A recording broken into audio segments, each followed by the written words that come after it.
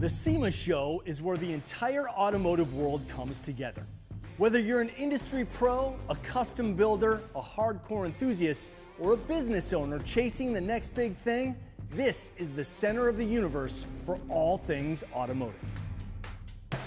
The SEMA show is all business. If you're here to grow your company, launch a new product, or meet with serious buyers, there's no better place to be.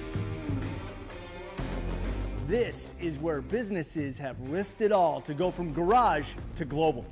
Legendary brands, along with the industry icons behind them, make their mark here.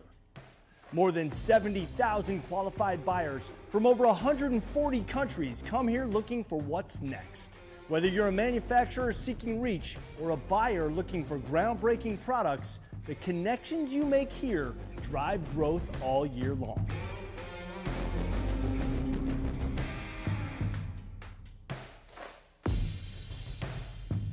With learning and discovery at its core, the SEMA show demonstrates year after year that we can accomplish more together.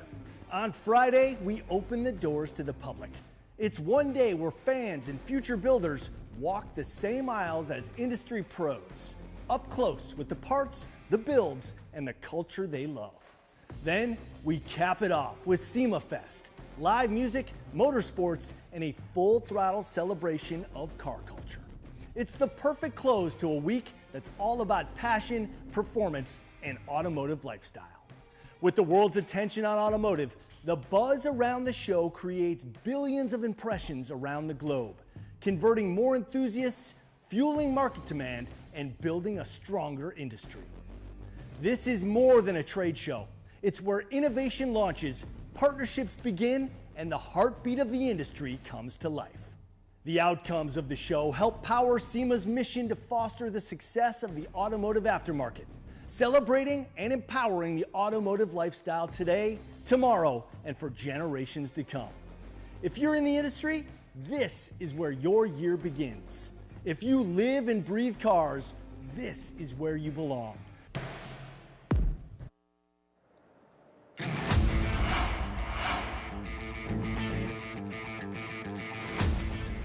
Oh yeah, nothing like a smoky burnout first thing in the morning. What is up, everybody, and welcome to day 2 of SEMA Live presented by AutoZone right here at the Las Vegas Convention Center. Woo! Yesterday was phenomenal, and we expect a lot more of the same here on day 2. Gotta love that action out there in the parking lot. And even if you don't have a ticket to get inside, you can check out all the fun stuff happening right out there. How you doing, everybody? I'm Chris Jacobs, and I will be your host for this continuing premier automotive showcase. As I said, we had an amazing day yesterday here in the studio and out and about on the SEMA floor, bringing you the best coverage of the action right here from SEMA. All right, let's get ready. Let's get set and let's go. The doors are about to open. So what are we going to do? Let's go over our schedule for today, day 2. At 9:02 a.m., AJ and TJ Dennis check in with BF Goodrich Young Guns. At 9:30, Constance Nunes unveils her creation at the MagnaFlow booth. 9:56, Nitro Circus Kickoff show. At 10:02, Richard Rawlings will be joining me here in the studio, followed up by Chip Foose at 10:30. At 11:43 a.m., Horsepower Rodeo and Spark Activation. That's always fun. And at 11:53, my good buddy Rutledge Wood will be joining me here at the SEMA Live desk. But you know what? This is such a big show, such a big production. I can't do it all by myself, so we got to go around the horn. And first up is my friend AJ. She's out there at the Battle of the Builders display. AJ, what do you got? Yeah, there's nothing in my ear. Thanks, Chris. I am so excited. It is day 2, and we are about to do the BF Goodrich Young Guns competition. Right behind me, we have the top 10, and the guys are going to be vying for the top 3 spot to make it into the decorated dozen. I'm so excited. I have to say, these Young Guns really brought it this year, so I don't know, the veteran builders better watch it. But a little bit later, I'm going to be talking to some of them, and you're going to see what I'm talking about. Thanks, AJ. Yeah, those young guns have been closing the gap, and it's not going to be long before one of them takes home top prize. Also back for day 2 out in the field with us, Aaliyah Becerra. Aaliyah, what do you got for us? Good morning, guys. It's Aaliyah here, and we are live at SEMA. It is day 2, and we hope that you enjoyed all the unveilings we had for you yesterday, but the action does not stop there. Be sure to keep it locked, because today we have even more cutting-edge gear, interviews, activations, and of course, more cars. I'll even be chatting with Alex Taylor and Chris Forsberg later. So again, be sure to keep it locked. We have all that coming up for you and more, but for now, I'll send it back to you, Chris. Thank you very much for that. We got all the top people in the automotive industry coming at you right here on SEMA Live, and also doing his thing, my main man JC Fernandez, possibly with the best job here at SEMA. He's talking to all the great people, seeing all the great rides. JC, what do you got in store? Hey, Chris, day 2 is going to be huge. First off, day 1, I was with Chip Foose, Dave Kindig, the Ring brothers doing massive unveilings, and day 2, somehow, it's going to be even bigger. I'm starting off with Dustin Hacker. He is an incredible builder. We have 2 of his builds to show you guys, and then I'm going to be with the guys from Nitro Circus. And I was told they're doing a stunt that is, I think is going to blow everyone's mind. Real quick, what I love about SEMA, you turn the corner, you never know what you're going to see. A 1978 Datsun 280Z. My dad had one of these. Nothing like this one, though. SEMA is wild, and we're bringing all of it to you live today. It's going to be a good one, Chris. Oh, yeah. I'm seeing an LS swap in there, which is pretty cool, and I'm sure JC is going to be bringing us all of those details a little bit later. And finally, to the last member of our team, the man who brings all the enthusiasm and passion for the younger generation, Elijah Israel. What do you got for us, Elijah? My name's Elytra, and I'm at the second day of SEMA 2025. And today is going to be a monster day. Back to you at the studio, Chris. Oh, Elijah, thanks so much, man. He can actually walk all the way underneath that truck. That is so good. Can't wait to hear from you guys all day long here on SEMA Live. And right now, it is time for an update on the Young Guns Top 10 Battle of the Builders, and we're going to walk through it all with TJ Dennis. And so it is back to you, AJ.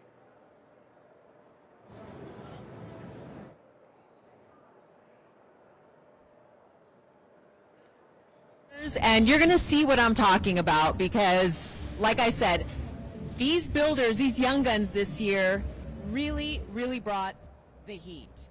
And I know it's no secret that the young guns are my favorite category. And we've got one of the young guns trucks right behind us. All right, so here we are. Okay, this is what we love live. Okay, we've got Rockford Smith and his 1976 Chevy K10. So Rockford, yes, you made the top 10. How are you feeling? I'm a little excited. My heart rate's a little up. You know, I got to go to the bathroom, but I'm excited. I'm here. Okay, so tell us a little bit about your truck. So do I hold this, or do I just let you hold it? It's okay. That's fine. So it's 1976 Chevrolet K10, and I did basically everything here. So it was like a big Lego set that we put together. We built the cab in-house, sourced all the panels. So no truck entered the shop and got restored. A bunch of boxes entered the shop, and then a truck left. So that's what was so cool about this. It wasn't a restoration. It was a build. So it's got a 6.0 LS in it that I built myself. A custom interior by Cato Custom Upholstery. BFG tires on it. Love these. Really gets an old school look on it. Now, how long did it take to complete the build from start to finish? It was a 10-month build. Yeah. So 10 months of just thrashing really hard. So. All right. So TJ, you're the BF Goodrich representative here. What do you think of Rockford's build? Well, Rockford, I can relate. What do I do with my hands, like Ricky Bobby? Yes, it's awkward. I get it. So, but no, man, awesome build. Enjoyed getting to know you and talking to you about your journey with this truck. Great choice, of course, on the BFG all-terrain. So this thing's so capable. Like, it's so beautiful. I would want to use it and drive it and play in the mud where, you know, it's meant to be, but it's so gorgeous. It's just like so Americana with the color scheme and everything. So, best of luck. Yeah. Thank you. Yeah. Thank you. All right. I'm going to take a closer peek at it a little later. Yeah, all right. So we're going to talk to another builder. We've got Thomas Dickerson and his 1967 Chevy C10. So Thomas, you're in the top 10. How are you feeling? Feeling pretty good. I'm excited about it, yeah. So tell us a little bit about your truck. Yeah, so it's a 67 C10 truck. I built the whole truck, did all the metal work, the body work, and paint work. A lot of machining parts were on the truck as well. So it's a very custom you have, truck. Danielle come up to give you the Now, next, my question is, how long did it cards. take from start to finish? It was right at 3 years and about 7,500 hours back as of August this year. So, yeah, it's been a lot. I could tell there's been a lot of blood, sweat, and tears into it. Yes, a lot, yeah. So, TJ, what do you think of his build? I mean, here in 3 years and that many hours, that's commitment. Can you give me that's all the incredible way to through, stick with it. I mean, 14? the result, like, you got to be proud. So, I mean, the color, it's amazing. I wasn't that familiar with C10s until a couple of years ago, and learned to really appreciate them. So, yeah, I'm in love. So, great build. Best of luck. Are you a little nervous? A little bit. I've never done the top 10 on the stage before, but I know I got it. All the work's going to speak for itself, so I'm excited to see kind of how it does. Well, congratulations. You're in great company, and good luck today. Thank you very much. All right, we are going to talk to another builder. We're just going to work our way down the line, and as you can see, the caliber of rides these young builders have brought is, I have to say, it's probably one of the best years I've seen. So here we have Christopher Cairo and his 1967 Ford Mustang. Christopher, you're in the top 10 of Young Guns. What did you think building this car to SEMA? Did you think you'd make it into this spot? Not necessarily. It was a nice surprise. Really, really cool. So tell us a little bit about your Mustang. So we wanted to do something a little bit more unique than the usual GT500 style car. Full leather, custom interior, Gen 2 Coyote supercharged, something different than not many people hopefully will see. The biggest thing is the color. Wanted something that really stood out. So doing the black cherry pearl with the ghost stripes, we wanted to really stand out at the show and do something a little different. So how long did it take you from start to finish? One, this is about 2.5 years. Yeah. I mean, that's still pretty impressive. Yeah. Now, do you have, who's been your inspiration for this build? Honestly, all the GT500s that I've seen, I wanted to kind of take a little piece from each one and put it into one car that didn't look like the normal one that most people will see. This way, this one stands out a little bit and make kind of like a one-of-one build. So, TJ, what do you think of his build? I mean, first of all, you said that you're surprised you're in the top 10. I'm not sure why, because, I mean, this is, you've all seen Gone in 60 Seconds. This is Eleanor on steroids. It's gorgeous. I love the striping, very subdued, just very classy, but very, again, capable, like the truck we spoke of. Rolling on BFG, Rival S tires, so, I mean, this thing could definitely tear it up on the track, but again, it's, I'd hate to blemish it in any way because it's a piece of art. So again, awesome build and good luck this week. Thank you so much. I appreciate it.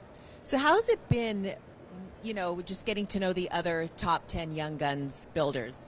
It's been really cool. Everyone is super, super cool. It's nice to kind of be in the same category of people that love what they do, and we all share the same joy of building cars and everything. Yeah, well, I always say, I know it's no secret, this category is my favorite category because you guys are the future of this industry. And I don't know if you're seeing what I'm seeing, but the caliber and the builds and what's in your mind and making it come to life has been just, it's really amazing to see. Yeah. Oh, can you pop the hood? Absolutely. We want to see what's under this hood. Well, let me scooch over here so we can listen to you. So tell us a little bit more about what's under the hood. This is a Gen 2 Coyote crate engine from Ford Performance, and the biggest thing that we want to do different is do a Kenny Bell supercharger rather than the usual ones that you see. This one was much tougher because of hood clearance issues. We had to make our own pulley drive system to make it work, and the tuning to get everything to work in conjunction with each other was the trickiest part. But in the end, we really wanted something that was unique, that you don't see a lot done like this, so this way it stands out a little bit more. And I have to ask, how old are you again? 27. Okay, this is amazing that a 27-year-old built this entire car. I mean, just under the hood is impressive. The paint job is beautiful. I am so excited. I can't pick a favorite now, but good luck today, and I'll see you a little bit later.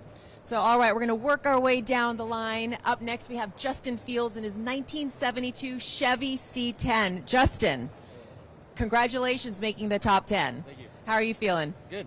feel good to be here. I mean, it's awesome, cool experience. So yeah.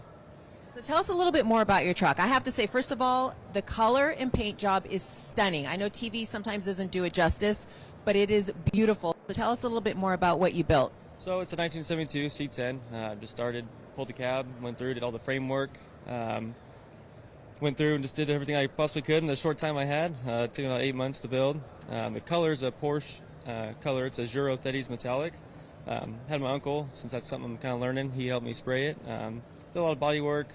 He helped finish it up, and then just went through and did everything I could. Yeah. So you said this was an 8-month build. Yeah, about 8 months.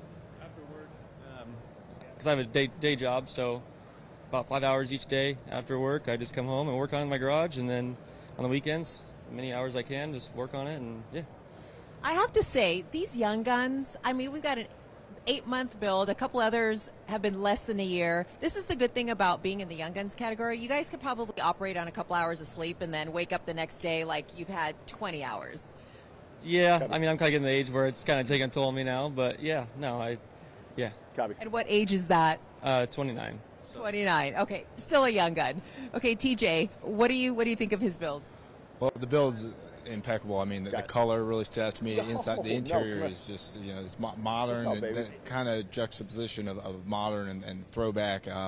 It's awesome. Again, like I said, I have a newfound respect for C10s, and this truck would be plenty capable. I love what you have under the hood there, but and then hearing you say that you have a day job and you go home and work on this thing. I mean, when I get home from work, I can I got to put my feet up, and I'm exhausted. So to put the sweat equity in when you're already tired from your regular job, that says something. So great work, and best of luck. It's the perks of being a young gun. Under 30 years old, you just have endless energy. All right, thank you, and good luck, and I'll see you a little bit later on today. All right, we're going to work our way back. Next up, we have Cameron Kokalis and his 1988 BMW E30 325i. Cameron, top 10. How are you feeling? Great. I'm just excited to be here, excited to show the car and show my improvement over the last time I was here. All right, so the last time you were here, did you enter Battle of the Builders? Yes, I made it to top 3 with my Toyota 86, so this is kind of like the better version of it.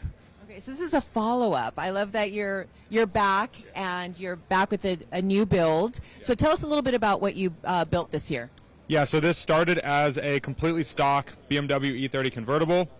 It is now a full tube chassis running C6 Corvette suspension geometry. It has a full built Texas Speed 427 LS, Tremec Magnum. There is fabrication throughout the car. It's really like, it's as far as I could take the fabrication, paneling, dimple dyes, bead rolling, just pushing my skill set as far as I can to really build a portfolio of what I can do.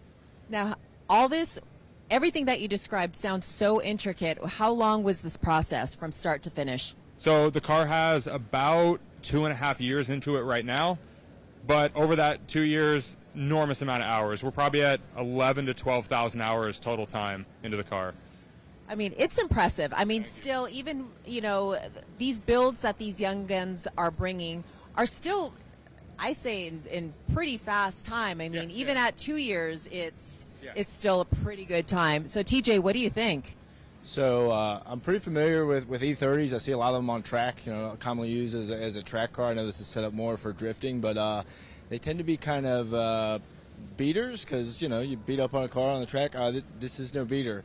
And I heard you started up when you were moving it into place earlier, and I mean, the ITBs on it, just the sound, the fit and finish, the color. So this is definitely a standout. I mean, they're all standouts. So, but yeah, really great work, and a lot of commitment in this one for sure. So good luck to you. Thank you. Yeah, I heard it too when you came in, and you can't miss it. And I do have to say, the paint also on your ride is pretty amazing. So what was the inspiration behind the color and the paint? Yeah, so it started as a Audi Nardo Gray, and then it has 50% more black in it and a load of really fine metallic. So I wanted it to be darker than Nardo Gray, like when it's dark, and then way lighter when it hits the sun. So it's a more dynamic color. Yeah, no, I'm definitely familiar with the Nardo Gray, and it, like you said, you kind of you made it your own. Yeah, definitely. I really like that color, but it can also come off as like more of like a primer gray. So making it special and something more Battle of the Builders-esque was definitely important for this car. Now I have to ask, because at the beginning you were describing how this car started. Was this just a vision in your mind, or did it kind of just come to life as you went along? Yeah, so the car that really inspired my journey into car building was an E30, and my previous car was a partial tube chassis. So the whole idea is I wanted to do an E30, and I wanted it to be a full tube chassis where I can showcase all my engineering. So I was like, let's just build a full tube chassis, showcase the engineering, and put it within a car I've always wanted to build, you know? Well, it's impressive. And Chris, as you can see, this was only 5 of the top 10 young guns, and it's impressive. I would say the veterans better watch out, because these guys are bringing it. So we'll talk to some of the guys, the other builders later, and back to you. Thank you, AJ. Yeah, that BMW is phenomenal. What a great job. The young guns are bringing it every single year. Tell that young man right there I said kudos. That is a fantastic build, man. Absolutely flawless. All right, right now we are going to send it over to JC, and he's got a reveal of a C10. The C10s are ruling SEMA, it seems, JC. I mean, they're just everywhere in the industry today, and you've got another cool one. Take it away, brother. Hey, Chris, day 2 of SEMA Live, and I couldn't hear what you're saying, so I apologize if I do the reintroductions, but I have 2 very special guests right here. This is Dustin Hacker with Nostalgia Hot Rods, guys? And then we have Sean here, and he is with Ben Pack, and we're going to break all of this stuff down here today. But Dustin, we're going to start with your Valor C10 custom build that you're doing. This build is going to be bonkers. Yeah, so what we're doing is we're building this truck for Ben Pack. It's Valor C10, and today we have it in progress to show off the Octaflex lift and how it works. And let me tell you, I have one of these lifts, and it is amazing. So come to the Ben Pack booth and check it out. But let's get into Valor C10 and show you what's going on. This is cool, because when you see this in progress, come around here.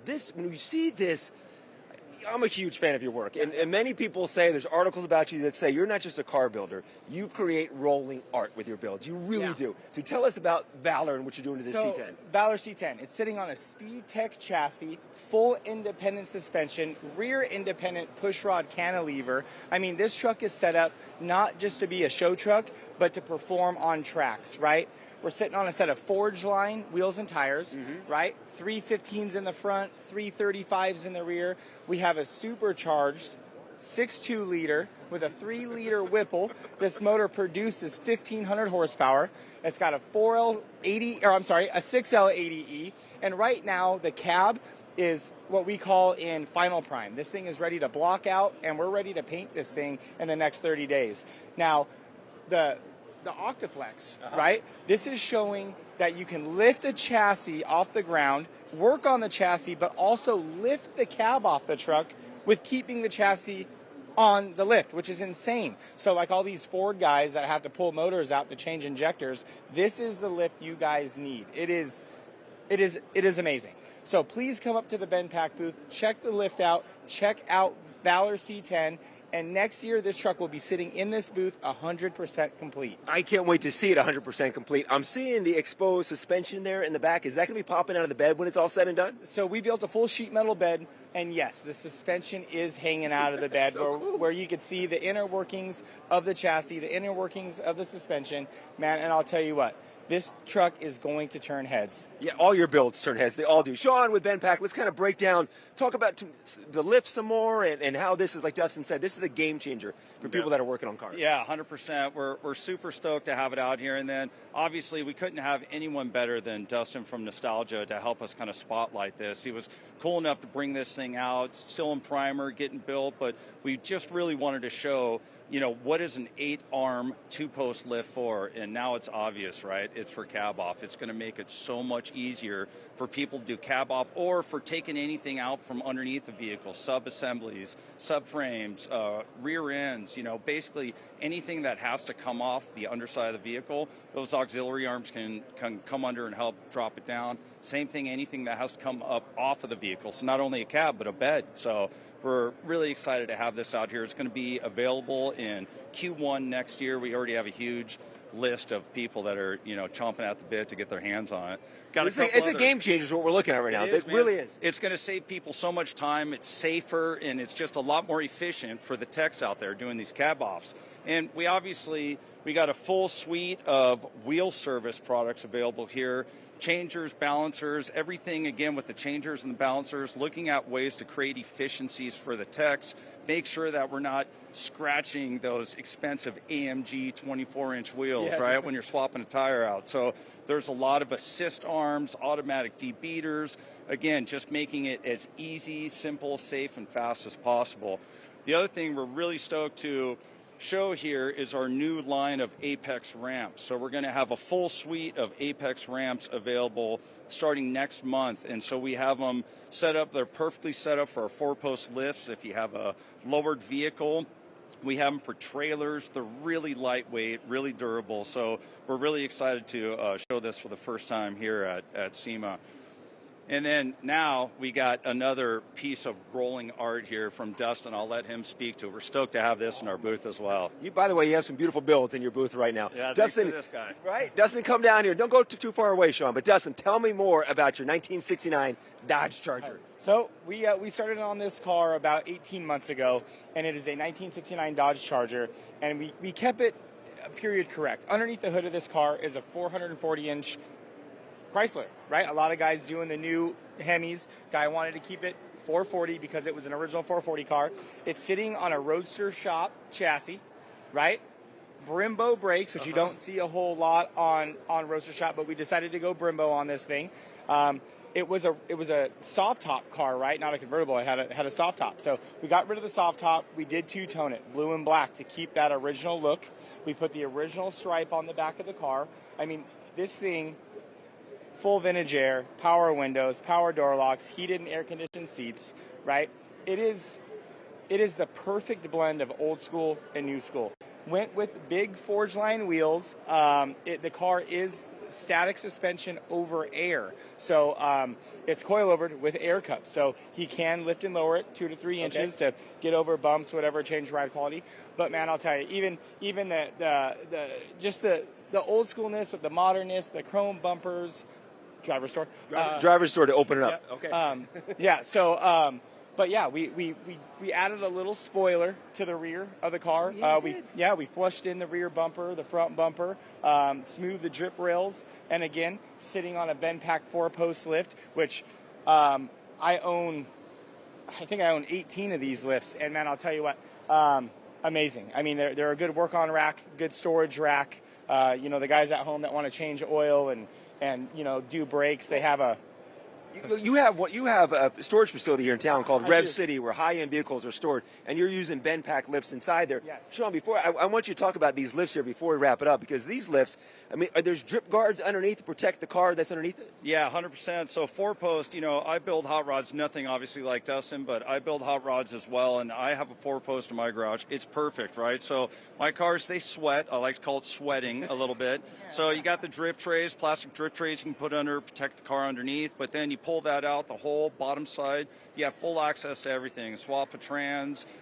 work on the rear end, pull a motor out the bottom, anything like that. You have full access to it. And then obviously now I can have 2 project cars instead of just one in my garage, because I can fit one on top of the other. So it's awesome for storage, awesome for working on cars as well too. And they're built strong. They're built very strong. And someone's watching this right now on our SEMA live stream, and they've got a pretty big garage. I mean, this could fit into a regular garage, could it not? Yeah, 100%. So I got 10-foot ceilings in my garage. I got a 63.5 Ford Galaxy, an 88 Fox body Mustang.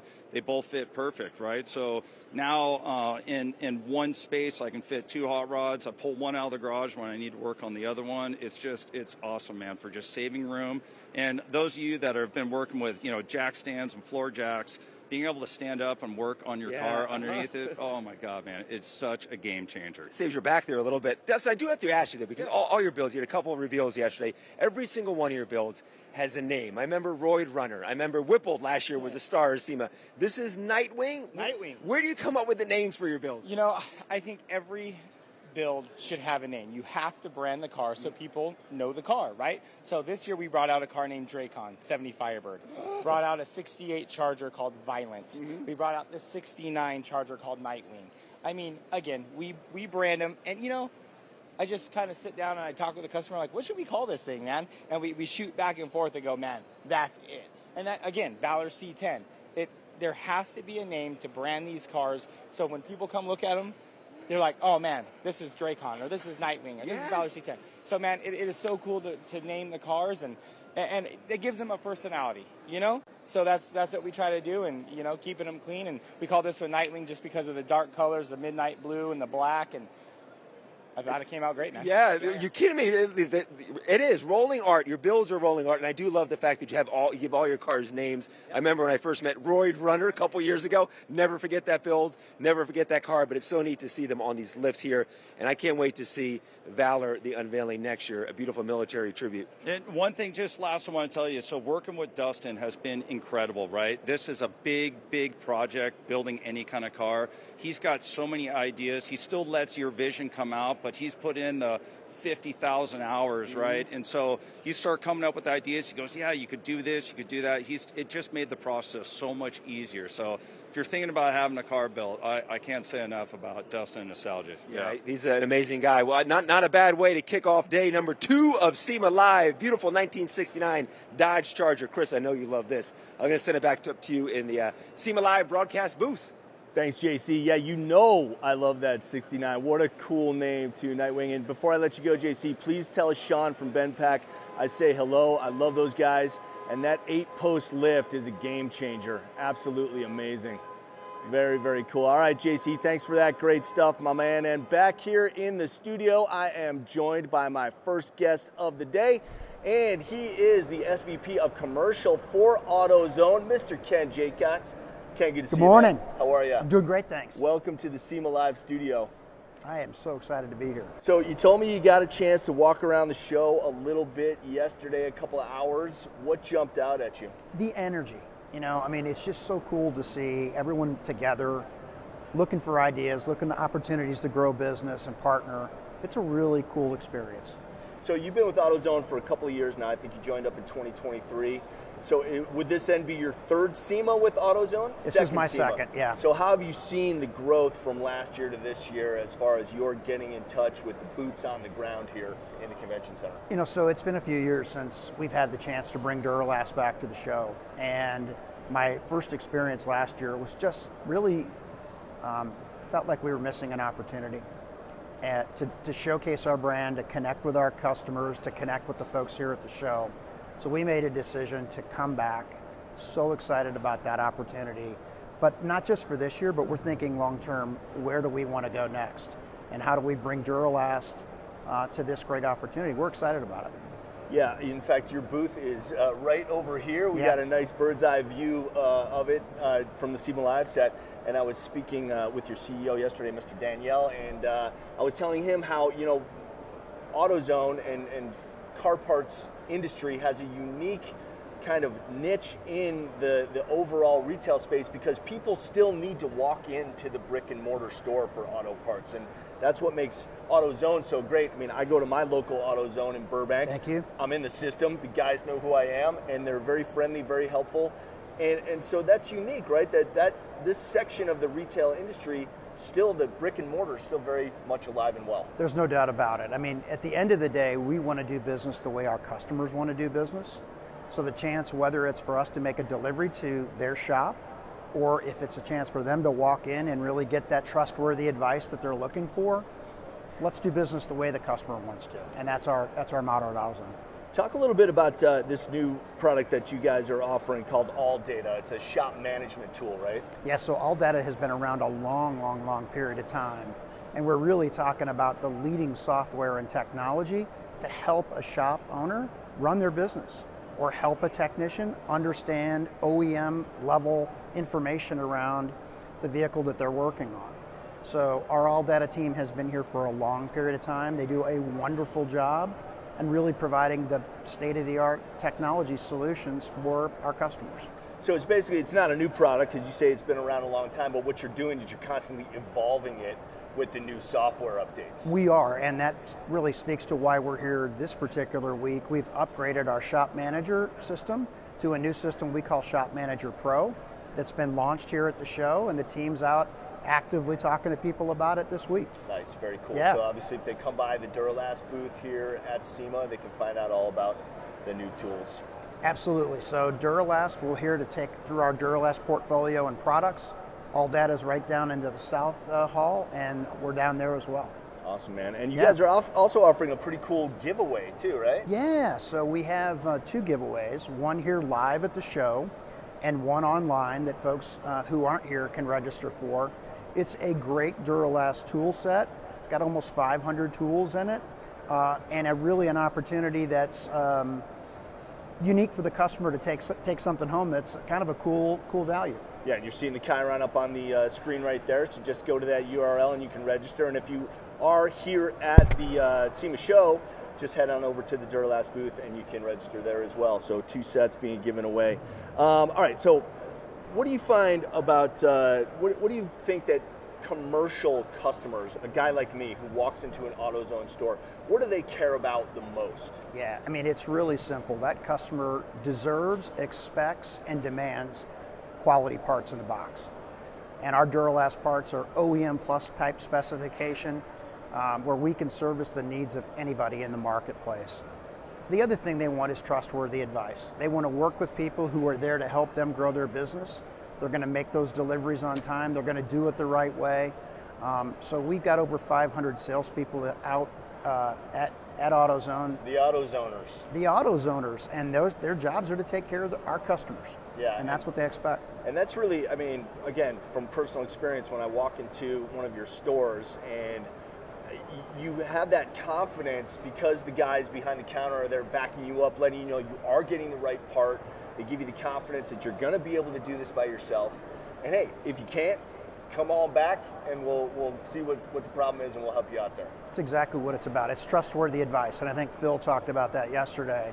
But our folks are trained to be able to help our customers do what they need to get done, whether it be on the DIY side or the professional side that I represent. Yeah. Yeah. All right, well, let's get back to the SEMA show and you being a car guy. You were just telling me about your Super Performance Cobra that you just dropped a 427 in? I did. I love it. And it delivers on Friday at the house, and I couldn't be more excited about it. We've been at this about 6 months, getting it to the right spot. I'm really excited to get it home. Yeah, it's pretty incredible what these companies are doing with these aftermarket Cobras. I mean, it's actually so much better than owning a real CSX, because if you have a real CSX, you're worried about driving it out on the street. But with a car like this, you can just get out there and womp on. It's amazing when you look at all of the technology in this space. Certainly the Cobras are incredible vehicles, and the chance to participate in something that Carroll Shelby started almost 60 years ago or over 60 years ago, what a cool experience. But we're seeing a lot of that type of product here at the show. Yeah, we got a chance on the show yesterday to visit with Peter Brock. And he was telling us about his experience with developing the 350 GT and, of course, the Daytona. And it's so cool to hear from such a legend from that era, because I think Peter is close to 90, if not already hitting 90. So to have him still around and telling us about his experience from back then, and your car is kind of a direct link to that era. It's a continuation of that. What a great chance to participate in the history, and then that's what makes this show so great, the chance to connect with those types of people and experiences. That's what it's all about. Yeah, Ken J. Cox, can't thank you enough for your guys' support at Thank you. AutoZone. Really Appreciate appreciate you. Again, go to that website to register for that giveaway, and if you're here at SEMA, go check out the Duralast booth. All right, right now we are going to throw it back out to Aaliyah, who's got a very exciting reveal at the MagnaFlow booth with my friend Constance Nunes. Aaliyah, take it away. Kelly and his BMW M2. Mr. Barnes and his... Thanks, Chris. I am here in the bronze lot. Lots of beauty in this shot. We have the beautiful Constance Nunes, and of course, she's showcasing beautiful Rhonda back there. Constance, what inspired you for this build? You know, this is probably not what people are used to seeing from me. They're used to seeing Mustang builds, so this is a little outside our wheelhouse. But the inspiration, honestly, was that we built this car for the For Batten Foundation. It's going to be auctioned off in January at Barrett-Jackson, with the proceeds going to that foundation. So that's really the inspiration behind the build, is what can we do to build a really nice truck on a decently low budget and turn out something amazing and just bring in more money for the charity. It's a wonderful cause. We're so excited to support it. Ourselves, the Cars by Constance team and the team at Regiment partnered on this truck, and we're just thrilled to be able to give the foundation more money to help support all the families with Batten disease research. Just, they're so wonderful. So really, that's our goal here, is to show off our girl Rhonda and get people interested. Awesome. Well, it's a beautiful vehicle. You guys did an amazing job, and I'm sure, you know, it obviously was for a great cause. So let's talk about getting prepped for SEMA, because I'm sure that wasn't an easy task. You know, I think SEMA, for everyone, whether you started your build, you know, 5 years ago, 5 months ago, or 5 weeks ago, we all kind of end up in the thrash at the end. So it was a little bit chaotic. Also, you know, finding parts for a C50 is not something easily done. So that did throw us some wrenches, but we were able to kind of make it happen. Yeah. And let's talk about the car in more detail. I mean, obviously it's extremely large. Are we able to take a look under the hood at all? Okay. Under the hood. So originally, this was a full-size dump truck before. Yeah, so this was a full-size dump truck before. It's running its original 350 in there. We tried not to take away too much from its kind of original components. I thought it was really important to keep kind of its history. So we stuck with that. We obviously spruced it up. You'll see all the Edelbrock intake, carb, all of that in there, just to kind of freshen everything. We've got air conditioning in it now. So all the components that we did were really geared towards how can we make this still feel like a 72 C50. It's not supposed to feel like a Restomod. This is supposed to feel like an executive ranch truck. So that's what we're doing. Awesome. Yeah. And let's take a look at these tires back here, because I think that's what really elevates the vehicle. You got I mean, you're standing next to them right now. You can see these tires are massive. So this is a super single that we're running, and it's running on Alcoa wheels. It's 16 inches wide, 40 inches tall. It's huge. You can see us standing next to it. But I did think that this kind of gave it kind of a refresh from looking like the traditional kind of farm truck look with the dually that was originally on it. So we did that, and I think it looks great, personally. Yeah. And I have to ask, why the name Rhonda?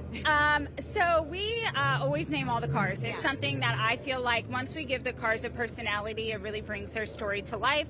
And because she is for such a great cause, we really wanted people to love her and gravitate towards her. So we named her Rhonda, because that comes from this deep-rooted sense of something that's like big, majestic, powerful, and I think that that's exactly what this truck is. Yeah, no, I definitely feel like that's the perfect name. If Rhonda had a personality, how would you describe it? You know, we're using the theme song Brick House in the shop for Rhonda, so that would be the best way I can describe her personality. But yeah, no, as you can probably see, the bed is a little bit different as well. So this used to be a full-size dump truck before, so it was about 10 feet longer than what we're looking at right now. So we've shortened that up. The rear fenders are actually off another C50 that we've custom fabricated into the step here. We had a lot of amazing people come in and help us. Breyer from Pat's actually came in and did all this custom work. So you'll see those kind of touches and everything. But yeah, that's why we kind of have the shortened bed here. Can I take a look inside? Yeah, I'd love to. Kind of get yourself up in there. Okay, I dress comfy today. Yeah, you're in the perfect outfit to do it. Unfortunately, I'm not, but there we go. Here, I can hold that for you. All righty. Can we have the cameraman come in and see what we have going on here in this interior? Are you tall enough? I mean, it's probably the largest car that I've been in this entire SEMA. So. As you'll see, again, we did really want to to try to keep some of the original components to this. So there are a lot of the same style that you would have seen in the 72 C50 originally, but we've refreshed everything to kind of give you a sense of that and a little bit of modernness with the navigation and everything. But again, we really didn't want to lose that this is a 72 C50 and you should feel like an executive out on the ranch in it, you know? Yeah. I mean, it makes me feel so small and precious. This truck makes everybody feel small. It's huge. Yeah, but I mean, as you mentioned, it really is the perfect blend of, modernization while still paying ode to those classic components. Yeah, and like I said, for us, it isn't the build that people are kind of expecting out of our team, and we're excited about that because that does kind of generate, a lot of buzz around it. We're excited that we're going to be able to auction it off for charity, and really we just hope that a lot of people are, if you're not able to maybe bid on her, maybe you check out the Fort Mountain Foundation and kind of look into what they're doing and, donate in any other way that you can, Yeah. And you're obviously a special builder because, you're a woman. This is a male-dominated industry. And so what advice do you have to young women that are aspiring to be builders and to build projects as ambitious as this one? I think the best advice that I can give is that remember that you're in it for you, right? So if you're really passionate about this should be something that, everything that you put out should be a reflection of yourself. Don't feel like you have to kind of measure up to anyone else. Know that everyone starts somewhere, so don't be scared to just start. I think that's something that I see a lot is, it's intimidating out here. Whether you're, male, female, it doesn't matter. Like, it's intimidating out here, but just start. Start if you're passionate, surround yourself with amazing people. This truck, honestly, even though it's a Cars by Constance build, there were so many amazing people that came in to help us, and it wouldn't be possible without them. So surround yourself with, good people that want to see you succeed, and you will. Yeah. And I know we were supposed to actually cover Brandy. Yeah, she was going to come to the shop. How is she coming along? Yeah, the elephant in the room we have not talked about all week. Brandy was supposed to be here. Unfortunately, she did not make it. It came down to, at the end, I wasn't willing to put out something that I didn't feel like was the best quality and a good look at what I can deliver, and we want to make sure we're representing ourselves and the brands really well. So for us, it was a hard decision, but we had to make the decision to see her at another time. Absolutely, I would do the same. Unless you're comfortable putting out the product, then I definitely would have waited. Now, I also wanted to ask you.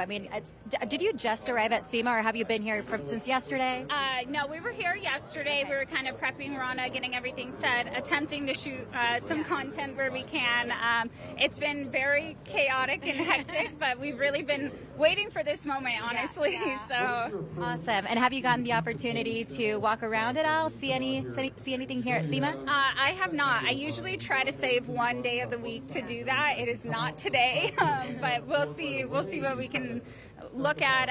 There's a few Mustangs I'm really interested in seeing. So yeah, we'll have to make the lap.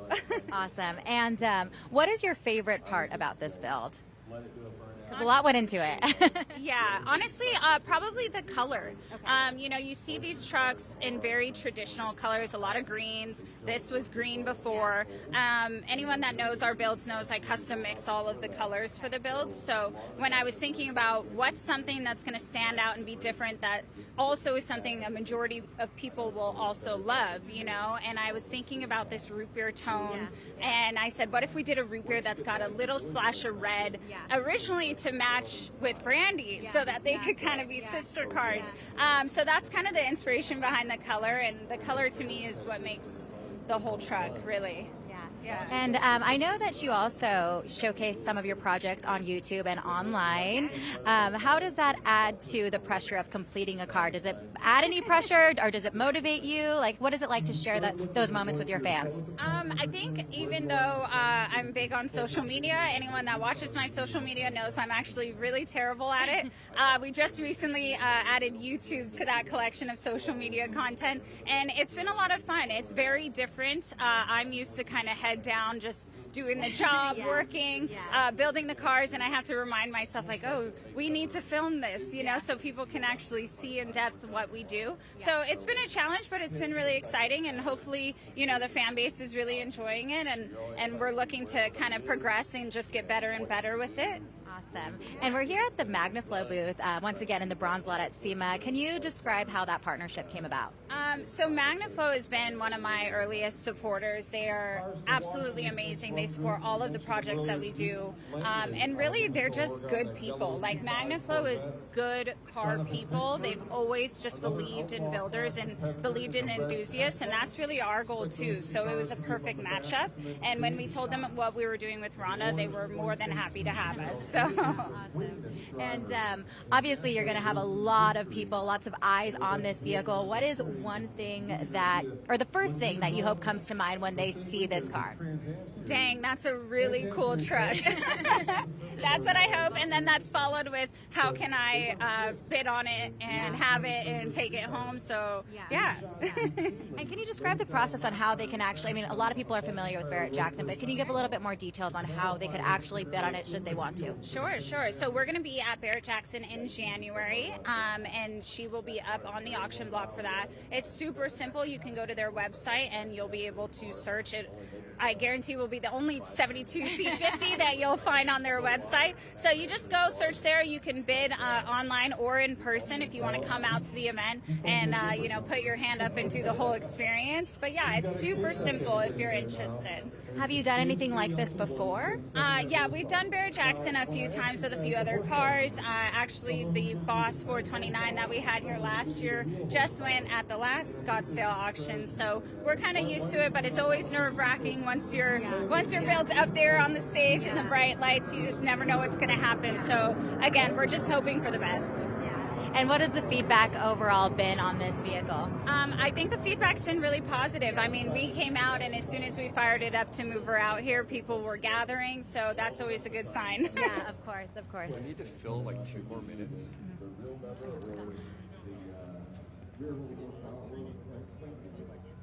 Matt Ramirez in the 2004 Mustang, that's maroon in color, another car to watch. He's currently inside that top 10 after the first two focus that he ran last weekend at Fremont Motorsports. All right, we are going to get the opportunity to open the tailgate and see what's going on in there. Yeah, so we decided that we were going to do this wood bed in the C50. It did originally, again, it was a dump truck, so it didn't have a bed style like this. And I thought, again, what's something we can do that still kind of stays in the correct time period? This color, again, was custom done by us, so we actually hand stained all this. Everyone in the shop became woodworkers for a small amount of time. But yeah, we just, again, we wanted something clean, something functional too. You know, I think we see a lot of the builds out here, and sometimes you wouldn't be able to just throw anything in the back. In this, you can. Like, this is definitely still a workhorse 100%. Yeah. And what is the ideal driver for this vehicle? Are you like looking for an enthusiast? Are you looking for like an everyday driver? I think the ideal driver for this really is someone that's not only just a great auto enthusiast, passionate about cars, loves big trucks, I think has enough space for, you know, Rhonda as well.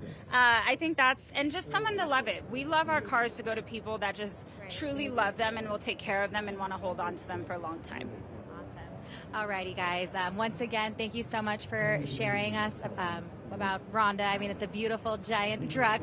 And then, yeah, thank you so much for your time. Once again, everyone, Constance Nunes, I am reporting live from the bronze lot here at SEMA, and I'll send it back to you, Chris.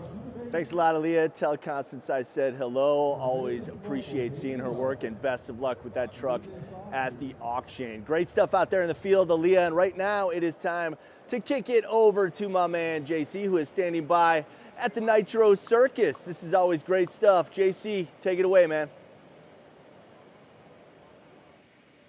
Hey, thanks, Chris. You know, we're in for a treat. I've got the guys from Nitro Circus behind us and one of the original members of Nitro Circus, Keith Sayers. It's good to see you, buddy. You as well.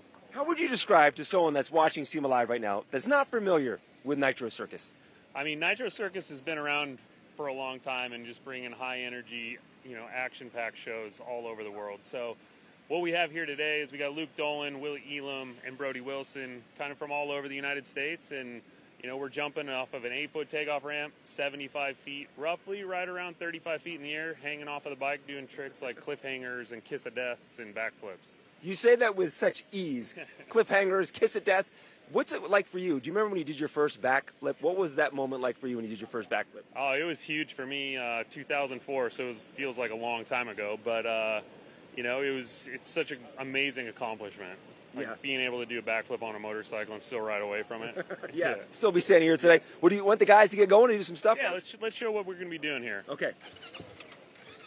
And also, too, what's it like for you when the crowd starts to gather and see the crowd's reaction? I love more than anything, like when I'm not in the gear, I'm always pretty focused when I'm riding, but like when I stand here and watch these guys jump the ramp for the first time and seeing that like expression of like, whoa, you know what I mean? Like, you know that we're doing a good job. That right there is kind of a basic warm-up trick, doing an Indy heart attack seat grab, so just letting go of the bike and grabbing on with one hand. And that trick right there actually kind of started freestyle motocross. We call that just a whip. And, you know, back in the dunes, back in the day, kind of started from there. When you're up there and you're holding on to the handlebars and you kick your legs out, to me it seems so hard to have your sense of balance and where you are to bring your legs back on the bike. How hard is that? It is difficult. I mean... What? What's that? That is just kind of called a... I mean, he's one of the only guys really doing that one. That right there's a cliffhanger. So right there, I mean, it's all about timing, right? You got to just jump off the ramp. If you do it too soon, you can fall off. If you do it too late, you can fall off too. So, yeah, it's years and years of practice. Is it muscle memory, or when they're up there doing that, literally, I mean, he was hanging on his handlebars, are you fully aware of where you are when you're doing these stunts? Oh, absolutely. Like, you can know instantly as you come off the ramp if you're either going too fast or too slow, or if you timed it wrong, because everything has to do with like how you come off of the ramp. Okay. So you got to set the bike up right, like pressing your suspension in and setting it up correctly. And then He literally let go of the bike. He was Superman for like 5 seconds. Yeah, no, you're just flying through the bike, flying through the air. Now, for competitions, what are the judges? Do you get judged on the stunts that you do? What do judges look at? I've been an X Games judge, and a lot of it is just style. Number one, how you can do things completely different, but not repeating tricks. Okay. And yeah, it's just how big the tricks are. What's the stunt? Is there like that golden goose, that one stunt every guy's trying to? I mean, the front flips are pretty normal nowadays for a handful of guys in the world, and then you have guys that do double backflips. Double backflips kind of been the trick that Travis Pastrana from Nitro started, and it just turned into, you know, guys doing variations of double backflips. So you imagine doing a no-handed flip in the first rotation, then another trick in the second one? No. But you started out doing just regular motocross, and then you transitioned into the freestyle? Yeah, I basically, and that's how a good majority of all of us started. Like, freestyle started, and then we were doing events at, like, arena crosses and things, and they used to do intermission shows, and that's kind of how the sport evolved to where it is today. And then companies like Nitro Circus have created these massive tours with BMX and, you know, freestyle moto, and just a high-energy, you know, deal that they travel all around the world, which Nitro Circus is coming in the North American tour starting here in the end of November, so you'll be able to catch this show, like, all over, but way bigger scale. But what I like about you guys at Nitro Circus is that you guys are out here doing the stunts and everything, but then when you're done, you're out here talking to fans. You appreciate your fans, which as a fan is really cool to see that happen. Well, yeah, all of us were kids and stood on the fence line watching Supercross, and you get to meet your hero like Jeremy McGrath, and like it means a lot to when you can actually go and have a conversation with them and understand that we're all just normal people as well. Well, after seeing that, I don't know if you guys are normal or not, because I mean it takes a different level of courage to do these kinds of stunts. No, absolutely. I mean, a lot of it's just like, his hands behind his back. Yeah, just years and years of reps of like what we're doing right now. But when you're practicing, do you have this kind of landing gear, or are you just in your backyard with a ramp that you built some plywood you stole from a home builder? Yeah, no, a lot of it's just always been dirt landings. The airbag's a new technology that's only been around for a couple years, so they're obviously a lot softer, easier on the joints and the body, and if you mess up, it's a lot more forgiving than dirt. Okay. And what kind of bikes are these that they're riding on? We're all riding Yamaha YZ450s.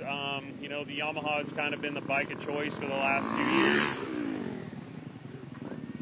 You hear speechless. You're speechless. You really are. You hear the crowd go, woo! I can't wrap my head around the fact that you're literally releasing yourself on the bike as it goes midair. And that's what I'm saying. It's all about a timing. The bike has to be set up. If you let off too early, you'll literally float away from the motorcycle. So it's all timing, like the apex and the bike kind of floating up with you to let go and be able to grab back on. Oh, see? And you got Luke with some dance moves. Someone's watching right now, and they're kind of getting into this. I'm sorry. Every time I lose my train of thought. You lose, like, you stop talking when you see him in the middle of the train. How do you start, though? If you're at home, are you just practicing getting big air when you first start? Yeah, a lot of guys start a lot closer, you know, or just like dirt jumps on a motocross track is like the best, safest, easiest way to do it. Because everybody asks, how do we get into doing this? And it's taken all of us a long process. Here we go. We're going to do a train right here. Here we go. Let's catch this one. We call this a nitro bomb.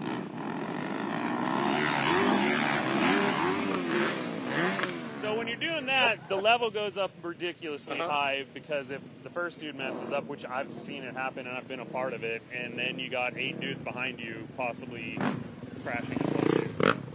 It's like, reminds me like the Thunderbirds here in Las Vegas. I mean, you're flying through the air. There's precision, like you said.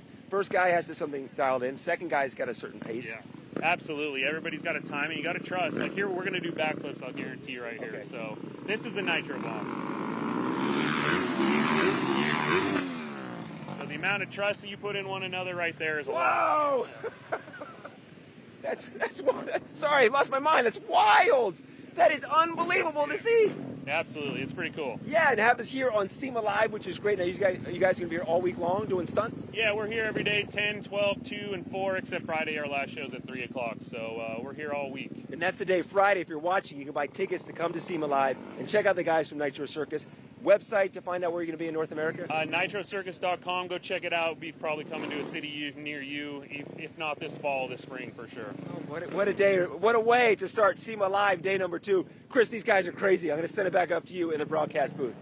Oh, man, JC, thanks for that. That is too cool. And, yeah, those guys, they have no fear. Amazing, amazing stuff. And just one of the great things that you can see out in the parking lot. Don't even need a pass to get inside the convention center. Just go and check that out if you're here in Las Vegas. And thank you again for continuing to check us out here on SEMA Show's Facebook page and YouTube channel for SEMA Live 25. And once again, it is time to kick it out to my man Elijah, who is standing by with a very cool feature. Elijah, go for it, buddy.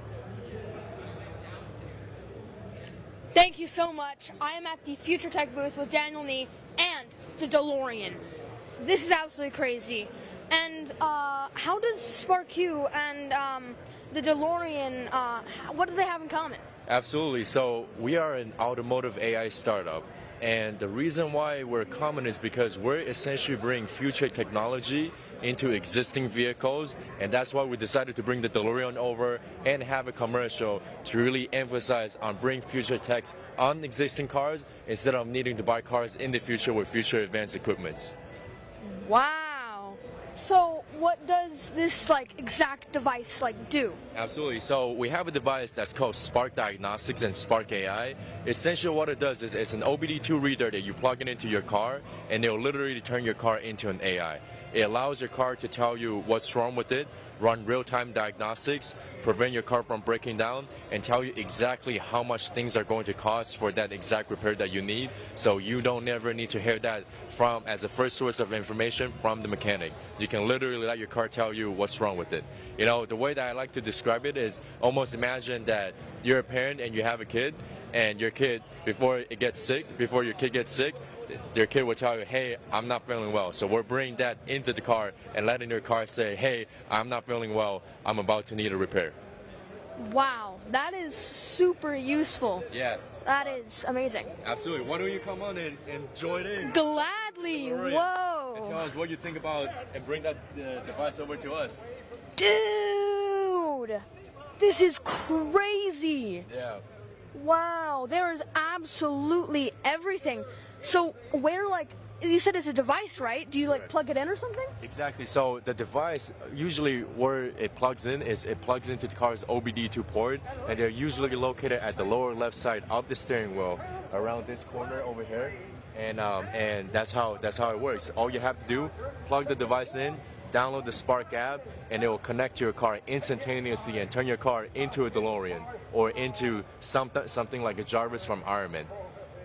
Wow, dude, this is so realistic. Does this play like a Johnny Be Good or something? Yeah, I mean, this is as close as it gets when it comes to the actual movie screen car, and I believe this is also involved in a lot of the post-movie era when it comes to the DeLorean and the Back to the Future. We personally brought it out to a lot of the different events ourselves as well, but when it comes to it, everything lives up. It is as authentic as it gets. Dude, this is so cool. Wow. Was this a long drive with Doc Brown? Well, we kind of skipped the time, utilizing some of his flex capacitors, but I would say, being here over at SEMA with the DeLorean and bringing future tech over here is absolutely amazing. That is, wow, that is amazing.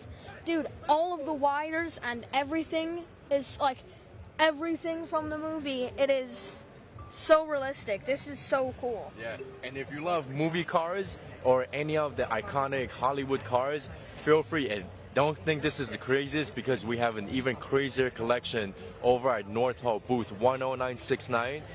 We feature most of the Fast and Furious cars over there, so please feel free to check us out. You will not miss us. You will absolutely not miss us. And does Spark work on those cars too?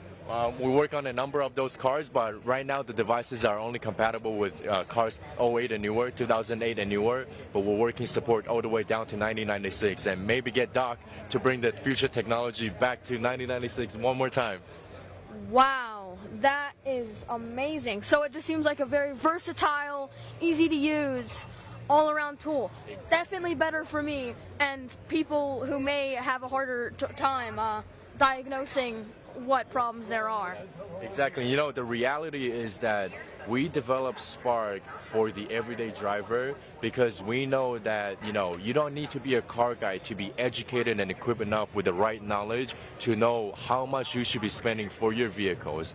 And that is essentially what Spark is for you to bridge that gap between you as a person that doesn't know anything about cars and the mechanics knowledge, and preventing you from getting taken advantage by anybody outside of this system. Dude, that's super cool, and using AI for good. Yep. Like what else is developing, that is amazing. So do I have to go back to the future to get Spark, or can I buy it now? Well, it looks like we have Doc bringing enough devices over at SEMA 2025 for our official restock. We were recently sold out, but with Doc's support, we got the restock and more devices and inventory. If you're interested, feel free to go ahead to our website. It will be joinsparq.com. That's Join Spark. That's our official website, and we had just restocked yesterday. So if you go ahead and purchase the device, it's a one-time fee. It runs 50,000 diagnostics, OEM level, no subscription, no upgrade fees, lifetime support, and we don't monetize on data. Wow. So just the most versatile, amazing thing to just use like your car. It is absolutely amazing. Absolutely. And I mean, I think that's all I have. So thank you so much, and back to you, Chris. Great stuff there, Elijah. Thanks a lot, my man. All right, back here in the SEMA Live studio, and my next guest requires no introduction. I've known him for about 20 years when he joined us on an episode of Overhauling, and obviously has gone on to great success with his shop, Gas Monkey Garage. The infamous, can I call you? Richard Rawlings, good to see you, my man. Good to see you, buddy. How you doing? Welcome to SEMA Live. Appreciate you joining us here. Yesterday, we saw a couple great reveals. One for a great cause that involves your dad, of course, the Absolutely. Alzheimer's Foundation. And then I want to concentrate more, though, on the Chevelle. That thing is absolutely gorgeous. It was pretty cool. I was pretty excited about the project in whole. And again, I'm proud of my team. We built that car inside of 60 days. Wow. From a driver quality off of Facebook Marketplace to what you see here at SEMA today. So what came first in that project, the idea or the car? Did you have the vision and then go look for the car, or did you get the car and then have the vision? Kind of a combination. I went and got the car because that's what I knew we were going to build, and then sat around and just kind of looked at it for a while. It sat around the shop for a couple of weeks, and then I kind of figured out what we were going to do and started buying parts. Awesome, man. Oh my gosh, I'm not supposed to say that. You can't buy parts to do your builds anymore.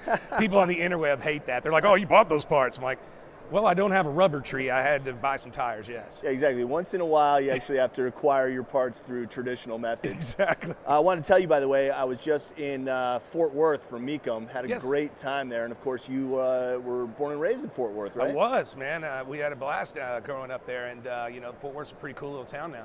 It is very cool. I had a great experience there, so I definitely wanted to tell you about that. All right, we got some video right now of what is going on in the Gas Monkey Garage shop, so let's take a look at that.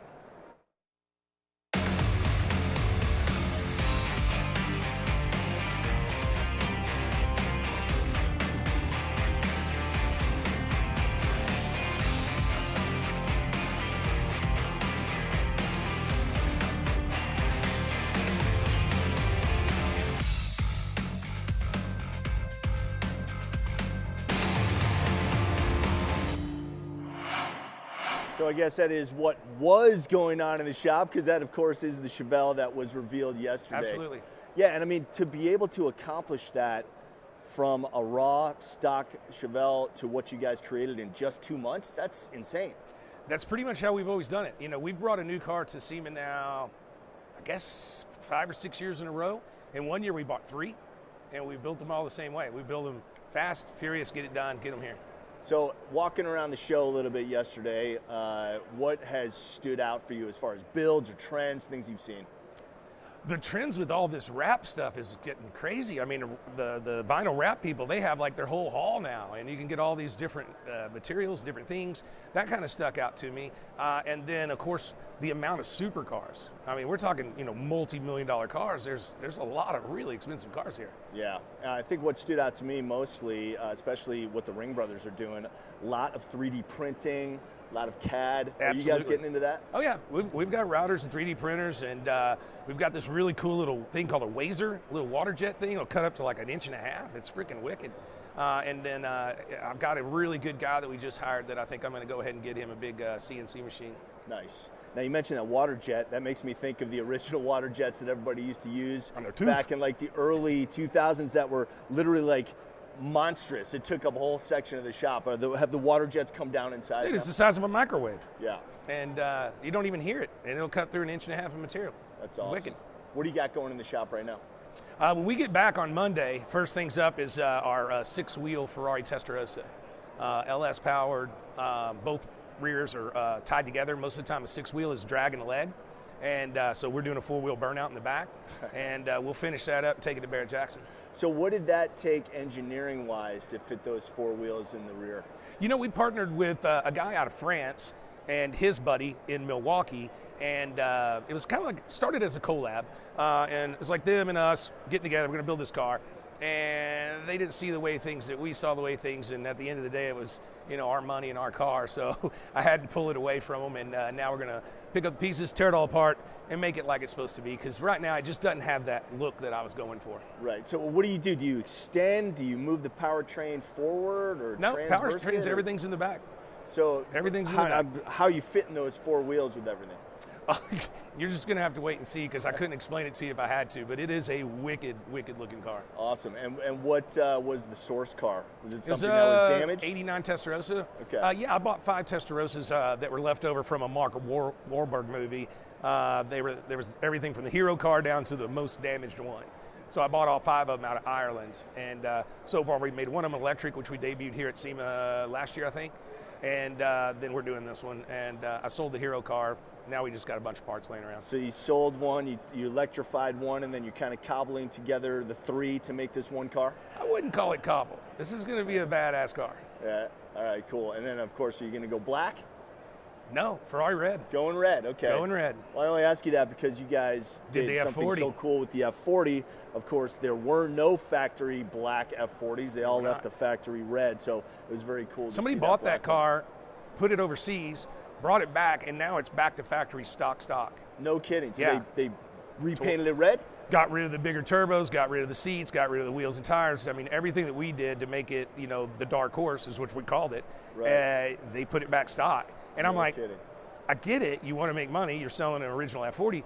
That's a totaled F40. It does not have a clean title. Right, yeah. Which was why everyone was okay with what you guys did to the car. Yeah, we're not going to take something that's premium in quality and destroy it. Right. But if it's already been put through the ringer, why not? Exactly, man. And again, I just love seeing it in black. So it's kind of a shame that it went back to red. So as I mentioned kind of at the top of our interview, you know, we first met a long time ago on overhauling, and you guys were kind of like this fledgling shop. I think it was only a couple of years that you started Gas Monkey. Was it 2003, 2002? Gas Monkey started in 2004, and I think we did overhauling with you in probably 2005 or 6. Yeah. Because I think we did 2 or 3 episodes with you guys. Yep. And I mean, I was just struggling. I mean, Chip and you guys took care of us and, you know, gave us a little bit of validation, and you made us work like really, really hard, like all night long and stuff like that. And but you know, it was very cool. It was a big part of getting Gas Monkey on the map. Yeah, and you know, I can remember from those original builds that you guys were in with us on, and I distinctly remember you telling me, you know, you just wait. I'm going to be doing what you guys are doing. I'm going to have my own show. And I mean, you hit the runway and you took off, man. Well, we're a 21-year overnight success. Exactly. You don't see the hard work. But fortunately on your show, you do see the hard work because that's what you guys feature. And I mean, the work that you guys did on that Chevelle is just phenomenal. It was really, really cool. And I wanted the car to be subtle. So it is wide-bodied, but when you walk by it, you don't understand it until you see, you know, 18 inches of meat on the rear. And we took the back package tray out because we used the SpeedTech performance chassis with the independent suspension. Yeah. And most people hide that in the trunk. I wanted everybody to be able to see it no matter what. So we opened that all up and deleted the back seat, and it's all the way open all the way through into the trunk area. Yeah, and we got a chance to see that on the reveal that we had here on SEMA Live yesterday. And you're right, opening up that trunk and seeing all that componentry. That's pretty cool that you made that decision to do that, because a lot of times, like you said, you want to make it clean and hide it all, but it's great to see the craftsmanship. Well, the car's built to really, really perform, and so I wanted to enhance the performance parts of it. Yeah, awesome, man. Richard Rawlings, always great to see you, my brother. Thanks for joining us here on SEMA Live. Next time, let's have some beer if I'm going to come up here, man. Hey, man, that's on you. Come on, dude. You usually bring your own. I know. BYOB here on SEMA Live. All right, we are going to, I believe, take a quick break here. Oh, no, we're going to look at some scenics here. So this is our little 4-box. We've got 3 cameras out on the show floor. And you can see that lower right there is outside in the parking lot. That's the Magnum Flow tent where we just saw Constance Nunes debuting her truck. And yeah, man, good stuff here in Las Vegas at the convention center. And if you are here in the Vegas area, come on out. You don't need a ticket to check out all that great stuff that's in the parking lot. And if you are inside the convention center, come on by Central Hall, give us a wave, give us a hey, what's up? And if you are joining us from anywhere out in the world, we appreciate you guys doing that on the SEMA Show Facebook page and the YouTube channel. That is a look at some of the cars that's actually down in our display here at the SEMA Live set. That Chevelle on the right side right there, man, if you're here in Vegas at SEMA, you got to check that car out. Velocity Restorations, that thing is absolutely sick. So make sure to check that out. And we are back here in studio, and I am joined by my next guest, Donald Cerrone, aka Cowboy. And he is about the last person I would ever want to cut off in traffic because he is a UFC legend. Good to see you, my man. Pleasure. What's happening, brother? Nada, just living. How's SEMA going for you? It's good. We just got here today, so oh, nice. Walk around a little bit and check it all out. It's fun. We come every year, so. Cool, cool. How many SEMAs for you? I've been probably 8 or 9 now. Yeah? Yeah. How has it changed in your opinion? Especially this year. I mean, we're in pretty much a brand new, newly restored convention center. Did you notice a change as soon as you walked in? No, I did not. But I guess I'm looking at all the cars and not the. Right. Yeah. So. Yeah, just kind of lighter and brighter, and that higher ceiling is awesome, man. So, what's the root of your passion for racing? I don't have a root. I went and did the Mint 400 about 6 years ago. Nice. Fell in love. It like started the seed, and here I am now, spec truck, 3 or 4 built race cars, a class 11 bug, and just race everything. My kids are into it now. It's crazy how it just lit a fire. Awesome. Mainly off-roading, or do you do other I styles suck as on well? the pavement. No, Yeah. only off-road. Dirt, I'm good. Pavement, terrible. Yeah, off-roading is an absolute blast. We actually had a chance to do the Baja 1000 back in 2005, I think it was, just in a little snug top, so, you know, nothing crazy. It's all crazy. Baja's really, we actually, as soon as I'm out at the KMC booth signing autographs from 12 to 1, and then we're loading up and heading to Baja. Awesome, man. So How many times for you at Baja? This will be my third Baja. Very cool. Yep. And the class you're running in this year is class 11? We're running the AUTV, so Pro Turbo. Cool. I think my favorite class probably are the bugs, just because it's so radical, especially like the stock bugs. You don't understand how, I race a class 11 also, but how fast you can go within relative, right? But how fast you can go in a little bug. It's insane, yeah. Yeah, And how much fun it is. It's the most fun you can have at 30 miles an hour. Yeah. Oh, for sure, right. And you're just like, every single whoop is like, are we going to make it? Are we going to make it? Are we going to make it? Exactly, exactly. That's amazing, man. All right, so which one is harder on you, racing 1,000 miles in Baja or 5 rounds in the ring? Oh, 5 rounds in the ring is easy. If I get tired, I can just get knocked out. Exactly. You can finish whenever you want. Correct, or get finished, you know. So, but in 1,000, man, you're in it. And you break down out there, you're stuck spending the night. Yeah. If there's no locals within a 1 mile radius to come and help you out. I mean, the craziest thing that I remember about the Baja 1000 is literally like being out in the middle of nowhere, and you'll pass a bunch of guys at a campfire drinking beers and going crazy as the cars come by, and you're thinking, how did these guys get out here?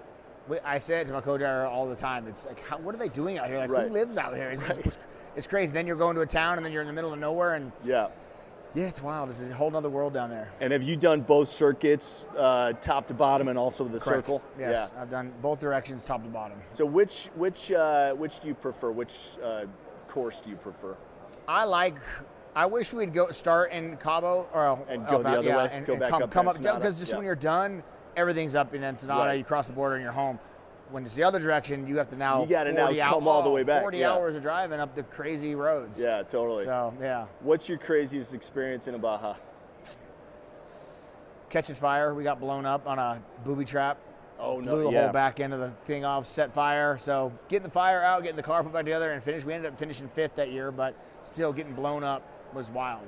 Yeah, you know, that's the thing that a lot of people don't realize is that all these spectators out there, not all of them are you know, good people, no. and they try to mess with you. They'll bury telephone poles and they'll basically mess with you. So you fell victim to. They somehow blew something up. It like almost put us on our nose. It was wild, crazy. Set the whole car on fire. Damn, blew the back corner off. That's crazy. It was wild. So what would you say that your long-term goals in racing are? Do you have some sort of achievement you want to get to, or it sounds like you're just having a blast? Just having a blast. Doing it. Yeah, that's my life right now. I'm retired, and I'm just doing whatever still makes my asshole pucker. That's it. And that's easy to do in a Baja vehicle, right? So where are you based?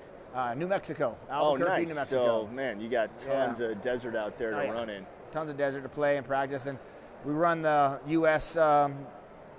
program here, but ever since I've been going down to Mexico, I love it. Next year we're running the whole score and Nora both, so we'll be in Mexico most of the year. That's very cool. Yep. Yeah, I love off-roading too. I mean, I was just in Montana with a buddy of mine. We were out there for a car show, and the host took us way out into the desert. We saw 200 wild Mustangs running around. We were in side-by-sides. They gave me the Batman vehicle, so I think I topped out at around 90. Yeah, 90 off-road is pretty. It was pretty insane. I looked at my buddy who is my, I guess, the navigator. We weren't really using maps or anything, but that's the worst position to be in the world because you have absolutely zero control.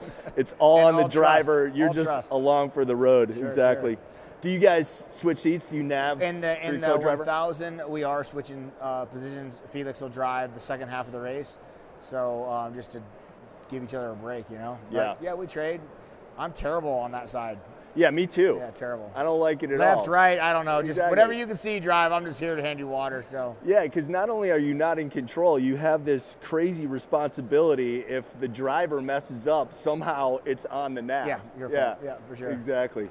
What's this song Crossbones mean? We're not supposed to go there? Is that what's going on? For sure. All right, Cowboy, I appreciate you joining me on SEMA Live, my man. Best of luck at Baja. Have a blast walking around the show, and thank you for joining us here on SEMA Live. Donald Cerrone, a.k.a. Cowboy. Take it easy out there, man. Thank you very much. You got it. All right, right now we have another vehicle walkthrough with JC, so let's get it out to him right away. JC. Hey, Chris, you know, this is what I call the SEMA stop. People walk through SEMA, and all of a sudden, they stop because a car made them stop. And this 1967 Camaro is making people do the SEMA stop. This is an incredible build, and I got Kevin here from Race Winning Brands to tell us what you guys did to this Camaro. It's unbelievable. Yeah, this is a beautiful 67 Camaro built by Rex Ryan at Icon Automotive, but we had our hands in this engine. So this is a Dart 427 LS short block. We built the short block in-house. It has our brands in the rotating assembly, Dart crank, Manley H-beam rods, Wiseco Professional Series pistons. It also has Dart's LS3 heads on top that are built in-house as well. Billet valve covers. So this is a great, the 427 is, there's a reason it's so popular because it's such a great LS platform, so powerful and great for so many different things. And the engine management and driver interface is all completely done by Haltech. And that's all part of your brands that you guys have here. I'm going to bring in Andrew over here because I want to show everyone. You look at the outside of this 67 Camaro, Gen 1, year 1 of the Camaro, but come to the interior because this is something different over here. We'll slide back here so Mark can get a shot of the interior, and I'll have you step back so everyone can see. Talk to us what we see inside of this 67 Camaro. So this is where Haltech comes into play here. We have a great cohesive ecosystem that just jives with all of our product lineup, whether it's a Dart block, you know, with some badass heads on there. Yeah. This dash will show you all your crucial information right there in one place, and it makes wiring a breeze. It's CAN network, so it just plugs into the whole ecosystem, and you're good to go. The Rebel LS takes care of almost any LS under the sun, you know, and it allows just the durability of the Dart block and all of our ecosystem just to shine, right? So performance is our main emphasis here. But of course, it's versatile. You can, you know, make it work for economy, for safeties. You could apply oil pressure, fuel pressure on top of everything. So if things get out of bounds, we'll shut her down or shut her off, and you know, get things taken care of. So we're here to protect your investment and also make things shine. The digital dash, it's stunning, and that can be put into all kinds of different vehicles. Yeah, and we have 2 different footprints: a 7-inch display and a 10-inch display. Okay. So reverse cameras, all that's integrated, and it works well. I love it. I love the carbon fiber at the end. Killer, Yeah, right? it's great. The paint on this car is something else. I mean, from a mile away, you can see the flake in it, and it's Yes, good. you can. Oh my gosh, yeah, you really can.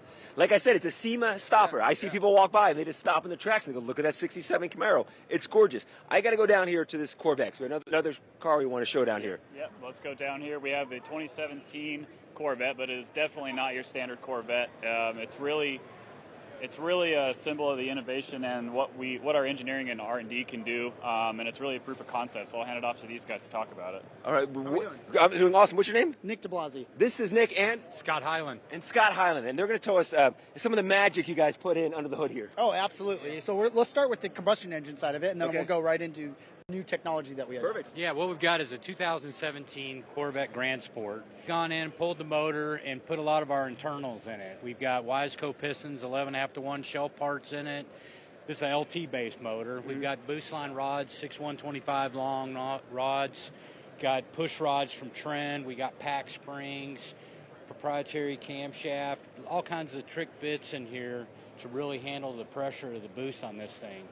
So then that's where the magic starts happening, and I'm going to turn it over to Nick, and he's going to tell you about this turbocharger. Yeah, so what this is kind of the art of the possible. This is a proof in concept. We've taken the technology from Formula One, where you take a turbo kit and then you put a... Do me if you're walking and point to exactly everything you're talking about. People watching at home, they want to know what you're talking about. Yeah, so absolutely. So this is a standard fitment front-mounted single turbo kit. And so what we've done is take the F1 technology, and there is a 130,000 RPM, 130 horsepower motor that's connected through the center line of the shaft. What this does is allow us to spin up the turbo even when the engine's completely off. So we could run this for 4 to 6 minutes at full boost with 0 engine exhaust pressure. So what this allows us to do is go around the racetrack at the exact amount of torque and boost at any point in time, uncoupled from the exhaust. So we can run max boost, max power anywhere on the track and really optimize the car for the maximum amount of power.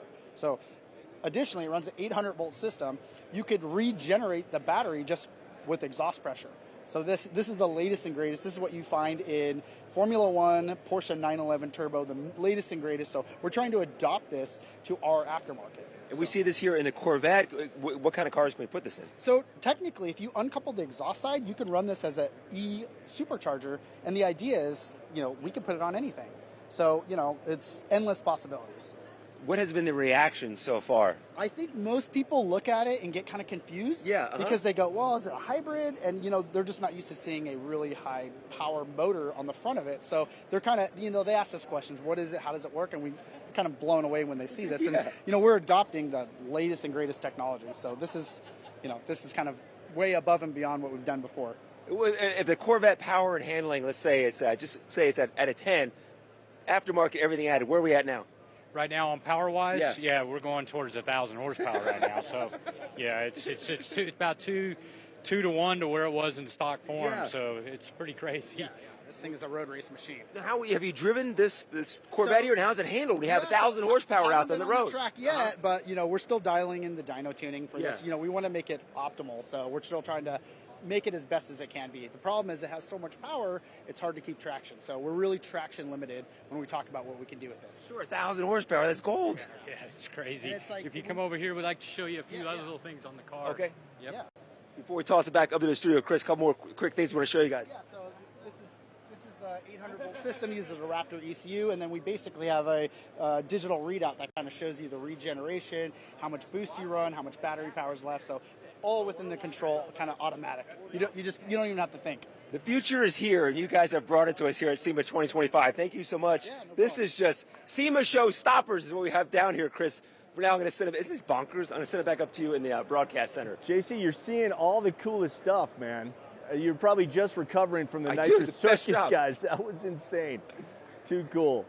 Yeah, awesome. The backflips, that's crazy. Yeah, just amazing, amazing stuff. Thanks, JC. Appreciate you, man, out in the hall there. And right now, back here in the studio, creativity is at the heart of the automotive industry, and our next guest is no stranger to innovation. Please welcome the founder of Blueprint Engines, Norris Marshall. Norris, good to see you, my man. It's good to be here. How Appreciate are you? it. I'm doing great. This is an awesome week. It is an awesome week and just gets bigger and better here every year. And I want to toot your horn a little bit here. Your badge identifies you as the chair-elect, which means in just a couple of years you were actually going to be chairman of the board of SEMA. Yep, chairman of the board of SEMA. And that's awesome. And I really like paying it back and serving. So I'm happy to do that.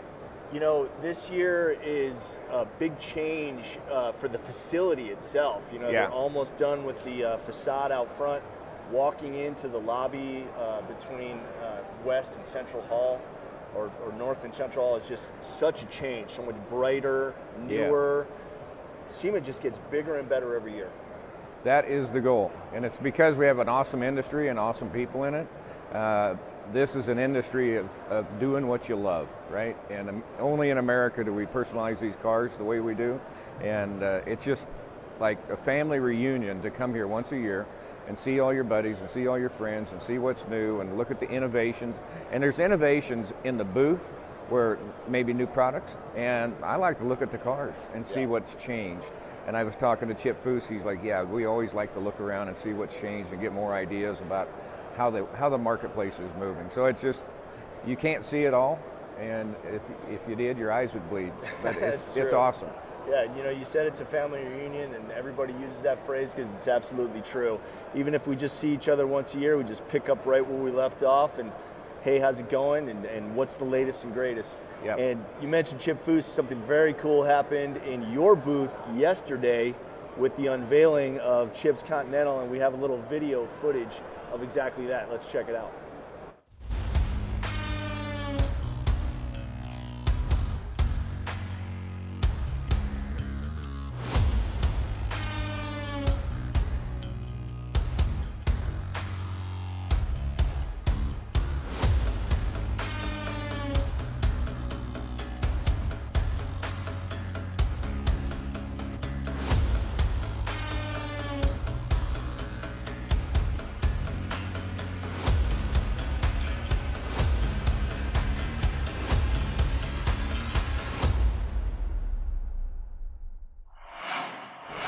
What an unbelievable car, what an unbelievable build.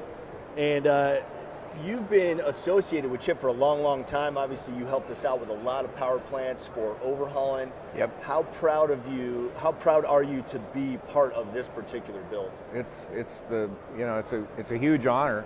It's awesome. The people love Chip Foose. and they love the car. And we're delighted to be a supplier, a partner, whatever. He's very generous with his words, and so we're just happy to be part of Chip Foose and his world. Yesterday, he hung around for a little bit, but even after he left, all day long there were people coming in there to look at that car. And it just draws so much attention in such a crowd. It's amazing. People follow him, and they want to see his work. Yeah. No, I mean, he's a legend. His work is legendary. That Continental that he built has been so highly anticipated because they've been previewing the build on his social media channels. And so you're right. They just come here to see that car because they want to see it for themselves, the finished product. Yeah. And, you know, you yourself, I believe, has achieved similar legendary status. You're closing in on 500,000 engines produced, right? 500,000 engines. Yeah, we've been at it for a while. I founded the company when I was 20 years old, and that was 43 years ago. Wow. So we're a 43-year overnight success. It's funny, Richard Rawlings just said something very similar about how he's a 21-year-old overnight success. And you've been doing it for even longer than you founded the company. Is it true you built your first engine at 15 years old? Yeah. I was a farm kid. And back then we had magazines, right? And I got Hot Rod magazine, Carcraft magazine, and I think it was April 1977. There was an article about a 302 Boss that Jack Roush had built, and I copied that article. I remember taking the magazine to the machine shop and saying, "This is what I want," right? Because it was kind of unique. And at the end of the build, I didn't have a manifold for it. There weren't very many 302 Boss manifolds, so I used information. It was before Google, right? So you'd punch some numbers into the phone, you call information. I said, I'm 15 years old. I need the number for Jack Roush in Livonia, Michigan. So information gives me the number. I call him, I talk to Jack Roush, and I'm like, I copied this out of this article. I said, I need to buy an intake manifold. And he said, I'll sell you a used one for $75. And he sent it to me. My mom paid for it, came COD. I still have the manifold, still have the engine. The engine sits in our lobby at Blueprint Engines. That is a phenomenal story. That's amazing. It is pretty cool. That is awesome. I've repeated that to Jack Roush a few times, and I know he doesn't remember it, right? But he's always cordial and accepting of it. But it's pretty cool. Well, he recognized one of his own. He's like, if this kid is going to, make the effort to actually call information, get my number, and call him, I'm going to sell him that manifold. Yep. Wow, that is very, very cool. Amazing, man. Hey, thank you so much for joining us. You're very welcome. Norris, thank you. Really appreciate and thank you for what you do to show what's going on here to the rest of the world. It's awesome. Hey, thank you very much. We appreciate your kind words, and we love having you here on SEMA Live. Awesome, man. Norris Marshall, founder of Blueprint Engines, joining us here on the SEMA Live stage. Right now, we're going to toss it out to Elijah. He's got a booth walkthrough with Ryan Merriman. Elijah, take it away, buddy. Thank you so much, Chris. I'm at 3M booth with Chris Marinan right now, and I mean, first off, this car easily stands out. And can you tell me why it's different? Yeah, so what you see a lot at SEMA is a lot of custom builds, a lot of custom restoration work, and now you're entering into the world of collision space where we have to be more surgical with the types of repairs that we're making to restore these vehicles back to their pre-accident crash worthiness. So we have a 2026 Lucid Gravity here that gives you and all of our customers the opportunity to come to the booth, walk through, see how 3M's products go into that process, but then more importantly, you get to see how much the vehicle structure and design has changed over the last 15 years, if not more. Wow.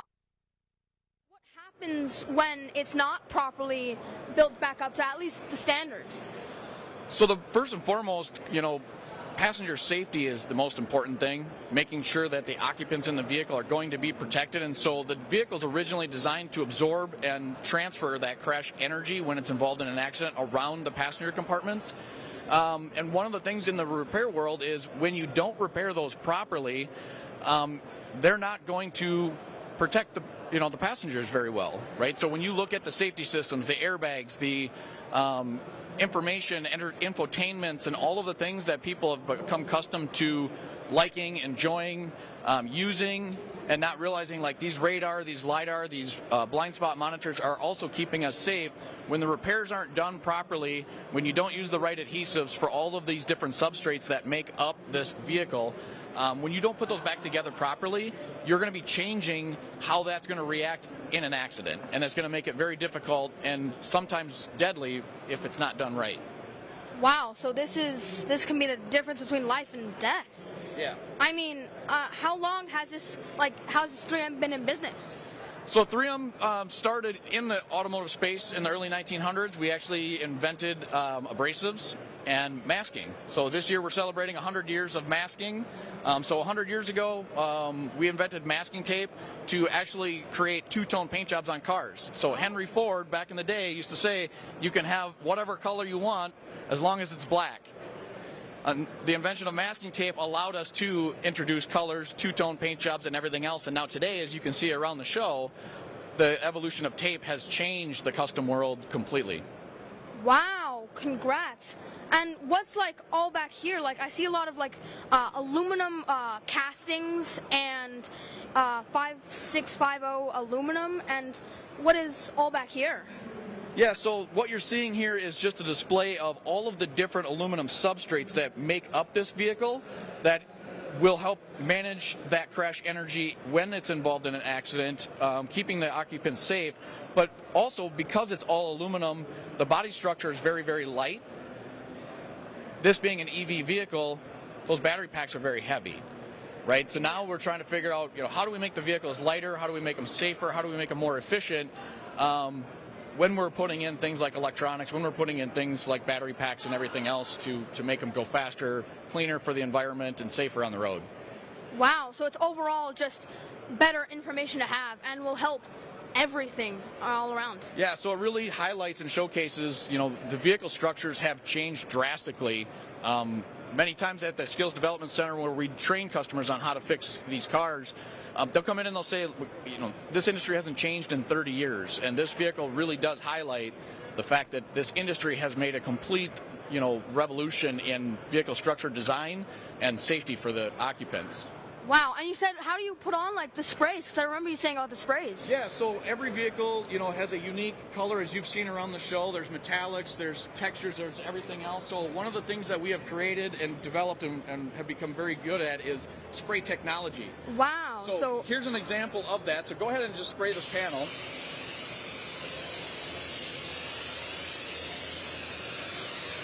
Wow. So do you see how your pattern was really heavy on this side and super light on this side? So now when you're looking at metallics on a vehicle, or you're looking at some of these custom paint jobs that are around here, sometimes that's a good thing because you'll get a fade. Yes. Other times that's not a good thing because you want the color to match down the whole side of the car. Yes, so you want the same distance, You want the same distance. So this is giving our customers an opportunity to come here, learn how to use the gun, learn about the distance, the air pressure control and pattern. Wow, so this is a really good tool just to see if they want to learn or anything. So absolutely, yeah. So being able to come and check us out here at the SEMA booth, learn more about our products, learn more about the training offerings that we have in St. Paul at Skills Development Center. Check out this amazing Lucid Gravity and what goes into it and how 3M products really are important in the process of repairing vehicles. Yeah, thank you so much. Back to you, Chris. That's Thanks it. a lot, Elijah. You're natural with that spray gun, buddy. Very nicely done. Keep practicing, you'll get it down professionally. All right, back here in the SEMA Live studio, and I've been looking forward to talking to this guy all day long. He is a legend, of course, and I am honored to call him my friend, my overhauling co-host, Chip Foose. Chip, how you doing, baby? I'm good. How about yourself? Good to see you, man. You made it. You made it. I made it. Under the wire as usual. But my voice has not made it. I'm waiting for it. Your voice is still back at Foose Design. It's still there. Well, it's funny because, when we heard that you were finally on the road with the Continental and you got here at about 5 a.m., I said, that's early for Chip. Sometimes he pulls in at 6 or 7. Well, I want to use every hour I can. Absolutely. To be productive.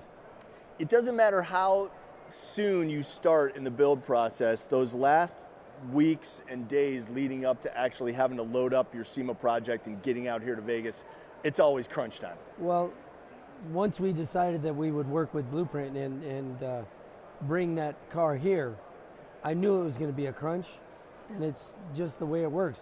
If you've got an extra hour, you're going to use it to bring the best product you can. Sure. And at basically it was about 10:30 at night. I called it. I said, we're done fitting, put the interior in the car, and we're going. Yeah. And that's what we did. It's up on the truck, and once it's on the truck, that's it, man. It's you're done. There's nothing else that can be done. Yeah, but of course we'll take it back, and then we'll finish all Right. the little things that need to be done. But you want to bring the best product you can, and that's why it takes that time. Yeah, we just saw the reveal. Of course, we saw it happening live yesterday, and we just re-showed it here in the studio. But we have a little video of a clip of I think, all of your SEMA builds that you did for this year, or maybe in years past, too. Let's take a look.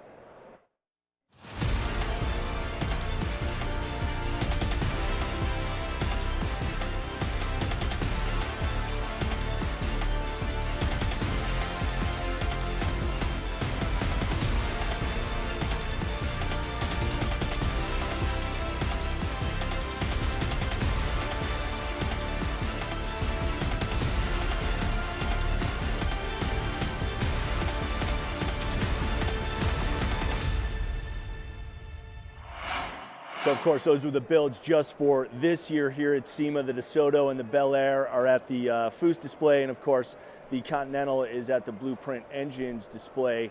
And a little detail, I don't know if you caught that or not, my favorite probably on the DeSoto is the way that you put the Foose logo on the spinner of the wheel. Oh, yeah, it's on one of the arms of the spinner, yeah. Because you couldn't put it anywhere else because of the wires, obviously. So, yeah, it's kind of a center cap, but I thought it would look cool there on the arm. Yeah, so it definitely does. That's what we did. So we saw, I think, the Bel Air there in bare metal, and we might have seen the Continental in bare metal also. How do you know when the metal work is done? Because you're all about very, very subtle changes, and you might see something that you want to change when you think the metal work is done. There might be something else. What's that pops up. interesting, the DeSoto and the 56, there's no metal change done in those other than the bumpers, just a little bit of adjustment. Now, the Continental, there is tons of metal change. And the biggest one, of course, is that we cut the top off of it because they only sold it as a coupe. Yeah. And we cut the top off, changed the headlights, changed the body lines, changed the shape of the door opening, the hood and the deck lid, cut the spare tire hump, dropped that 3 inches in the back. The bumpers are all tightened up on that one also. The interior, the back seat, there's just tons and tons of modifications because I just, you know, when I look at a car, I call it tailor fitting it. And I just wanted to make adjustments that to me makes it look, you know, like it could have been done or should have been done at the factory. And you're certainly no stranger to cutting tops off of cars and turning them into roadsters. I think we did it 2 or 3 times on overhauling. And one year with the Ford, we did it here in Vegas live. Live. Yeah. Exactly. Yeah, that was incredible. I think it was a 4-door that went down to a 2-door roadster. Right. Yeah, unbelievable. And then, of course, we cut the top off of the Thunderbird. That was an adventure in and of itself as well. You know, I've always had fun here at Vegas. And when we were doing our builds, that's what I was doing all night long. Yeah. But during the day, I'm going in with all the people that helped us on overhauling. Right. I was signing in their booths while we were here. Yeah. And it's the same thing this year, but at least I don't have to do a build every night here. 24 hours and famous for not getting any sleep during those builds. By the way, what's your record for most consecutive days with no sleep? Well, I did 23 days where I never went to bed, but I would take naps. Yeah. Where I'd fall asleep while we were, you know, just sitting in the shop. Yeah. If on overhauling we didn't know where Chip was when it was crunch time during a build, you just go out to his truck and open up the tonneau cover, and more times than not, he's in the back of the pickup truck bed taking a nap. Unbelievable. All right, so this year you're kind of doubling up. You're showing your builds, and you're also have a display at the Art Walk. Yes, we got the Art Walk. I've got some posters over there. But, you know, this year, of course, I've got a brand new relationship with Kaiser Compressors. They just outfitted the shop. It's amazing. You never hear the compressor go on, and we got plenty of air. But I'll be signing their booth later. You know, I've got the deal that Lincoln Electric, my welding equipment, I've always been with them, but we just signed a new deal with them. Continuing on, of course, Blueprint Engine, that's a brand new deal. We've got the Continental there. And I'm looking forward to that relationship blossoming. Very cool. And I'll go in Wheel Pros. I'll be in their booth later signing at their deal because I've got the Foose wheel deal going on there. Nice. But the biggest deal we've got going on right now is I just signed a deal with MagnaFlow, and we're starting some new performance products called Foose Performance, and I brought a gift for you. I saw our PA snuck in here and put this on the table. So this is the first one that I've handed out. Wow. Okay, this is cool because I saw the rendering for this, and now here it is, live and in person. Wow, I can smell the leather already. Nice. Oh, wow. All right, let's get this displayed. Oh, we man, worked with a company. I can feel the quality. How cool is that? And the logo towards the bottom here, it's a patch. That is beautiful, man. Wow, is that cool? Look inside. Unzip that puppy. Oh, and it's got the Foose logo on the lining here. Look at the quality of that. That is too cool. Foose Performance. Best of luck with that, man. You said that project is in conjunction with MagnaFlow. With MagnaFlow, and also Grand Prix Originals. Yes, they're the ones who manufactured leather the jacket. There's their logo there. right there. That's awesome. Dude, thank you. You're welcome. I appreciate you, baby. I don't even have one yet. Well, you know, I know a guy. I know a believe guy I who can have get you one. But I was given yours before I was given mine. I love that, man. Well, I really you pass appreciate it back. that, dude. Does that mean you're just giving it back to me? I'm setting it there, so it's kind of out of the way, but not really, so people can still see it. No. So how's your week going? My week is going great, man. Yesterday was a fantastic day, chock full. We had a great dinner at Carmine's last night, and here's a quick story that I want to finish this interview on. So we played a game called Guess What's in Chip's Pocket. He proceeds to pull out 6 Sharpies. This is one of them. I had him give me one of the Sharpies. He is a proven true artist. There's one.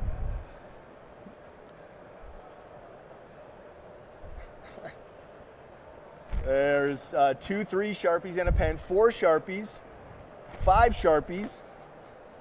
And did you and replace that's one, this one? No. Okay, so this is one. So we had 6 Sharpies and a pen in his pocket at dinner last night. You need another Sharpie? A true artist. Have a silver one. If oh, thanks, buddy. I appreciate it. You're always giving gifts, a jacket, a silver Sharpie. That's right. I love you, buddy. Chip Foose. I love you too. Make sure to go by the Blueprint Engines booth and see his Continental, and also by Foose Stein. Oh, also, we're going to be visiting your Foose experience on Friday, so we're looking forward to that. Very cool. Yeah. See you there. Love you, buddy. Love you too. Appreciate you, man.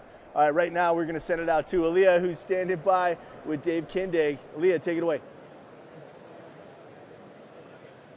Thanks, Chris. Yes, I am here with Dave Kindig. We also have Jimmy and Jim of Miller & Son Collisions. We're here at the Akzo Nobel booth, and they're debuting a very special vehicle. Talk to us a little bit about Ballistic. Well, you know, actually, they're the ones that built the car, so they would know a lot more about it. I just know it's bitching. This thing is awesome. So, you know, I'm having a great time here at the SEMA Show 2025. These guys have built one radical car. And, Akzo Nobel, just great friends, great partners. And I'm excited for these guys to be able to showcase their work. Awesome. And, we'll check out the car in just a second, but I want to know how the partnership between you and Akzo Nobel came about. Oh, it's been immeasurable. You know, getting the opportunity to create custom colors with these guys for almost a decade now has been awesome. I mean, the product works so well. We're having great success with just the finishes.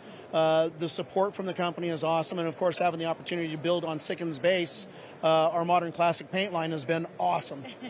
And there's quite a big crowd here. Everyone was excited to see you. You had a little meet and greet earlier. How did that go? Oh, it always goes great. You know, I give my pickle recipes for my grandmother. I tell them little stories, dog walking things. I show pictures of my granddaughter. It's great. We've bonded once again. Awesome. And if fans want to meet you throughout the rest of SEMA, when can they do it? Just check our socials. We're everywhere. Yep, definitely. So we'll be all over the place again today. So I hope to get to meet everybody. Awesome. Thank you so much, Dave. Alrighty, let's go ahead and chat about Ballistic now in more depth, because that's what definitely people want to see. Why did you decide to choose the Infiniti G37? So we wanted to go with the Infiniti G37 primarily because there was a lot of aftermarket support for it. There's a ton of motor upgrades, stuff to do like that, and stuff that's not basically starting with like a GTR platform where you're breaking the bank. So that's huge right there. And then the body kit that we were able to get for it came out of Beirut. So they basically made that for G37. So we had to start with that car also, but that was both deciding factors why that we were going with that route, number one. But we received the body kit. that came in, and it didn't look the greatest. So we kind of cut the corners off, grafted Lexus parts into it, headlights, taillights, and made it radical like what it is today. Let's take a walk around of the vehicle, because he mentioned off camera that, and let's go ahead and face the camera this way. Yeah, we'll walk sideways. So you mentioned off camera that you added a bunch of different pieces from different makes. So can you highlight a few of those? So the different parts that we used were off like a 22 Lexus LC 500. We used the headlights and taillights off of that. We grafted them in. Scott, our guy back at home, he figured out how to make everything work with the CAN bus and make everything operate. Through that, we also were able to graft in and make functional working C8 mirrors, because this car has really wide hips, and that was able to help us be able to see actually when you're driving down the road past the quarter panels. That was awesome. Let's take a walk around this way. For sure. Anything here that you'd like to point out from the vehicle? So everything up front, we basically hand built. The whole front clip used to be a one piece. We cut the bumper off. Our goal with this car, we wanted to make everything super serviceable, so that in the future you could repair it if needed. Headlights are customized, whole bunch of cool stuff up here. And of course, one of the big deals about this car is it's a paint job, right? You use Sikkens. So describe the paint job, what inspired it? So basically this paint was developed especially for this car, this color, with a lot of color shifting cues to it. And they can develop colors that nobody other paint manufacturers can't even come close to what they can do with Sikkens and Axel Nobel. They just knock it out of the park with amazing, unique colors. Yeah, no, absolutely. I mean, it looks incredible. I think we kind of touched a lot about the exterior, so let's go ahead and take a look at the interior if we can. I'm not sure if I'm going to be able to navigate these doors over here. He opened them for us off camera, and I was a little... Okay, awesome. Very cool. I'm going to hop in now. Wow, what a difference between Constance Nunes' C50 and this. I mean, this is a lot more compact, but definitely more my style, I think. How do I look? Yeah, I mean, can you talk to us a little bit more about the interior? Yeah, so the interior, we were able to use all Garrett leather on everything on the interior. So the touch, the feel, the quality of the leather is phenomenal. We had friends back home, Upholstery Unlimited, be able to cover all that for us. So that was fantastic. Shout out to them. And then basically the rest of it we turned into the Tesla style screen. We're putting different gauges in when we get back home. And that kind of stuff brought it a little more up to date. It used to have that little Rolex clock, like kind of in the middle, so that stuff just dated it a bunch. It's got an enormous sound system in the rear too to complete the whole package. Yeah. And you guys, Miller and Sons is a father and son company, right? So father and son. Yeah. So we started almost 10 years ago. Took a leap of faith, got out of the dealership and said, you know, I love building custom cars. Let's do it with my son. And it's definitely a family business that's taken us to this level, and we're beyond blessed. And this car obviously had tons and tons of modifications. What was the most challenging obstacle you faced when constructing this vehicle? I think the most challenging obstacle that we had was making so many different lines and body lines flow and make them look organic from so many different manufacturers. In the back, you have a Corvette piece going directly into a piece of Lexus, making the body lines cooperate and really look good. But we honestly just trusted in the Lord for the whole thing, and he helped us through all of it, gave us the strength and the knowledge when we needed it, and I can't thank him enough for all that. So it comes down to having a team that works well together and has we can kind of come up with wacky ideas, bounce it off each other, and just make it stick and make it look like it was always meant to be. Right. I mean, everything looks meticulously done and beautiful. How long did it take you guys to construct this thing? So we had the car in our shop for about 2 years total, but in the last year we really got going on it, and that's kind of really when the project kicked off. So it's about 1 year start to finish. So yeah. And did you guys know that the ultimate goal was going to be here at SEMA? Is that why you got it ready? I sprung it on the team. Oh, wow. After I saw the rendering, I'm like, you know what, we need to take this to SEMA. And they're like, seriously? I'm like, yes. Yeah. And then Jennifer was great to invite us into the Axle booth, and we couldn't be more blessed and honored. Awesome. And I know you mentioned that you have a lot of your support system at home watching you live. Where are you guys based at again? Buffalo, New York. So everybody's at home. Hello to everybody, my wife, and everybody's wife basically, for putting up with long hours, sleeping in a camper in the back building. I mean, you name it, we made it happen.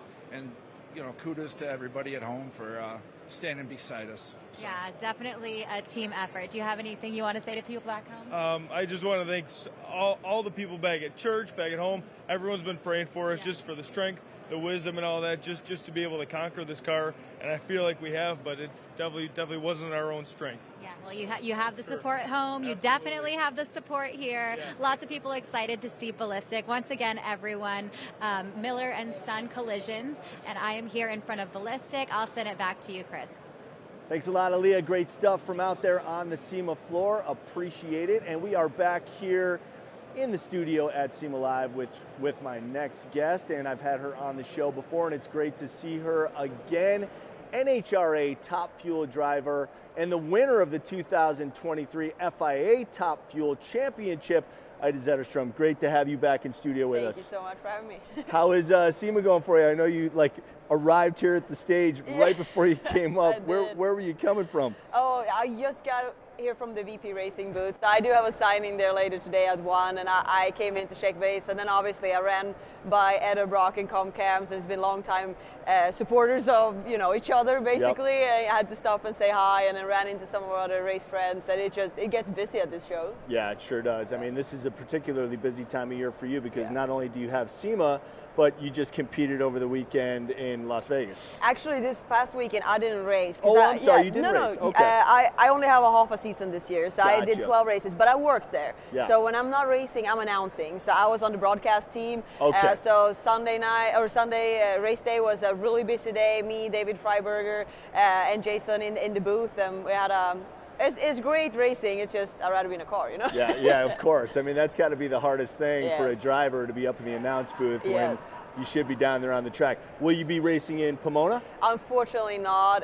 It was on our schedule from the beginning. It's the only one that we kind of taken off schedule. We've added other races. So from the beginning we announced a schedule of 10 races this year. We ended up running 12. Okay. So we did get a few extra in, but unfortunately my season ended in Dallas, and that was our last one for this year. And we're really working to be able to run a full season next year. Got it. I was going to ask you that to follow up. So you're planning on running a full season next year, starting in Florida? So.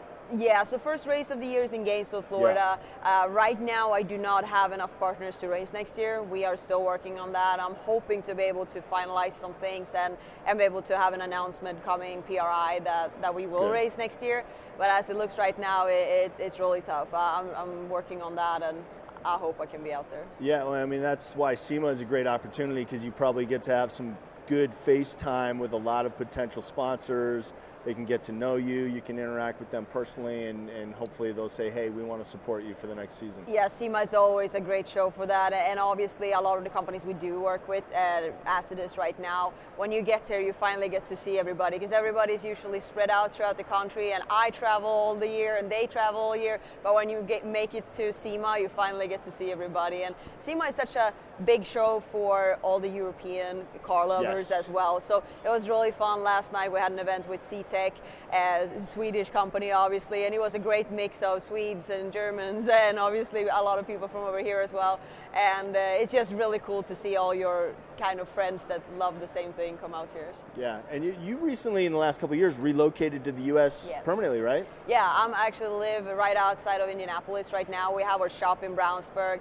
JSM Racing is right now building a brand new shop, so it's really fun. We're hoping to be able to move in by the end of the year, and I live about 10 minutes from there, so I have my office in the shop and I'm there every day, so it's awesome. That's great. Yeah, we had Cruz Penderground on the show yesterday. Yep. He's also right there in Brownsville. Yeah, so. Just a stone's throw away from where we are at. Yeah, that's great. So it's probably a pretty good, tight-knit NHRA community there in Indiana. It is, definitely. I mean, we go out to lunch, there's always other racers or other crew guys at the same place, and it's just Indy for nitro racing. Indy is a big hub, definitely. That's cool. And you've been doing it since you were just a little girl. You started in junior dragsters at 8 years old, right? Yes. Yeah, now you can actually be 5 years old when you start junior dragster, which is absolutely crazy. That's what Maddie was telling me yesterday, because I have a daughter who's almost 4. Yeah. So I'm She's getting close. Dragging in less than a year? Yeah, I mean, it would be pretty cool. Yeah. No, when I started, 8 was the lowest age. I had been at the track since I was 3 weeks old, so I had just been waiting to be old enough. My dad built me a car, and we started racing there, moved up to Super Comp, which is obviously a really big class, both in Europe and over here, and eventually made my way over to bikes. So the most championships I have so far is still on bikes. I'm hoping to be able to make that a tie and surpass it in Top Fuel one day. But yeah, bikes were kind of where I got my where I really got to have my career take and off. You set a speed record on a bike, right? Yeah, or it's we don't really. So when I ran 215 miles per hour back in 2020, and at that point we had the second lowest ET and speed in the class ever. But it was more people that was focusing on the fact that it was the fastest speed ever by a woman on any style drag bike.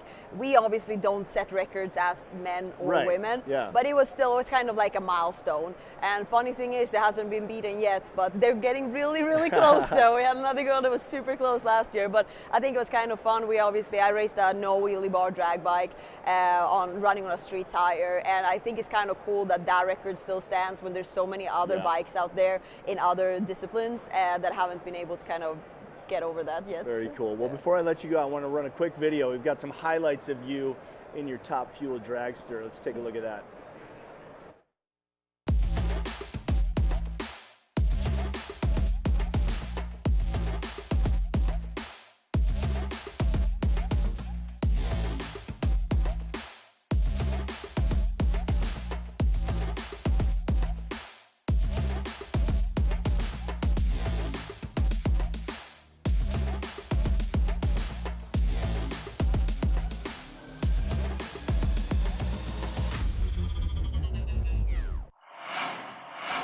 I've stood behind 2 Top Fuel dragsters taking off in Pomona, and that is like one of the most crazy experiences ever. I can't even imagine what it's like inside the car. Yeah, obviously. I mean, this is 12,000 horsepower cars that are accelerating from 0 to 335 miles per hour in 6.7 seconds or 3.7 seconds. So it is incredibly fast. We get about 6.5 G at the most, and then when we pull a parachute, it's about -6 G, so it's a big variation. But I still feel like when you're standing behind and you kind of get that feeling hitting your chest, it's like a little earthquake going through. I can take it in more when I'm behind the car than when I do it when I'm in it, because when you're in it, you're so focused on what you're doing. A lot of people think we just aim and point that car and then hit the throttle and we hold on, but there's actually a lot of steering input that has to be done on those runs. The difference between like running a funny car and a Top Fuel is that in a Top Fuel you make really small steering inputs and you're really kind of finicky with it, but you gotta do it all the way down, because if you start sliding out of that groove, the run is over. Yeah, Maddie Gordon was explaining the exact same thing, the intricacies between Top Fuel and funny car steering. Adrienne, best of luck to you. Hope to see you back out on the track next season. Thanks for joining us here on SEMA Live. Appreciate you. All right, right now, where are we going? We're going out to JC again. Oh, man. My man Stan standing by in the Toyota Tread Pass. Always love this display. JC, take it away, and please say hi to Stan for me. Yeah, absolutely. First off, Stan Chen, Chris Jacobs says hello. Hello, Chris. Long time. Here's the thing. On Friday, SEMA is open up to everyone. So anyone can show up and buy a ticket and come into SEMA. I highly suggest, if you're going to go to one spot, it's right here, the Toyo Tires Tread Pass, because Stan puts together an incredible lineup of cars, and you're going to take us through these vehicles. These are some wild builds.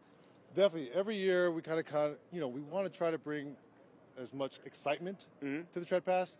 Every year it's a new world debut vehicle. This year we got 25 vehicles, and we'll take you through some of them right now. Tell me more about the Datsun 620 that we're looking at right here.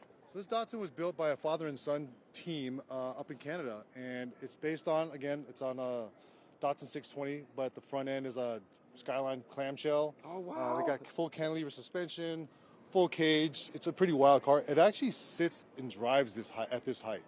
I will say, I don't want to call them out or anything, but we had trouble getting out of the trailer because it was so low.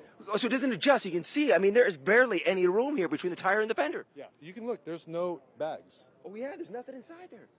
Yeah, it's a beautiful, beautiful truck. The JDM market seems to be getting bigger and bigger. It's a strong market, and there's Yeah. always going to have that niche. People grow up from the JDM cars, from the 80s and 90s and on, and it's still going strong. This Datsun, by the way, the 620 and the 70 was the #1 selling pickup truck in the United States. Very popular truck. Tell me more. Yeah, this one is actually a 2024 A91 Supra. It actually was built by the guys from Moontech in Japan, so you can tell it's a right-hand drive car. They actually did ship this car over here. It's running a Adro wide-body kit on the Toyo Proxys Sport 2s. So a lot of carbon fiber accents. He kind of has a signature green that he paints all of his cars. So this is, again, it's one of his signature kind of builds. How many cars are coming over here from overseas for you? This year we had 2 cars from Japan. So this is one of them. It just shows the power of SEMA and also the power of Toyo Tires. You're a worldwide brand. People love your tires, all your products. The Datsun over here, the Datsun Z, is it a 240, 280Z? It's a 240, it's a 71, and the builder actually is standing right here. Let me introduce you to Chris. Hey, Chris, how's it going, buddy? How's it going, Chris? Chris, tell me a little bit more about this build. Yeah, it's a 240Z Star Road. This is their debut of all of their aluminum body panels. So this is the very first Z in the world that has a full aluminum body. So it retains the steel structure, and then you all the stuff gets installed onto it. What's it like for you to have your build here at SEMA? Pretty much the entrance here to the Toyo Tires Tread Pass. It's surreal, man. It's a good time. Yeah. We're having a really good time. It's a beautiful build. We've got like 23 other ones to go, so I'm going to move my way down here. But congratulations on being at SEMA. Thank you very much. All right, Stan, we have a Ford over. Here's what I love, though. So we have our Ford truck over here, but there's variety. Yeah. There's not a theme. There's variety. You're all over the place. That's right. I mean, our tires, we have tires for pretty much every vehicle, so we want to be able to showcase that. Yeah. And again, we talk in Japanese cars, European exotics, trucks, SUVs, so we kind of run the whole gamut. This particular truck, it's a 2024 Ford Raptor. It kind of has that Baja support vehicle theme going on, and it is actually going to be used for that. It's actually running our 38 11.5 17 RT Pro tire. It's kind of a new size for us. So the company size.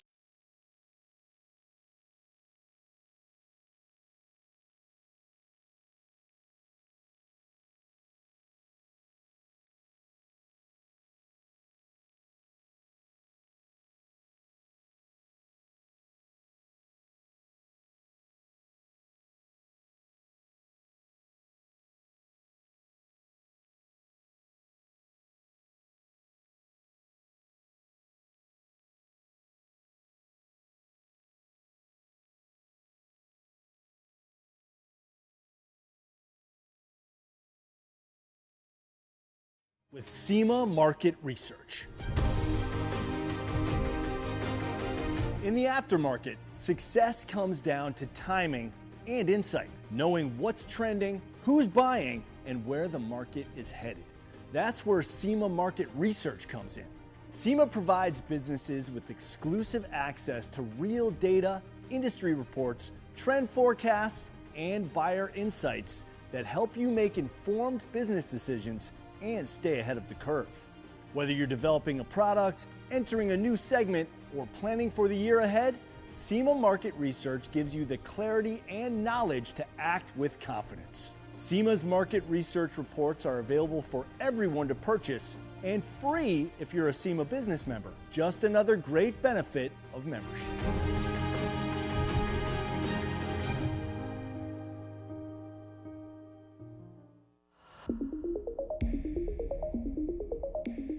In today's aftermarket, data drives every sale. If your product info isn't accurate, complete, and easy to access, you're not just behind, you're invisible. SEMA data gives you the tools to stay sharp, stay seen, and sell more. SEMA data is the industry's largest source of standardized product data. From catalog to cart, we offer tools and services that help manufacturers and resellers manage and move product info that sells.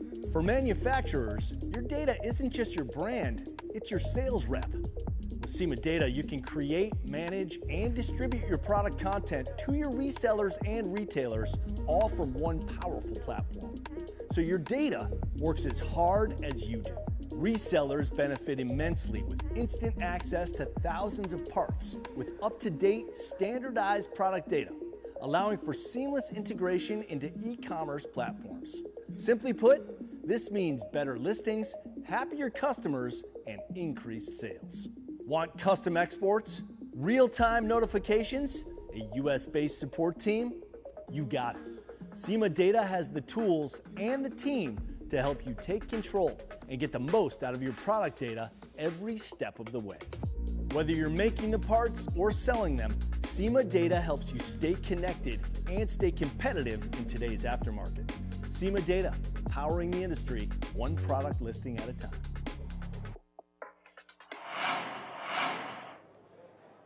All right, we're back live at the Toyo Tires Tread Pass Stan Chen with Toyo Tires, and we left off talking about this Scout. It's a very clean build. Super clean international Scout build by DVF, and they are running the smaller sizing of our Open Cut GRT Pros. Again, nice, super clean build, Fox suspension, beautiful paint job. Yeah, I love how this also just showcases the off-road line of tires that you guys have. Yeah, no, we're definitely known for our off-road, so we want to make sure everyone can see some examples of that. Now, over here, we actually have the builder. Dylan, you built this BMW. What's the quick backstory on this build? So I bought this from a friend, wrecked. I cut off the front end, tube chassised it, bought a junkyard LS, rebuilt it myself. It's got an LS and a T56 in there, and modernized the interior, so it's fully modern interior. Wide-bodied it to make it look what I thought the original E36 M3 body should have looked like. So it's nice and wide now. Basically went over every aspect that I could touch, and it turned out really good. How long have you been building cars? Not too long. I made on this one for 2 years, and it was a long 2 years. I just want to say, everyone get a good look at Dylan, so I have a feeling we'll be seeing him and his builds coming up in SEMA's ahead. That's beautiful, buddy. Thank you so much. Appreciate it. That's so cool that you put the spotlight on these young builders as well. I love being able to create a space for not only well-known name builders, but some of the guys that are garage builders that people don't really know what they're doing. Yeah. I want to be able to have that, and Dylan's a perfect example of that one. Yeah, the world knows Dylan now, and they won't forget him. My gosh. Okay, let's keep moving now. We have so many cars to show you. We're running out of time. We definitely have a lot of cars. When you mentioned the JDM market, can't get any more JDM than a kind of Bosa Soku style. This is a Kaido body kit from Liberty Walk built by LTMW. It's actually based off a Nissan R32 Skyline, and it is one of the wildest things we have here. Yeah, I'm just looking at the whole thing. Don't be on your phone. You might step on the car when you walk by. It is a wild build. Absolutely. That's kind of a snow plow, but again, this is SEMA. We're here for. Exactly.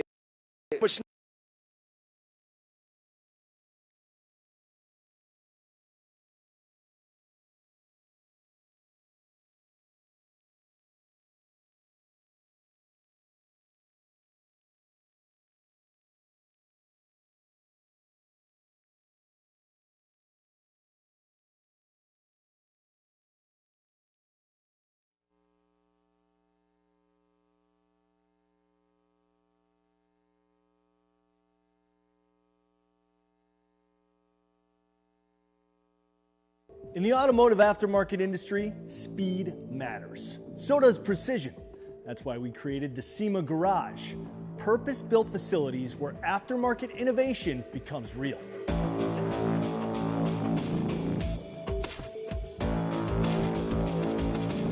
From emissions testing to ADAS calibration, from rapid prototyping to early vehicle access, SEMA Garage gives member companies the tools, tech, and access they need to develop smarter and faster. Need a CARB-O or EPA certification? SEMA Garage provides complete end-to-end emission support, testing, coordination, vehicle procurement, and documentation, all under one roof.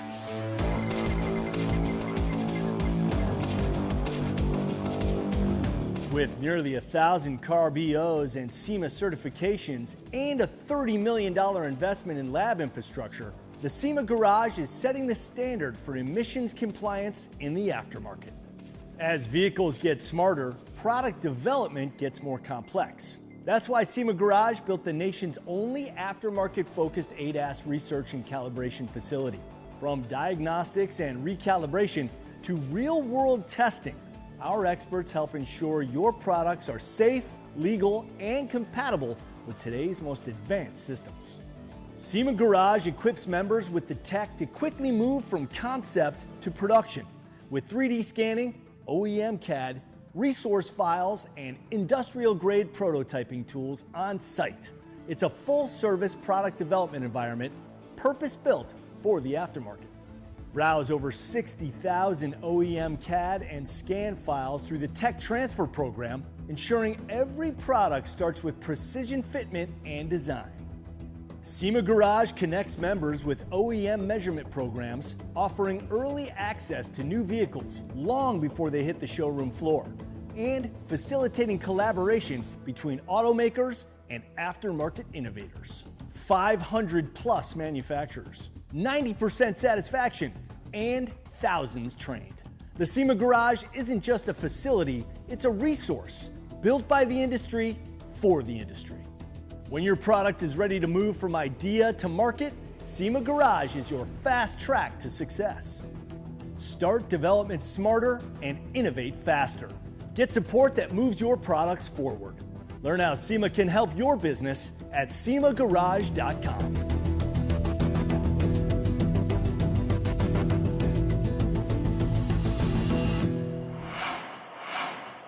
Welcome back to SEMA Live, and we're in studio right now. We apologize for those technical difficulties we were experiencing. We'll see if we can get you back out to the Toyota Tread Pass a little bit later in the show. But right now I am joined in studio by Dane Garvik. He is the marketing manager at Fox. Dane, good to see you, my man. Dude, you as well, Chris. How are you? Excellent. This has got to be a few SEMAs for you. Yeah, I have been coming to SEMA for many, many years as someone in the industry, and then the last 5 years working for Fox, so awesome. behind the other side. That's probably a pretty cool role for you to be the marketing manager for Fox, because it's such a cool company. I mean, obviously everybody in the industry knows exactly what Fox is when you say it. Pretty cool to represent them. It's awesome because there's so many facets of the industry where we make suspension. So we like to say whatever's in your garage, we potentially make shocks for. So on-road, sprinter vans, off-road vehicles, power sports, UTVs, ATVs, snowmobiles, it's just, that's our goal, is to just give you the best ride feel possible. So the plethora of vehicles and builders here, there's so much potential, and we're always trying to push that. That's a great point to make, because most people are probably familiar with your products on off-road vehicles, mainly because you can see them. On these trucks that are all around the show. You just check the wheel well, and more times than not, you're probably going to see Fox components in there. But you make it, like you said, for everything. Yeah. So just recently, a couple weeks ago, we highlighted our new on-road street performance stuff. So we are doing current generation Charger Challenger, and we're also doing C7 Corvette. So that's kind of outside of the wheelhouse, pun intended, in that you said trophy truck, that wheel falls 3 feet out of the wheel well. There's a trophy truck shock that's 4 feet tall. And so we're now dabbling in that type of stuff to give someone the expectation of performance on whatever vehicle they have, and trying to give them that technology. So yeah, automotive, sprinter van, all of it. So how do you guys at Fox balance the demand between the off-road customers and the everyday on-road customers? So all of that technology trickles down. So what we've got in the off-road segment, specifically with race, is what we call RAD, Racing Application Development. So everything you see on a trophy truck eventually winds up downstream into someone who's got a Bronco or an F-150. And actually what's wild is yesterday we launched live valve suspension technology in the aftermarket. So someone who does not have live valve on their vehicle already can now add that to them. And we've been able to do that in the last couple of years on trophy trucks and add live valve, semi-active electronic suspension that's doing all of the back work, reading algorithms, getting driver input to make adjustments to your suspension instantaneously. So our trophy truck does it. Now your 6th gen Bronco can do it, your F-150, your Tacoma, your Gladiator, and your Wrangler. Anytime we watch racing, especially off-road racing, we see the drivers in their fire suits, and inevitably there's that Fox logo on there. these guys act as your ambassadors. How does your ambassador program work? What are their responsibilities for you, marketing-wise? Yeah, so we are involved with a ton of different race teams. You know, we have the McMillans, we have Bryce Menzies, we have the Oligas family, we have Toby Price, and so those guys out there, they are out there trying to win, and whatever we can do to help them get that win, when that happens, they're even more excited and they're even more involved and impassioned by the product. So if you see it working in the deserts of Mexico and the deserts of the United States, and they are winning and they're happy, that's infectious to our general customers. So when they see like, oh, trophy trucks are cool, unobtainium, but now when they see that that technology and that stuff is working, the ambassadors help give that authentic perspective on what we do. I can talk about our stuff till I'm blue in the face, but if an ambassador or a customer is like, no, this is real, this feels amazing, he's proving it, it just helps spread that good word of Fox. I was out at the Crandon Championships. Yeah, I was out there not too, this past year, but 2 years ago. Yep. What an experience. I mean, if you are an off-road fan, you got to put Crandon on your bucket list if you haven't been there already. And obviously you guys were very well represented there. It's Mecca. It's so funny because like Crandon, when you look at it from the sky, it's like it's a fairly small place. And you realize there's thousands of people and they're all within like a couple hundred yards of you and they're packed on that grassy hill. They're watching everything. It's a full family endeavor. And we've got short course racers that have been doing that for years. It's generational. They've been racing for a long time. And then we now have like Ultra 4 guys, like the Fun Havers, the RTR racing guys, who are taking their King of the Hammers vehicles, lowering them down a little bit so that they can go out there and corner these things at 100 miles an hour and then skip across rock gardens with, you know, boulders the size of this desk at triple digit speeds. And you're like, that's a remote control car. You're like, no, that's a 6,500 pound race vehicle that is doing, you know, these things that you would think is a toy car. Yeah, it's really incredible how that town transforms for that week. It's, I think you said how small it was. I think it's less than like 1,000 regular residents there. And then for that week, it balloons to, I think, 10,000. It's like traveling to Mecca, because like to fly in, you're still 3-4 hours away, and then you're just driving through, you know, middle America, driving through Wisconsin, and then you're in Crandon. They have the parade, they have the race course, and you're just like, oh my God, there's two races. There's a June and there's a September, but yeah, everyone just kind of, you know, comes back to home. The chickens are back to roost. It's awesome, man. Now, I got to mention one thing that you talked about, the C7 Corvette. Are you guys going to move forward into the C8 realm as well? We're always playing around with that. So right now we have the C7. We're developing kits for C5, C6, and then obviously with C8, that's the next platform. So because that's new for us, we're looking at how we can best integrate with those vehicles. So we're always testing and developing and seeing what's possible. But yeah, we have plenty of people, once I showed them that C7, they're like, wait a minute, downstream and upstream, what are you doing? Very good potential, but we're always looking at how we can develop that stuff. So. That's awesome, man. Dane Garvik, marketing manager at Fox. Appreciate you joining us here on Chris, SEMA Live. Pleasure, man. Keep up the great work, my man. All right, we are moving on here at SEMA Live, and we're going to toss it back to Elijah, who is out at the Radford Racing display, talking to my buddy Chuck Sundstrom. Elijah, you're on, buddy. Thank you so much. I'm at the Radford Racing booth at Silver Lot, next to North Hall, with Chuck Sundstrom, GM for Radford Racing. So I see amazing cars. Can you tell me a little bit about Radford Racing? Yeah, Elijah, great to be here. Welcome. We're glad to have you here today. No better place to be than Las Vegas. Beautiful weather, lots of cool cars, race cars. You know, traditionally the school has been around since 1968, so we do every type of driver training in the world. We're really the only purpose-built facility in the country that, specifically, that's all we do is train drivers how to drive cars. And it doesn't matter if you're a teen driver wanting to be a safer driver, you're looking for military training, or you want to be a race car driver. We teach drag racing, open wheel, road racing, every type of driver training. If you drive a car, we have something for you. Wow, extremely versatile all around. So can you tell me about this car behind us? This is crazy. Yeah, this is a Leger F4 series spec car. So, you know, for those of you that want to drive an open wheel car, you want to be an F1 racer, right? Everybody does. You've seen the movie, you want to drive an open wheel car. This is where you start. So we train a lot of new drivers that come in. They move up from karts. They've spent their whole life racing go-karts in different series. Their next step is their dream, ultimate goal is to be an F1 driver. You start out in the F4 North American series. These are the cars that you drive. So you come go through training training with us, you'll learn how to safely drive these cars, properly drive these cars, learn everything about the vehicles, and go into an F4 series. If it's just something exciting you want to do, there's no other place you can go drive a real open-wheel formula car than at Radford Racing School. Wow. Dude, that looks crazy. I see the aluminum fiber. How fast does this, like, go? You know, it depends on the track. So they're geared for our track. Ours is a shorter course that we use. We have 2 different road courses that we use with these cars. So you might be training at 60 miles an hour. You might be training at 120 miles an hour. So wow, really it can go cool, really fast exciting. then. Yep. So what is this car? What about the other cars here? Because they also look really cool. You know, we're the official high-performance driving school of Dodge and Dodge SRT, and we've trained for many years with Hellcats, Demons, Red Eyes, every type of performance Dodge dealer car that they had available. So something new and exciting for us right here, the 2026 Dodge Charger 6-pack. So what this is, it's the first new platform car that Dodge is coming out with a gas-powered motor in it. They started out with the EV this previous year in 25. So 26, they're coming out with this. It's called a Scat Pack Charger.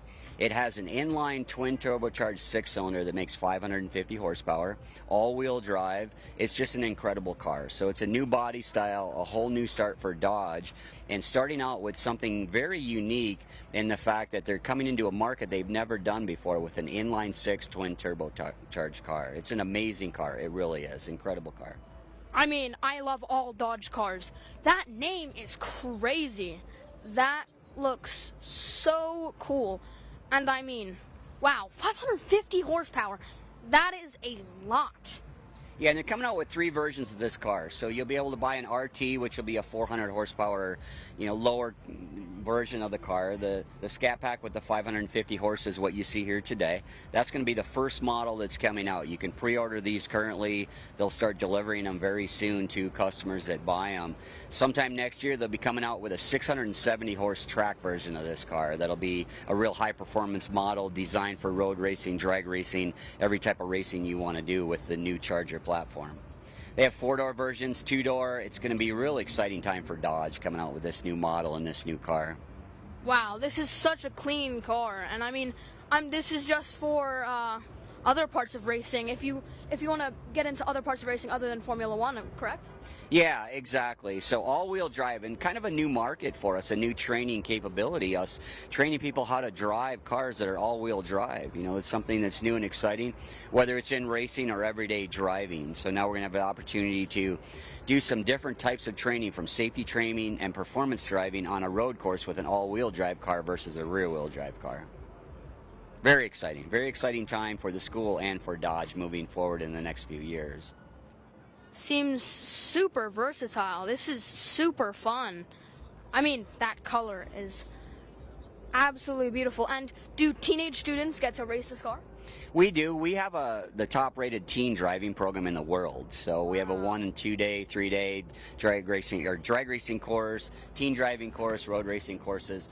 In our teen course, we really put the teens through a real lot of safety driving. We have braking exercises, accident avoidance exercises, weight transfer. We can train you in an EV car, an all-wheel drive car, or a Hellcat. So, we can do a lot of different training for teen drivers. Great program. We have a defensive driving course, and in that course you can actually come out as a family. So we can train as a family, mom, dad, grandma, grandpa, teens, all in the same course, where we give you a real lot of driver training. Every course that we do, whether you're coming out to be a race car driver or a safer driver, involves a combination of safety driving and high performance driving. So it not only teaches you a lot of skills in safety, but it also teaches you some things that go over into having fun and doing it safely. Wow, so extremely versatile. And you said you have a Hellcat. Do you have it here? We do. Ooh. We have one of our Hellcats here. So on Take site us at to the that. school, we have 90 total Dodge vehicles, SRT vehicles at the school. And part of our fleet standard that we use every day in our classes is the Hellcat Challengers. I mean, they're great cars. We have Chargers also that we use as instructor cars and demo cars, but all of our students that come out in our road course classes, they hop in one of our original Hellcat Challengers. Great cars.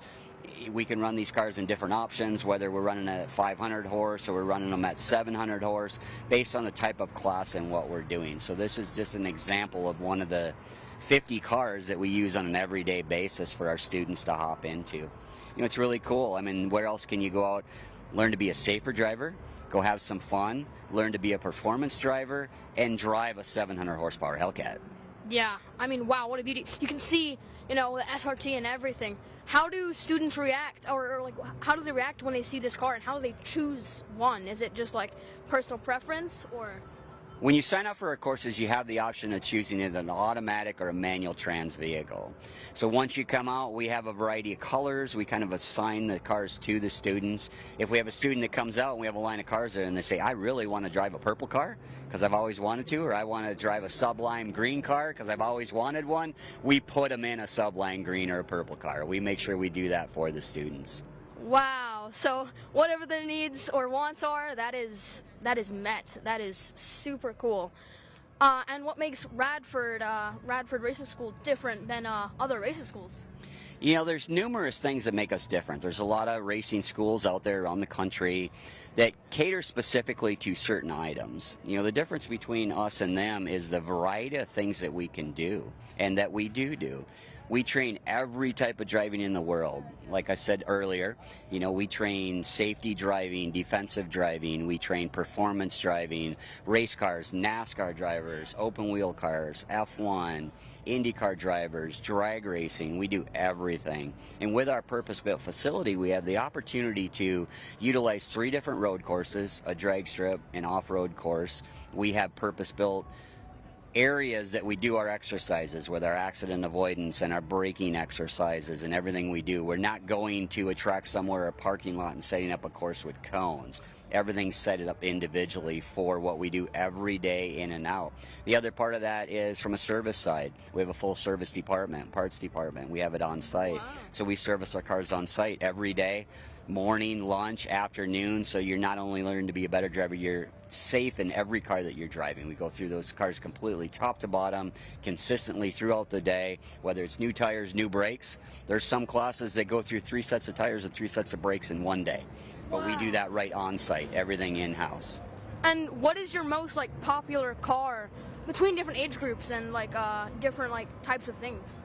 It's a variety. The majority of the people really like driving the Challengers, and the people that come out to be a race car driver, some of them question, do I learn to be a race car driver in a Challenger? Once they go through the course, they walk away and they say, wow, you just taught me how to be a really good driver in a Dodge Challenger. The Challenger is an amazing car. The amount of weight, the distribution, the size of the tire, the braking on the car gives us the ability to really train a driver regardless of what you're going to be driving. We're taking a car that handles very good, performs very good, has a lot of horsepower. We're training people how to utilize that properly, safely, and transfer that into any type of car they're going to be racing. Wow, and I mean, that's even without saying any of how it looks, because absolute beauties in almost every color, too. It is extremely versatile. Thank you so much, Chuck. You're welcome. I think that'll be it. Thank you, Elijah. Back at you at the studio, Chris. Thank you. Elijah, appreciate you, buddy, and thank you to Chuck from Radford for taking us through all that great stuff they have there. If you have not been out to Radford Racing School in Arizona, definitely put it on your list of to-dos because it is a very special place. All right, back here live in studio with my next guest. This gentleman is the state senator for the District of 15 in California. His name is Dave Cortez. He's joining me right now. Dave, great to see you, man. Yeah, thank you. Thank you. Now, first of all, as a car guy, you're pretty prolific. Your collection was actually featured in SEMA magazine, right? Yeah, I mean, I'm not a big time collector, but I'm, you know, I've been doing this stuff like a lot of people since I was a teenager, and you know, I don't have that much time anymore. I have a day job, so what I used to be able to do in a few months now takes, you know, years, right? Right. But that's kind of part of the fun of it, you know. And so, you know, I have an old CJ7 that was really the first thing in my adult life. I mean, you know, in the last 20 years that I just did a ground-up restoration on, and that I did all by myself. Well, a little bit of help from my wife. I want to give her credit. Nice. And then more recently, I sort of inherited an old 57 Chevy pickup, and then just, you know, that's a resto mod now, and that's a fun car to drive, because a fun truck to drive. You know, obviously got the Mustang 2, suspension on the front end, whatever they call that now. I still call it that, Right. And the 72 Chevelle, which is my tribute, to my car that I had when I was 17 to 20 years old. And that was the most recent fun project, and they put a picture of that in the magazine. Very cool. Nice. And we were just speaking briefly before we came on the show here that you threw a blueprint engine into that car. Yeah, so I got all the old school technology, or old school styling with the new school technology, which is really the best of both worlds. It really is. There's a purist in me, like the 57 Chevy. That motor was kind of just built up from the short block, like we do. It's part of the fun too. But on the Chevelle, I was really able to almost replicate the motor that I had built in the late 70s with something you could buy sort of off the shelf. Yep. Got to meet Norris, the founder of the company. I was very proud of the company, and he should be. But I have to say to folks, take a look at that if you haven't looked at it before, because there's basic stuff on those motors that, frankly, GM didn't take care of properly back in the 70s. Right. that they do absolutely correct now, and it saves you a lot of headaches. Yeah, for sure. Well, you were voted SEMA's Lawmaker of the Year award, so obviously very, very familiar with Leno's Law and SEMA's effort to get that pushed through. Unfortunately, it failed, and I'm personally affected by that because I have a 1985 Porsche 911 that I don't drive a lot, and it would be perfectly appropriate for that car to be exempted from these smog regulations. And I've had to go through a lot of red tape with the state of California to try to get my car passed through smog. I've had to go to a referee who failed it because it was idling too high, he said, which is, in my opinion, is kind of ridiculous. What is the current status of Leno's Law? What does the next year or so look like for that law? Well, Leno's Law, as we just saw it, was a bill that I joint authored with Senator Shannon Grove. She's a Republican, I'm a Democrat, and no matter what your party is, don't hold that against either one of us. The bill became a bipartisan bill. I went and got other Democrats to sign on to it, including all the women. We're 50% women in the state Senate now, who have, if they weren't car enthusiasts themselves, they have members of their family who are, and they really wanted to be on board. So we got all this momentum going. Senator Grove does a tremendous job organizing. She had a big actual car rally in Sacramento to help, kind of build up the awareness about everything. We got it to the last step before the governor's desk, and it did its disappearing act, which happens sometimes in Sacramento in a place we call the Appropriations Committee. Right. And the excuse was it was going to cost money, to implement the new program, which is false. So we'll bring it back. We'll bring a version of this bill back. Senator Grove and I have already talked about that. We may change a couple of things, which we don't need to get into today. Nothing that's going to hurt the consumer, only help the consumer. But this problem that you're describing, it's a prolific problem, to use that word again. It really is. I had the experience with the 1980 Jeep off and on that I described earlier. Yep. This is the first CJ7, first modern day build that I've done, after 40 years old. Built by AMC. Where are you going to find those guys now? Okay, has a Pontiac Iron Duke 4-cylinder in it. Great motor, but they're not pumping those out of the factory anymore. And it was one of the first years they decided to put a computerized system in it. So if you get a code that says your prom's burn out in the computer, where do you go buy that? Right. Someone will probably email me after to say they have one, but especially at SEMA. Yeah. But you get the point. There are thousands of cars out there like that are causing people a major pain in the neck, to put it nicely. Yep. But they're only 1% of the total population of all automobiles in California, and it's a declining population. It's not a growing. And they're not being used as daily drivers in most cases. Right. Well, we did the math in the committee hearing when Leno's Law came through. I chair the Transportation Committee, and the opposition to the bill started saying really irresponsible things, in my opinion, like, hey, if you pass this bill, it's going to create exponential growth in air quality degradation. And how does that happen with this small percentage of the vehicles? But some of the members got confused. Some of the legislators started asking questions like, hey, yeah, well, what if it is, even after 40 years, it's still a daily driver, or 30 years? And we started doing the math on that right there in the committee room. I mean, basically, you're talking about a car that would have 400,000 miles on it, which means it's either been modified or it needs to be modified. Or it's not going to be around very long. No one's going to be driving that car very long anyway. So we just need common sense here. And I know sometimes, rightfully so, people object to the lack of common sense in the halls of government and in Sacramento. But I hope, folks that are here for SEMA and folks, that are listening, don't give up. Double down, because we built a lot of momentum. This needs to be fixed. It hasn't been fixed in over 30 years, I think.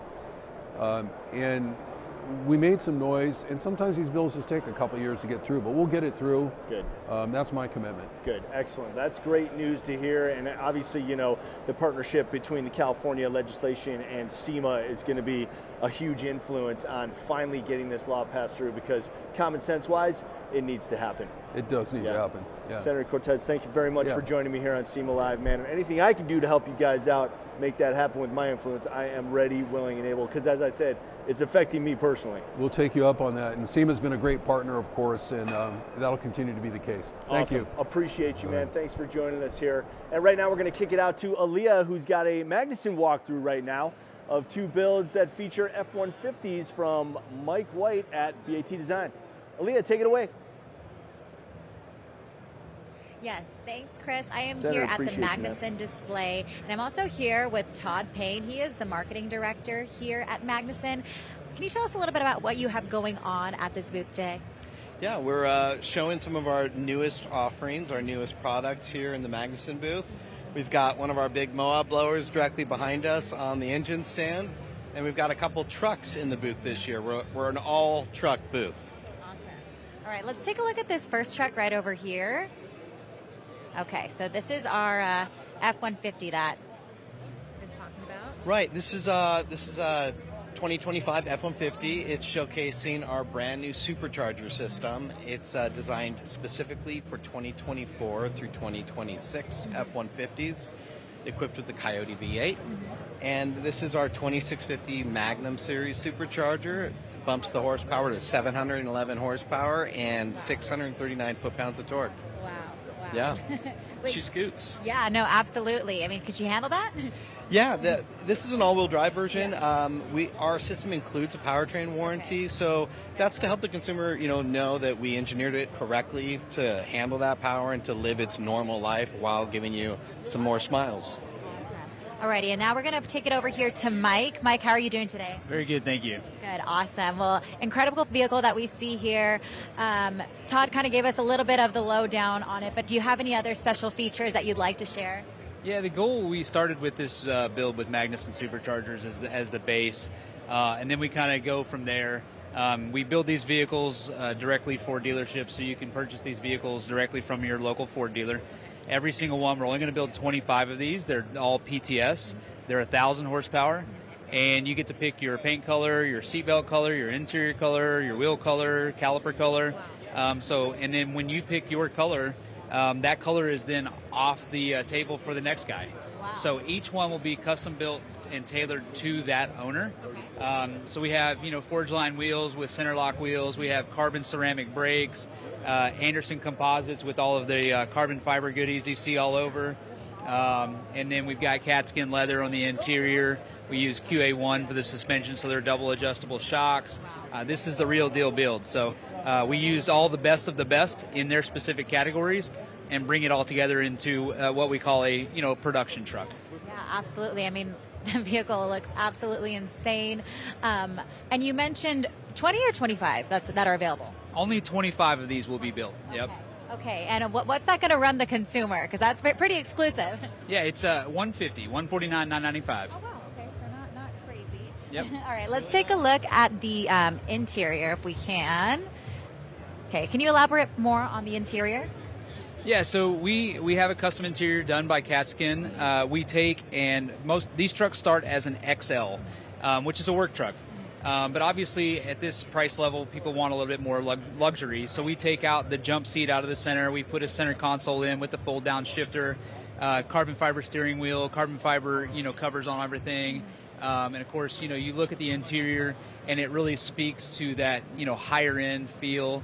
It's got, the accents for the blue and the green. And when we're talking about, again, the PTS piece of this, the person can tailor that for their build, right? So if they want, a purple truck or a pink truck, whatever they want to do, we will custom do the interior to match that person's style. Awesome, incredible. And you guys have another truck that you are showcasing out here, right?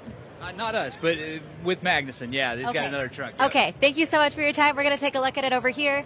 Hey, there they are. Awesome. So this is the other F-150 that we've got in our booth this year. And this is not Ford-powered. It is a Ford, but it has a Hemi in it. Okay. And this is, strangely enough, the second year that we've had a Hemi in a vehicle that it never belonged in. So this was built by a builder named Alex Chudd. And this is an all-wheel drive Hemi-equipped F-150. He calls it the F-170 as an ode to its power plant. And what's unique about it is it's got our new 3100 Moab blower on it, the mother of all blowers, we call it. So it's a traditional-looking root-style blower, like a 671, but it's all modern inside. So a lot better drivability, a lot more efficient. This truck is kind of designed to make people upset. Why would you ever put a Hemi in a Ford? So. And was there any countdown to get it ready for SEMA, or did you guys have this already readily available? This is kind of a typical SEMA build. Yeah, It was up to the very end to get it here, but we drove it in. There's a little bit more work to make it streetable, but Alex plans on doing that. He plans on using it for what it's designed to, and that's make smoke.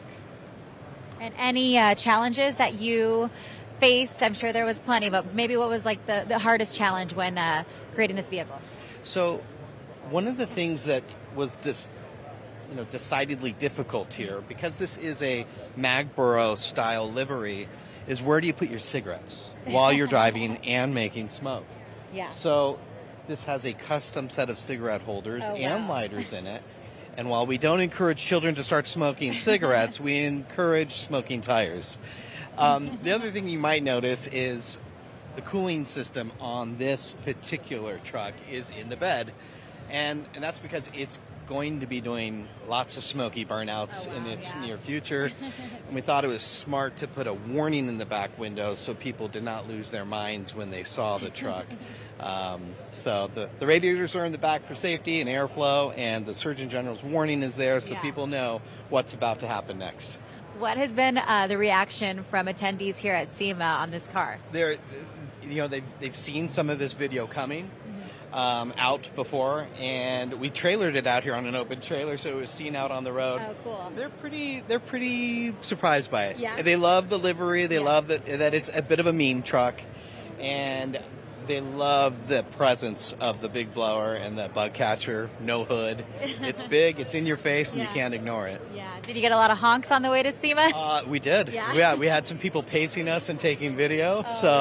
And we brought it down Las Vegas, the Strip, the Boulevard. Yeah. So that was kind of fun too. A little lighter traffic, so we could do that. Yeah. Have you gotten the opportunity to check out the show at all? Anything exciting? A little bit today. Hopefully more tomorrow. When you're working a booth, you're here working. I know. You know how it is. Always having to man the fort. Lastly, anything that maybe we didn't see that you want to share? Any unique parts of this vehicle? The thing that I would point about this truck in particular is everything is custom below the blower. Right. So all the intercooler, the lower manifold, that was all specifically designed in CAD and cut from billet by the builder. It's very unique. It's a very high level of design. So it's not something that somebody can just make happen by walking into a store and buying it. Right, absolutely. And do you have any advice for somebody wanting to take on a build of this ambition? I think this is a build that most people are not going to start with, but I think it's I think it gives people ideas for their own builds, and that's really the point of SEMA. Building levels at cars at this level takes an incredible amount of talent and funds. But, you know, you're going to walk away just thinking, you know what, maybe I do want this blower for my build. Maybe it's not going to be exactly this version or this style. Or maybe I love some elements about that truck, and I'm not going to do the whole thing, but I like this, this, and this. And they influence people's ideas when it comes to their own projects. Absolutely. And let's chat a little bit about this supercharger right here. So this is another Moab. This is a 3100, and it's on an LS motor. So what we're showing here is this new lower manifold setup. So this will allow you to buy one of our Moabs, install it on an LS motor with an intercooler. This is intercooled, and that's very efficient. That makes horsepower more efficiently and smoothly on the street. So this is going to be in a truck of ours very soon. You know, we're proud of what we do. We build vehicles and we use them. So be on the lookout for our C10 with this motor in it. Awesome. Well, thank you so much for showcasing your product and your vehicle, Todd. Once again, everyone, this is Todd Payne, sales director at the Magnuson display. Back to you, Chris. Thanks a lot, Aaliyah. Very aptly named the mother of all blowers. That thing is truly insane. I got to make it out there to the Magnuson booth to check out that F-170. Great stuff, Aaliyah. Thank you so much for that. And right now, we got some more fun stuff coming your way. And there's Spags Jr. standing by with JC. What do you got for me, man? Try not to have too much fun, JC. Oh, Chris, everyone gathered around it. Maybe you've got SEMA Live streaming in the background. You're in the shop, we're eating lunch. Everyone gather around because something amazing is about to happen. Mike Spagnola Jr., good to see you, buddy. Good to see you as well, man. Tell everyone where we are. We're at the Spark Horsepower Rodeo. What's happening here outside? So, I mean, what's going on outside is we're just a whole bunch of motorsports enthusiasts, and we're just pulling all of our toys together, right? We got drift cars going on out here. We got NASCARs going on out here. We got motorcycles. We have off-road trucks. I mean, we are putting on the greatest motorsports show the world's ever seen. What I love about SEMA is from blocks away you can hear the sound. You guys are the ones that are creating the sound. What are we going to see behind us here today? So in a minute we're going to queue up an off-road truck, a couple drift cars, and we're going to see if we can do a little cross to jump them over each other. We're literally going to be jumping over cars out here. Absolutely insane, yeah. This is the stuff you did with your Hot Wheels as a kid, but we're doing it now as adults for real life. We're doing it in real life, yeah. We got some of the best drivers out here from all around the United States. And they're putting on a show all week long. Do you need to queue anyone up, or what do you have to do here? Yep. Let me get these guys queued up, ready to go, and we'll put on a You little go show. do your thing, yeah. Good Okay, deal. he's going to go get everyone queued up here. We've seen a lot of wild things. Oh, he's literally like running away from me. We've done a lot of wild things here at SEMA. I don't know if we've ever jumped cars, and the way Mike was describing it, it's going to be, they have some drift cars, and I think they have some of their off-road cars that literally they're going to be jumping up over the cars behind us. And there goes Mike over there to queue up his guys. It's much easier to run over there and tell the person versus using a walkie-talkie. So he's queuing up the drift drivers first, and then we see the trucks that are behind him. They're the ones that are going to come out here on the track and be jumping over. I think what he said, they're going to be jumping over the cars that are drifting, as we might see. So drifting and cars jumping over it. And by the way, when Mike comes back here, Spark just won a really cool SEMA product award. We'll have to talk to him about that. But he's queuing up the trucks right now to come outside here, some really cool off-road trucks. And I don't know if the crowd knows what's going to happen behind us. Do you know what's about to happen? We're going to take a truck and we're going to jump over drifting cars. That's great. Yeah, that's insane, right? There goes one of the trucks out here right now.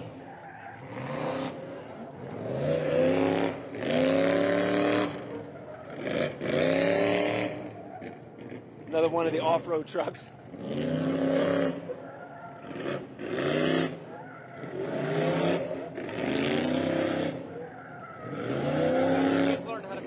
Yeah, seriously.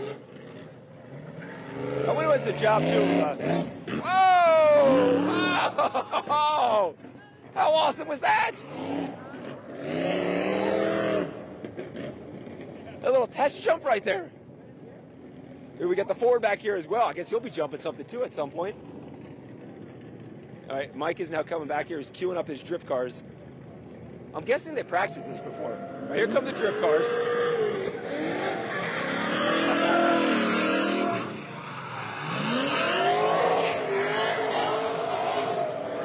Drift car, here comes truck.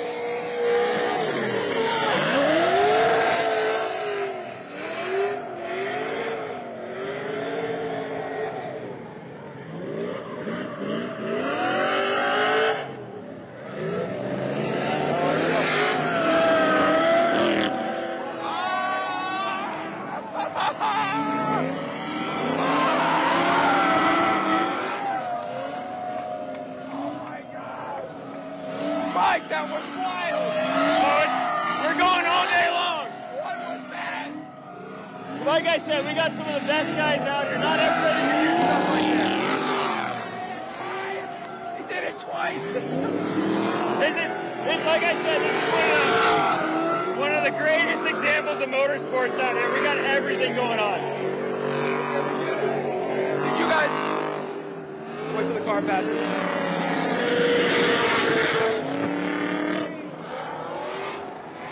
When a car passes, you feel the tire and the dirt just comes up in your face. Yeah, it's an entire experience being out here. You don't only get to just see it, but you get to feel it. You get to smell the rubber. You might get hit with a couple little pieces of rubber. I mean, you're fully immersed in this thing. He's still going again.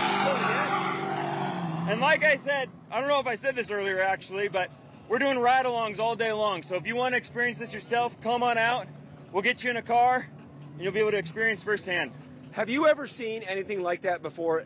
Leave a comment if you have or have not, because that was just wild. Now, SEMA is open to the public on Friday. So people that buy a ticket at SEMA, do you charge extra for the ride-along or you just sign up? Completely free. It's one of the only events out there that I've heard of where it's completely free to get into a full pro drift car. What an experience that was. Now, I was trying to explain. You mentioned before we started that Spark won a SEMA award. What did they win? Yeah, we won Best New Product for, I believe, Tools and Machinery.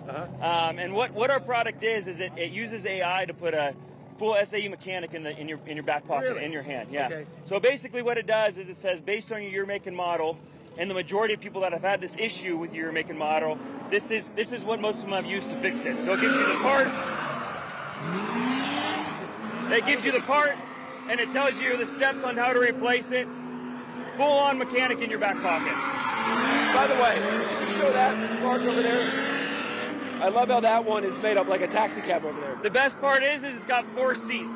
We put 4 people in that car and send them sideways. But back to the your award. So I've got an issue with my 2017 Dodge Challenger. I can punch in what's going on, maybe take some pictures, and based on past history, it'll tell me what I need to do. You don't even need to take pictures. You just talk to it like a human. Really? Yep. That's wild. Yep. It'll record sounds. You can take pictures and say, what's this? It'll tell you torque specs, everything, start to finish for replacing your own product. That's available now? That is available right now. $129, no subscription ever. Is that something you download on your phone? Download it on your phone, and then you need our device. The device is $129. Okay, let's step out here.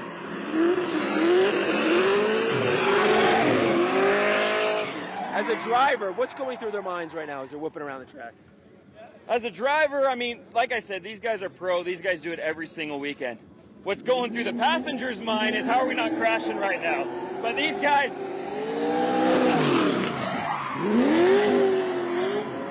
know how to push it to the absolute limit, and they're doing it every single day out here.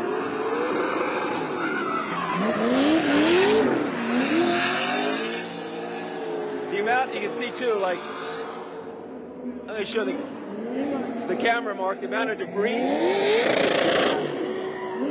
It's wild, the amount of rubber. These are souvenirs. Watch it. I gotta tell you, Mike, when they said you're gonna go see Mike Spagnola Jr. over at the Spark Horsepower Rodeo, I figured to show us some really cool cars. I had no idea we're gonna have cars just drifting and your off-road vehicles are gonna be launching over them. We won't put people in it when we do that, just so you know. But show them real quick the souvenir that you're talking about. This is a souvenir. We're giving this free of charge this week only, just so you guys know. That was just over the top stuff. Do you guys see the cars jumping, the trucks jumping the cars? Oh, are we gonna do this again? We're doing it all day long.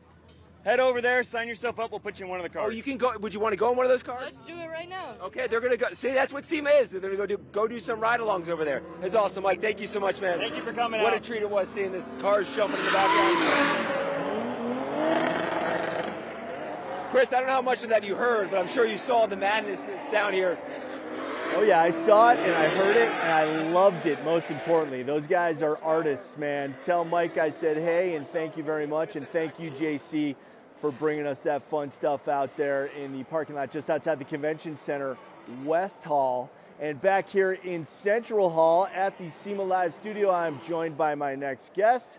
He certainly needs no introduction to the automotive community, but I am very proud to call him my latest co-host on Mecum Auctions. We'll be right back here in Vegas next weekend. The one and only Rutledge Wood. Oh, thanks. Chris, I thought you were going to say my friend. I was waiting for the part where you say my friend. It just never happened, but I'll say my friend. I'm going to make a note. What I'll do a rewrite. Yeah, that would be great. In the edit, we'll change it. Yeah, well, next week live yes, at Mecum, yes. I'll call you my friend. It's so great to be here with you. You know, I got to be with JC yesterday. Yep. And just, you're such a perfect voice of this industry, man, and it's so cool to see you here every day. I love it. Thank you, brother. I appreciate you saying that. And you mentioned JC, and you and he did a walkthrough of the Toyota display yesterday.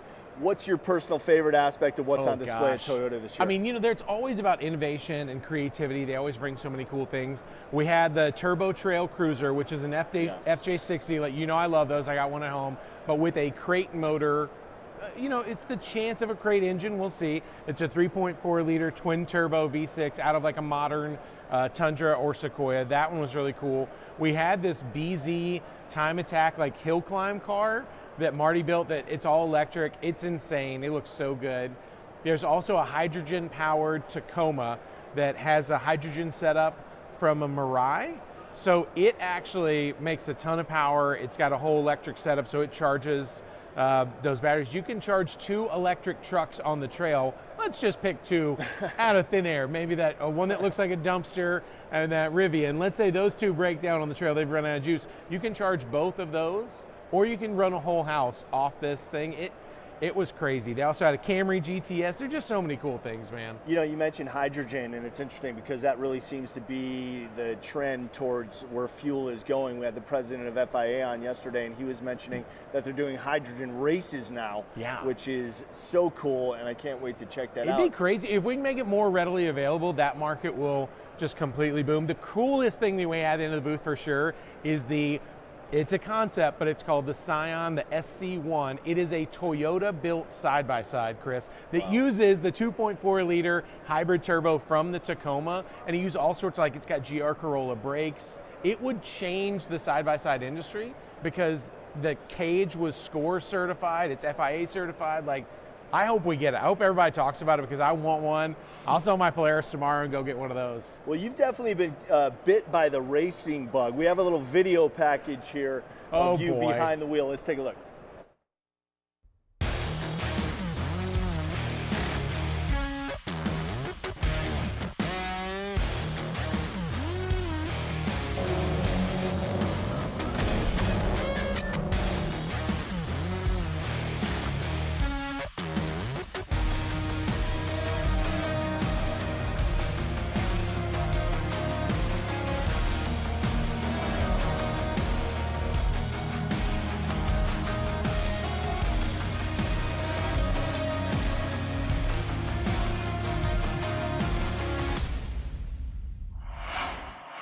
Plenty of good seats still available. Oh my gosh, dude. Thank you, whoever put that together. That's so cool to sit here and be like, oh my gosh, that was me. And just remember, like, oh, I'm right at the edge. Like, I can't believe I got to race in the GR Cup Series this year as part of the Legends Cup, which is really a nice way of saying people older than 45. I hit my 45th birthday 2 days before the season started, so I was eligible.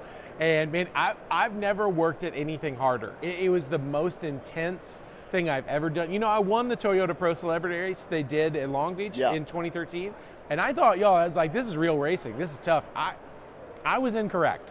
That GR Cup Series, it is the future of sports car racing if you look at who's in there, and it was just the most intense racing and work and focus, whether it was on my sim, whether it was in the car. Holy cow, it's for real. And he was not dressed casually there. Rutt's race suit was custom built for him to make him look like he is out in everyday life with the plaid shirt and the jeans. And I got on the podium. Thank you for including that. I was 3rd place for the Legends. Last race we had was at Indianapolis Motor Speedway, a place I've been to cover a million times, but to be on the track and race there was crazy. So I got 2 trophies. That's too cool. And you're getting some great validation from some very important people in the industry too. We had Sung Kang up here with us yesterday, and you're part of his Drifter movie. That's right. Yeah, so excited. It's so cool to be a part of something that I think really represents the heart of this industry and the love that people share. You know, Sung is a friend of yours too, and just he's one of those guys that everybody appreciates and they respect and look up to. So when he says, hey, I'm working on this project, I'd love for you all to be a part of it, everybody just came running. So I was so happy to play a small part in that. I'm headed to our stage in just a second to go over there, be there. And I think I've heard early next year, first quarter sometime, the movie's going to come out. I haven't seen it yet. I'm so excited, but what a cool thing to be a part of. We had a little behind-the-scenes footage here on SEMA Live yesterday, and it looked awesome. And I'm really excited for Sung and for everybody involved and you. And Sung is also one of your compatriots over there at the MagnaFlow. That's booth. right. Yeah, we'll be there tomorrow with our friend Jared DeAnda. I'm going to be at Odyssey Battery this afternoon. I was at MagnaFlow yesterday. The craziest part is I asked Sung to come by the big kickoff that I do every year for Toyota, and he hopped out of the car holding one of my sodas, my Fun Time Soda Pop, and I was like, oh my gosh, you didn't have to do that. But like, you know, it's just, it's all love with these people, and so yeah, to be here to celebrate everybody is amazing. These are for you. Speaking of which, I know, and I'm about to crack one and taste it. I want to point out that this, I love this mascot. This is Sunny. Yeah. The mascot of Funtime Soda Pop, and as Rhett pointed out before we came on here, ironically, Sunny is wearing sunglasses. Sunny is wearing sunglasses, and he also, I realize that he has a little bit of a body shape similar to mine. It's like an apple on two toothpicks, and he's got cool sneakers on, vision's impaired. It's pretty solid. But I started this because my youngest daughter's allergic to dyes, and you know, being a father, like I want to make something better than what was out there. So it does not taste like melted Greek yogurt or apple cider vinegar, and it's not a big chemical bomb either. It's just got real fruits in there. We're going blueberry raspberry. That's right. I'm going to crack it. Oh, now this is exciting. It's room temp, so I like them ice cold. I'm not going to let that hold me back. Good. I like it ice cold too. But here we go. Man. Taste test. Fun Times Soda Pop. That's right. Don't forget, laces out. Ooh, that's pretty good. Right? It's got like an energy drink quality to it. Like it's not overly sugary. Exactly. Yeah. It's just got real pure cane sugar in there, organic cane sugar. It's got fruits in there. That's the whole shebang. Like no corn syrup. It doesn't have that like throat coat. I know, we really tried. This is like a 2-year in the making. All the fun, no fake stuff. That's how we live, babe. You heard it here first. No Go out and fake get stuff. yourself some Fun Times. Where can they find Fun Times? At funtimesodapop.com or at Amazon. We're in a bunch of 7-Elevens in the Chicago area. I did that for you, Nice, your thank you. hometown. Thank you. And a bunch of places in Atlanta where I live. We've kind of launched there. So yeah, please go out, support it, try it, tell me what you think. I've heard it makes a great mixer. And finally, if you can talk at all about it, talk about your new project they're going to be shooting next week. Oh yes, on Monday we start shooting a brand new show with Bear Grylls, and it's called Adventure Garage. And I'm so honored to be a part of this. This is a guy that we've watched. He's a legend for years. I mean, you think Absolute about what legend. he does with wilderness and how he takes people places they've never been before. Yeah. And so I get to be the one that builds 8 unique vehicles for him to go on these insane trips, and he might skydive in, or who knows how he's going to get to these vehicles I leave out there for him. And then he's going to take people to some places they've never seen before, never imagined what you could do with a vehicle before. And I've got a great team that I assembled to help me engineer all these things. It's going to be insane. But Adventure Garage, I think it's going to come out probably, my guess is next summer, and I'll tell you where. I think it's Amazon, but I'm not 100% sure on that. So we'll see. It's coming out somewhere, but it's going to be great. Nice to know, where That's it's going to true. be I'll tell you. disseminated. But hey, I'll tell you. Let me ask you this. Has there ever been a day in your life where you haven't had fun? I mean, you have the most fun I really of tried anybody to. I know. I really tried. My friend was asking yesterday, they're like, do you and Chris get to hang out when you're doing the Mecum auction? I was like, oh yeah. We hang out all day at work, then sometimes we get to go to dinner, do stuff. I said, if Chris isn't running to go watch a Chicago Cubs game, something else, we have time. But man, I just think we're so lucky to wake up every day and to get to do the things we love. So I want every day to be fun. Yeah. I will say my daughters, when you can start your day at 6 a.m. like that, that's a lot for some people. And I recognize I'm on the gas the moment I wake up and the moment I go to sleep. So I do know there's a grace period. You're like that a dino. Yes, it can be a bit intense sometimes. But I think that's what it's all about. Every day should be a great day. Yeah. So, well, and I'm so happy that you joined our broadcast team at Mecum, because it is so much fun to interact with you. My favorite moments, of course, are when we're both up on the block and we're just laughing and making references and trying to bring a little levity to the auction broadcast. And I hope if people are watching Mecum Auctions that they're having as good of a time as we are up there. I hope so. We love it. I think we're a really good example of, like, we come from different sides of this industry. Like, your love and knowledge of Mopars is incredible. I like them, but I don't know the detail that you do. When a Japanese car comes up there or a crazy Land Cruiser, truck, yeah. you're like, go.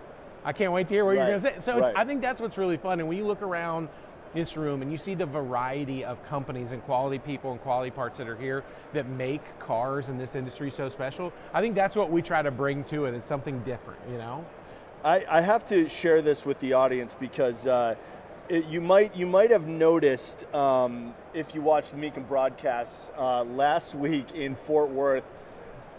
We had a little contest to see who could get the most SAT words into the Mecum broadcast, and we started very simply. I think the first one that I threw in there wasn't even like an SAT word. It was cauliflower, but we worked it in there. Yes. And then your first one was a little bit more difficult. Oh gosh, I don't remember what we started just trying to one up each other because we thought this will be fun. Everyone at home is going to be like, "Are they for real?" Yeah.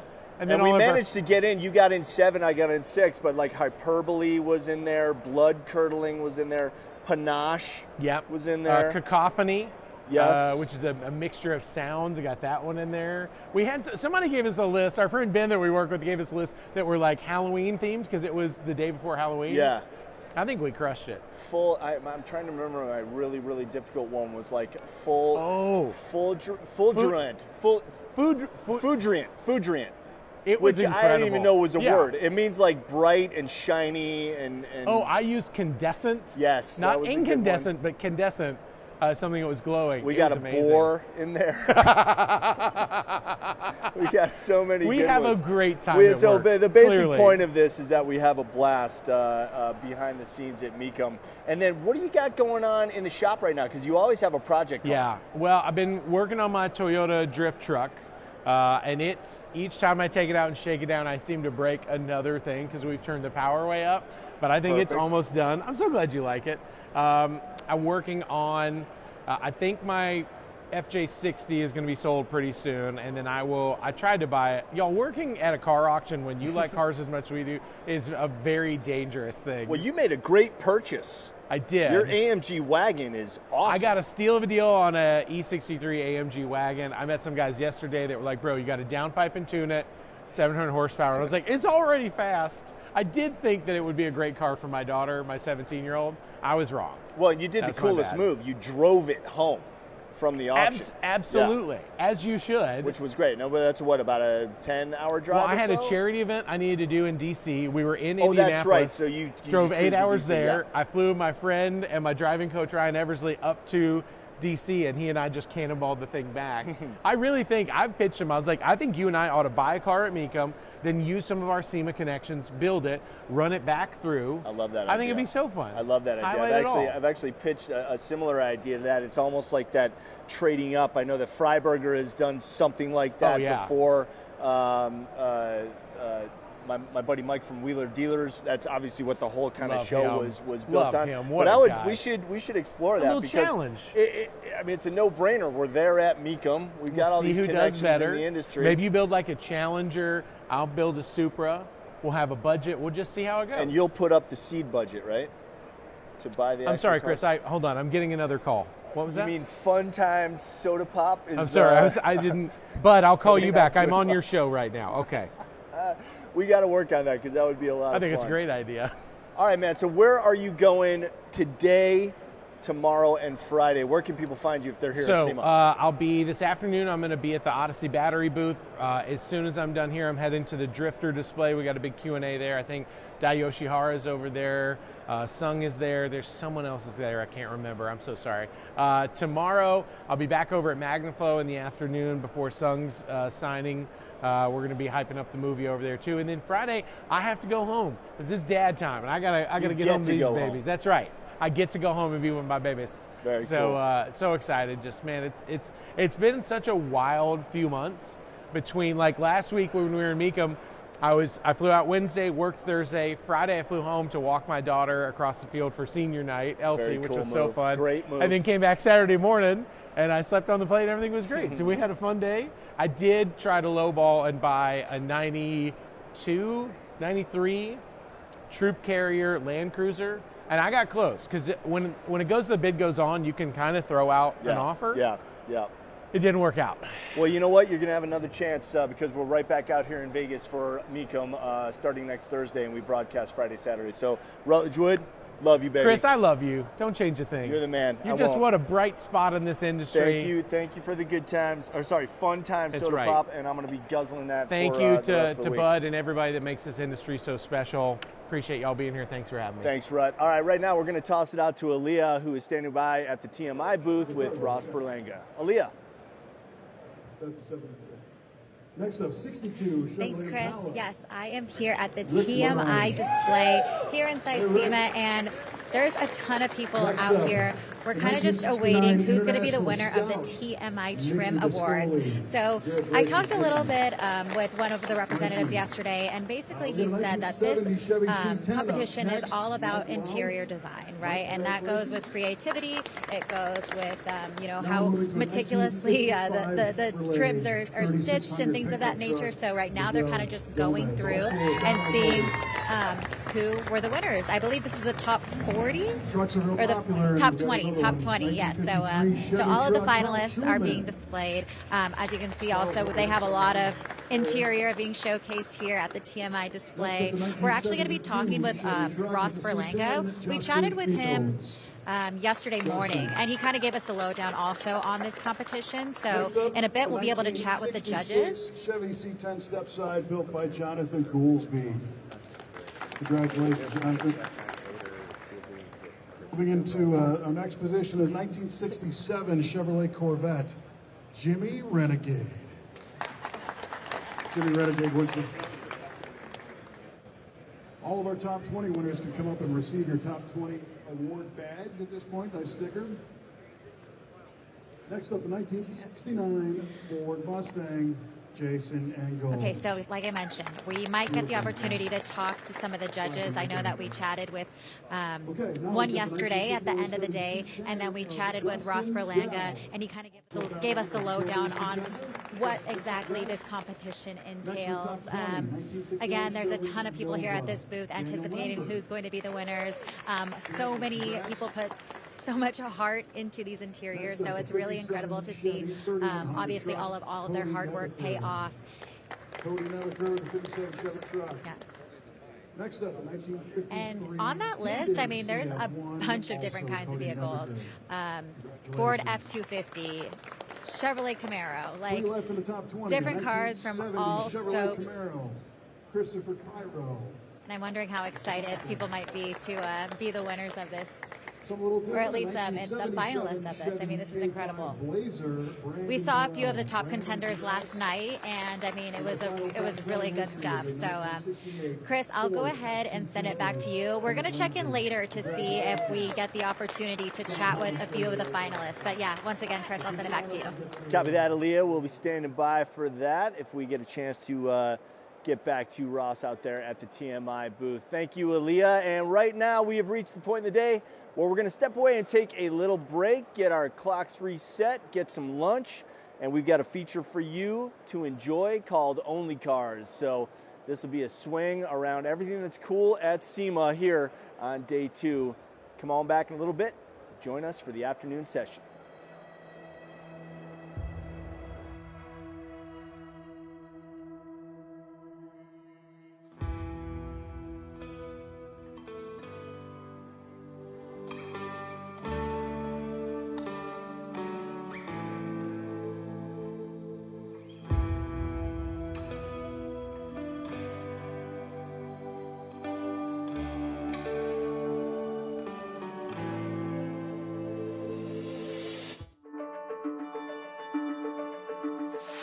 The automotive aftermarket is powered by people, building, innovating, selling, and bringing passion to everything they do.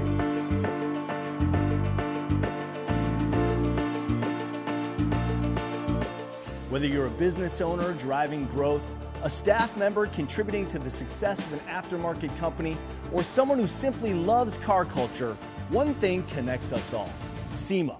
And the lifeblood of SEMA is our membership. SEMA serves the industry with two types of membership: business and individual. SEMA Business membership is built for companies that keep the aftermarket moving: manufacturers, retailers, resellers, service providers, and more. As a SEMA Business member, you get more than just benefits. You gain access to a complete set of tools built to help you grow. From cutting-edge product development at the SEMA Garage to powerful data solutions through SEMA Data. From unmatched industry connections through SEMA councils and networks to global exposure at the SEMA show. You'll also get market research reports that help your business stay ahead of the curve, and an industry-leading government affairs team that is on the front lines in Washington, D.C. and your state, fighting to protect your automotive freedoms. SEMA Plus is your all-access pass to the world of car and truck culture. Whether you're a builder, a wrench turner, a content creator, or simply someone who loves to drive, this is where you belong.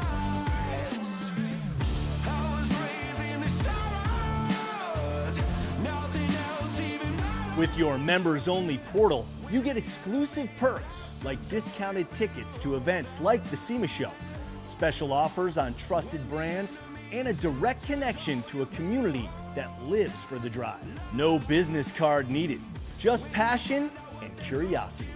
SEMA Plus, your ride, your voice, our community. Wherever you are on your journey, SEMA meets you there with the tools, access, and community to help you accelerate forward. Join the movement that's driving the future of the automotive aftermarket. In the automotive aftermarket, success takes a community. Behind every great business and career, you'll find a network of people who stepped up, shared knowledge, and opened doors. That's what SEMA's councils and networks are all about. SEMA's councils and networks are communities organized around shared market segments, categories, and experiences. They exist with a unified goal to empower the people and businesses who drive this industry forward. Whether you're new to the industry or leading a team, these groups offer unmatched opportunities to grow personally and professionally. Volunteer roles build real leadership experience. Members gain visibility, confidence, skills, and connections they'll use for life. This is where tomorrow's industry leaders and their businesses are driven by people who are committed to paving their road to success.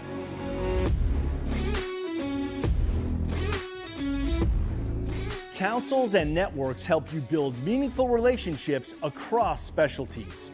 At the SEMA Show, the PRI Show, premier industry events, and even virtually. This is where professional connections meets personal growth. Get involved, stay connected. Let's work together to drive our businesses forward. Your experience matters. Your voice matters. And this industry will only get stronger when we all show up for each other. Get involved, stay connected, and be a part of the change. Join today.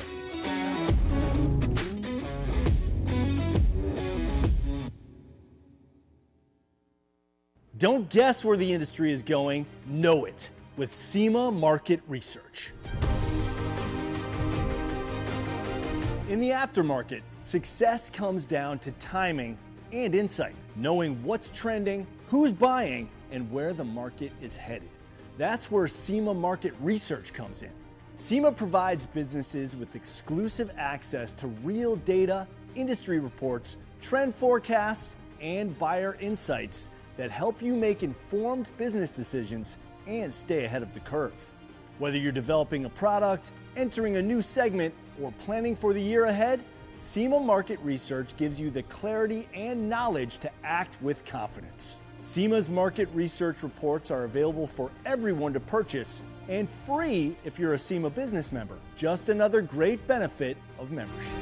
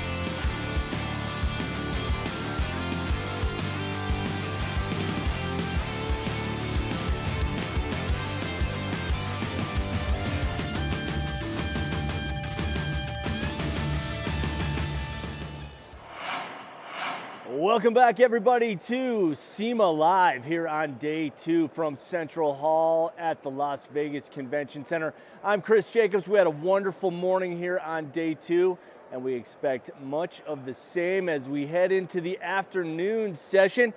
And let's see what we're going to be getting to this afternoon. At 12:41, we are going to be visiting with TJ Dennis. He is from BF Goodrich. He'll be joining me here in studio. At 1:18, a Boot Barn vehicle walkthrough. At 2:02, Larry Chen vehicle walkthrough. At 12:20, a vehicle reveal with Kev Dog from Kindigit Design. Mario Andretti will be joining me in studio at 2:47.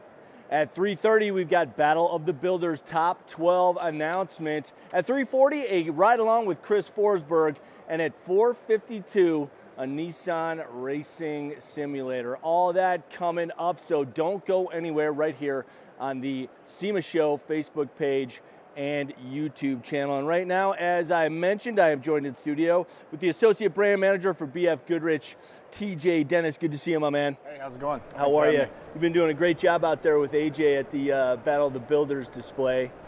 In particular, you guys are sponsoring the Young Guns. Man, I don't even know if we can call these guys Young Guns anymore, just because of their age. They are bringing the skills. No, I mean, it's been impressive what they brought to the table. It's really cool that BFG has the opportunity to participate in this.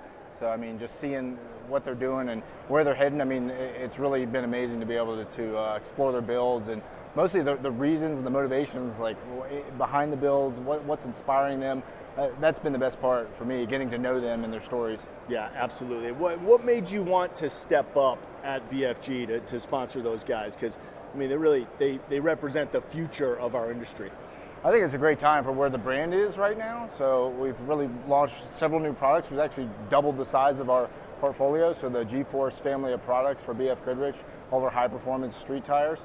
It couldn't be a better time to align ourselves with the up-and-coming builders and create new relationships and really, most importantly, support the up-and-comers in this industry. So we need the next generation, and those are the guys. Yeah, I think we've seen half of the top 10 finalists so far featured here on SEMA Live.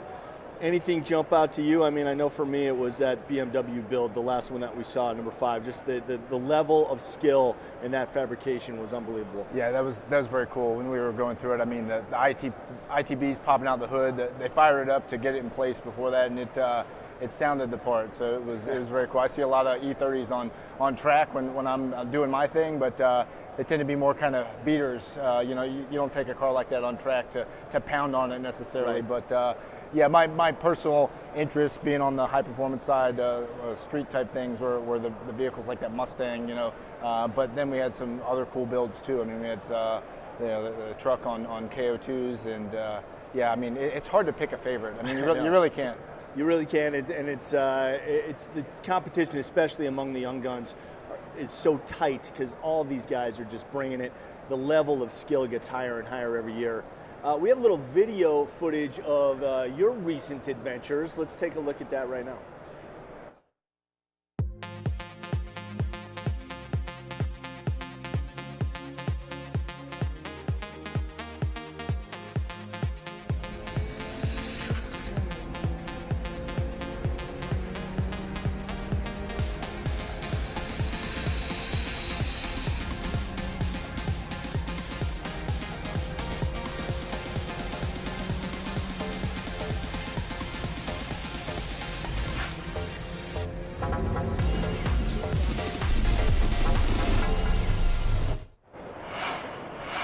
Very cool. We'll speak first about those Humvees there, man. Very cool. You're a veteran yourself, so probably near and dear to your heart, that project.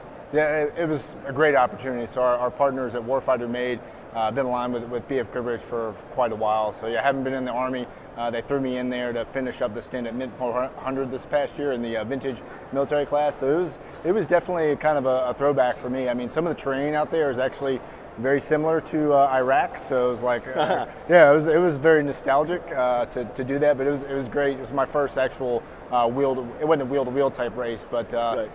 The other things you saw were more kind of a track day type of deal with what NASA. were you behind the wheel of there? So just an NB Miata. You know, it's not fast, but definitely handles and brakes well. So I'm riding on G-Force Rival S, our product that's meant for that type of stuff. But yeah, recently just got my time trial license with NASA. So moving up the ranks slowly and Nice. having an absolute blast. But it's cool being in this industry. I mean, we're all so passionate. We're all gearheads, and yeah, those are the kind of things that I'm doing in my spare time. Yeah, you know, those Miatas might not be the fastest cars out there, but they are set up for the track with that mid-engine configuration. Yeah, they do punch above their weight for sure. I mean, you saw they're getting a point buy from the Cayman S and then a Mustang GT 350. So it was like, you know, yeah, like the car's not very quick, and you know, it depends on the drivers you're up against, but it always feels nice to get a point by. What track was that we just saw? That was Atlanta Motorsports Park. Nice. Yeah, so I normally run on tracks in the southeast, so Road Atlanta,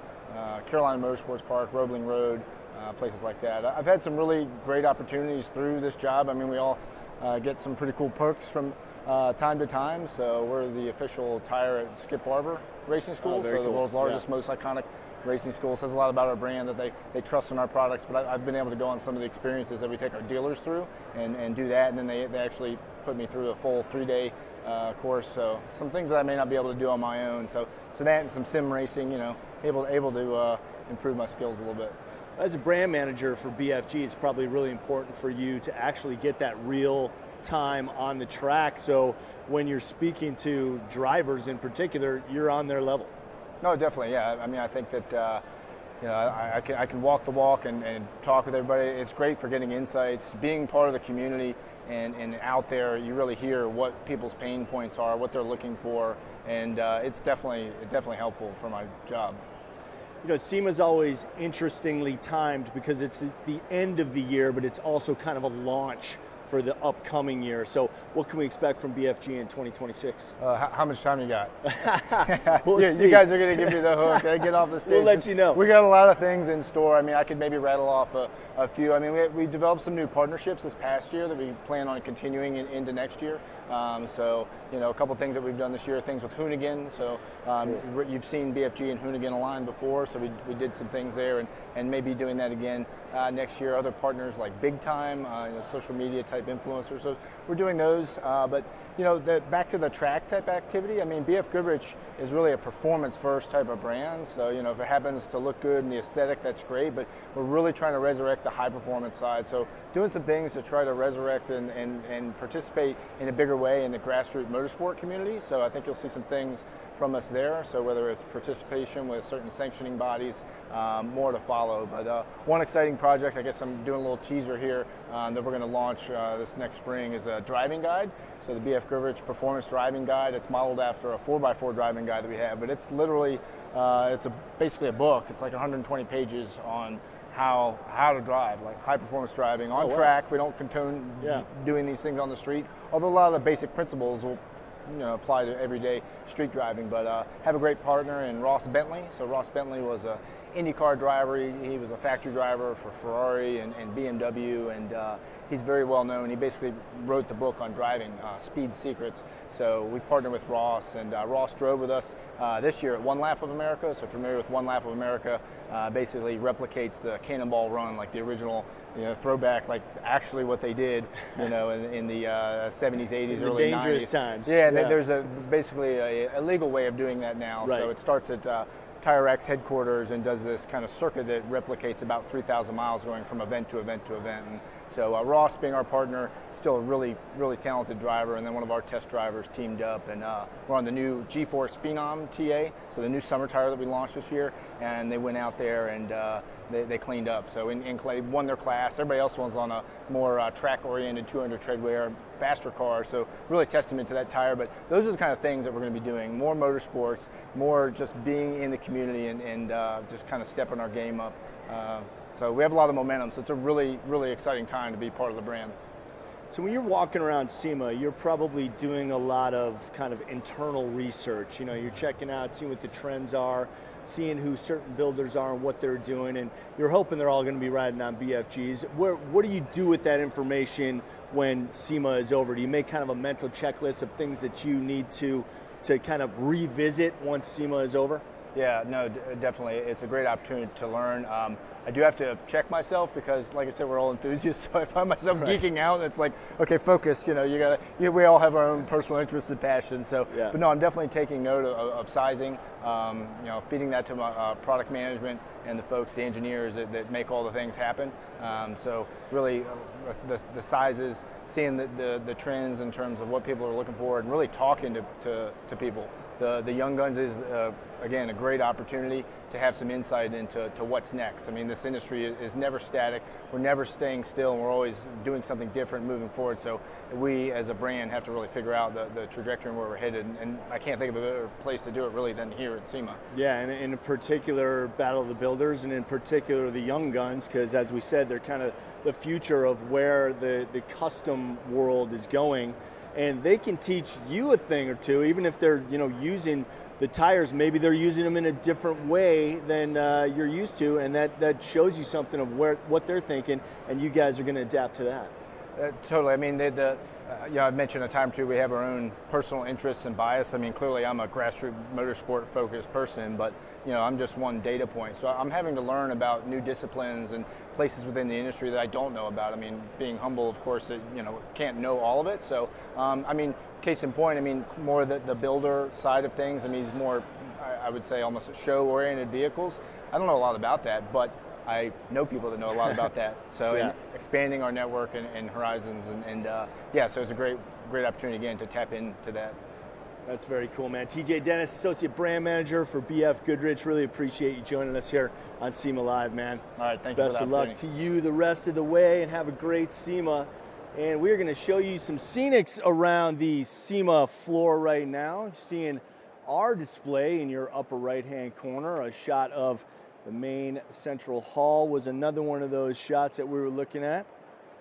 And then finally, I think we've got an outdoor scenic to show you, but right now you're seeing, and it's even more packed than it was yesterday inside of Central Hall right there, and it's just so great to see. We're completely back here in SEMA at the Las Vegas Convention Center, and just having a blast. We're in afternoon of day 2. There's our outdoor scenic right there. Plenty of activity happening in the parking lot just outside of South, Central, and North Halls.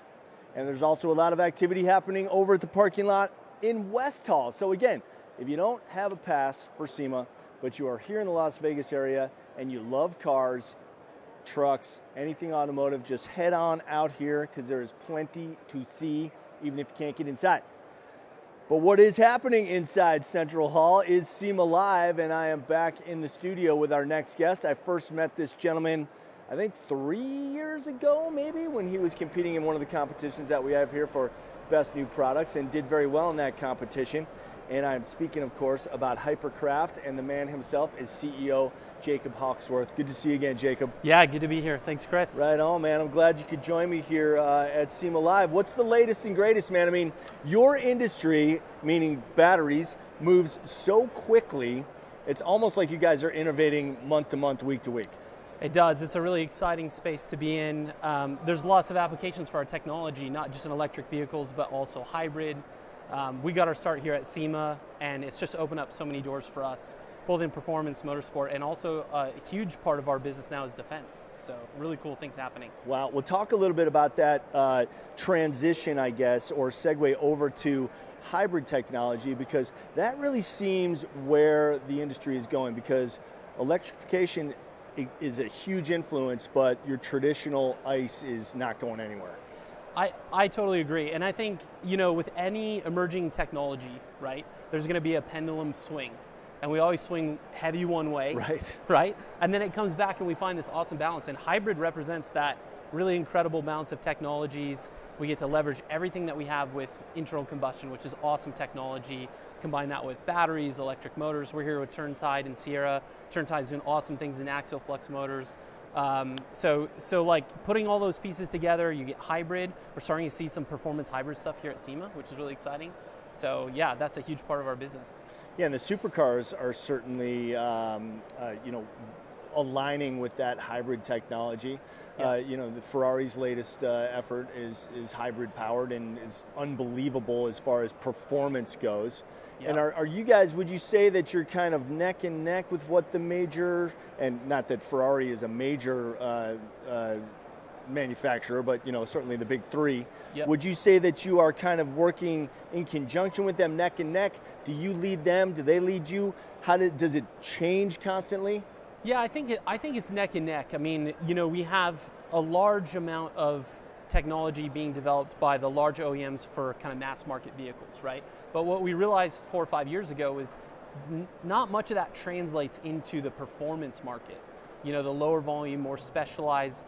You know, we're pushing the technology further. So it's cool to see the hypercars and the supercars.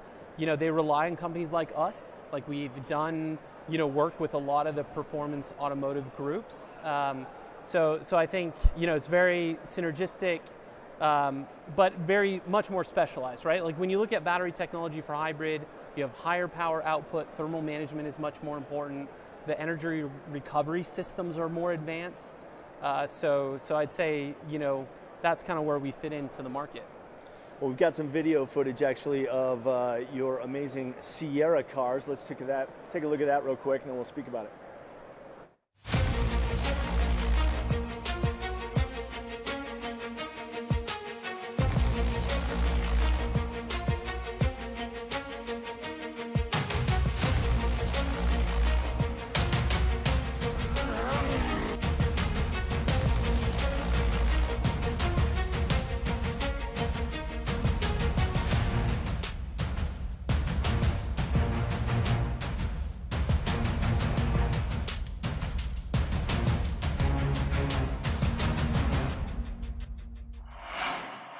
That is too cool. I got to tell you, I'm immediately intrigued because I love off-roading.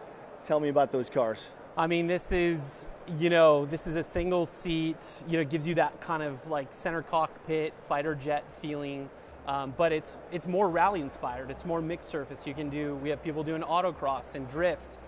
We have a car here with Optima out in the yard doing, you know, burnouts and drift demos. But we also use it off-road racing, so dirt track, and we've got somebody that's jumped it over 240 feet. So it's got Fox shocks, like it's kind of all the really cool aspects, but it's fully electric, and you know, yeah, just the performance is incredible. Yeah, so there's no delay in instant power because it's obviously all electric. Huge amount of torque. Yeah, that's amazing, dude. Jacob Hawksworth, CEO Hypercraft. Best of luck to you, my brother. You are absolutely crushing it in the industry, and I love to see your success. Good to be here. Thanks for joining us here on SEMA Live. And right now we're going to toss it out to JC, who's got a booth walkthrough of Spark products. JC, take it away, buddy.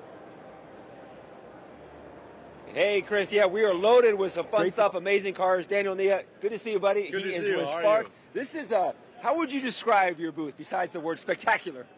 You know, we're really bringing out the Fast and the Furious garage out here and making it come true for a lot of the fans out there who grew up watching Fast and Furious and being in love with the car. I myself, I'm one of them. This is my R34, and this is the car that got me really into the car culture and being a car guy. So being able to see it over here, as well as a collection of all of the movie cars, is really a dream come true. And I just want to illustrate that to the majority of the audience out there coming into SEMA, because I know we're all car peeps. So we just want to bring that out and share it with everybody. How hard was it for you to get your hands on an R34? It was definitely not easy, and it is, you know, definitely not more easier to get half of these cars together in this booth and making people be able to get access close to them. You know, obviously we have the R34 Skyline that's driven by Paul Walker in the movie with Brian O'Connor, the Supra from the first movie, the four-way street race. We have the Green Eclipse as well as the RX-7 over there, but with Vin Diesel, and it's just an amazing collection of cars that we love seeing. We turn around here, and let's show everyone this here, because this car, it should be in a museum, should it not? Or is the real one in the museum? The real one is in the museum, and it's almost impossible to get it out, so we have one of the cleanest replica over here of the S2K that is obviously driven by Suki, the character in the Fast and Furious, and this is the cleanest replica that you can find, and it's just a phenomenal car, you know. All these cars are phenomenal. Fast and Furious, the franchise when it came out, it has such a passionate fan base. People still follow it to this day. Why do you think the movie struck a chord with legions of fans? I think, you know, really it's about showing the true experience about the car community as well as the car culture and the and the embedment that we love cars, and car is almost an extension to our personality. Yes. And I think that's an important part, and that's what brings us all together at SEMA this year and every other year, for as long as SEMA is doing, is because we are an extension. The cars, they are an extension of our personality, and this is one of the best platforms to feature it. It certainly is. And the one here on the lift over here, I keep turning around. There's cars left and right. The gold one here. Tell me about the gold one on the lift. The gold one on the lift was we call it the Slapjack. And that one was featured in the Too Fast, Too Furious as part of the street race racing. In between the purple S2K, the gold, what is it? The gold Supra. I want Mark to come over here, Mark, because I want everyone to see with the one that Daniel was talking about. Here's the gold one on top of the rack that we were just talking about. Okay. Yeah, so this one, this is the street race that got put together. We have the pink one, the pink S2K. The Slapjack Supra, along with the R34, that was in the first opening scene of the Too Fast, Too Furious movie. So really, it's about bringing that, amazing part of the car culture out is the important stuff for us. You brought Fast and Furious back to life here at SEMA 2025, and I believe you had one of the actors over here that was signing as well. Correct. We have the actor Chad Lindbergh. Chad is over here doing the signings. As you can see, he's very busy right now. The lines have been going on for more than 2 hours. Oh yeah, there's the line around the booth too. Yeah, and this is a car that he was featured in the first Fast and the Furious movie. As you can see, if you zoom in into the cars as well, this is his scene over at the Fast and the Furious, and this car is obviously signed by him, and being able to bring it out with his car that he got featured in the first Fast and Furious and really bring the fandom experience even further out is absolutely amazing. Tomorrow, we're going to have Cody Walker do the signing at 1 p.m. tomorrow. What's Cody going to sign, this one? Or? Cody will be signing the Supra, this one, as well as he's just going to be here doing meet and greets and signings of the cars, the fans just having a big moment. Was Noel G here at some point, or is he coming by?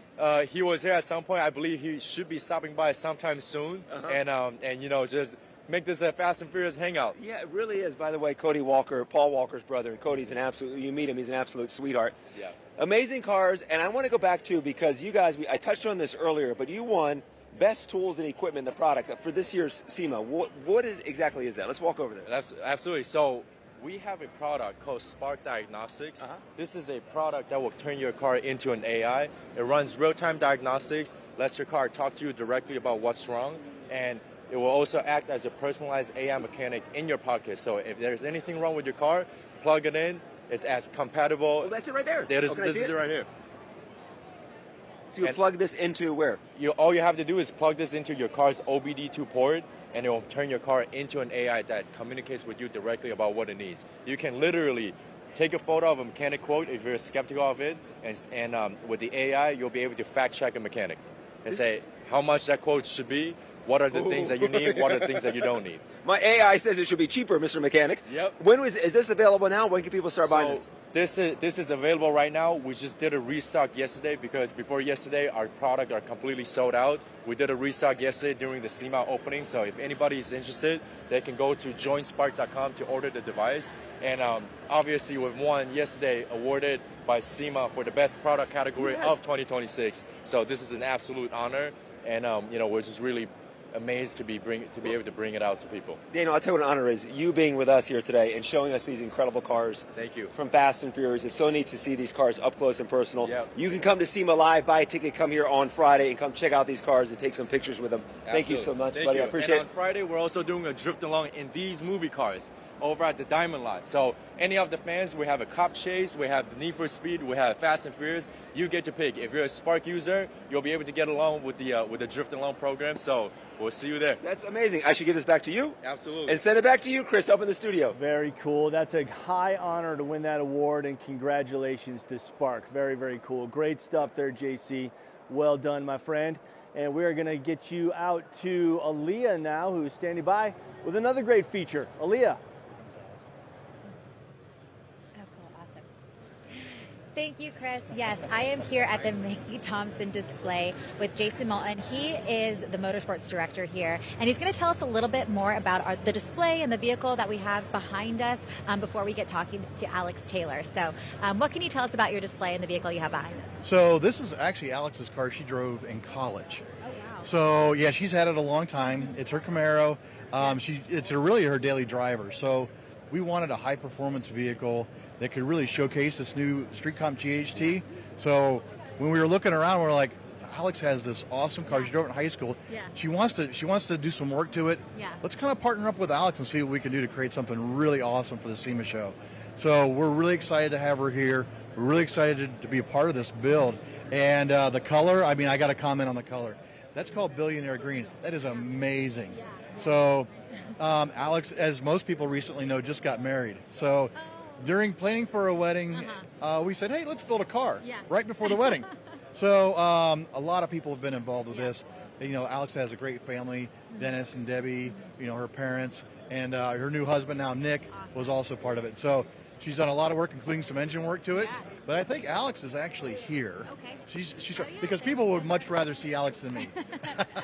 All righty. I think we're ready for Alex. We're going to... hi, Alex. How are you doing? Good. Let's go ahead and step into frame over here. I chatted with Jason before, and he kind of gave me a little bit of the lowdown regarding your vehicle, that it was your vehicle that you had when you were in high school? Actually, I had a 68 Camaro when I was in high school, and so when I went to college, I needed something that was at least a little cool, that I didn't have to worry about, and so, I drove it to college every day, and it's one of those, it's been something on my list of things to do, but then the opportunity arose with Mickey, and so we just threw it together real quick, so. Real quick, how quick we talking? A week and a half, because I had a wedding to finish planning, so we did a cam and lifter swap, did a little bit of performance upgrade, and then sent it off to the wrap shop while we had a wedding, and then it showed up and it's wrapped, so with wheels and tires, so yeah. And then describe this collaboration with Mickey Thompson. I mean, are they your go-to wheels typically? So Mickey Thompson is a partner that I've had the chance to work with for, officially for the last 2 years, 3 years now. But ever since I've been drag racing, they're the tire of choice. I was running drag radials on there when I had a 68 Camaro, and now I run their Big Bubba on my 55 Chevy, and they are my go-to, and the people behind it are truly passionate about what they do. So it makes it awesome. And what exactly did you do to this vehicle while preparing it for SEMA? Did you do much, or? So, for us, I wouldn't call it a build, because everything we do is normally super in depth. But this was a true 2SS car. But the person I bought it from before, they swapped the front end out and swapped the hood out. So I had hit a curb and busted the front end, so it was zip tied together. So mainly we did cosmetic upgrades, put a new front splitter on it, new bumper, new hood. Wrapped it in collaboration with Mickey Thompson, and then the biggest thing for this is the reason it's even here is because Mickey Thompson has the new tire that they just released, which is great for modern muscle car. So that is brand new.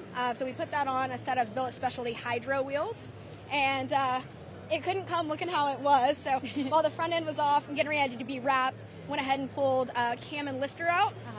And did a DOD VVT delete, put a nice sounding cam in it, mild but still drivable, and wrapped it. And so we have a little bit of performance upgrade and a lot of cosmetic upgrades. So, are you going to continue to drive it like this once it's a home from SEMA? Yeah, this is so. For me, I'm used to our cars that we would normally have here being 2,000-3,000 horsepower drag cars that are still street legal, but this is truly a very mild car for me.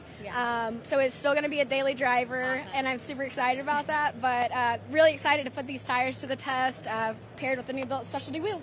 Anything special going on in the interior? Can we check it out? It is so basic. You're totally welcome to look at it, but when I tell you this is truly it's truly a daily driver, again, I feel weird. This isn't a true build. I would never call it a build. It's very simple. You can still see the rips in the seats from where my dog jumped in a couple times. But mainly, this is to showcase the fact that this is a very basic, modern muscle car. Anybody could go buy a 2011 Camaro, 2012 Camaro, whatever, anything like that. And they can put this tire on and they're going to have an immediate performance upgrade. Mickey Thompson's all about traction and to really realize the full potential of your car, you got to have the right tire. So for Mickey Thompson to come out with a tire that is a perfect fit for cars that are easily accessible, it's a big deal. So yeah, for us, it's nothing crazy, but it's going to be a fun car to drive now. Yeah, absolutely. I mean, what a perfect collaboration, and it really does allow to showcase the tire above all. And then look at all these people here that are ready to meet you. I'm really excited. So I know we have some exclusive posters over here that they came out with, their limited edition, I should say. Last year, I drive a 55 Chevy. It's a 200 mile an hour, 6-second race car. It's street legal. They had a really rad poster that they made for that. Oh, this is my first time seeing it. Oh, yay, let's check it out. This is so cool. So that is so cool. I've not seen this. So Born to the Track, Unleashed on the Street. So the twist they did on this was last year. It was my 55 Chevy. We had the race tires on it, and it was all race-based. I had the helmet on and everything, and now you can see I'm still in the street clothes and everything. So this is showcasing the fact that, you know, Mickey Thompson is all about traction, whether it be on the street, on the track, when it's, you know, for the off-roaders and things like that. Mickey Thompson's traction, and it's all about performance, and that's what this is a new tire that they have just unveiled, and it's I'm so excited. These posters are awesome. Yeah, they look great, and I'm sure all the fans are going to enjoy them as well. And you came running in here. You're a little late. What did you have going on before? I'm sure you're probably busy with SEMA. Yeah, so when we were at before was we went out to the Radford booth, which Radford Racing School is a partner of Mickey Thompson, or Mickey Thompson is a partner with Radford Racing School, and they have their Mickey Thompson tires on their Demon 170s at the school. So for those that aren't familiar with that, basically that is a school located in Chandler, Arizona, where people go out and there's a whole variation of cars that they can drive. They like to say that if you have a vehicle, they have a class to teach you there, and it's really cool to be able to do a couple different brand collaborations with Mickey having their tires on for their drag classes with their 170s. And we were actually just out there just now talking about the fact that Radford right now has the front tires for the Demon 170s, which were exclusively sold through Dodge. Mickey Thompson developed them, but now you can actually get them at Radford. So we were actually just out there talking about the fact that, you know, they are available through them. But I think that goes to show that Mickey Thompson is the leader in developing, you know, and for our sport and our passion. But yeah, so I was out doing that. Funny part, I've been late all week this week because I came into SEMA late because I just got married. We just went on a honeymoon, and then this was my first time seeing the car, and it's in this form was this morning. So I ran in, and I'm like, oh, this is so cool. And now, as you guys are seeing, I'm like, oh, this poster's so cool. So SEMA is extra chaotic and extra busy this year, but I mean, it's as always, it's a great show. Yeah, I know Jason was mentioning that you had just gotten married, and so you're like kind of like on a constant delay like all week, but I'm sure it'll be so nice once you're, you know, everything's all done. And it is, and it's one of those, like, not that this is related to anything that anybody necessarily cares about, but sometimes it's really good to step away from stuff that you're around every day, because my whole entire past year I've been worried about finishing my shop. I have an 8,000 square foot shop, and I kind of had to focus on that more than focusing on racing. But I've got these really great partners that have been okay with that, and we've just been focused. It's nice to be back in the car world and getting to focus on, you know, what I actually love, and that's everything here, and focusing on 2026. Awesome. Well, congratulations on the car, congratulations on your marriage, and congratulations on having all these fans here for you. I know you're going to have an incredible rest of the week, and then hopefully you can chillax for quite a bit. But once again, thank you so much for your time. Alex, Taylor, everyone, I'll send it back to you, Chris. Thanks a lot, Aaliyah. Tell Alex I said hello. Such a fan of hers, and so happy for her success, and congratulations on the nuptials. Great stuff out there, Aaliyah, and back here in the SEMA Live studio with my old buddy who needs no introduction, but I'll say his name anyway, Aaron Kaufman. What's happening, hey, man? Good to see you, dude. I think this might be the first time I've actually seen you in person since you got rid of the look. Sure. I keep a low profile. Yeah, but thankfully you have retained the award-winning mustache. Sure, it kind of came back on its own. I don't have a razor that can cut it down, so here we are. That's awesome, dude. All right, well, I know that you got a couple cool things here at SEMA that you're going to explain to us in a minute, but I want to ask you first, what is it about the 57 to 79 Ford F100s that you love so much? They're incredibly simple and they're relatively cheap, so that's really exciting, you know. You know, who knows how you become attached to certain things, but it's like with the Ford pickup trucks, it's like I think that they are a major staple, right? I think so much of all the growth and everything that happened here, other brands too, but like Ford really carried, I think, a lot of the weight, and they build, I mean, so my truck, until I cut it up, existed in its stock capacity for 40-something years and did the job day in and day out. You know, and so there's a lot of neat trucks out there. I just gravitated towards that brand, and I love them, you know, just really simple. And in fact, so like my daily driver is a 79 F250, which is over at the hotel parking lot. So it's like that, I enjoy them so much. It ain't like I sell the dream and I hop in a brand new truck. I drive old crap every day. So. You know, it's funny, brand loyalty is just like coming down and rooting for a team, you know. Sure. You pick your team and that's who you're loyal to, you know. You're either bow tie, blue oval, or a frat song. Until they start building engines that they can't keep in a vehicle, and then brand loyalty becomes a little difficult. That's true. Now, you mentioned the 250. We actually have a video clip of that very truck. Let's take a look.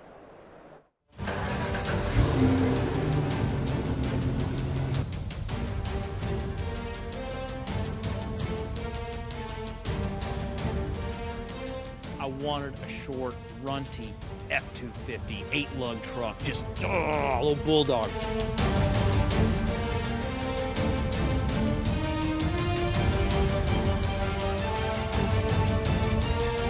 It's not pretty and it's not super clean, but it is all there. Yeah, it's not pretty, it's not super clean, but it is beautiful. And from that video, you can see that it's been upgraded in all the right areas. Yeah, so that truck was sold in Colorado, non-AC truck, and worked that way for a long time. And at some point, someone had put in like a 93 F350 drivetrain, so, you know, small block, ZF5. Anyway, and I bought it really cheap, and I thought, well, you can't get a fuel-injected overdrive truck for this little, so I bought it to sell. By the time I got it home, I was like, I got to keep it, you know? Yeah. And then it's like you fell in love with it. Yeah, 100%. Yeah. So we chopped it in half, and then from there, you know, yes, everything's kind of been gone through. It's still running OBD1, but it has a built motor, which is kind of like a tricky thing. But at the same time, though, it's here, I'm here, you know, and like I just bebop around. And it's like, you know, these days, and you can see here on the floor at SEMA, this, like, you have the ability to maintain older vehicles better than you did in the past, because when things went obsolete, they went obsolete. And so now there are so many people back in the game, bringing all the soft bits back, conversion parts. I mean, if you walk around here, you can tell it's not that difficult to have an older vehicle that really is a road capable vehicle every day, anywhere. But then on top of that, it's got all the tricks to go play and spend a lot of time off road. Well, you did the greatest thing, which is let Mother Nature take care of the beauty. I agree. You didn't touch any of that, just perfect patina, in my opinion. So I'll tell you, so the funny thing is, like, my favorite paint jobs are fantastic paint jobs, well abused, destroyed, rock chips, arm burn, all kinds of stuff. And when they are wearing some amount of their original paint, they're only original once. And so, like, I do enjoy that. And then this will upset all the painters and body shop guys out there, but I'm here to tell you, there ain't nothing about painting a car that makes it any more fun. So that is true. That is true. Well, what exciting things can we expect to see from ArcLight Fabrication in the coming year? You know, I'll tell you. So it's like I don't do much of that. So I live in Colorado these days, and so I don't take on any full builds, just because of the amount of time, as you're aware, but what it takes, you know. And so, you know, I keep a low profile. So I'm here supporting, you know, Camberg and MagnaFlow and their ambitions and their goals. And then for me, it's like, you know, for the people that live around me, whatever they show up with, whether it's a motor swap or help with, you know, steering or suspension or this or that. So I try and get things in and out of the shop really quickly, and I'm pretty quiet about it. You're like the ultimate local mechanic then, because, you know, your history is what makes you renowned. Sure. But now you're just, like you said, laying low, having fun. Are you living in kind of a more rural part of Colorado? Yeah, absolutely. I mean, I live between Colorado Springs and Denver, and I backed up to Front Range. So, like, I mean, right out of my back door is Front Range. I mean, out the back door. So I'm on dirt roads and in the mountains a mile from my house. And so, yeah, I'm really, it's a little rural. You know, it's not too long a drive to get to stuff, but it's a little rural, and I love it. That's awesome, man. Have you had a chance to walk around the show at all yesterday and only a little bit outside? Today? Yeah, we had our taco party outside where we had the Camberg race vehicle over to the MagnaFlow booth, and we had a lot of fun out there, but this is my first day in this year, and so went and looked at the Toyota UTV, and I come here to talk to you. So I'll have to come back to you on that, on what's here. Well, we're honored, man. Now, I know West Hall opened 2 years ago. I think this is the third year that West Hall, over there, yeah. And that's been featuring the off-road stuff and the trucks. Do you gravitate towards that hall immediately? So I tend to gravitate towards race cars, and despite history in hot rods and custom cars, right? So the thing is with that, when you don't ask much for a car, it doesn't have to deliver much, and your build doesn't have to stack up, right? Off-road and racing, if you didn't do it well, everyone's going to know. You know what I mean? It's going to come apart. It's going to not produce the lap times, on and on and on. So I like that area where things are or are not, right? And you can develop, you can get better, right? And it's like, I started in mini trucks, right? And I still love that stuff, but we don't ask a tremendous amount of those vehicles. So I enjoy the connection to motorsport or the connection to automobile usage that really demands a much higher performing vehicle. All right, so what advice would you give a young builder who is just starting out, just starting to get their hands dirty? What would you say to them as far as building a successful career, building their skills? Well, I think the first thing is you'd have to define what a successful career is. So I think that's dangerous. Well, right? I think probably personal satisfaction with what you're doing. That's different, right? Because if you're chasing a number, there's a lot of ways to get to that number, and that may not be personal satisfaction. Right. It's not any different than anything else in this world. It's like, you can be inspired and take inspiration from a lot of other vehicles, other builders, and I'll tell you this, there's no shortage of talented builders out there, none. And so it's like once you see something and it lights the fire, right, it's like after you've developed and you build enough where you kind of have your own taste and your own style, don't let anyone tell you what is and isn't, right? You have to hit, there's certain metrics that you have to hit, right? But beyond that, it's like a really, the being yourself and making your build your own, it's like I really do think that it pays out, but it can't be wild for the sake of wild. You have to be able to back it up with solid reasoning, you know what I mean? Because everybody can make a sculpture that is really loud, right? I don't mean, from an audio standpoint, but just really attention grabbing. Yeah. But it's like, can you keep producing things at a high level? It's not just the attention, right? Because everybody can throw on a clown wig. The idea is to build things that really, fall in line with your criteria, and then they are solid vehicles. And if you can do that, I think people will gravitate to you. If you have your own style and you're building great vehicles, people will find you. That's awesome, man. You are a true craftsman, and your community is lucky to have you as their local mechanic. That's awesome. Yeah. Aaron Kaufman, thanks so always much. a pleasure to see you, my friend. Thanks for joining us here on SEMA Live. And right now, we are going to kick it out to JC with another feature out in the SEMA world. JC. Hey, Chris, there's shoe guys, sneaker guys, and there's boot guys, and I'm a boot guy, and so is Kyle. He's a boot guy as well. He's with Boot Barn, and I love your product. You have some great things to show us today. Yeah, thank you. So we're going to go through our Cody James product. We have our safety toe apparel that we stock in all the stores for our companies. So Cody James is a variant from the Western style to lace-up style. It's all safety toe product that we protect the feet of the employees. Like this one right here, I see that Western style to it, but at the same time, you could be in the shop, you could be working on your car, and you're not going to, nothing's going to hurt your toe. This is also a metatarsal guard, so it's going to protect the top of your metatarsal in your feet, too. Yeah, so it's a gel pack in here. If you drop a wrench, drop a hammer, it's not going to break your foot. So it's not only toe protection, but the metatarsal protection. Dude, that is a beautiful, beautiful boot. We have some boots down here you want to show us? Yeah, so Hawks is our other brand that we have. It's an in-house brand that we manufacture. They're more of the work focus, the lace up, the grind, the welders, everybody that likes this type of stuff, the hiker style boots. Stylish too. You guys always have a style cue on your boots. Yeah, like the new ones are here, the gray Hawks boots. These are brand new, and we just came out with them. So there's more of the style that we went after with these. I think that's really going to play into not just the work, but the everyday wear. Yeah. So I think comfort inside them too, because when you're on your feet working for 8 hours, you want some protection and comfort. Yeah, absolutely. The comfort, our new insoles we have in these, they really show the quality of the insole inside. Let everyone know. So they're really, really comfortable. Watching on SEMA Live, see the inside of that sole here. Now, it's more than just boots. We have a lot going on here. Let's walk through your booth, and you're going to hand me off to some people, and we have some other products and some bills to show as well. Yeah, we got this next bill. Let's just talk to Alex right here. Okay. He's going to go through the collaboration we did with Los Angeles Career Center. Perfect. I think it's going to be a great collaboration for us. All right, Alex, so let's start off and talk about the Hawks, though, because the brand of clothing over here. Yeah, so we specialize in anything blue-collar for any industry that anybody in the blue-collar industry can need or want or have a focus for any job that they're looking for. We have FR product, we have pants, we have boots, we have accessories, we have everything to support anyone in the blue-collar industry and in the trades. One of the most important things for us and what we're doing with this apparel is to continue to highlight younger generation in the blue collar industry, and to completely vault them into the next step for them in hands-on learning and hands-on building. So we're always here to support the youth and what they're doing, and that's what brings us into what we talk about with this truck. So we partnered with Los Angeles Career Center, and one of the things that we did is we challenged them to build this chase truck. So people from 18 to 24 got their hands dirty, built this thing from scratch. And so we did nothing but support them in any step that they took for this. And we're super excited to be partners with them, and would love for them to talk about the truck and the inner workings.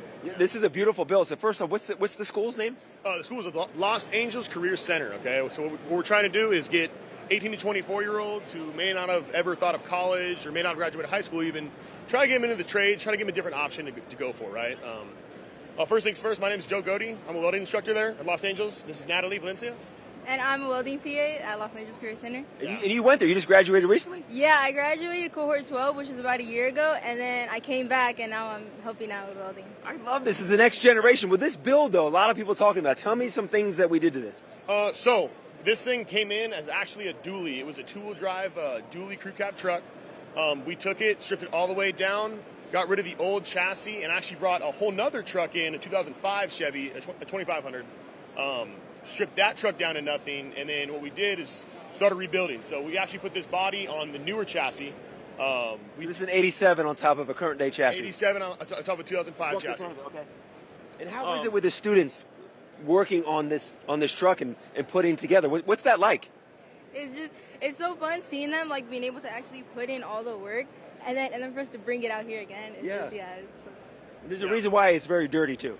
Oh, there's a great reason why it's very dirty. So Hawks not only supported us building this truck, they also wanted to challenge us to make it to Utah in time for a big photo shoot. So what we did out there is filmed a bunch of content with this truck. We jumped it, beat on it, did all kinds of stuff. Us and All-American Center were out there just beating this thing up. And we had zero issues. It was kind of a miracle. We built this thing in about 5 months. So we were really rushed and, really stressed out to get it out there. What were some of the problems, any issues when you guys were building or the students were building it? Oh, when we were building it? Everything, power steering issues, just fitment issues. With anybody knows when you're building something, you just run into problem after problem after problem. But honestly, overall, this thing was pretty smooth. Can we show inside? Okay, let's come around here and let everyone watching on SEMA Live. So this is one of the projects that Natalie and my class of kids actually did a lot of work on. Was this roll cage? That's kind of my specialty is roll caging. So I was able to take Natalie and the students and just go through and really show them how to notch tubing, how to fit tubing, why it matters. Kind of the safety aspects of the roll cage. Yeah. And in the front, we also have a custom dash and the center console right there. Yeah. So yeah. What are we looking at as far as the custom dash? I see the buttons, the switches down there. Tell everyone what those switches are for. So working down the dash here, obviously you have your shifter in the center. That's obviously your transmission shifter. Right to the left, you have a vintage air controller. So this thing has AC in it, okay? So from there, we have just a little 12-volt outlet to charge your phone, whatever. Down from there is our switch panel. It's just an aux beam switch panel that runs the whole truck. So all the KC lights, everything's controlled through that panel. And then on the left of that panel is our power switch. So you power it on right there, and then you can start it. How important is it to you? This is so cool you guys are doing this, but to really focus on that next generation of builders, the next generation of car people. Yeah, it's a huge deal for me. I grew up in this industry kind of, and there's a huge void of young people. When I was coming up at jobs, I was an 18-year-old working with, 50-year-olds. Yeah. There was no one in between, So I think it's really important to give young people a different option rather than just going to college or, just kind of wandering around town, a lot of people don't know what to do. Yeah. So having somewhere like Los Angeles where they can come and see different aspects of the workforce is great. You're changing students' lives. I can go back and thank you so much. Thank you. Come on back. We got to find Kyle real fast. We have something. I was told I have one more thing with you to do. Yeah, we have a pair. Hold on one second. Let's everyone get back in here. So we have something very special right now. Yes. And what do we have here? We got a pair of boots that we custom made for Chris. They're branded SEMA Live right there on the front. We custom made these for you. Hope you love them. They'll fit great. I got your size. This is Chris. They made you some custom boots Hello. from Boot Barn. The SEMA Live logo on there. Yep. Beautiful inside as well. Oh, lots of cushion inside there as well. These are gorgeous. Yeah, they're a Hawks Barnyard Wellington pull-on, so they'll fit great for all the workers. They're a fantastic boot, but we did this custom for Chris. So now you're expecting me to deliver these boots to Chris and not put them on my own feet? I would love you to deliver them, but if they ended up, Chris, I don't know what happened to them. Break them in a little bit for me, about? JC. break those in a little bit for me. I'll put them on and walk. I'll walk them over to you, but these are beautiful boots, Chris. Love, man. And they're coming your way, buddy. I'm going to send it back up to you in the studio. studio. Tell those guys I really, really appreciate that. Thanks. I'm looking forward to trying those on, and they're going to look great with my Foose leather jacket that I received earlier on the show. It's going to be a great combo. He's going to wear that with his Chip Foose leather jacket, so it's going to look good. It's going to look good. Thank you, buddy. Thank you. Thanks, JC. Appreciate you, man. Great work out there, and once again, thanks for those beautiful boots. All right, back here in the SEMA Live studio with my good friend and automotive luminary, Constance Nunes. She, of course, is CEO of Cars by Constance. Yeah. Love that. How you doing? I'm good. We're here. You know, it's SEMA. It's very hectic and crazy, and we're only on day 2. Yeah, I know, right? It's great. And we're about halfway through the day on day 2, which is nuts. Yeah. Well, thank you for joining us here once again on SEMA Live. We saw your unveiling of your pickup truck that you're going to be putting across for auction in January. Yes. And you were telling me before we came on here that it's such a massive truck, people don't really get the scale until you're standing next to it. Yeah, so I feel like we kept putting up content of it, and people were like, oh, like, it's nice, you know, like, we see it, we see the size, they're a little confused. They haven't really seen a C50 before, especially like a built one, right? We're used to them kind of being a little more industrial. Yeah, well used. Yeah, and that one used to be a full-size dump truck. So, you know, it's not what you would normally see. And even for the unveiling, they really wanted to put, you know, a cover over it, and I had to say, I don't think they make one that big. Right. like stitch a few of them together. Yeah, I was like, she's a massive truck, you know. But yeah, and you actually had to lift up the MagnaFlow awning off the side of the rig to fit it in there, right? Yeah, it was a tight fit for sure. And you know, when she comes rolling out though, it's so exciting. Like, even when we were out there, like, it's hard to miss her, you know, which is exactly what we want. And we want a lot of eyes on her because we built it for a good cause. And you kind of stayed true to the era of the vehicle with the color that you chose. Really, really nice, beautiful. I mean, it still stands out, but it's not flashy. Yeah, I think anyone that follows any of the work that we do out of my shop, they know that I like to mix all the colors myself. It's just something really personal that I get to kind of have my touch on. And when we thought about, you know, what can we do to make this truck stand out but also universally be liked, which is a little difficult to do. Color choice, I think, is really imperative for that. So I said I don't want it to feel like a resto mod. It should feel like you're on the ranch in 1972, but like the best elevated version of that. And I just felt like, what if we did this really cool root beer? We'll put a little red tone in it, so in the sun she's glowing, you know, very feminine. Yeah, and it's almost kind of in the same family as a Boss 9 color. Yeah, well, I mean, I think that's expected that I would gravitate towards Mustang colors for sure. Absolutely. But I think it's a little interesting being here this year without a Mustang. I think most people are a little shocked by that, but you got to switch it up, you know? And where does the name Rhonda come from? So we always name all the cars. We think that that's something that gives them a personality. It helps people gravitate towards the builds and really feel connected to them. And the builds kind of take on a personality too, right? Yeah. So we name all of them, and we're thinking, what is something that's really, you know, when she comes in, you notice. It's something with a grand presence, it's strong, it's beautiful, and the name Rhonda means that. So that's kind of where we ended up with it. And that and the theme song Brick House is kind of what we play every time we start her up. So it fits. You mentioned that earlier too. That gave me a chuckle. And the truck is going across the auction block for a good cause. Talk about the charity. Yes, so we built this truck for the For Batten Foundation, and what they do is it's for Batten disease. They do tons of cutting-edge research. They help families who are struggling with children with Batten disease. So the truck is going to be auctioning off at Barrett-Jackson in January, with the proceeds going to the For Batten Disease Foundation. And we're just really excited to be doing a build that is for such a good cause and just helping them in any way we can. So really right now, the reason we're here with it is just to get eyes. You know, we want people to see her, we want people to be excited about her, and most importantly, we want people to bid on her so that we can help that foundation. That's great. Well, I'm sure you're going to do very well.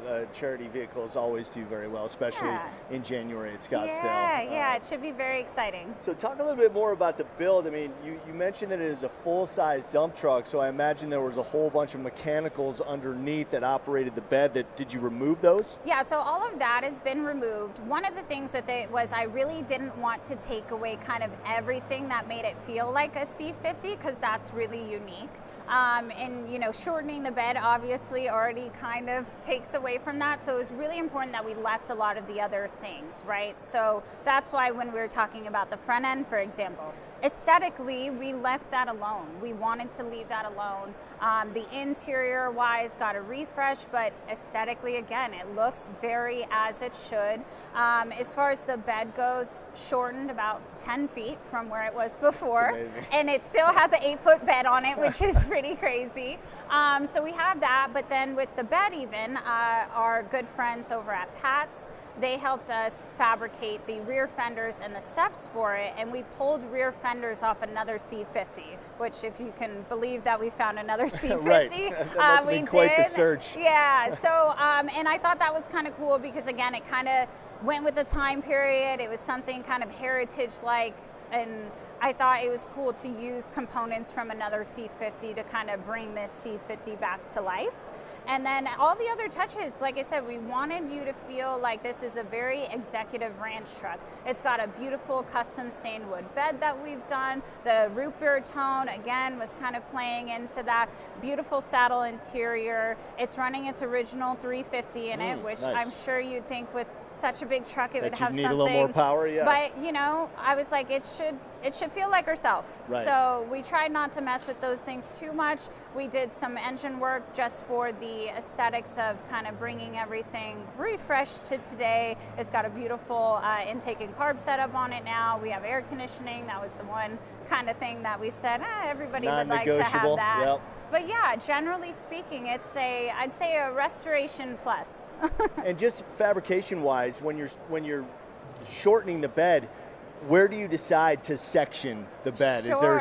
Is there strategy involved with where you section? Yeah, I mean, the truck isn't meant to be that short wheelbase, right? So you have to kind of play, especially as you know, I build cars to function, right? There's so many beautiful show cars out there, but I really want someone to be able to drive it as well. So that was something that we played into. How do we achieve this kind of shortness, but also not make it just a disaster to drive? So there was a lot of thought into that, even stuff like some other things like moving the gas tank. Originally it was in the cab. We moved it to underneath. You know, we tried to do things that would make this be functional, because not everyone, I think, would be jumping on driving what used to be a dump truck. Right. One really cool thing that we did do, I don't know if you noticed, it's got a really large tire in the back. So it's sitting on a super single. It used to be a dually, but I said, I think this would look really cool if we had just a really big, something that's a little hot rod, but again, still industrial. Yeah. So we have a huge super single on the back. It's running on Alcoas, so it feels very semi-truck still. Yeah, so it's still got that flavor, but I think you're right. With the dually in the back, it might be too much with the shorter bed. Yeah. So going on the big single is a lot better. Yeah, it helps even everything out, and it just looks cool. Yeah. I mean, you stand behind that thing, and it's cool. All right, I think we have a video clip. I'm not sure exactly what we're going to be showing, but let's check out you in action here.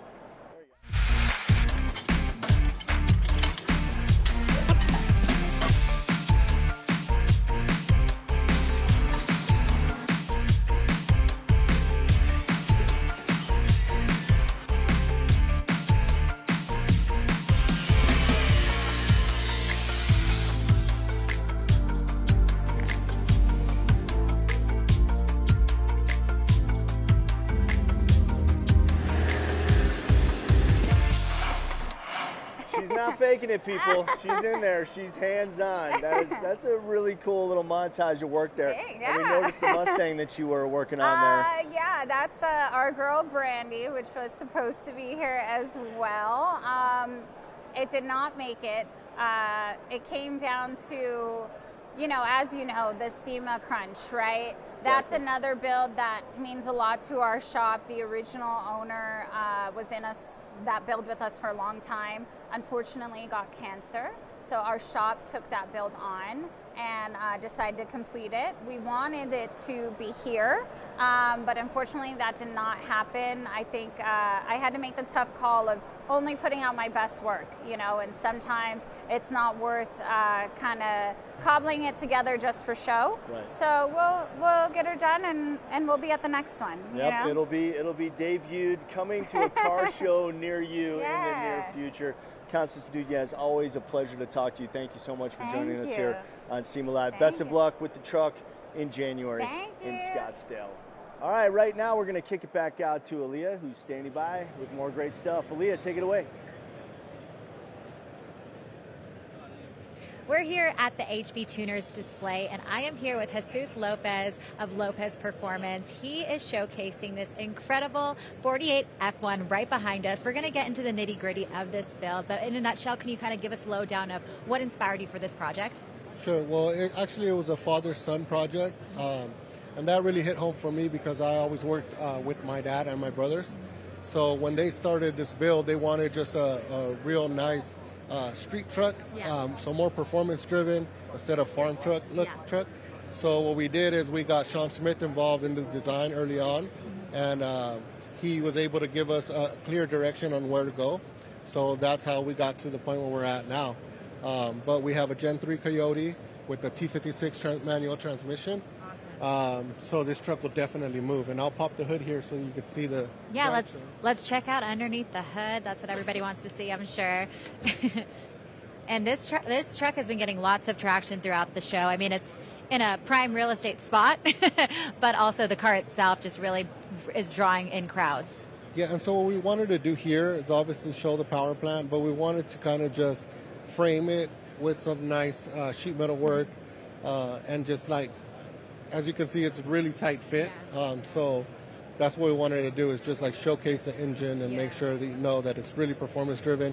Obviously tuned by the guys over at HB Tuners, so we have their module and their system in this, so it rips the streets. Awesome. And why HB Tuners? I mean, I'm sure you have a lot of people you could have choose. Well, HB Tuners is the best in the industry. So when you team up with a team like that, it's a no-brainer. Real easy to work with. Tuning is fantastic. But here we kept a wood grain, right? And this is all a matte finish. So we wanted to offset that from all the gloss paint. So we didn't want it to be too much gloss. So obviously that, with all the black chrome accents that we did throughout the truck, it really makes that pop. And were there any challenges, or I guess what was the biggest challenge? Because I'm sure there was many challenges constructing this build. So for us, what's really big is stance. To get this truck as low as it's sitting, and obviously not, hit anything while you're driving is very important. But also we did custom wheels for this truck. Oh, yeah. So these wheels, what we wanted to do was a modern version of the factory wheel, because obviously the whole truck is more modern. Yeah. So we did factory-looking hubcaps with the modern artillery-looking wheels. Yeah, so that turned out great. And one of my favorite parts. If you want to open it for me, I don't want to mess anything up. So one of my favorite parts is the interior, because my dad and my brothers, they do all my interiors. So this is like where my heart really is. A lot of custom machine pieces. The steering wheel is a one-off piece that we designed and made. The leather work is all done again by my dad, Gabe Lopez, and my brothers at Gabe's Custom Interiors. So that is such a unique color. What do you call that color of the interior? It's like a sage, or? Yeah, so it's an olive and a sage combination. Okay, awesome. And what inspired that color? I've been wanting to use this color for a very long time, and I have not found the correct project to do it out. and it fit perfect against the black. No, definitely. And then let's lastly talk about the name, the Revenant. I kind of have an idea of how that name, came about, but can you explain it to the guests? Yeah, so Revenant came, obviously when we started with the truck, it was just a dead-looking truck. Yeah. So we were able to bring it back to life, Yeah. and that's kind of where the name, came into play. Awesome. Well, once again, everyone, this is Revenant by Jesus Lopez. We're actually going to check out another vehicle now at the HP Tuners booth, but thank you so much, Jesus, for your time. Thank you. Yeah. All righty, and now we are going to be checking out this 1968 Chevrolet C10. This is a Survivor build. I'm trying to find Jeremy. We were... oh, here he is. Hi, Jeremy. Good. Okay, so Jeremy, tell us a little bit about your role and your role in building this. Sure. So I'm the co-owner of the Roadster Shop, and my role at this point is sort of just the visionary behind projects like this. I lead a team of some amazing craftsmen, amazing fabricators and engineers, and this was built by the Roadster Shop in probably about 10 months. And just a really, really neat little Survivor pickup truck. Yeah, absolutely. And what inspired this this build? The inspiration behind it was really just to build the customer something really fun and usable. He's a repeat customer that has a very high-end custom car that we had out here a few years ago. And he wanted something that he's from Southern California, that he could jump in, cruise around from job site to job site. As you can see, he's a cabinet maker. It says so on the side of the door. And that's what we created. It's a sort of a grocery getter with tons of horsepower. Yeah, what a fun job you have. I mean, how do you bring your creativity to life? Just like this. I'm fortunate that I've got some great customers that sort of trust my direction and follow my lead to create unique stuff just like what you did here. And describe how HP Tuners is involved in this build. So HP Tuners is local to us. We're out of the Chicagoland area, and we connected with HP on this to handle the engine management. So it's their core ECU, a complete standalone ECU, and phenomenal product. HP helped us every step of the way to get it integrated, and it's been a really fun experience and sort of kicks off a bunch of new projects that we're going to work on with them and integrate in that ECU. And I read here 1,000 horsepower. That is crazy. That is something that you don't typically see on a car like this. Yeah, 1,000 horsepower on E85, so sort of, a little discreet, right? You might not know it with the hood closed, but just a very tame, drivable, fun car that makes tons of horsepower. Yeah, let's take a look at the interior over here. Can you describe what you have going on? It seems like it's actually, pretty updated. Yeah, the interior is a little step up from looking at the outside. Complete custom interior we did in-house. A lot of machine components in the dash. The customer, being a woodworker, actually laid up those veneers that you see all throughout the interior. That's all just handmade zebra wood. And all your creature comforts, air conditioning, power windows, heat, cup holders, column shift with push button, up-down tap shift on it. So sort of all the amenities you need. And is your client actually going to be driving this car, or is he going to just have it at shows? So he already has. The truck's got about 1,600 miles on it, and he plans on sort of daily driving this. So it's got a hitch on the back that's functional, and something that's going to just see tons and tons of miles. Very cool. That's going to be a very exciting car to see on the road. I'm sure lots of people on the road aren't used to seeing something like this. It's not what you're used to seeing cruising down the highway, right? He's going to get a lot of honks on the highway, yeah.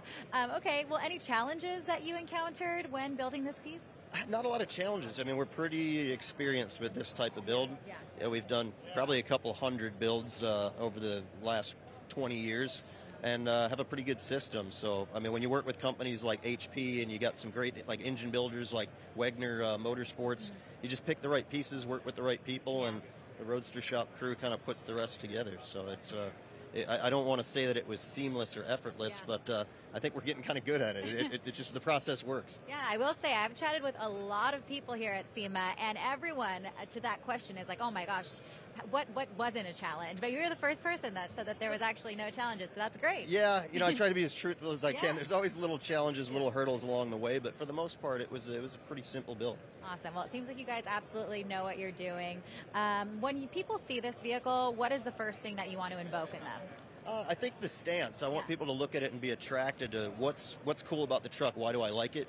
And it's the stance. Our primary business is chassis manufacturing, so it has a complete bolt-on roadster shop chassis underneath it that makes the truck drive and handle like a modern-day sports car. Yeah. But the byproduct of that is really the stance, the wheel and tire fitment, and things like that just sort of pull you in. You don't know why you like the truck or why you're sort of attracted to it, but that's usually what does it.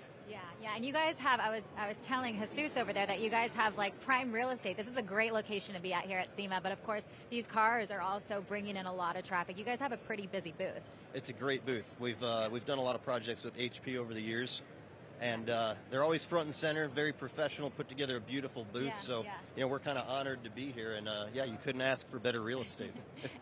Have you gotten the opportunity to walk around SEMA at all, check out anything? I have, yeah. Today I finally made my way around the show, and we're doing the Roadster Shop. We do the Best on RS Award. So we pick our top 5 cars that are on Roadster Shop chassis. So I made my way all around the show and put my eyes and hands and on everything. Awesome. Well, thank you so much for your time. Thank you so much for giving us a little bit more insight on this incredible vehicle. Once again, everyone, this is Jeremy Gerber from the Roadster Shop, and I will send it back to you, Chris.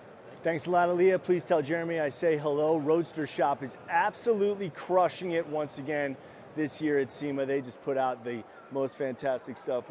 Oh, yeah, baby. Thank you, my man. Let me get a shot of these somewhere. How can we feature these? There we go. Boom. Dude, with the SEMA Live logo branded right into the front of the booth there. My man, I cannot thank you enough. You're welcome. Appreciate you, buddy. Thank you. Thanks. You guys keep up the awesome work. How's SEMA going for you? It's going really well. We're having a good time. This is our second year attending. It's my 15th SEMA. I've been in the automotive industry for years. Came over to the retail side of the Western work stuff, and awesome. We're having a good time. We love it. Awesome, my man. Well, I can't appreciate these boots more. Yeah. Thanks, guys. Hope you wear them. If you need anything else, let me know. Will do. Right, You're the buddy. man. Thanks, dude. Look at that hand-delivered swag right here to the SEMA Live set. I love it, man. All right, right now we are going to kick it out to JC. And JC, thank you once again for facilitating the boot delivery. Oh, it's my main man, Richard Rawlings, out in MagnaFlow. What's up, Richard? Take it away, JC. Hey, I'm glad you got the boots, Chris. They're beautiful boots. But yeah, I've got Rich here with MagnaFlow. I think if there was a mayor of SEMA, you could be the mayor of SEMA, because literally everyone wants to say hi to you. Well, thank you all for joining us here. It's obviously a pleasure to be out at SEMA, and it's not a SEMA without you coming by to visit, so it's good to see you. Well, you have treats at your booth, and we have a lot to get into, product and everything, but I think we need to talk about what's behind this, because this is movie history right here. This is the fun stuff. Obviously, we've had a long-standing relationship with Universal and the Fast and Furious franchise. This happens to be one of the favorite cars we brought to it. I spent a lot of time under the hood, which is the back on this one, because it is a mid-engine Dodge Charger that was imagined by Vehicle Effects and the guys at Speed Corps helped put it bring to life, but really one of the movie cars that makes the new movie kind of special because it was a one-off type vehicle. I mean, a mid-engine Charger with a Hellcat motor. Right. Yeah, this one is actually one of the real used vehicles inside of that had a complete Hellcat red-eye motor, and as you can see, adorned with a lot of our exhaust products.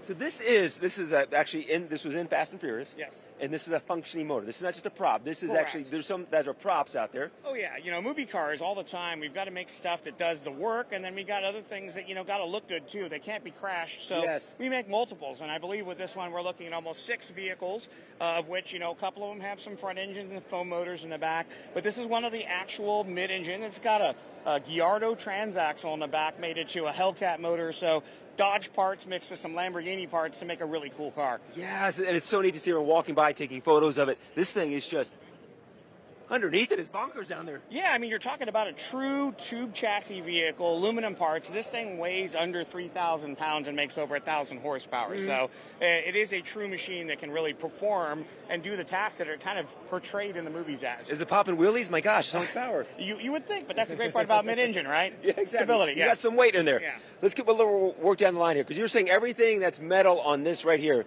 is MagnaFlow. Yeah, so that's the thing. With the MagnaFlow group, we've now got Camberg suspension involved, and this is a good representation of what our team does. So this is one of our race trucks, the Kinetic race trucks, and this has everything that is a complete I guess, representation of what we do in-house, from the R&D side, from the performance side, from the frames that we build in-house, to the brand new shocks we're introducing to the market, to the new race mufflers that we have on here. Everything here is track tested and proven before we take it on to our consumer products, so you can see where that quality comes from. It comes from a real-world test in the most extreme places. When you have come up with a product, can you speak to as far as timeline, research and development? Okay, we have this idea, you put the pen to pencil to paper right there. Come up with the idea. How long until it's actually in a vehicle or out on the road? Well, that's something that varies because we're always in what we call a continuous improvement mode. So when we bring something to market, our race team gets the first product. They get to see everything as far as the technology in its most raw form, and we go through multiple iterations. So we come back from a race. If we're not at the podium, we're not happy. So that means we're going back to the drawing board and coming out with something else. But in the meantime, we're in the process of building consumer products. So everything that you see here that we finally feel meets the standard to get us on that podium now trickles down into our regular parts that you see come out of the box. And we're really excited to talk about the world of suspension and where we're going from race with these shocks and what we've proven here, bringing that very soon to the consumer market. Right now, our biggest thing that we have going on is our hydraulic bumps are our first thing that we have to offer, ready in a box for consumers just after SEMA. But moving forward, we've got shocks, we've got control arms, we've got all the things that go on with Camber, all going on here that you'll see in our product line on our displays. Okay, do you want to go over to this product line over here? Okay, so we'll go over here and check out. If you're just joining us, by the way, SEMA Live, this is Rich with MagnaFlow, the mayor of SEMA, in my opinion. And what's it too? I'm a huge fan of all the car shows out there. And I think every car build show that we see out there uses your products. How does that make you feel? Oh, it's awesome because I think all of it's relationship. I mean, that's the thing about SEMA is it's all about these intertwining relationships. And when we find people that need something, our job is to find out how we can supply a product to that. And I think that gives us the diversity and the dynamic capability to meet the needs of our consumers because I got guys out there saying, I got to build a crazy movie car that needs a part. Yep. These are the short deadlines we have, and these are the things it has to do. And if we can meet those needs, we can certainly meet the needs of the rest of our consumers. I was going to say, yeah, you have that guy calling you, and then you have the guy that's watching right now in Wisconsin who says, I need this, and you give that person as much attention to detail as you would the movie studio that's calling you. And the best part about it is we've done it before. So we get to stretch our wings and really find out where we sit so that when we do come down to say, hey, you know what, how do I bring my regular pickup truck I've just bought? If you got a Tacoma, you got something that you just brought off the line, how do I level out that front end? You know, we've got our preload devices here. We've got our billet control arms that you'll see are derivatives of what we have on the race truck. And we got our tubular stuff for more budget-minded components. But we're always in process. Camberg's been building these parts for over a decade, but you'll see the race parts you find here with the uniball joints, they're done for articulation, but they're not the best at maintaining a maintenance-free kind of environment. Consumers like to drive the cars. They're not always the best at maintaining those maintenance schedules, and what we've come out with is our X joint, which is basically takes the uniball's total amount of articulation, but we put it in a ball joint that doesn't need the service requirements. Grease it once, forget about it. It's going to be there for you on the street or off-road. It's great for the consumer out there once you set it and forget it almost. Yep, exactly, because these are things as race trucks go, we're replacing parts after every race. Yeah. It's cool to have the race part, but it's even better to have the one that we've developed from race engineering that has consumer-minded usage in mind. Yeah, once you set it, your daily driver, you don't have to worry about it, after you drive to the supermarket. The last thing you want to do is take your daily driver and find out that, hey, you know what, you got it through, you did some off-road, and bottom line is you've taken it to its duration, and these parts have a certain life cycle. Well, on the consumer car, they're driving on the highways mostly, so let's find a part that's more adequate for that, and that's what we've come up with our X joints. I love it. Let's slide back here. Yep. So the next thing you'll see Blake Wilkie's, Raptor R there. It's a little hard to see all the parts on it, but the suspension is a big part of what we do. Long travel is what defines what Camberg does. So every part of bringing the suspension to its maximum capacity. We have our lower control arms with our slapper bumps. We have everything from the upper control arm that you saw there. One of the things that we're looking at doing is getting the maximum performance with the stock mounting points and such, so you can put them on your daily driver vehicles and get the maximum performance. So in this case, if you want to make a wider front stance, this will take everything and pull it out. We've got new axle shafts. We've got a new lower control arm that's been made more bolstered and heavy duty. And of course, our fully adjustable billet parts up top. Not only do they look good, but they're made to perform well as well. What's next for you guys? Do you have something that you're working on that you could maybe share with the audience right now? We're always evolving, and that's the big thing about the MagnaFlow group is we've got everything from suspension to exhaust, catalytic converters, but we're always excited to work with partners. And of course, you maybe heard a little bit about Foose Performance. Yes. And working with Chip of a couple decades, we've always had ideas and things to put on paper. And bottom line is, we're going to be doing some pretty cool projects. I can't tell you all of them yet, but you're going to find some pretty cool merch that you'll see in both our booth and Chip's booth on some of the things we have to celebrate the relationship. I love it. Rich, I want to point out real quick, if we look over here, right back there, so there, you have Mario Andretti here signing at the booth. You have all the A-list celebrities coming by your booth. Yep. Can you tell us who's coming by later on this afternoon or later on this week? For sure. So after Mario Andretti, we talked about Chip. He'll be following up just shortly there. Going on tomorrow, we're going to have even more people. We've got Aaron Kaufman here. We've got a few other people inside of our kind of performance industry that we're looking to bring. Let's see, for tomorrow, we'll pull up the sign here. I don't want to you have guests on. Here's the thing, because I bring this up because I want to point this out on Friday. If someone's watching right now, we're taking them inside SEMA, because you can buy tickets and come here on Friday. So you come here on Friday, you can meet some of your favorite people. There's Chip Foose, TJ Hunt. I mean, some of our favorite stars are going to be at your booth here this week, which is really cool. Yeah, we wanted to make sure we brought Chip both for our industry days as well as for our consumer days, TJ Hunt on both days, and we wanted to bring a little bit of everything for everybody.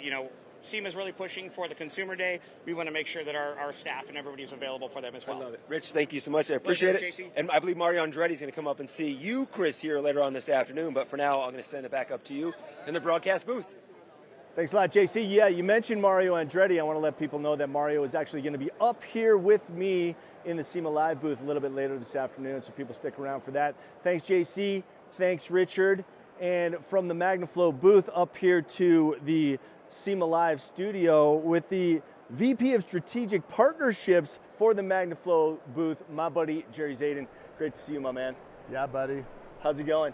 Another year in such a great way. Yeah. Like MagnaFlow is making moves. So it's now MagnaFlow Group, you'll notice. Yep.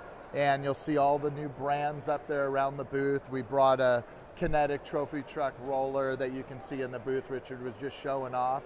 And man, like the shocks and the brakes and the people coming by, like, because you know how fabricators are. Yep. They want to see the cool stuff. Right. Well, there's only one of those trucks on the floor, and the fabrication of the talent of this industry building this stuff is just fun to see all the builders like under it and in it. And sure. It's Yeah, cool. and speaking of, kind of the new direction that MagnaFlow Group is heading, you guys partnered up with Chip Foose. He's launched his Foose Performance division. He just gave me a leather jacket from that product line. So, I mean, all things are looking very, very up. Yeah, it's so cool what's happened at MagnaFlow now. Camberg acquisition, they took over Camberg in 2022, brought Jason and I into the company, and now Jason's doing design. I'm doing, little directional stuff and partnership stuff. And then now Chip Foose is part of that with the performance side, and there's going to be some great things coming with that, as you can see. I mean, the guy's like such a fantastic designer. Yeah. And if you come, if you're in the industry and you come by the booth and you get inside that booth, we have a little display in there with the leather goods, bags and jackets and stuff. And it's just like next level. Yeah, I went to dinner with Chip last night. He was showing me some of the renderings for the products that he's doing for Foose Design, Foose Performance, and just such cool stuff. I mean, what else would you expect from the mind of Chip Foose, right? Yeah, the guy is so, I don't think people realize, they know how talented he is, but I don't think they realize exactly how talented he is in like 10 different ways. Yeah. And that's when I got to meet him and know him better, his shop's right down the street, but you see the stuff he does and how he draws, and you get his little gears turning up in the head, and they're spinning so fast. Yeah. And it just comes out like perfection. Yeah, It's you know, cool. you mentioned where you guys are down in Huntington Beach, California, and I've been going down there for 20 plus years, ever since you started shooting Overhauling. You yourself participated in many episodes.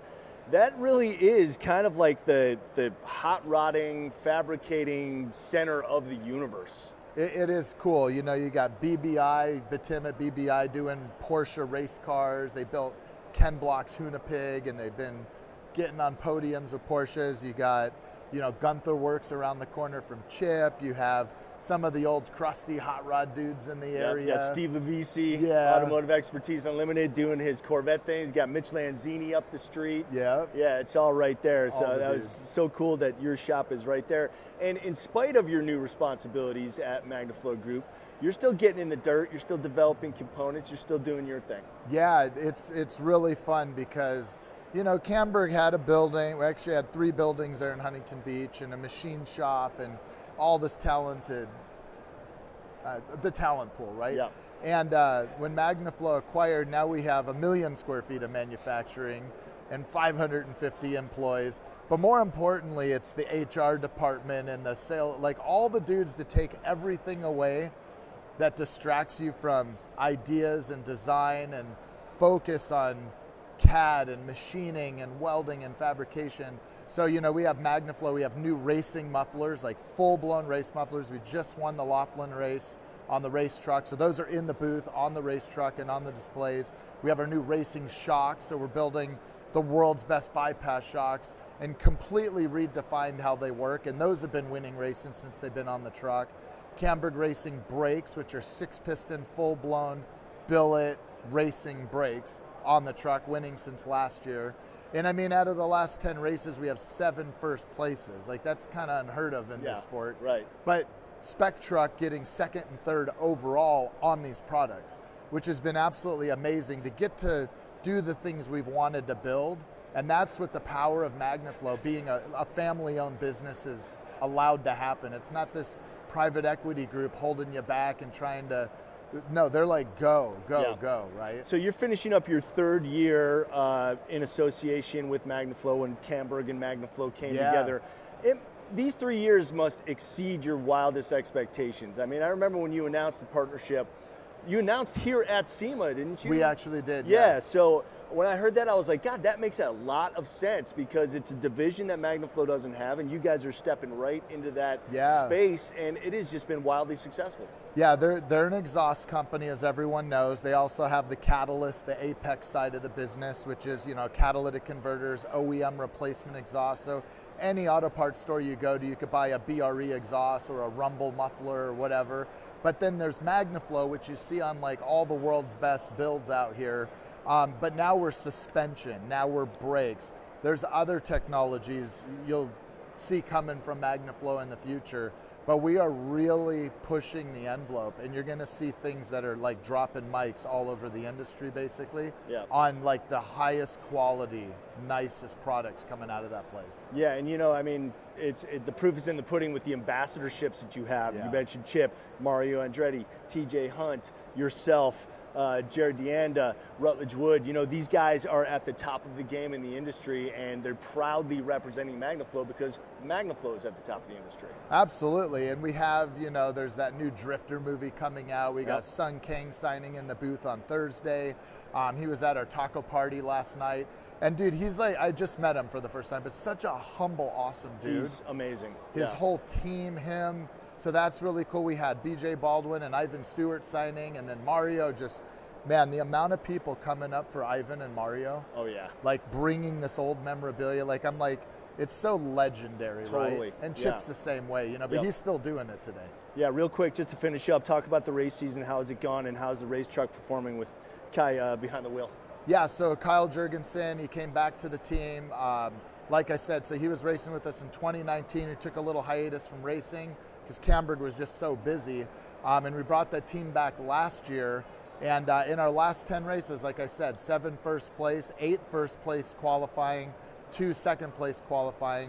The only thing that's taken us off a good result has been a power steering pump. And so we've redefined that as well, and that's what's on our truck now with a company called Radial Dynamics. So we're helping with that whole new steering system. And since then, we've been pushing, you know, we got first place at the Mint 400 and second overall. Last year's first place, King of the Hammers. This year, again, King of the Hammers. We just came off the Laughlin race, first place again, and I think second or third overall, and we're just getting ready for the Rage at the River race, last one of the year. And really exciting news next year, Matt Martelli, who owns the Mint 400 and that whole series, and my good friends at Best in the Desert, I got these guys to team up, and they formed the American Racing League now. So they have 5 awesome races with Parker, the Mint 400, Vegas to Reno, Laughlin, and the Silver State 300 next year. So we're going to go all into those 5 races and hopefully get to win all 5. That's awesome, man. I hope we can do it. You're crushing it in the best possible way. Jerry Zayden, VP, Strategic Partnerships, MagnaFlow Group. Continued success, my man. Thank you very much, guys. Appreciate you, dude. Thanks for joining us here on SEMA Live. Right now, we're going to toss it out to Elijah, who is standing by with the main man of SEMA 2025, Larry Chen. Elijah, take it away, buddy. I want an R34 for my first car. Thank you so much, Chris. I am with 2025 SEMA Artist of the Year, Larry Chen. So, how does it feel to be the first photographer to be SEMA Artist of the Year? It's an honor. SEMA is our home. We come to SEMA every single year because it's like a reunion of the industry. It's so fun to catch up with friends, and it's the best gathering of cars and car culture in the world. Yeah, I absolutely agree. And because of this, I heard you're able to publish a book, and so tell me more about that. So this year, I spent a lot of time to work on my life's work book. I went through my entire archive, over 5 million images, to whittle it down to about a little under 3,000. And we published a book. It's called Life at Shutter Speed, and it features my photography from when I picked up a camera to take pictures of cars all the way back in 2004. When were you born? 2014, so that's 10 years before I was born. Yeah, so I was shooting 10 years before you were born, and it goes all the way to 2024. And it's something that I just wanted to create so people could enjoy this physical thing that you can touch and feel and you can look at that showcases car culture of our generation. Wow, that is amazing. That is, I mean, I was born in 2011, not 2014, but still, wow, that is older than I was alive. That must be so much photos. Like, that is crazy. And, I mean, just, wow, this is a book over here, isn't it? Yeah. Yeah. Wow. Yeah, the book, unfortunately, we just sold out of all the books here on the show floor. But if you guys want to pick up your own copy that I sign, you could check out camerasandcarculture.com. That's my website where I sell them. Surprisingly, a lot of the book are from SEMA. Not so much inside the show, but more things surrounding the show, right? So a lot of times when we're shooting these cars in this show, you can't actually shoot it in the booth because there's not much room and the lighting isn't that good and there's too many people. So typically what we like to do surrounding the SEMA show is we like to shoot a lot of the cars before they load in and also after they load in. So that's surrounding Las Vegas, surrounding the show, and sometimes way after the fact. We make appointments with some of these builders. Part of it is because a lot of these cars disappear. They never see the light of the day after they get built, shown, and it's like a big fanfare on the build and on the actual car itself. But then after the fact, the owners of these vehicles will take delivery of them and then they'll just store them away for the rest of their lives. Yeah, and I mean, I see this Skyline. I'm guessing you've taken many pictures of this. Why did you choose a Skyline over a different car? So this is my 1999 R34 GTR. I had this restored in Japan by Garage Yoshida, and I used it as my daily driver in Japan for quite a while before getting it restored. Once it turned 25 years old, I restored it and then I imported it to the US, and now I'm lucky to be able to enjoy this in the US. I brought 4 cars this year to the SEMA show. My other car is this 1970 240Z that we just refreshed. It's something that I've always wanted to bring to the SEMA show. This was my first sports car. I bought it when I was 21 years old, and I bought it for $3,000, and ever since then I've just been slowly restoring it, and right now it's in the anti-gravity battery booth. If I'll go over there and just pop the hood for you guys so you guys can see it real quick. This is something I'm really proud of. Like, this is the car that defines me. You know, this is something that's been with me my entire adult life. And out of all the cars that, if I had to get rid of all the cars, that would be the last car. So I'm just going to go ahead and pop the hood real quick. Yeah, let's check it out. That is amazing. Dude, you have amazing taste in cars. Wow, the carbon fiber hood. Absolutely immaculate taste. Wow. Wow, and it's reverse opening. That is absolutely beautiful. So this is not an inline six anymore. I actually blew up the original motor from racing. So I did have to swap in a SR20 turbo engine. So now it makes 300 horsepower, 300 foot-pounds of torque. It is very lightweight. It weighs 2,100 pounds. And we did a full refresh to show on the SEMA floor, including the engine bay. Now it's body matched, as well as a full refresh with the interior and RS Watanabe wheels. Wow, that is beautiful. And I mean, when you get like pictures of these photos and just photos in general, how do you find, is there like is it any car that you think can be photographed correctly, if photographed correctly? Or how do you find like the correct composition so you can find it in its best angles and capture its true glory? I think a lot of what comes to car culture photography and car photography in general is highlighting what the owners and the builders and the creators, what they love about the vehicles, right? Because it may not be like this, for example, this 240Z build may not be someone's cup of tea. They may not like it, but I love it. And I put my heart and soul into it. And that could be the same case with so many other cars and builds. If we're talking about like a lowrider or a donk or an off-road build or a drag car or a drift car, I have to look at it from their eyes because they put so much heart and soul and effort into that, and they love it. So I have to take a second look, third look. I have to look at it from their perspective and just capture what they like. I mean, that's beautiful. I wanna learn car photography because absolutely stunning. Like, and I've heard something about Type S. So like, what's that? Yeah, Type S, they are a big supporter of SEMA. They have a booth in the North Hall. I just love the brand so much because they just want to promote car culture. If you folks remember watching Fast and Furious, around that era, it was really cool to have underglow and street glow on your cars. But back then, the technology was just so bad. It was neon tubes, and it was just so crude. And then, to be honest, it fell out of fashion very fast. But now we've come around the corner and it's become cool again, especially with the use of technology. Right now, all of the underglow that you see on these vehicles, for example, this car has Type S underglow. It's a way to have fun and showcase your car without going fast. If it's parked in a parking lot, you just turn on that underglow and it showcases your personality. You can play it to music. It's just like a fun little touch, and it's just another way to love these machines. Wow, that just seems like a fun, I will definitely have to add that to my car when I can drive and stuff, because that seems amazing. Tell me about your first car, because before we started rolling, I wanted to know what your first car, what you want it to be.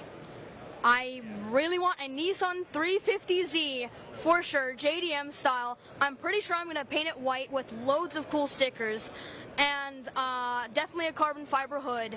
And it's because I played Forza Horizon 4 and 5, and I would always drift with that car.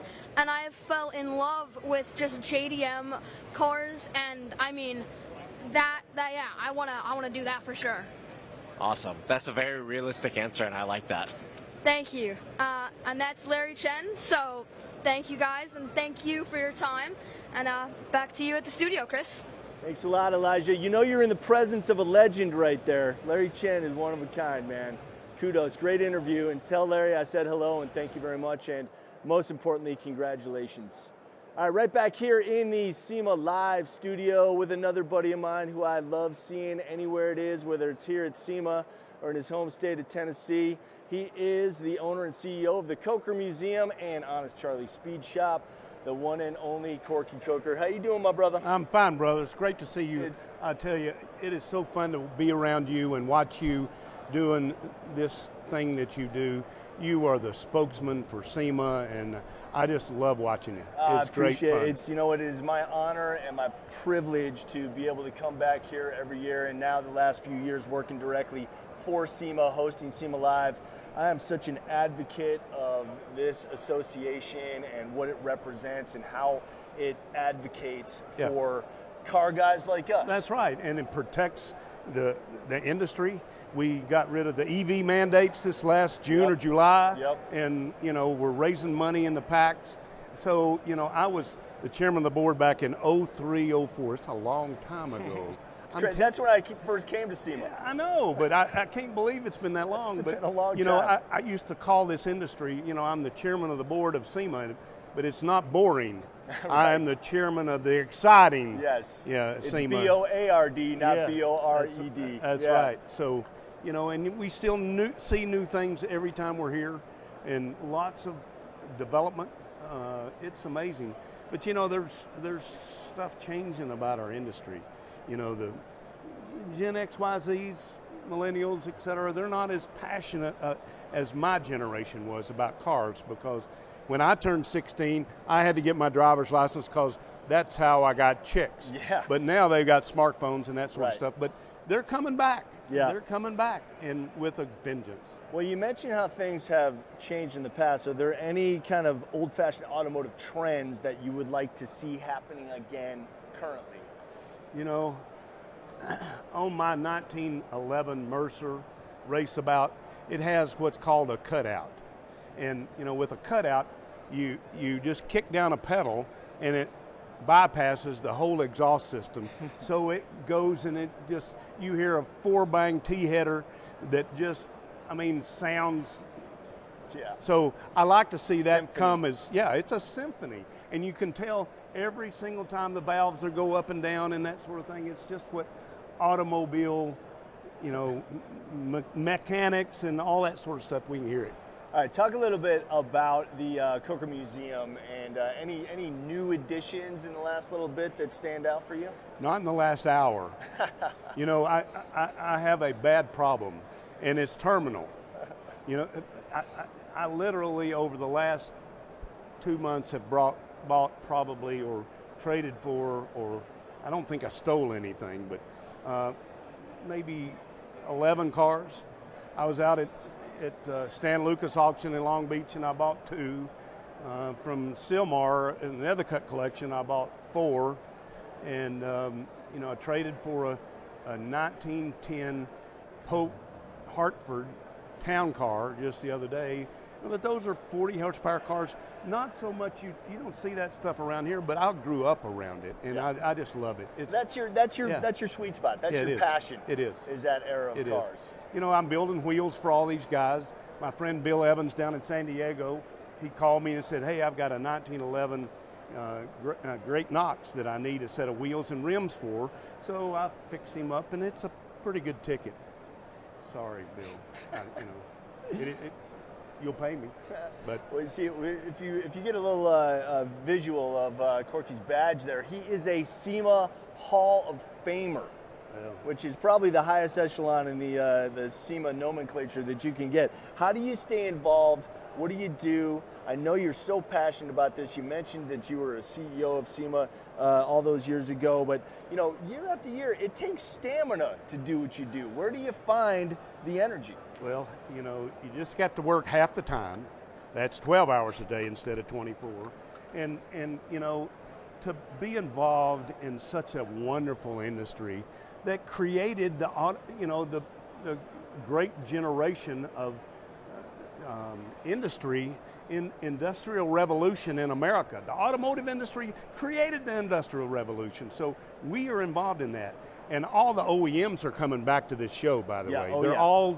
They got Spagnola's. Yeah, we had Speed Mike Dial, on the show yesterday. and they're coming back. That, and they're coming back. So they find out the newest, best trends of what consumers want here, because we design stuff that the consumers want. We're the closest.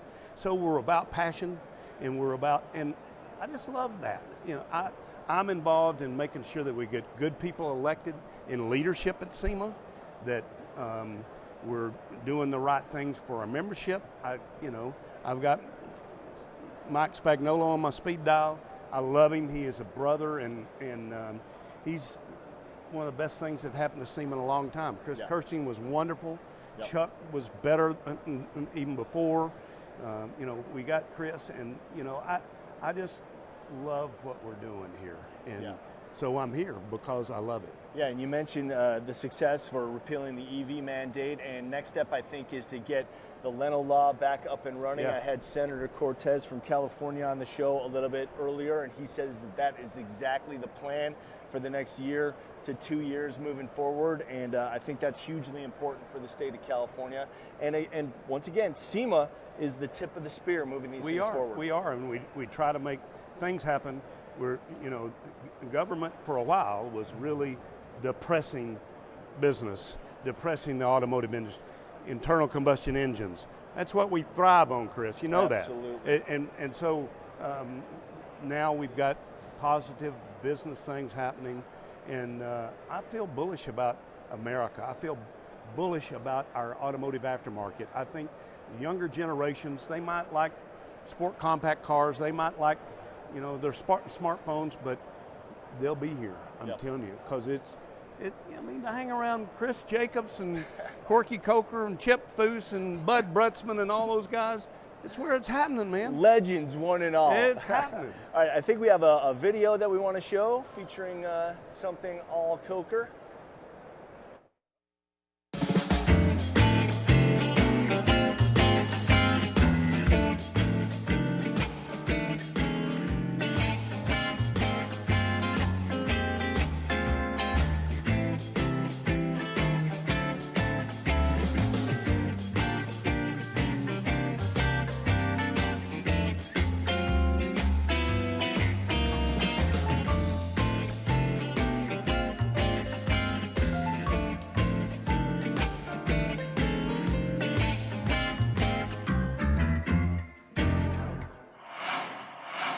Gorgeous scenics from inside the Coker Museum there. And it's not just what you have in there, but the way it is displayed with all those motorcycles up on the wall, all the cars on the show floor.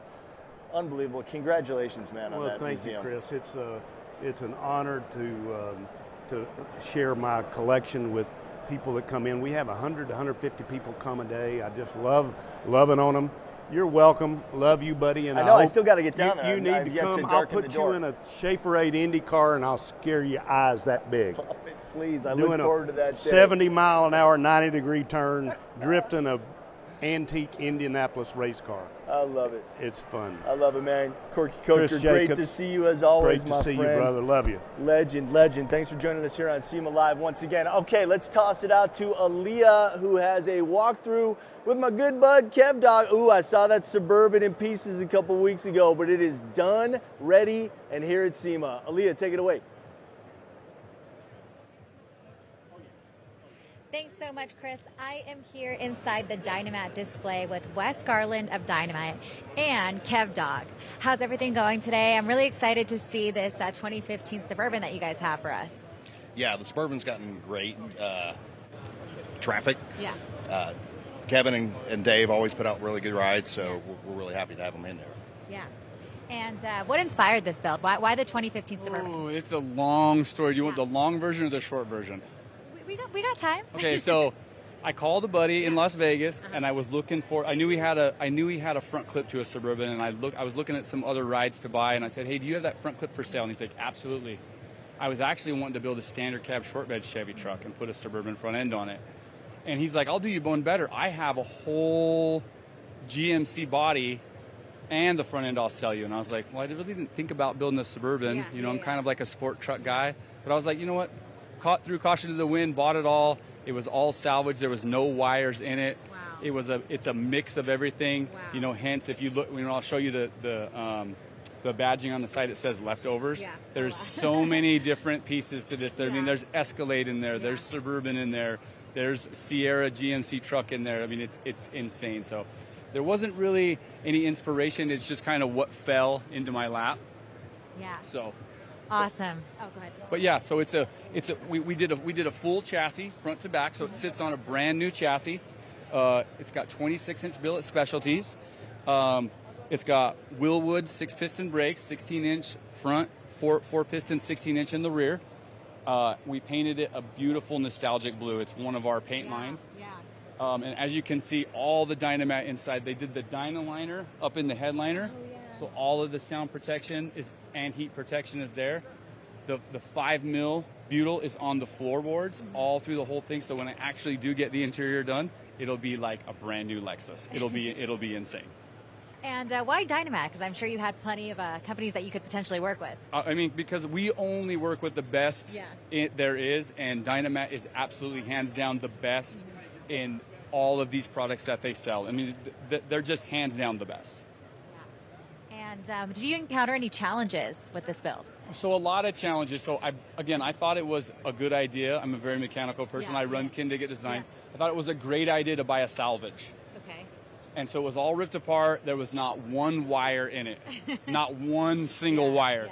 So the challenge was to actually get it working like a Suburban. I think it's a lot easier when you have something that's running that you just take apart and put back together, just like you did when you were a kid, right? Yeah, yeah. You take your dad's drill apart, at least you have all the parts, you know kind of where they came from.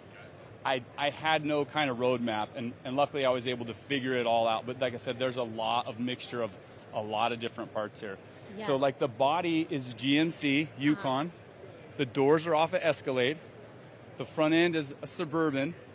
The wiring is a Suburban. You know, some of the interiors are Suburban parts, and the engine's out of a Sierra. Same style as what came in the thing, but it was just like a mosh podge of all different cars. So, out of all the modifications, which one is your favorite?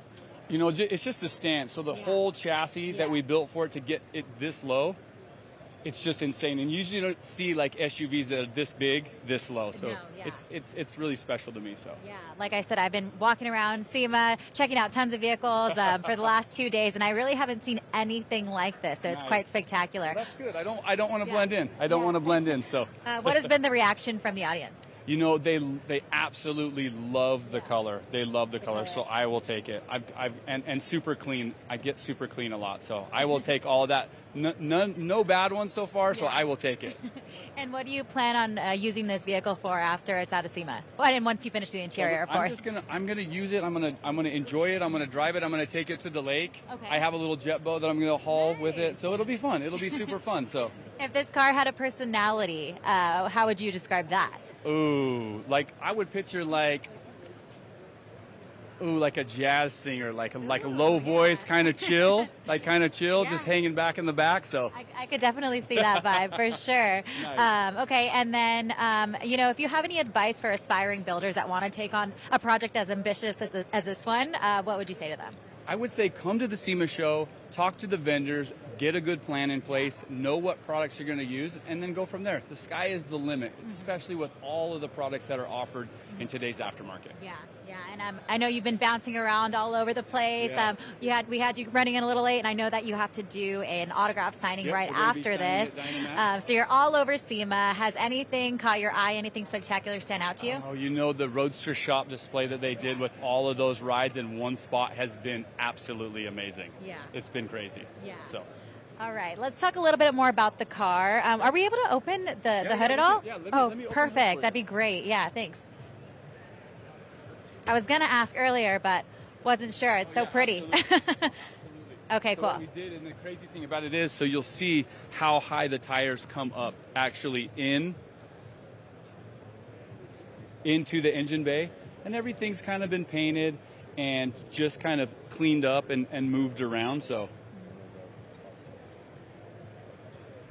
Thank you so much for sharing that with us. And then I don't think our cameraman got a good look at the interior. Let's check it out. Or lack thereof. Yeah. Here, we'll come over here and open the door. Explain it once again. So you can see, if you look, all of like the carpet Dynamat has been installed. We did the 5 mil up front, which is just like the thicker mill stuff. Then we did the Dynaliner on the headliner. And it'll have stock seats, and like I said, after we're going to rewrap them, make them custom. I'll probably put a really killer stereo system in it.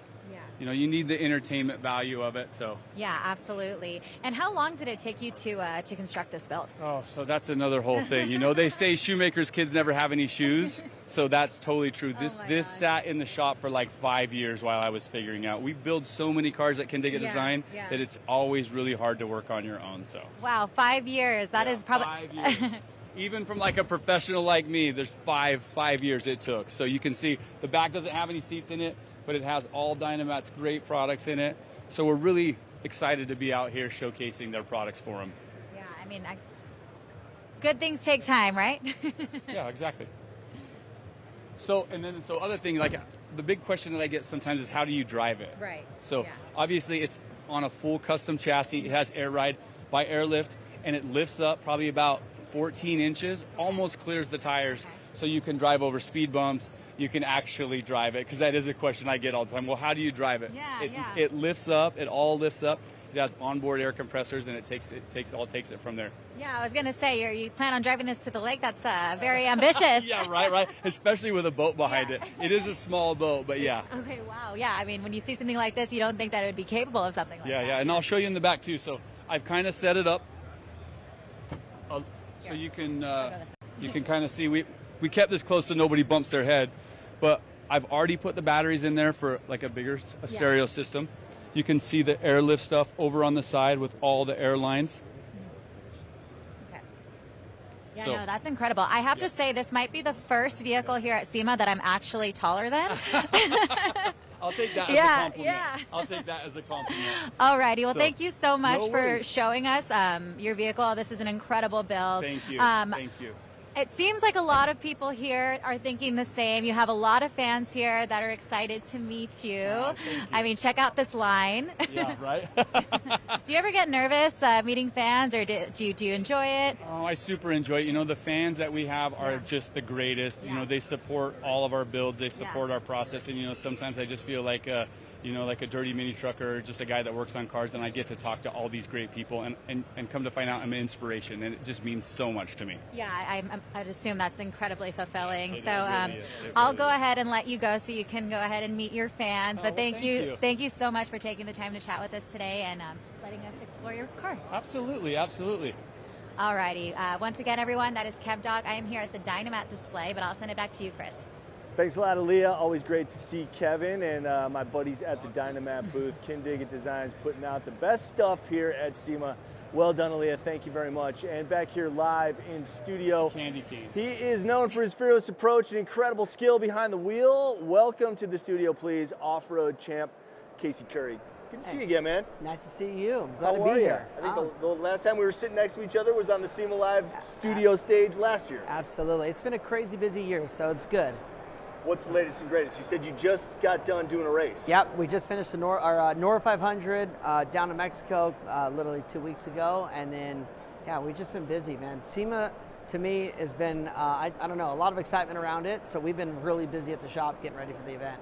So this is the third year that the West Hall has been operational here for SEMA, and that's where all of the off-roading trucks are and components and everything. When you get to the SEMA grounds, do you just head right to West Hall? I mean, technically last night after the show ended, because I got the blue badge, because I'm a vendor, I mean, I definitely went through and geeked out on everything cool. So, you know, it's every year at SEMA, there's just so many new products, there's so much great stuff, and I don't know, I just feel the vibe of the world turning a leaf, and it's just a lot of excitement. So I think there's a lot of cool things coming. It just seems like there's a lot of great new products, and people are excited to be back racing in performance vehicles and just driving.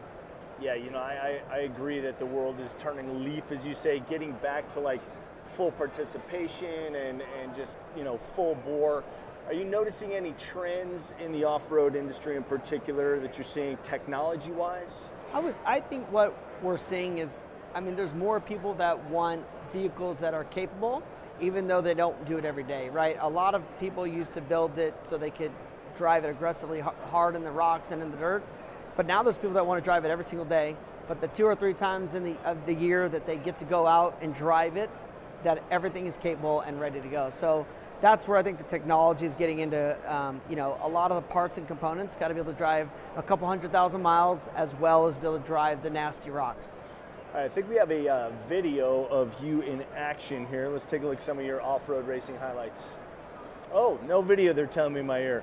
So we'll just have to ruminate on some of your highlights for the past year. Now, you told me right before we came on, obviously Baja 1000 is coming up right after SEMA, but you're not going down there again this year. Yep, this year, taking the 1000 off. We've had a crazy last couple weeks of events.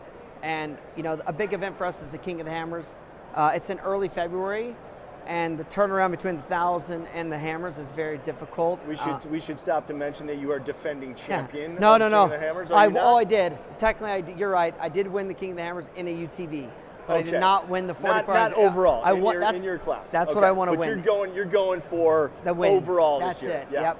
So with that though, the turnaround's quick. So now the goal is to spend the next 2 or 3 months to get ready, prepared, and truly be ready to go to try to win that thing. So we're putting all focus, all eggs, jumping everything I got to go out and do whatever we can to win that thing. Nice. So you get a little taste of the top of the mountain in the UTV category, Yes, yeah. King of the Hammers. How quickly afterwards did you decide that you're going to go full on? Yeah, I mean, it's one of those things, we just love it so much, and every year, they throw new challenges at us. The rocks change every year because it's not the same course, and I don't know, we just got the bug bad right now. I think as a company at Curry Enterprises, the products that we're developing, a lot of the things just seem to mesh really well, that it's time to go out and put a big effort into the hammers and the rocks and the desert, and I want to go fast. And you being a driver and a champion driver, that really is the ultimate calling card for the business, isn't it? It's like, hey, I'm not just selling these products, I'm using them and I'm winning with them. Yeah, that's something that I've been focusing on the last couple of years, is just really grinding on, we are putting them to the test, we are pushing, we are developing, we're not staying stagnant, and we are, I have a fantastic group of people that work for me at Curry Enterprises that want to develop and make things better, and to be out there and testing it ourselves, we get back and we look at the data and look at the components and just try to figure out how to make things better and better. Well, you're building quite the resume. So we've got, you won the class in the Dakar. Yeah. You said that you've won the Baja three times in a row. What else have you won here? Wait, I've got my cheat sheet here. You've got the Pro Light Championship. Yeah. And so I guess that overall King of the Hammers would kind of be the crown jewel. In the off-road, what's more prestigious in the off-road world? The Baja 1000 or King of the Hammers? I mean, the Baja 1000 is the Baja 1000. It's just iconic, and everyone around the world knows about it. Yeah. King of the Hammers, though, is that stateside race that it's Burning Man. A couple 100,000 people out camping in the desert, all in one area, right? The Baja 1000 still has hotels. Logistics are a little bit different. The Hammers is just all out, insane. So there's a big difference, but the Hammers is literally the only race technically right now that I need to mark off the bucket. Like right. I've won a lot and very blessed with my career that I've had, but it's Hammers that I want to win. It's funny that you compare it to Burning Man, because that probably is the most apt description. I have not been myself, but my buddy and my brand manager, Reed, was there last year. And he was describing to me and actually showed me some videos. Apparently there's some sort of river that people get on either side of, and it's like a competition side to side. Oh, there's, the amount of craziness is insane. At night, they turn valleys. That's when it happens. Yeah, at night, the valleys there'll be 30 people in it with all these different underglow colored lights and thousands of people surrounding the walls, and it's mayhem. I mean, absolute mayhem. That's amazing. All right, we'll talk a little bit about the company and the latest products that you guys are developing. Yeah, so this year at Curry, for the SEMA show at Curry, we did a lot of focus on the muscle car market. We have a new rear end housing in that allows a customer to have a full float axle, but the old way of doing it was using very expensive brakes. So now we're working with Willwood, and we have some other brake manufacturers that allow us to use a more affordable brake package, as well as the fancy big brakes on a full float housing. And so you've got a muscle car, and you're not looking for some axle deflection with the brake kickback. We have the solution, and we also have the ability for a tone ring and ABS and the whole technology side of it, where people want traction control. This is the ultimate package for a muscle car guy that wants to be able to put the technology into his car. So it's pretty exciting. We've been working on it for a while, and to get it to market, it's going to be a really great product for anybody that has a performance car.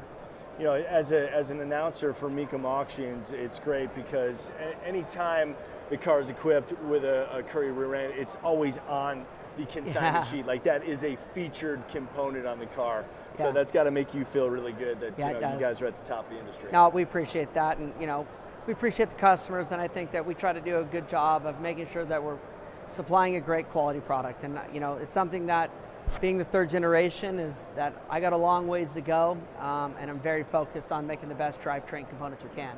It's awesome, man. Casey Curry, off-road champion. Best of luck at King of the Hammers. Now that I know that it is your holy grail, I'm going to be following you very closely, man. Thank you so much. Wish you nothing but success. Thank you. Appreciate you, brother, joining us here on SEMA Live. And right now we are going to go out to JC.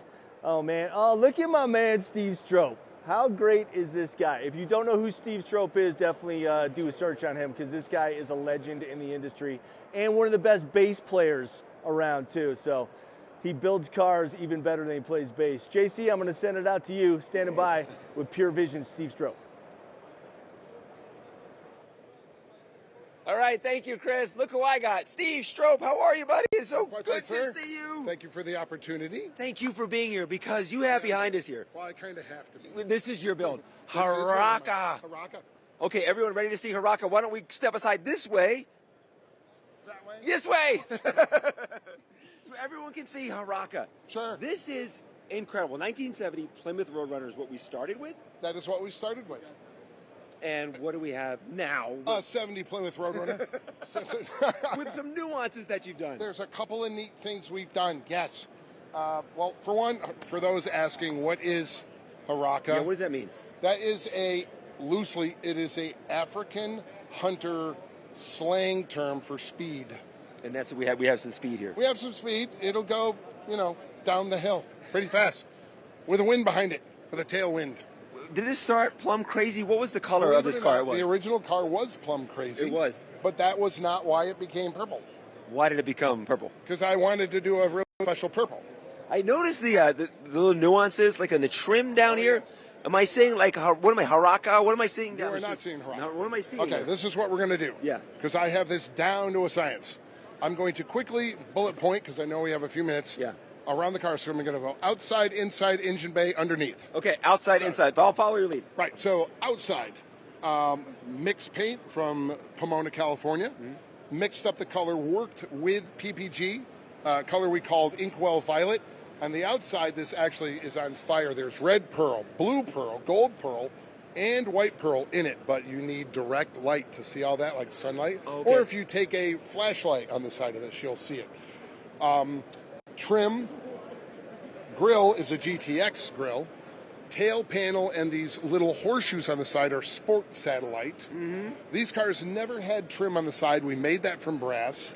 And the pattern you see on that is the same pattern that is on the seat. They started life on one of my Robert Graham shirts. Oh, okay. And then we had to, Eric Brockmeyer, artist I work with, had to take that intricate design, hand draw it, make a digital file. Yeah. It was sent to Italy, to a tannery in Italy, to be printed on the leather, which was done on the centers of the seats.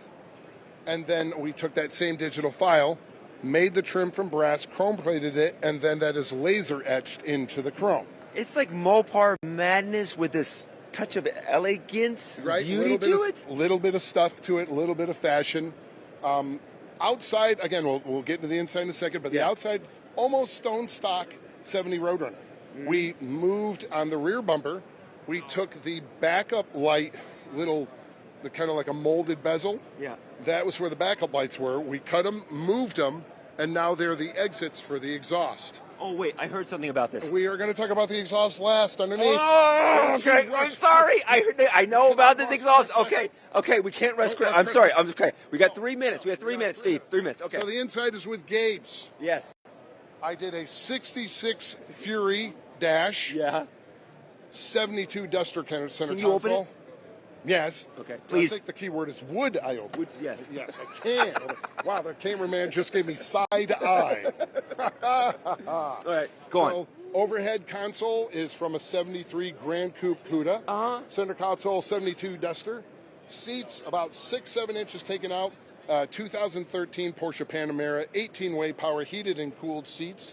Dash again, 66 Fury with the speedometer and the gauges modified by, or handmade by Dakota Digital, now like a Lamborghini Aventador. It's actually a big swinging tack with a speedometer in the middle.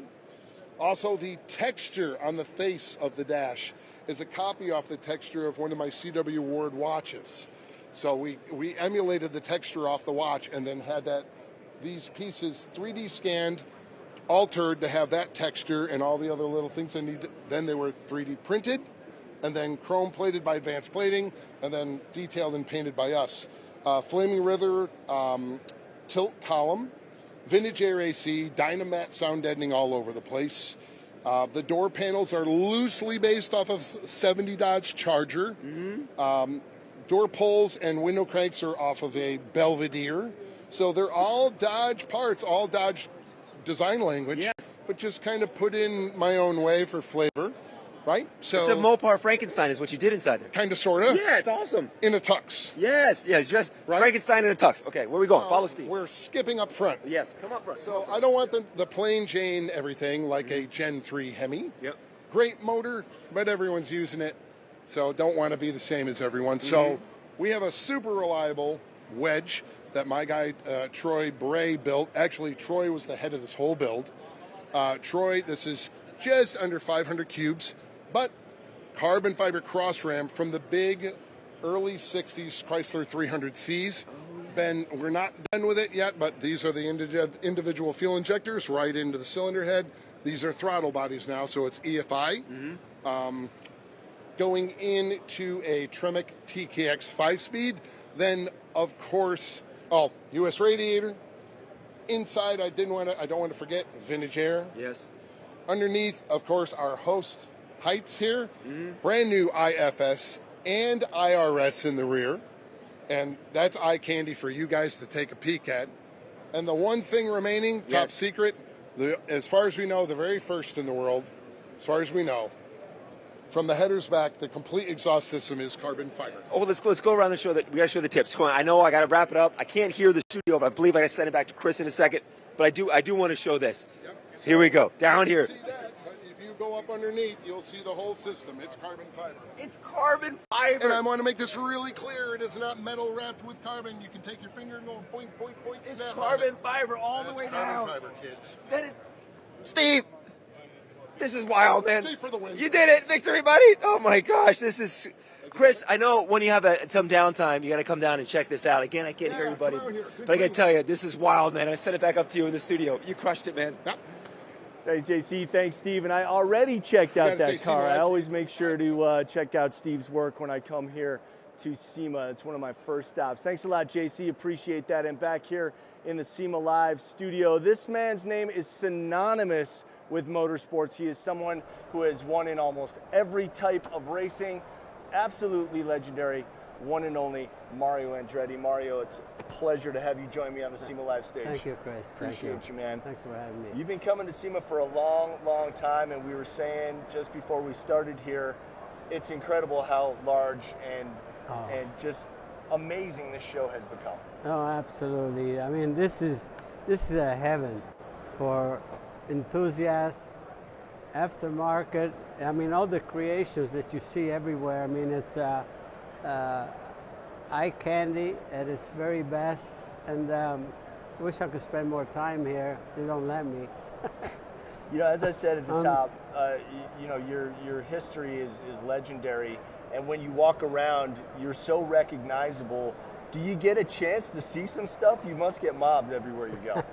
Well, you know, sometimes you get interrupted, you know, but that's all good, you know, because we all speak the same language, you know. When we talk about we love the sport, that's pretty much at my rodeo, you know. Yeah. So yeah. But it's a wonderful feeling all around, if you will. And it's so international too. That's the other thing. I mean, the reach is just unbelievable. I mean, just sitting there at the you know, at the Magnaflow booth there, I mean, all the different languages that are being spoken, you know, all the different names that I write a little note to and all that.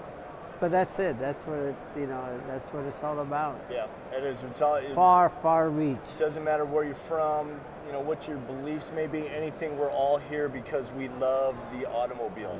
Yeah. And you yourself are so prolific. You won in F1, you won in IndyCar, you won in the NASCAR. was there any racing form that you didn't compete in that you would have liked to have competed in back when you were racing? Not really. I have no regrets. I mean, I think I was able to do more than what I had hoped, quite honestly. And I pretty much totally satisfy everything that I wanted to do in the sport. And I just love to be able to bounce from one specialty to the other and be able to adapt. And fortunately, you know, being with top teams, which, you know, you can't get the results unless you got the equipment and all that.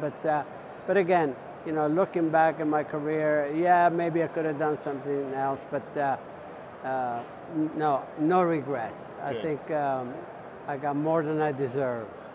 Is there a different approach strategically? And I'm sure there is. And if there is, what is it in your approach to a race that's, you know, determined by laps versus an endurance race like Le Mans? Well, obviously you have to adapt. I mean, it's sometimes I had to talk to myself on, especially, you know, the long distance events. You know, the Sebring types. You know, 12-hour, 24-hour.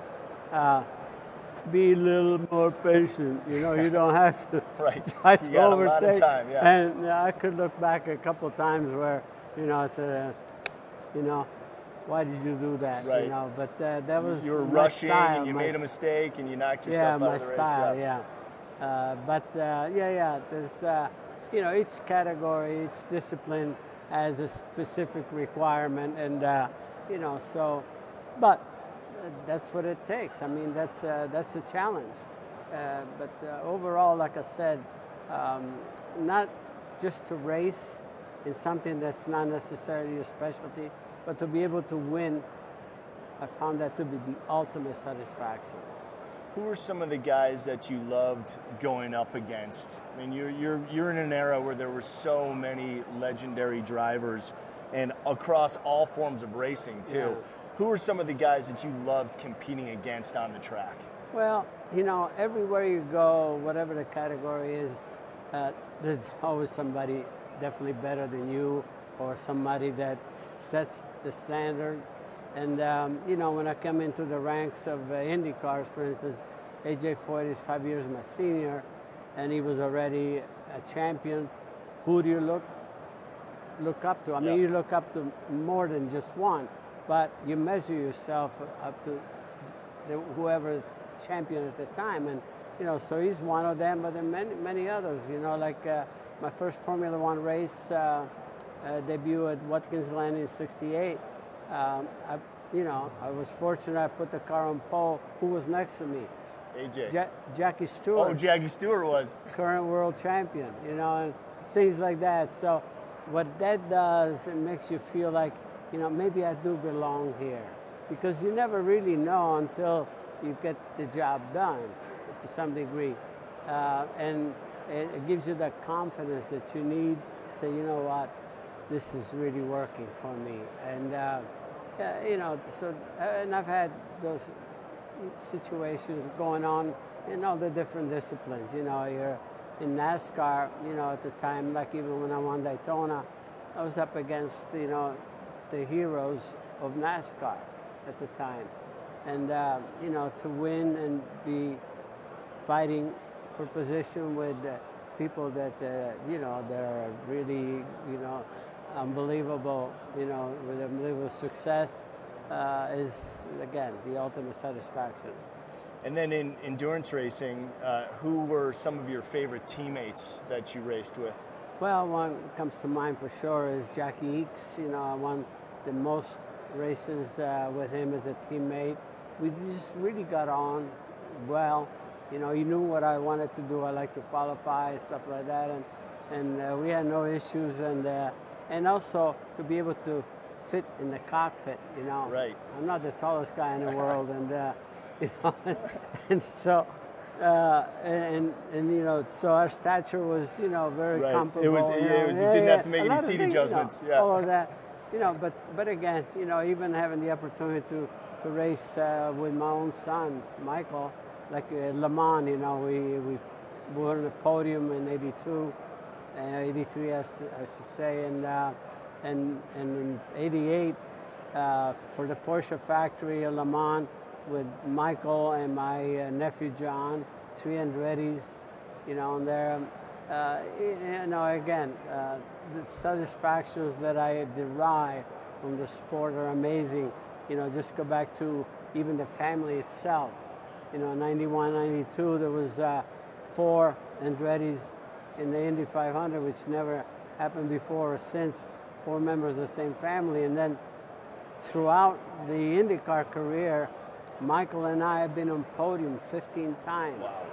Father and son, and first and second 5 times, and 10 times on the front row of an IndyCar race. So when I look back, I say, oh my goodness, how could I have ever even dreamed about that, you know? So, and I have other events, you know, as a family. You know, in '86, give you an example, at Pocono 500, I had my younger son, Jeff. He was in a support race, like an Indy Lights race. He was on pole for that, won that. Michael was on pole for the 500, and I won the 500, you know, in IndyCar. So, it was an Andretti takeover. How could you expect anything than that? Yeah, so it's a dreamlike when situation. I look back, like I said, you know, how blessed have I been? That's incredible. My last question for you, Mario, has to do with F1. The popularity of F1 has just exploded in the United States. We've got 3 races here now. The Las Vegas race is coming up in a couple weeks. Harkening back to your era, where guys would drive in several different series, do you find it strange that more F1 drivers aren't driving in Indy and in NASCAR? There's a lot less crossover these days than there was in your era. Yeah, there's no question that there is. I mean, there are contractual obligations, so on and so forth. I know, you know, even with mine, just to give you an example, you know, every contract I had, you know, if I was in Indy cars, I had to have written permission to do something else, and I never really, you know, argued about that, but I said I was going to do it anyway. Right. So, you know, harm me. I was at Silverstone in '78 during my World Championship here, and I was driving for Roger Penske in Indy cars, and I was testing it on a Wednesday, and Colin Chapman says, "Are you going back?" You know, because we had a weekend off in sports Formula One. And no, I said, "I'm running in Michigan with Roger Penske," and he says, "You can't do that." I said, "I know." I said, "But I will." You know, so that type of thing. So you can either observe the contract or just say, "I'm going to do my thing. You're not going to control my life." Yeah. You know, but it's a personal thing. That's all I can say. Well, there was so much more driver control from the 50s through the 80s, where you guys were just hopping in and out, and it really was up to the discretion of the driver. What race do you want to run? What series do you want to run? And you would just do it. Yeah. Amazing. Amazing. Mario, it's such a pleasure to talk to you, my man. Thank you so much for joining us here on SEMA Live. The great Mario Andretti. Thank you guys for continuing to watch SEMA Live. And we got another segment out in the field for you right now. And for that, we're going to toss it out to Aaliyah. Thanks, Chris. I'm here in the SEMA Future Tech studio with Ricardo and Waylon of Blazing Rods. They're going to chat with us a little bit about a familiar vehicle that we know from last year, Doughboy. He's back, and he's here up there. Tell us a little bit about that vehicle and the award it won. So last year we came off the best engineered vehicle last year, which we definitely did not expect. Yeah. SEMA Future Tech asked us to bring it back here and kind of strip it down so you can really see kind of what went into the project and all the engineering that we did into it. So we're really happy to have it up here on display and show kind of what a lot of people are afraid to show, and rip the belly pans off of it and just really expose what's under there. And what has been the reaction from the fans? Has there been like a lot of people remembering the car, or is it like, wow, they're barely seeing it for the first time? It's almost like we're getting the same hit we did last year. Yeah. It's like people remember it, but they're getting a whole new approach of it because they're seeing a totally different side of the car. Yeah. So I feel like we're getting 2 wins with it, which is awesome. That's awesome. So yeah, we're just super happy to be back and display this, especially with SEMA Future Tech. It's definitely an honor to be here. Yeah, very cool. Very awesome display as well. And then obviously to top that, or at least try to top that, you guys have something new in the works. So let's go ahead and take a look at this prototype over here. Can you tell us a little bit about this project, Waylon? Yeah, so this is actually a third scale, kind of like how OEMs would do it, right? Third scale of the new vehicle that we're doing here. So yeah, so it's actually, this is a 1-to-1. We just scaled it down to a third scale, but this is how we can get, you know, the colors and the way the body lines are reflecting, right? Yeah. This is exactly how like the OEMs do it. It's kind of dying off, but we figured, you know, with something of a grand scale that we're doing to kind of top Doughboy. Let's go ahead and take a look behind it, actually, too. Yeah. So basically this is all 3D printed, which kind of fits the theme of future tech as well, you know. So normally this would kind of be milled out on a 5-axis machine. We just 3D printed this, everything to the windows, tires, really fast. But yeah, this is just so we could kind of get a concept of what it is we're working with without investing in the tooling and building the car and being like, oh no, that doesn't look good. Yeah. So this is an easy way to do it. Yeah. But you did mention that there are a few in production already, right? Yes. So we actually have 3 of these vehicles sold right now, which is good for us, honestly. It's been a blessing for sure. And then yeah, we also brought our full scale suspension right here for this car. Let's go ahead and take a look at it. Let's maybe have like, I'll be over here, maybe Weston come over here as well, and then you can kind of walk us through what we're seeing here. Yeah, so this Yeah, so this is it's actually a hybrid, right? So with Doughboy, we kind of all put our heads together and we're like, hey, how do we top this car? You know, and we're trying to be different from, you know, the amount of talent that's here at SEMA is really hard to compete with them. Honestly, everyone here is so talented. So we really put our heads down and we're like, hey man, we need to make a hybrid all-wheel drive car. Yeah. So this is actually what they call through-the-road all-wheel drive. So the front wheels are powered by an axial flux motor up here that you see, right? This whole brown unit.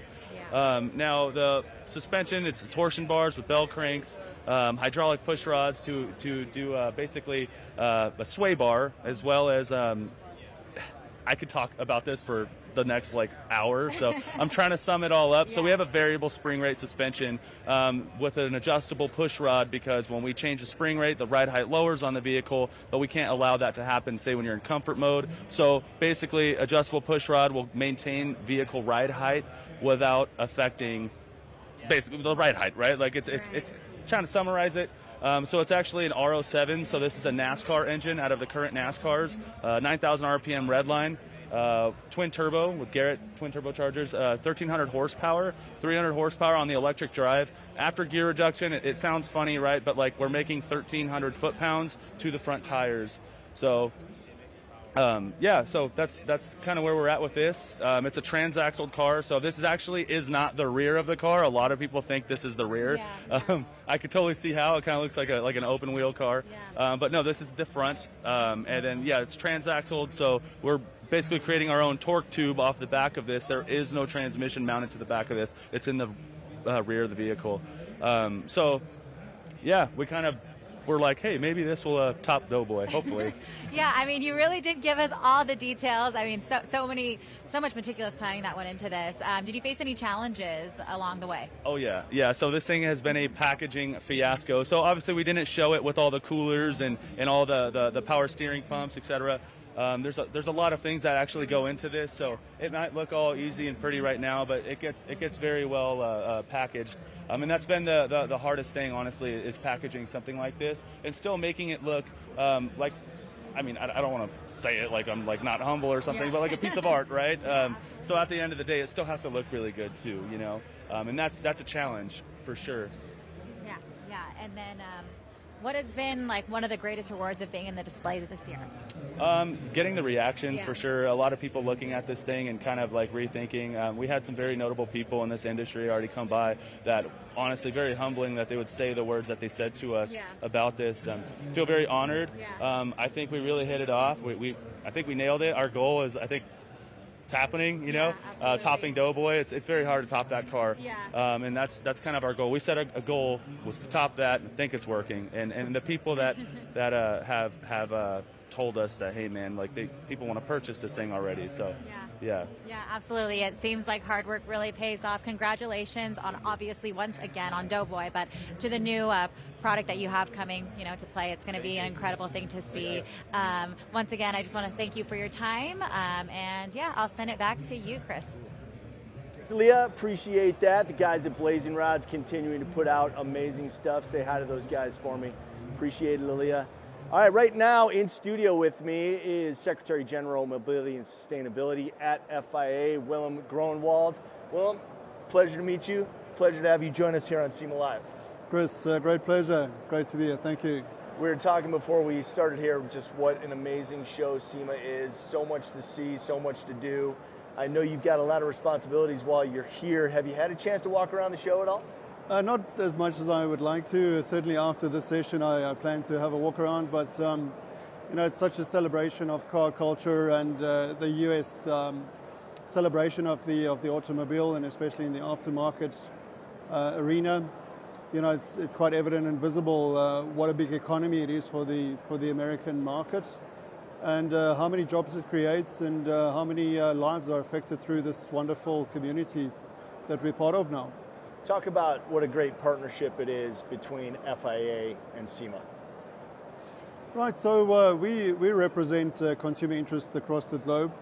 We span 245 clubs. Now, typically a club would be something along the lines of roadside services, but we also have, as the global motorsport governing body, we have what we call ASNs that issue racing licenses across the world. So that's across 149 countries, and the partnership with SEMA is quite key for us into the North American market, and the range and the scope that SEMA has within this environment. So if you look at the scale of the economy that is served, north of 300 billion in combined revenue, 1.3 million jobs created in the US, creates a very pivotal point for us and an important entry point for us to expand consumer interest and consumer voice across the whole of the globe. Our existing clubs so far span 80 million members across the world. So it's important for us to work with SEMA to deliver safe, sustainable and affordable mobility. And what a great partner they are. They've been very active in the short space we've worked with. They joined us in the month of June, and it's been fantastic so far.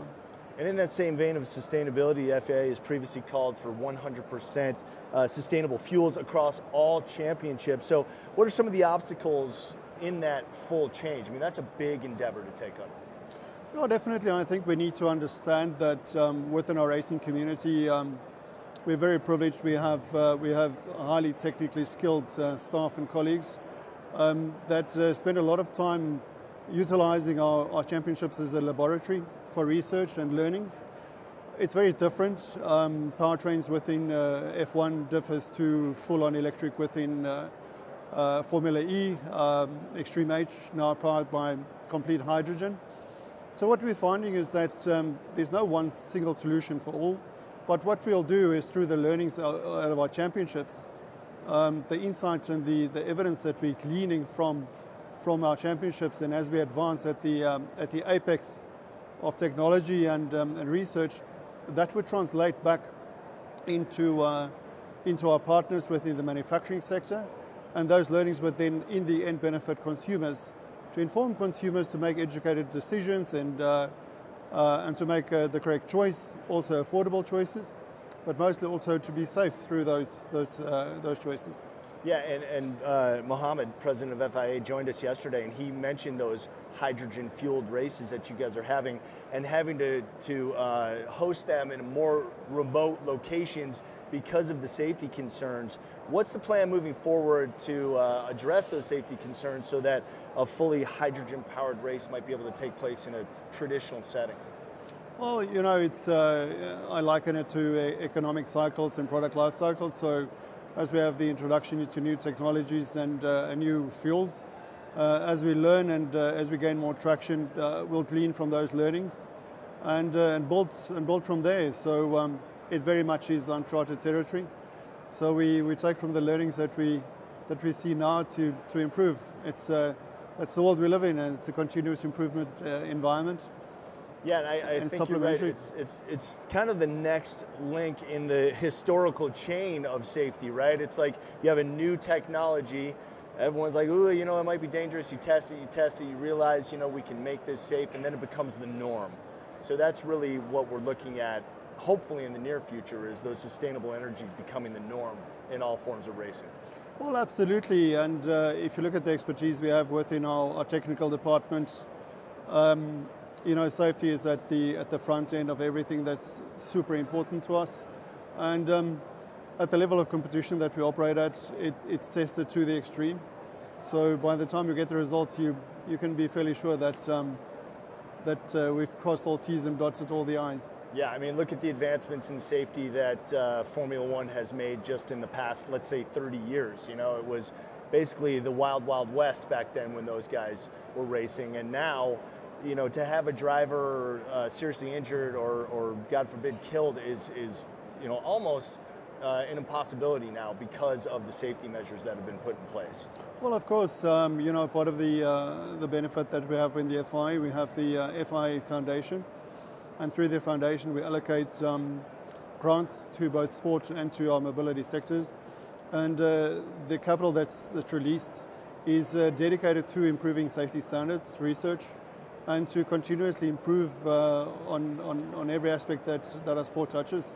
Yeah. For the benefit of the sport itself, to make it safer, more exciting for our spectators, but also providing the bridge between sport and the general consumer. I look around us here. There are an ocean of people around, and this is what we really care about, is consumer interests, to make consumers' mobility safe, not only in the US, but across the whole of the world. And what a better place to learn from than from our sporting championships. Absolutely. What progress are you most proud of as far as your duties with the FIA? I think the acknowledgement of the community today, society at large, where, you know, specifically within the sustainability environment, you know, we say sustainability is a team sport, if I could quote our visiting professor, Professor Orr, as she would say. And, you know, I'm incredibly proud to say that from an FI perspective, we've created a harmonized community of dedication to safety and sustainability at the highest levels of performance, that we're proving that you know, we could achieve these standards even in the highest levels of competition. Willem Groenewald, Secretary General Mobility and Sustainability at FIA. Thank you for joining me here on SEMA Live. One last question I do have for you, and I know that you're not going to be here for the race in Vegas next week. I'm sure you'd say unfortunately, but your duties call you to Tokyo. But the race has become so popular in Las Vegas.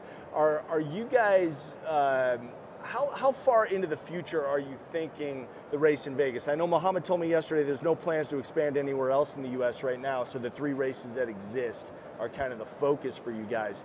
Vegas, I think, is kind of becoming the crown jewel just because it's Vegas, right? I mean, what are the plans to make Vegas even bigger and brighter and better, if it's possible in the future? Chris, I would love to give you an accurate, concise answer, but I'm not at a point today to tell you what that might look like in the future. It's safe to say, what I can say is that the American market is very important to us. Obviously, it's not just our decision. It leverages to a range of partners and stakeholders within that question. But certainly the US market for us is very important. Fair enough. I appreciate that answer, and thank you very much once again for joining me here on SEMA Live. Thank you very much. Safe travels to you over to Tokyo, and right now we're going to toss it out to Elijah, who has a remote control driving new products feature with Taylor Snyder, affiliate marketing for Traxxas.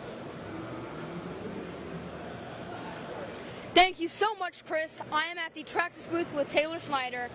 And I mean, can you tell us about these awesome RC cars and just Traxxas in general? You definitely made your way to the right booth. I'm so happy you're here. Obviously what we have in front of us is a full size, but that is not what Traxxas is about. We are known as the fastest name in radio control, and that's what we brought out here to the show. So right behind me, we actually have a scale model. This is a full-size Funko sand car that we got to run in Glamis, and we've created this miniature scale version. It is absolutely to the T. If you're looking at the full version, our engineers spent a year pretty much sitting with this thing in the warehouse, taking in every single detail and putting it into this beautiful, beautiful sand car that you see in front of me, including front disc brakes, everything that you would see in a Funko sand car, we've miniatured and put it into this scale size. I got to run it in Glamis, and it performs just like the full-size sand car. So some pretty incredible engineering. Obviously, this is one of our newest features here. You can see the whip lights. They've even got flex feature on them.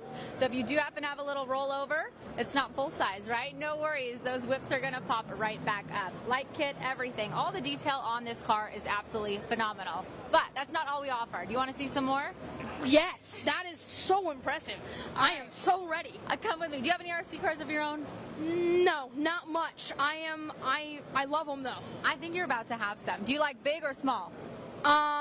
Small, fast ones, but big ones are cool. Well, then do I need to show you this giant?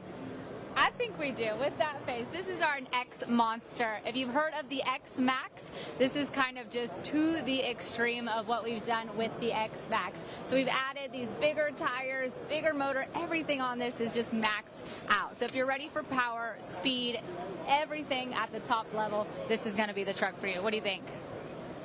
That is massive. All right. I just realized I didn't take this into consideration. Bigger means you can do more terrain. So I've changed my answer. Bigger is better, for sure. Absolutely. Wheelie machine. You pop wheelies? Yeah, I try. I will definitely try. This one is easy to do it with. You want to see some more? Gladly. All right, yes. come with me. So if you're into RC, you maybe have tried out your hand at Nitro. Obviously, this is for the veteran enthusiasts.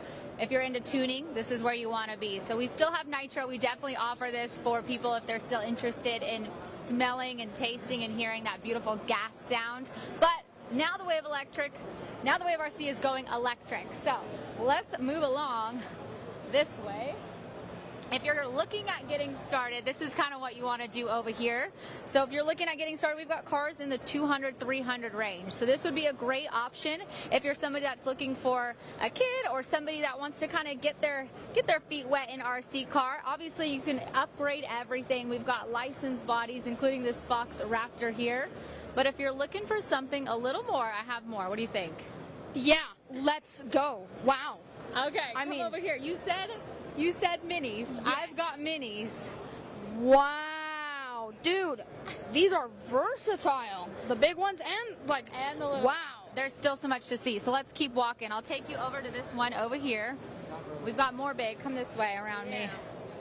We've got even more. This one is a pretty popular one here at the SEMA show. This is our unlimited desert racer. So if you're into trophy trucks, which a lot of people here at the SEMA show are, this is the one you want to check out. We spent a year also with a trophy truck in our warehouse building this thing to scale. It performs like one, it looks like one, it is absolutely incredible.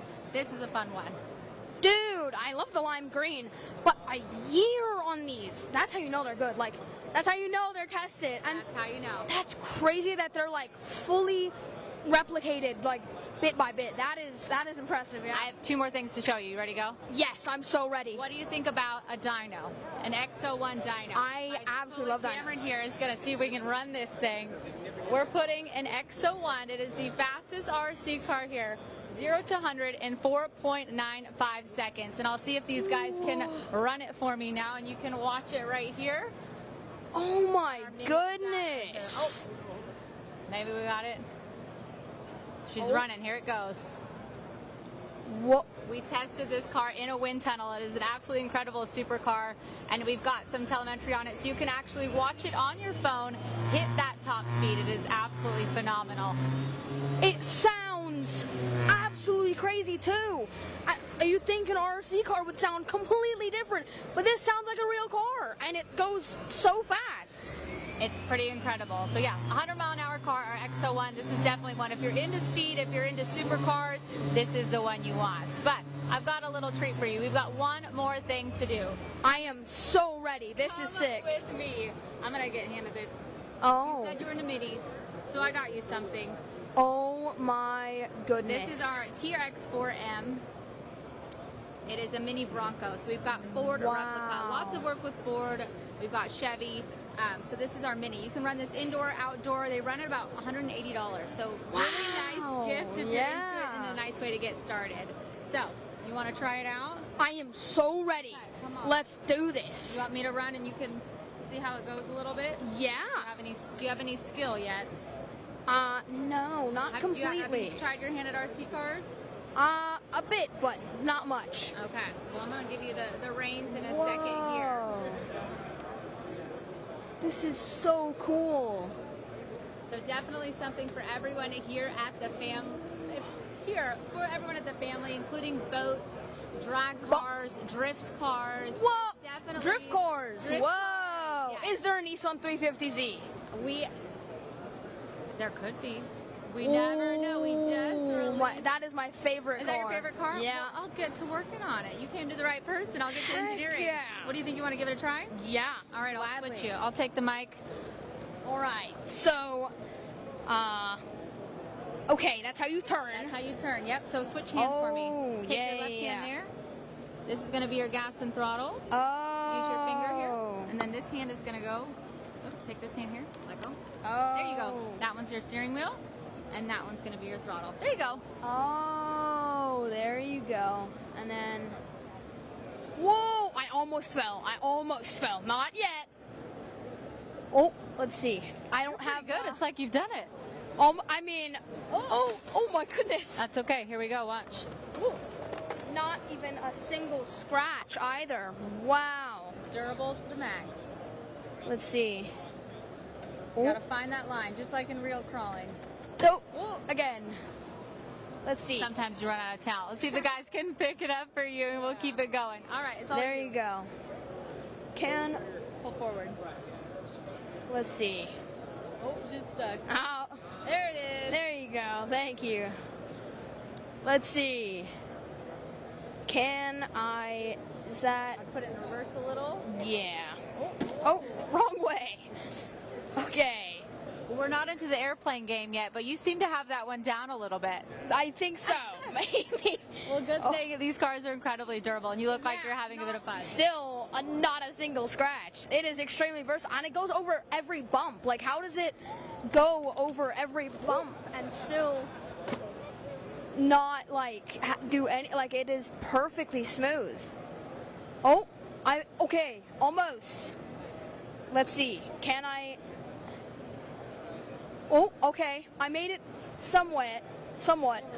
There you go.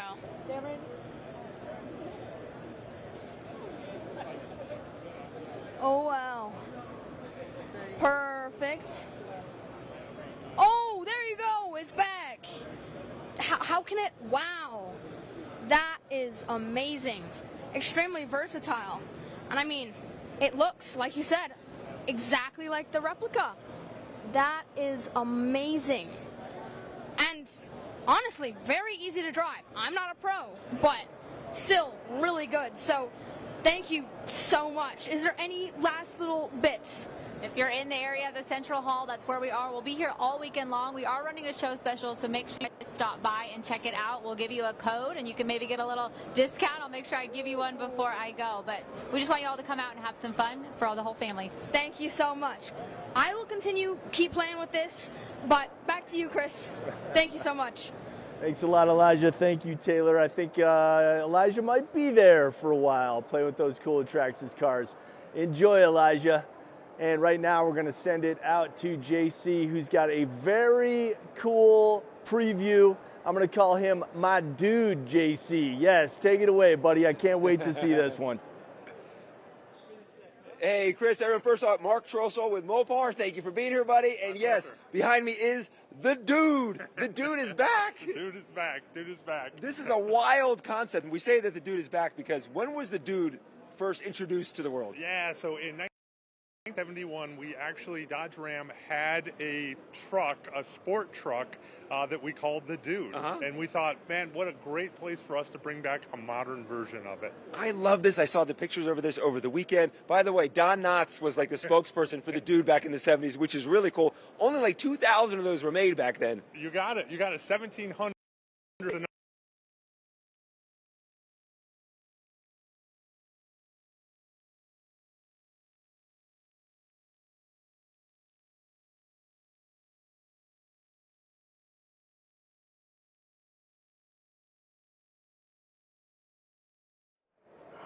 Well, unfortunately, we're experiencing some technical difficulties there out in the far reaches of Central Hall. But if we can get back online, we'll get back out to JC visiting with Mark Trossel about that new dude version of the Ram truck. Right now, let's step away for a quick commercial break. Whether you're building a street machine, restoring a classic, tuning for the track, or creating the next breakthrough mod, it all depends on one thing: freedom. Freedom to imagine, freedom to create, freedom to innovate, freedom to drive your vision forward, to explore the open road or trail without unnecessary limits. It's freedom that fuels our $337 billion aftermarket economy, powering thousands of small businesses and supporting millions of American jobs. But all of it, every part, every build, every shop, and every mile of joy can grind to a halt with just one misguided government regulation. Enter SEMA's government affairs team and their ongoing advocacy efforts. Every day, they're on the front lines in your state and Washington, D.C., fighting for your rights, pushing back on overreaching regulations, and preserving the industry we all love. From emission standards and internal combustion engine bans to land access, the right to modify your vehicle, or protecting the future of your business, our team tackles the issues that keep our industry alive and vibrant. Every day, the risk for our industry grows, and our ability to survive depends on stopping government overreach. SEMA stands up for the builders, businesses, and communities that power this industry. That's why SEMA Action was built, to organize gearheads, builders, and business owners who refuse to be ignored. Whether it's the engineers designing the technology of tomorrow or the enthusiasts who use those products, our efforts mobilize them to protect our way of life. SEMA Action defends your automotive freedoms. Our 500,000 plus advocates make sure politicians know where Americans stand. The passion of our supporters makes us the top automotive advocacy group in Washington. When you join SEMA Action, you're joining a movement built to defend everything our automotive community stands for. This industry is built on passion and ingenuity, and that combination is a powerful economic driver. SEMA's advocacy protects the businesses, jobs, and freedoms that keep our industry strong, viable, and always moving forward. If you're making parts, working the counter, or wrenching in your own garage, this affects you. Staying on the sidelines isn't an option. You can be a force within our community. SEMA is doing the work, but real change requires action. Get involved and help protect the future of the automotive aftermarket.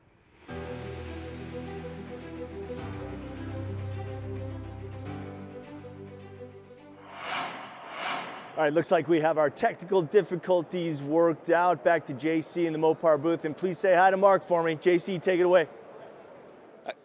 I will. We've got the dude and we've got Mark. Okay, we left off with the front end. Let's talk about the face of the dude. Yeah. So something really bold, tungsten fascia from our tungsten truck. We added a front splitter, some really gnarly grill texture to it, and a concept hood as well that's really, hints at that performance side of things with the open air intake on it. Did you lower it? It seems like it's lower. Yes, we lowered it about 2 inches or so. Sublime green paint, nothing better than a bright paint on a muscle truck. One of my favorite pieces too, actually, is the logo. So V8 is back in Ram. This is our symbol of protest logo that we call it. We actually just designed it. It goes on every V8 Ram that you can get to. We just love this because it really fits that muscle car, muscle truck flavor. I want to rip it off and take it with me. Slide back so we can show everyone. Can I open up and show everyone inside? Okay, let's look inside the dude. Ooh, now talk about some of the cool little nuances you did inside the truck. Yeah, so, again, the original advertising had a cowboy hat. Don Knott had a cowboy hat. So we said, let's design, we have an accessory rail that we offer, and we designed a cowboy hat holder for it as well. So that's what you see on the top of the IP. The badge on the instrument panel, you can see we designed a new font, and we designed a new dude wearing the cowboy hat as well. It's beautiful. It's just bad luck to put your cowboy hat on the ground. So now you have a cowboy hat holder. Are the seats different than a regular Ram truck? Yes, we did. We worked with Aaliyah leather on the seats. Beautiful, beautiful leather. Awesome accented green stitching in it too. It really just kind of pulls it all together. Let's come around the backside here because I love the color. I love it pops. Yeah. I love the black stripes. Kind of super B-ish with the way the dude is back there. Absolutely. All those muscle car cues in the muscle truck. You know, this actually harkens back to the original dude production truck we had. I don't want to miss out either. Yeah, side exhaust. So we have side exhaust on it with the sills too. Look, down here, right down there. Yeah, pretty cool. And actually, fun fact, that tip is actually from Dodge Challenger as well. Is it really? Yeah, so we kind of rated our part spin for it. That's what you do, right? Yeah. This is concept. I mean, I know concept is kind of seeing people's reaction.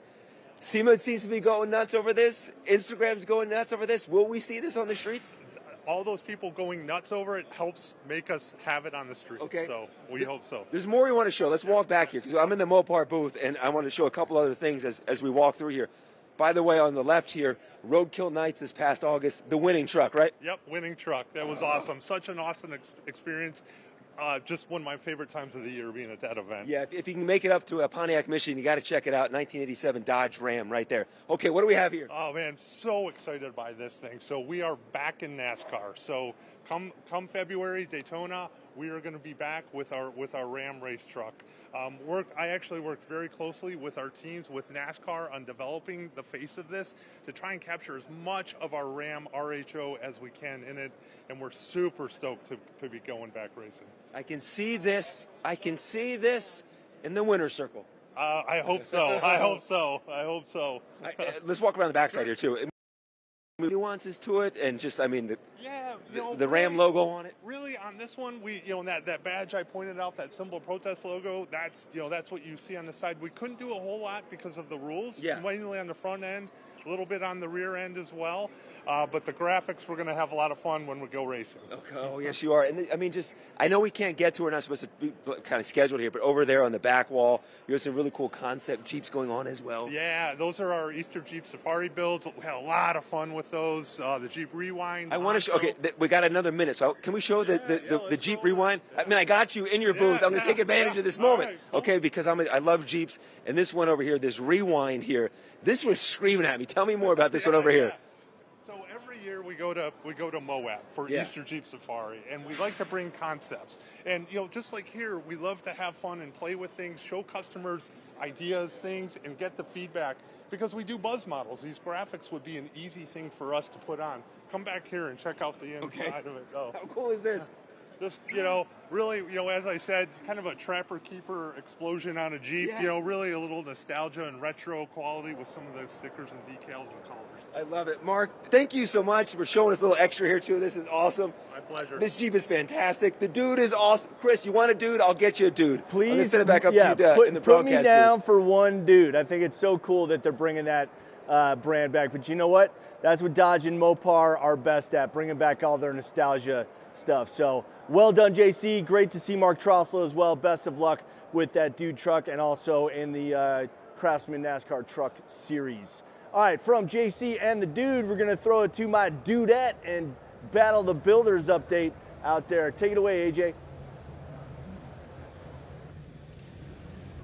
Thanks, Chris. We are here at the Battle of the Builders stage presented by Mothers, and I have to say, today was a full day. We had the BF Goodrich Young Guns competition where we narrowed, with the judging happened from the 10, and we had to narrow it down to 3. I feel like I'm here with, we're the three amigos here. I've got TJ and RJ, AJ here. I mean, it doesn't get any better than that, right? So what we're gonna do, RJ, how was today? Well, for a lot of the young guns, it's their first time getting the experience to judge another build. So it's something we started last year. We think it's a great experience for all the young guns. Only 3 of them will make it to the finals tomorrow to round out the decorated dozen, which we're also announcing. So it's been a really exciting day for those kids. All right, so before we get to announce the 3 winners from the Young Guns division, we're going to announce the 9, which is going into the decorated dozen. So are you guys ready to see? All right. So everybody look up at the screen. Here are the first 9 of the decorated dozen. Welcome to the 2025 SEMA Battle of the Builders presented by Mother's Polish. And our reveal of this year's top 12. In the hot rod and hot rod truck category, Troy Trepanier and their 1936 Ford Roadster. Troy Gudgel and their 1959 Chevrolet Impala. Kyle Kuhnhausen and their 1966 Chevrolet Corvette. In the Sport Compact, Import Performance, Luxury, and Exotic category, John Sarkisian and their 1971 Mercedes-Benz 600 Pullman. Tim Franklin and their 1960 Porsche Custom 356. David Guadagnoli and their 1967 Ford GT40 Mark IV. In the four-wheel drive and off-road category, Ron Jones and their 1973 Volkswagen Thing. Michael Descoli and their 1969 Scout. Woody Farabee and their 1966 Ford Bronco.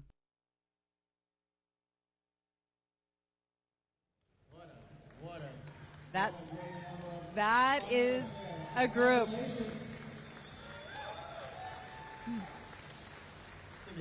Yeah, I know, but as you noticed, that was only 9. We need 3 more, which will be the young guns. So, I mean, it was a full day of judging. We started in the morning and just finished, I would say, about 2 o'clock? About an hour ago. So, TJ, what was that like today? Well, it's my first experience going through anything like this, so great learning and just watching the collaboration and you know, the way that they interacted with each other. I mean, genuinely really into each other's builds. They're all nerding out, asking questions. So it was just a bunch of dudes talking about cars, really. So nothing different, because that's kind of what happens every day. But it really a little bit tense. We can start to feel the energy in the air as we're down to this moment. And yeah, I mean, I just can't say how much it's meant to me to just get to know some of these young folks and hear their stories and where they've been, the amount of time that they put into this. Just their whole souls are poured into these builds. So it's just really neat. And I know that all of them, whether they win or not, this is a great stepping stone in their careers, and you know, just helpful to validate the great builders that we already know that they are. So, and if BF Goodrich can play just a teeny tiny part of that, that's really cool. But again, this is a really cool thing. Now, as a representative from BF Goodrich, what did you think of the caliber of builds that these young builders brought? I mean, it's hard to distinguish the young guns from the other classes. I mean, it's all kind of blending together in my eyes. So, I mean, the quality is really just unparalleled. So, yeah, I mean, any of these cars, I mean, I was asked, I had the opportunity to go over to the SEMA Live TV, and they're asked, you know, which one's your favorite? And, you can't really pick a favorite. So it's exactly, that's a great analogy. Yeah, it's kind of impossible. So, yeah, and we know who the 3 are. So we're, yeah. But I have to say, you know, in the 12 years that I've been hosting this show, this year, they really brought it.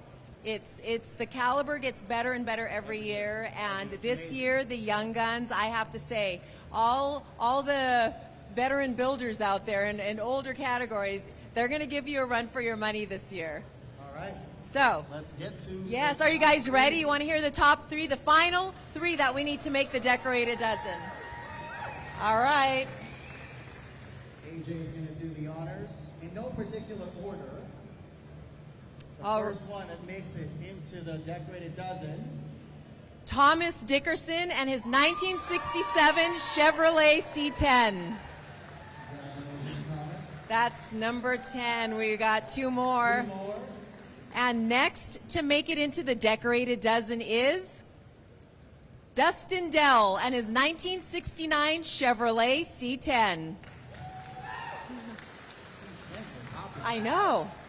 And one left. And the 12th builder to make it into the decorated dozen is Cameron Kokalis and his 1988 BMW E30 325i.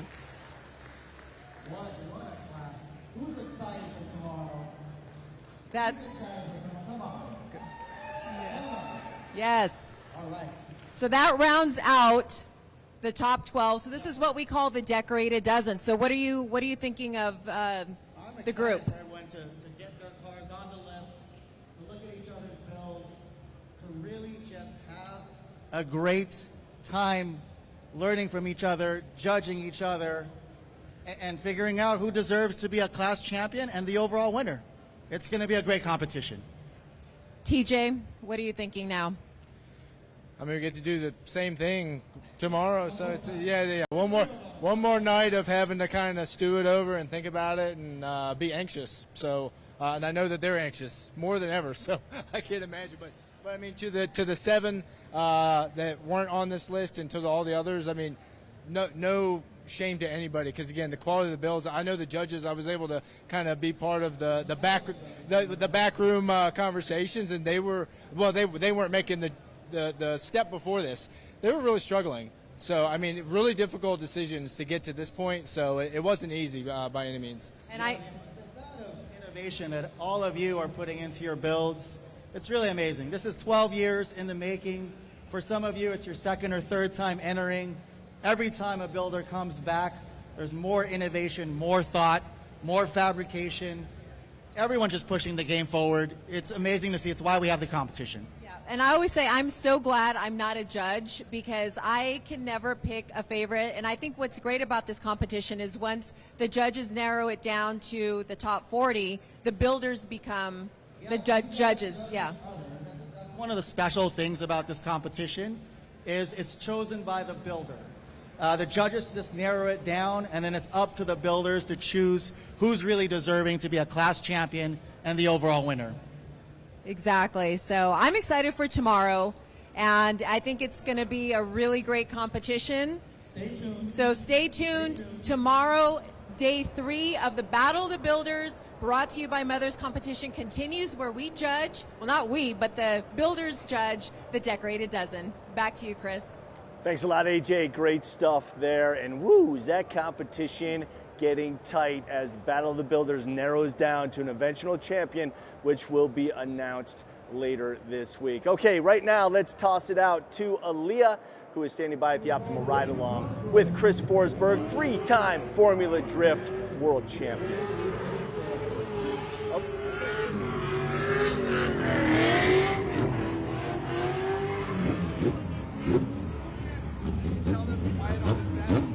Yeah. I'll make a phone call.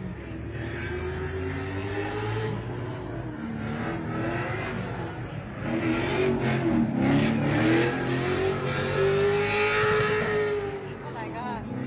Oh, I thought you were telling them to move so you could capture that pregnant woman.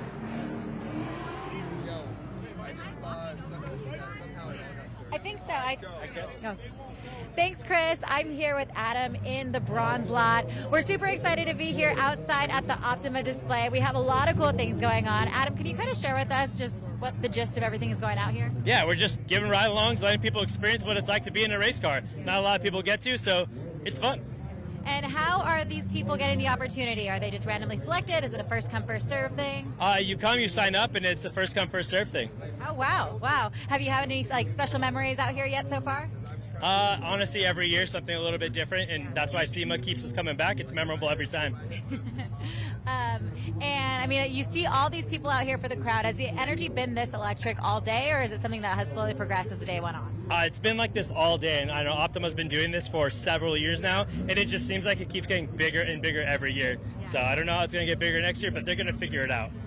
Let's talk a little bit about your car here. I mean, it seems like it's pretty much destroyed, hanging on by some zip ties. Yeah, absolutely. Yeah, so I mean, that's what happens. Tires explode sometimes, and you got to keep going with the party. So this is a Nissan S14.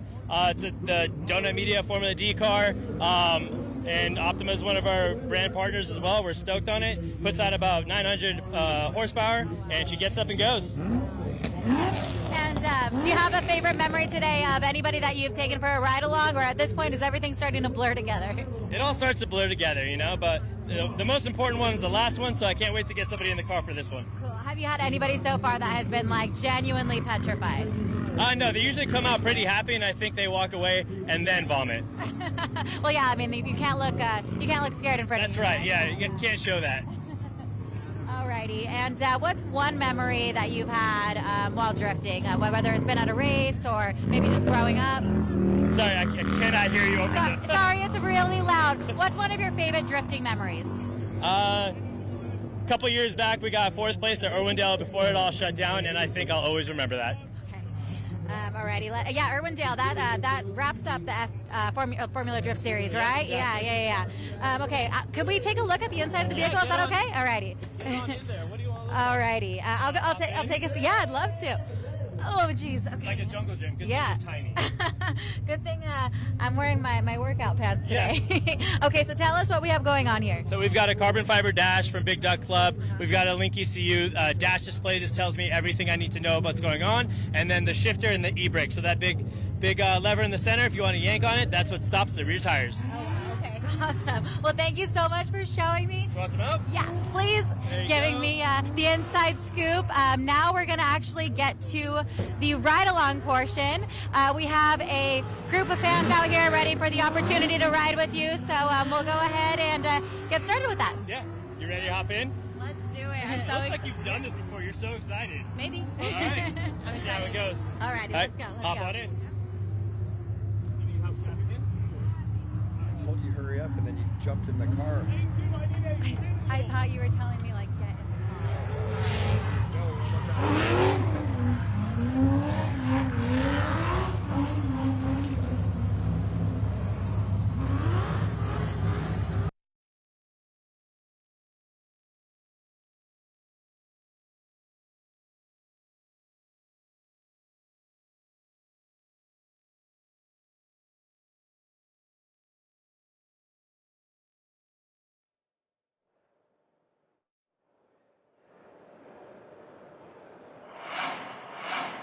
All right, we apologize for those technical difficulties that we were experiencing out there on the drift pad. We'll try to get back out there to Aaliyah and Chris Forsberg as soon as we can, but in the meantime, we'll take a quick commercial break. The automotive aftermarket industry, speed matters. So does precision.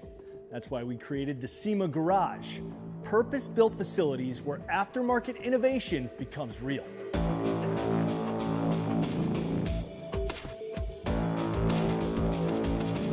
From emissions testing to ADAS calibration, from rapid prototyping to early vehicle access, SEMA Garage gives member companies the tools, tech, and access they need to develop smarter and faster.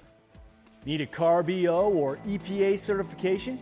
SEMA Garage provides complete end-to-end emission support, testing, coordination, vehicle procurement, and documentation, all under one roof.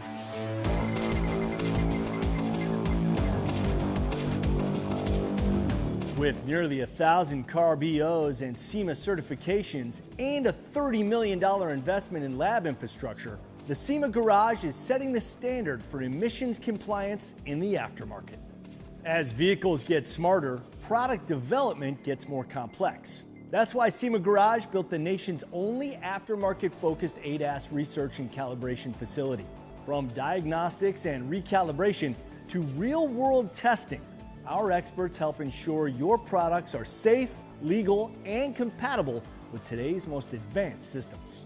SEMA Garage equips members with the tech to quickly move from concept to production with 3D scanning, OEM CAD, resource files, and industrial-grade prototyping tools on site. It's a full-service product development environment purpose-built for the aftermarket. Browse over 60,000 OEM CAD and scan files through the Tech Transfer Program, ensuring every product starts with precision fitment and design.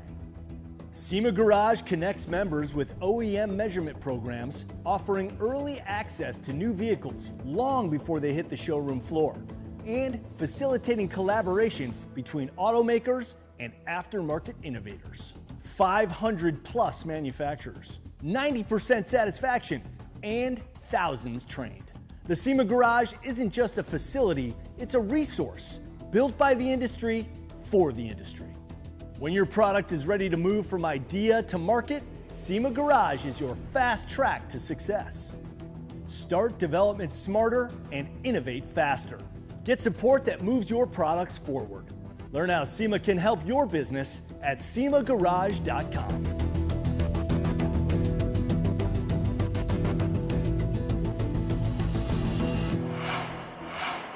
All right, it looks like we have our technical difficulties worked out. As you can see in the screen next to me, Aaliyah is out there at the Optima ride along as she watches Chris Forsberg drift around the patch. Smoky, cool, so SEMA. Gotta love it. All right, Aaliyah, take it away. I mean, there's already smiles on her face. I'm sure she had an incredible time. They are pulling back in.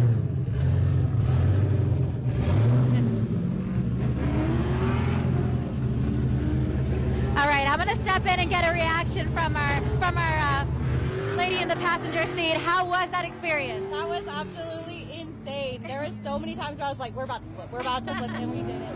He did so good. Have you ever done this before? I have last year here at SEMA, so, but this was like insane. That was so fun. Yeah? Was it a lot better this year? Heck yeah, of course. Yes. Yeah, no, it was amazing. It's so good. Yeah, opportunities like this, I feel like you never forget. Absolutely not. No, I was like trying to record the whole time, but like also close my eyes. And it was awesome. Was there any point that you were kind of just wishing for it to be over? No, I wanted to keep going. When he slowed down, I was like, no. Maybe I'll get back in line. Yeah. I mean, at some point, were you even able to see? At first, yes, I could see everything, and then at one point it was just like straight smoke, but it was a blast. And did you end up getting that good video in your phone? I hope I got lots of good footage. It's probably gonna be like all over the place, but yeah, we'll see. We'll see. Yes. How was it? That was so fun. Thank you so much. Yeah, absolutely. You were great in there. I saw the phone flying around a little bit, but he was putting on a show for you. Yes, I know you did very good. I think I could do better. Maybe we'll see. Let's switch. Yeah. I did. You said you've done it before, so I like threw a couple 360s. Did you think that was gonna happen? Yeah. I was like, we are about to flip over for sure, and then we didn't. We stayed on all fours. Yeah. I had to do something to shock you. You did. You said it. You did it already once. You did good. You did good. No, that was awesome. That was awesome. Yeah, Alrighty, guys. Would you do it again? Of course I would. Yes, of course. Yes. Alrighty, guys. Well, thank you so much, Adam. Yeah, look at the fans. Everyone is going crazy, especially when you guys were driving out there. I mean, everybody had their phones out and everything, like very excited to see what was going on. When all the smoke came out, everyone was like cheering. Can you actually hear the crowd when you're in there? Yeah, but you can see their physical, like what they're doing, so you get stoked on it. Absolutely. Yeah. And what else do you have going on in this activation? Like if people wanted to continue ride-alongs, do they have that available coming up tomorrow or the next days? Yeah, they're doing ride-alongs tomorrow. They're doing it on Friday as well. Same all-day type thing. So they have that activation availability. So, and then of course there's the whole show. This show is amazing. You see some of the best cars in the world be built here. So we actually have a Porsche that we built in the Central Hall. So it's the only drift Porsche in the world. Nice, amazing. Aside from the ride-alongs, what else do you guys have going on out here at the Broad Salon? Just chatting with people and having a good time. Awesome, love to hear it. Yeah. Okay, well, everybody, once again, thank you so much for your time and for allowing us to, well, not us, but allowing us to get an inside scoop on what it's like to step in and actually, get on and drift. Cool. All right, guys. All right, thank you. Back to you, Chris. All right, thanks, Aaliyah. Just pure chaos out there on the drift pad. I love it. I love seeing that. Great job. Thanks for that stuff, and great driving, Adam. Okay, right now we're going to toss it back to Elijah, who has a bit that he's going to do. It's a vehicle walkthrough of Subaru SVX with Justin Freeman from Donut Media. Elijah, take it away, buddy. Thank you so much. I am at the Hankook Dyno Pro booth with the absolute GOAT of media from Donut Media, Justin Freeman. Well, thank you.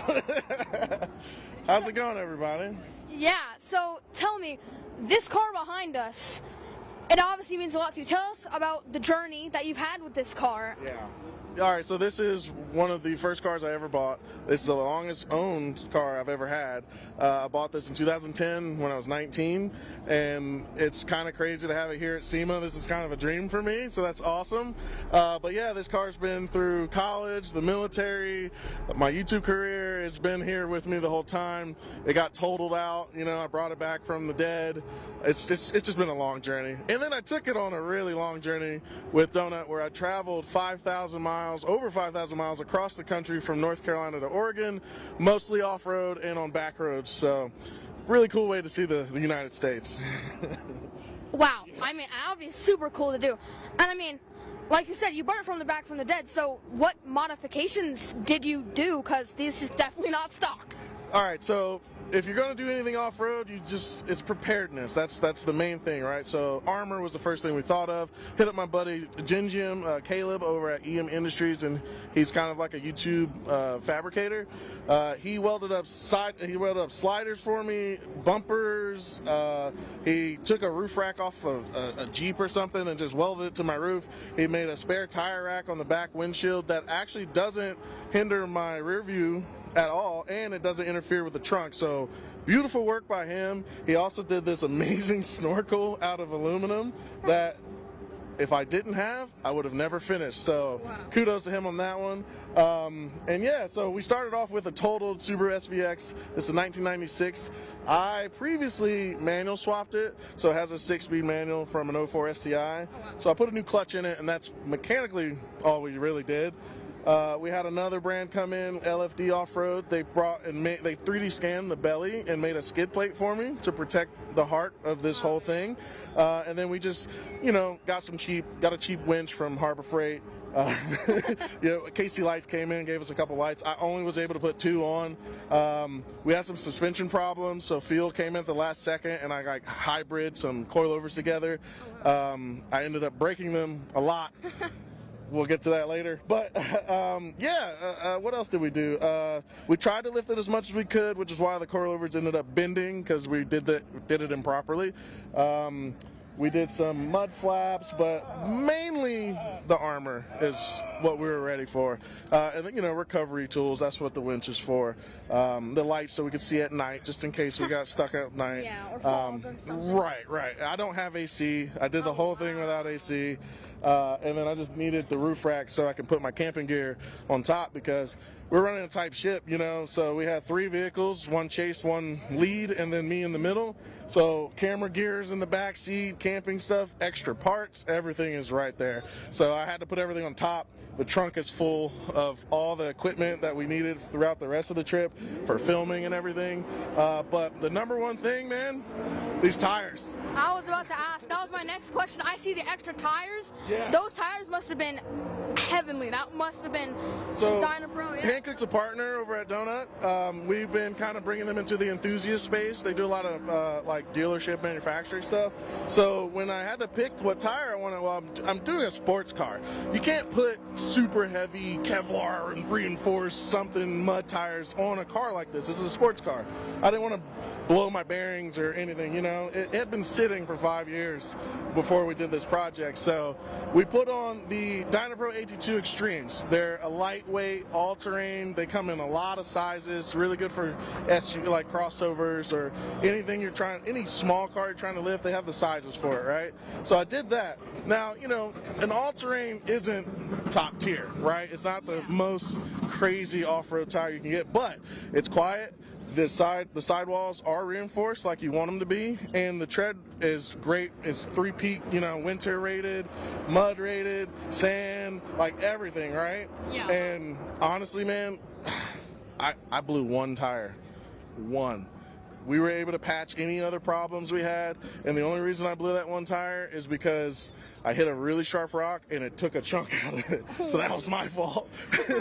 But yeah, I did the whole 5,000 miles and I only changed 1 tire. Dude. Yeah. I thought I was good, right? I was like, oh, I'm so good. I only popped 1 tire. I went and looked at them after this trip. There were so many gashes on the side. I wasn't good. The tires were just helping me out, man. Wow. So they seem extremely versatile and very handy. We put new ones on it for the show, so. Yeah. Yeah. And I'm guessing since then they've expanded into more, or so tell me about that if they have. No, I mean these tires are the exact same ones. I just replaced them. So, okay. Yeah, one of the spares is actually from the trip. The rest of them, I was at low PSI most of this trip, so the sidewalls were essentially folded while driving, and I did thousands of miles like that, which is really rough on tires, especially ones that aren't made for heavy-duty off-roading, and these things held up. These are made for, like, Foresters and CRVs, you know what I mean? Not hardcore off-roading, and that's exactly what I did in this. Wow, so they seem extremely just versatile and helpful. And only one, and that's over like, what, 5,000 miles? Yeah. On one set of tires, yeah. That is absolutely crazy. I mean, just wow. And this is a crazy cool car. This was my house for over a month. I slept inside there. I mean, wow. I mean, and for that, what did you? Was that all your utilities? Yeah. And everything? So my tent is up there, my sleeping bag, some extra water. You know, everything's on top right there. And then in the trunk, I have extra lights, I have extra shocks, I have extra parts. I have a chainsaw back there. You had to be prepared for every possible thing. We had down trees, mud holes, like all kinds of things. So when you're off-roading, it's all about preparedness. Yeah, exactly. That is a good tip. Just be prepared for anything. If you're gonna be stupid, be prepared. Yeah, absolutely. Yeah. So thank you so much, and back to you at the studio, Chris. Thanks a lot, Elijah. Great stuff out there, my man, and keep up the fine work that you're doing as part of our broadcast team. Appreciate you.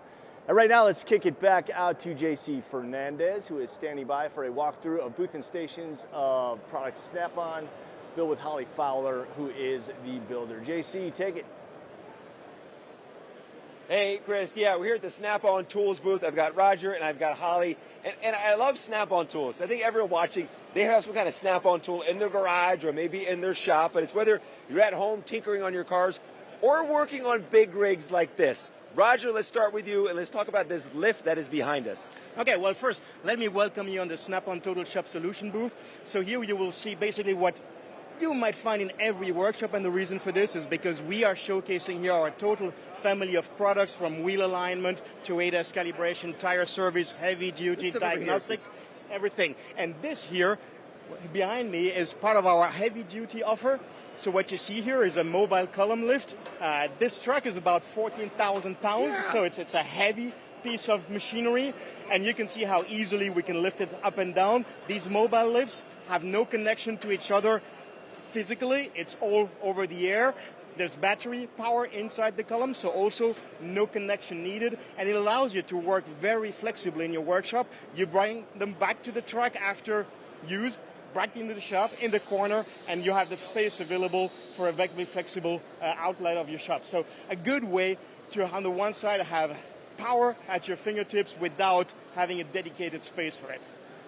He's moving it with ease. How much did the truck weigh, did you say? 14,000 pounds. Yeah, they're going up and down with ease, which is so impressive for a lift like this. Absolutely. We have all kinds of lifts, and I'll go over to Holly over here and tell me more about the lifts that we're looking at right here. Yeah, so this is a CL12. This is what we use, the two-post lift right here, to build the 1960s Willys that's been shown here at the show.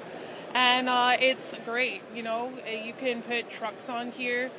And you mentioned that Willys. We actually have video of this build that you did. We're going to roll that right now so everyone can see the video of this Jeep build that you did. It's out front of the hall here. Tell us more about this build as everyone at home is watching the video. All right, well, this build was actually built for someone who works with Challenger. His name is Kip Legend, and he came to me with a dream from being a really young boy, and I said I can make that dream happen. So the tub on a brand new two-door JK frame from 2016.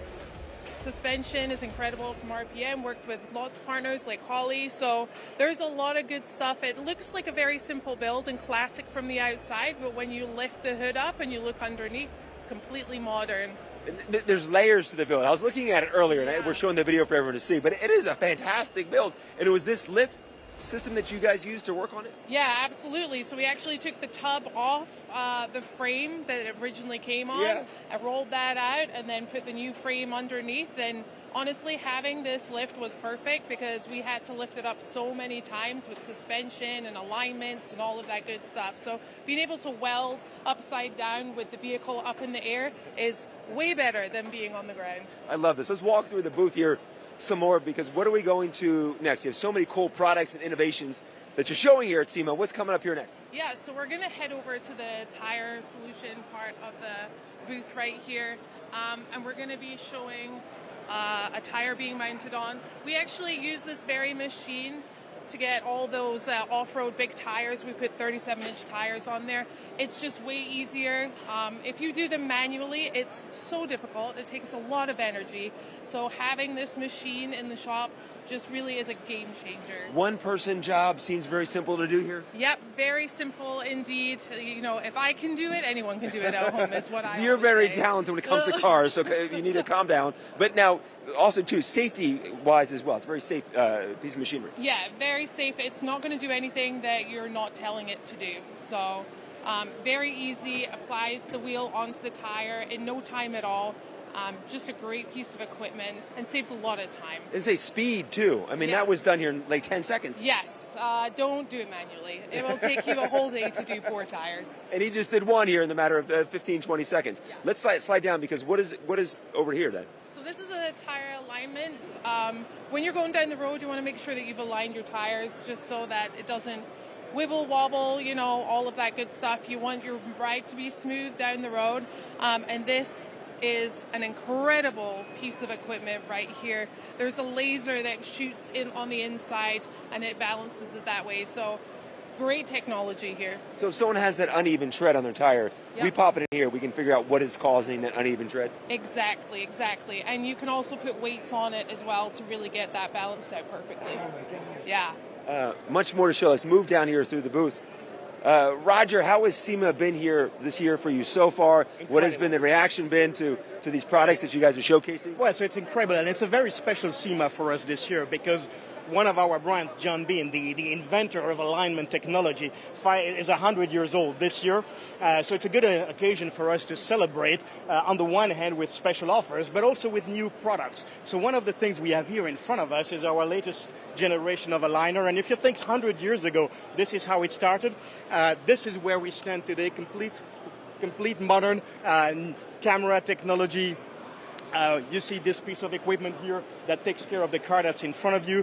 We won a top 20 motor award from P10 for that equipment, and the idea really here is to be very flexible. You see, the same as the mobile column lift that we were looking at in the heavy duty section, these are completely mobile as well on wheels, so you can also move them around your shop when you need them, to the place that you need them, and if you don't need them, put it in the corner and have space to do other jobs. Especially here where we have also an ADAS calibration machine. Typically this is something that people need to do with modern cars, as we have here after repairs, to make sure that all the sensors, all the cameras, everything is calibrated so the car is safe to be put back on the road.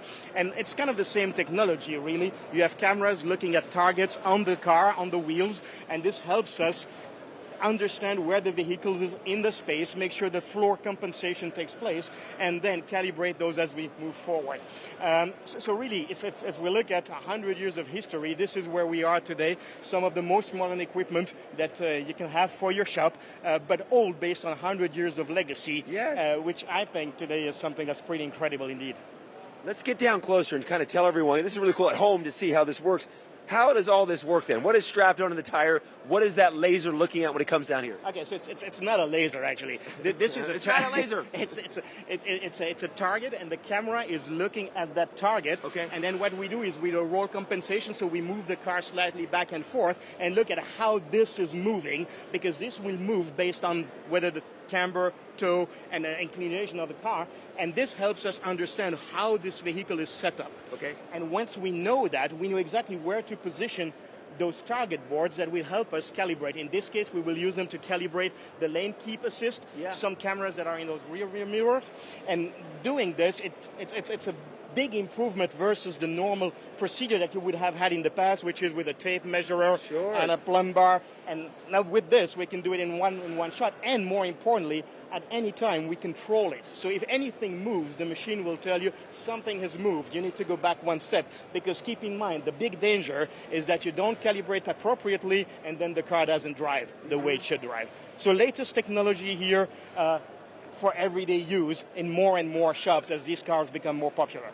This is huge because someone they may get into like a 2 mile per hour, they bump into the front of their garage or something, and they get out of their car and they look at the front end of the car and they notice that there's no scratches on the front end of their car. Yeah. But there's some bigger issues. There may not be scratches on the front end of your car, but there's a whole camera system there that we got to break down and look at. Yeah, exactly. Honestly, for collisions, this is a great piece of equipment, I would say.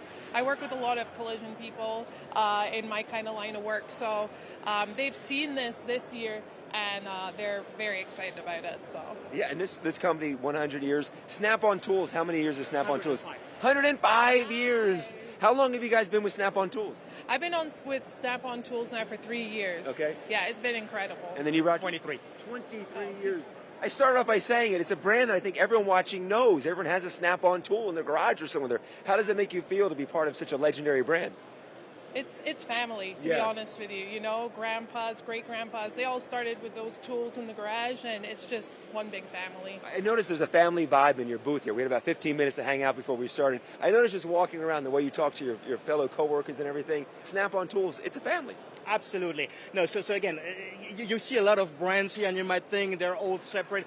No, this is all one company. This is one solution that we offer to our customers, but all with the same spirit and legacy of a company and employees that have been there for a very long time and are going nowhere but staying in that industry for the years to come. Thank you so much for showing us your booth and these products. Thank you so much, Roger. Snap-on Tools, everyone knows it. Cool stuff, cool technology. Chris, I'm going to send it back up to you in the broadcast studio. JC, thanks, man. You are crushing it out there. Another great segment. Appreciate you, brother. And back here on the SEMA Live stage. All right, I'm going to start a GoFundMe for this guy because we want to send him to a spa next week so he can relax and recover because he's got one of the most stressful jobs this week for sure. He is the judge for our Battle of the Builders hot rod competition, and he is a former Battle of the Builders champion himself. Cam Miller, how you doing, my man? Great. It's great to see you again, dude. You have one of the toughest jobs this year at SEMA, judging that hot rod category.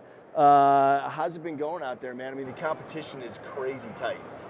Yeah, every year. I mean, it just gets higher, more intense every year, and I keep hoping that the job will get easier, but it's just these amazing builds. It's just getting insane. Yeah, so. As the Battle of the Builders award becomes more and more prestigious, guys in the industry are putting their best efforts forward in order to win the award. You yourself, as I mentioned, are a Battle of the Builders award winner almost a decade ago. Yeah. Let's prepare ourselves to see you 9 years ago. Roll this tape. Place for the SEMA Battle of the Builders is Cam Miller and his 1969 Chevy Camaro. It's going to be exciting to see all these great builds, and everybody's had a decent amount of time to put some really cool stuff together, so it's going to be awesome. Trying to stay innovative, different ways of setting suspensions up, exhaust systems, creative ways to make them function, but do something different. It's really hard to start picking these cars apart because they're so good. That's so cool to take that look back, and I think the most amazing thing about that video is where we were standing there when you won the award is now where West Hall is. That's how much everything has expanded here at the Las Vegas Convention Center. Does becoming a Battle of the Builders champion change the way that you view these builds that you're judging now? Yeah, it does, for sure. Being on both sides of it, the level of respect I have for the builders and the manufacturers that help us put these cars together and to get here and to be at this level, Just the amount of respect both sides, being on both sides of it, just means the world to me. Like it's. Where is that Camaro now that you won back with that 69 Camaro? It's in Utah, Nice. just living a good life, and Awesome. Do you get a chance to see it ever? yeah, I've seen it a couple years ago, and it still looks great, Nice, and man. we're still proud of it. So. It was such a great build, so well deserved that you were the winner in 2016. Turning to this year, how difficult was it to narrow it down to the point where you've got it now? I think you're down to what, the top 10 in Battle of the Builders overall now? Yeah, we're going to announce it today. In fact, they probably already did. How difficult was that to narrow it down to just those cars with so many great builds in the competition? It gets really hard every year for sure, and you're just.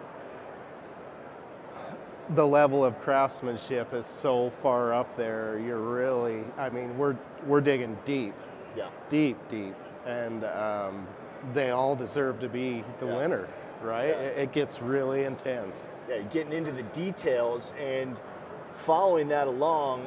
Are there suggestions that you can make about particular details to people, builder shops out there who would be competing in future Battle of the Builders? Are there some details, some nuances that perhaps go overlooked or underrated as far as making the difference between getting to that next level in Battle of the Builders?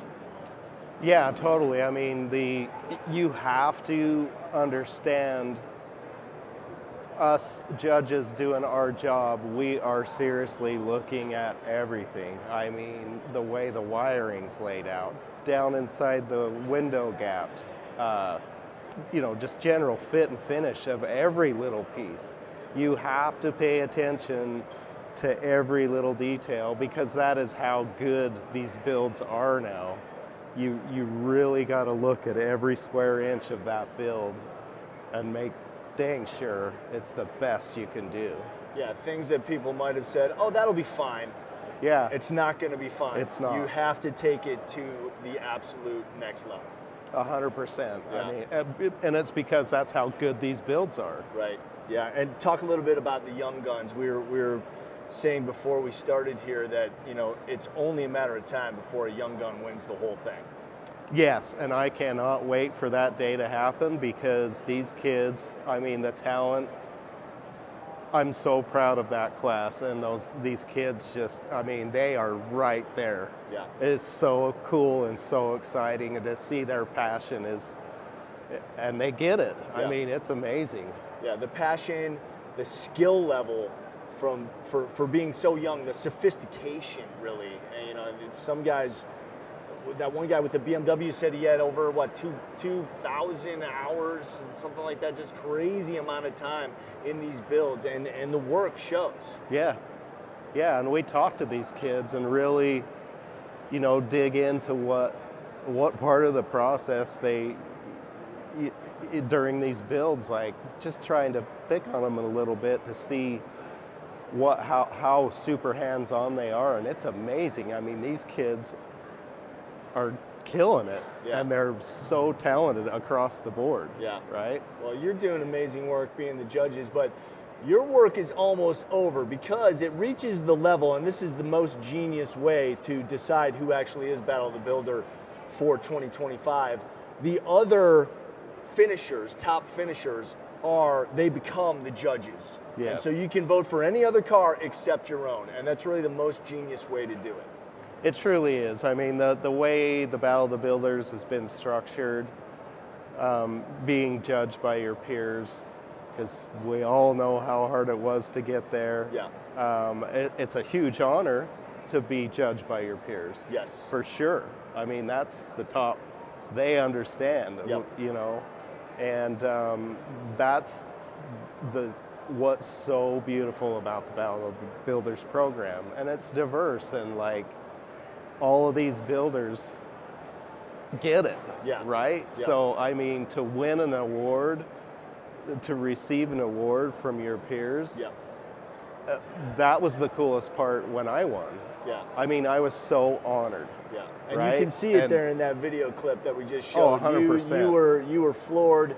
The emotion hit you immediately. It's really the culmination of probably a few years' work putting into that 69 Camaro. Speaking of which, what's going on in your shop nowadays? We've got some pretty cool ones coming down the road. Next year will be good for us here at SEMA. We're excited to bring some really neat stuff. We got any details you can give us? You keeping everything under we got to wraps? kind of keep it on the lowdown, but we've been dabbling in some newer Porsche stuff. Oh, cool. We're going to bring out a really cool Porsche that's kind of out of our wheelhouse, but Nice. we're really enjoying that. We're excited to bring that one out, and we've got two other pretty big ones that Very cool. We'll be excited to. Very cool, man. come Well, out. thank you for joining me here in the studio, Cam, and congratulations once again on your 2016 victory, and great work taking it to this point, especially in the hot rod category for Battle of the Builders this year. Cam Miller, former Battle of the Builders winner, and right now we're going to send it back out to Aaliyah, who's standing by with my buddy Mike Finnegan. Aaliyah. Thanks, Chris. I am here at the Miller display with Mike Finnegan. Mike, tell us about your relationship with Miller. Oh, well, I love Miller welders because they work really, really well, and they're great for novices. I have no professional training in welding at all. I didn't go to school for it. Pretty much I learned everything the hard way watching YouTube videos. And so the great thing about these machines is whether you're brand new like I was or you're a seasoned vet, the machine will work. They have a great feature called Auto Set. Essentially, you pick the material thickness of what you're welding, pull the trigger, and it's going to make a great weld whether you suck, like I did, or you're a master. So today, if you want to learn to MIG weld, we legit can put you over there with a 211 Pro, put a jacket on you, put a helmet on, have you pull the trigger, and it will weld. Yes, absolutely. I definitely want to do that later. What else do you guys have going on here in the display? Any new products that you want to talk about? Oh, there's so much good stuff. Like right now, there's a brand new multi-process welder called the 215 Pro. It will MIG weld, it will TIG weld, it will stick weld. Like whether you got to build a bridge or a hot rod, the machine will do it. The best thing about these things is, yes, they're for beginners, but you can upgrade them. They're basically machines for life. Like they have USB ports in a lot of these machines where 5 years from now, if technology gets better and the software improves, Miller's not going to charge you for that. Here's a thumb drive, put it in your machine, update the software, keep on trucking. Like, they're outstanding. Yeah, that's incredible. And is each machine kind of geared towards a different project? Or are they pretty much universal? Well, it really depends on what you pick. So you can buy a just MIG welding machine, you can buy a just TIG welding machine, or you can buy a multi-process machine that will do anything. And it's, you know, they have machines whether you're a hobbyist like me at home or you're a manufacturing facility with robots. Like, they have everything for everyone. Yeah, and when it comes to welding, do you think it's more so like talent, or do you think it's experience, practice? I have very little talent, I'll be real. No, it's technique, and which you can learn by watching other people, and then it's just repetition. You know, and if you have a machine that works with you and not against you, meaning it's got an auto set feature, you can do this. You can absolutely do this. Okay, I might have faith in myself then. Let's go ahead, and I'm going to take you up on that offer. I definitely want to try this out. I've never done this before, by the way, so give me like the basics. Okay, well, let's stop right here. Okay. All right, so this is the Miller Matic 211 Pro. All right, it's a brand new model. They just came out with it. What you're going to like about this machine is it has a 15-foot long torch, and it's very portable. So the machine is light, but you can leave it here, and that torch can go way over there and work on the other side of your shop. The other thing is it has the auto set feature, like I was saying. So if you come down right here and you push this, right, all you're going to do is you're going to choose your material thickness right here. So whether you want to weld 1/8-inch material, which is what it said at, or you want to adjust that to 1/4 inch, it sets the output of the machine. You don't have to know the answers. You just have to know that's what I'm welding, pull the trigger, it's going to work. Okay, auto set. Yeah, I need that. Yes. You want to give it a try? Yeah, absolutely. Okay, so we'll get over here. We'll give you a jacket, a helmet, some goggles, Cool. and you'll be welding. Okay. Like I said, first time trying on the gear too. Okay. What should we do with this mic? Should You want me to hold it? Yeah, that'd be great. All right, Awesome. Thank I you. got it. All right, so you got your welding jacket. Got the fit, Yep. the glasses. Yep, safety first. Should I put my hair up? I would put it behind you. Maybe you tuck it in the jacket, just in case. I gotta protect the hair. There will be some sparks. So you got gloves there, which are great. Those are leather gloves. Looks like the women's gloves haven't been used much today. Double stitched. These will last a long time. You're going to barely even feel the heat. All right, so this is what's called an auto darkening helmet. It is one of the best in the industry because you can see a lot of different colors in here. It's got clear light technology. And what you're going to do is when you push any of the buttons in there, it's going to light up. And you can choose how dark and how light you want it to go. Am I pressing it correctly? Oh, yeah. See how the numbers are lit up right there? Yeah, okay. So you're on a number 10 in terms of, you know, how bright it's going to be. Great number. Okay. So you put that on. How does this So, like I said, it's my first all right, time. we're going to go over your head. I'm going to loosen it up. You're going to flip it up. So the cool thing about this is it's auto darkening. So you flip it down, you can still see, right? Yeah. And I don't know what he said, but I'm supposed to be doing something. No, we need you to button your jacket. First thing, keep you safe. Geez, I should have done this. Is that good enough? No gloves. No, you're going to want to button it because there's going to be sparks. All right. Okay. Wardrobe malfunctions. No, you're doing great. I'm pretty sure the buttons are askew, but hey. Okay. All right. So gloves back on. Perfect. You got your safety goggles. I would slide the helmet up just a little bit so it's not covering your eyes. Okay. Just right there. Okay. The back has a knob that's adjustable so you can go tighter or looser. Now when you're ready to weld, the great thing about this helmet is if you flip it down right now, you're going to look like Darth Vader, but you can still see. Okay. So go ahead and flip it down. All right. So it's got sensors right here that are going to sense the bright light when you pull the trigger. All right. And your goal here is to put this is called a torch in your hand. There's a button. Don't pull it just yet. I'm going to put a helmet on. And so all you're going to do is get this near here, okay? When you're ready, just steady yourself on the table. You can put your elbows down. You can put your wrists down, whatever you want to do. When you're ready, just pull the trigger and hold still, and you'll see a puddle form. Okay. And it'll be molten metal. It'll be very hot, and it'll look really cool. Okay. Once the puddle forms, just start moving slowly. And you're going to literally be able to move the puddle. And when you're done, just let go of the trigger, and you will have taken two pieces of metal and stuck them together, and you're going to feel like a god for doing that. It's going to be incredible. Okay. I'm going to back up. I'm going to put on a helmet. Okay, and when you're ready, go be a MIG welder. So get as close as you can. All right, you can rest this right here. And when you're ready, just go ahead and pull the trigger.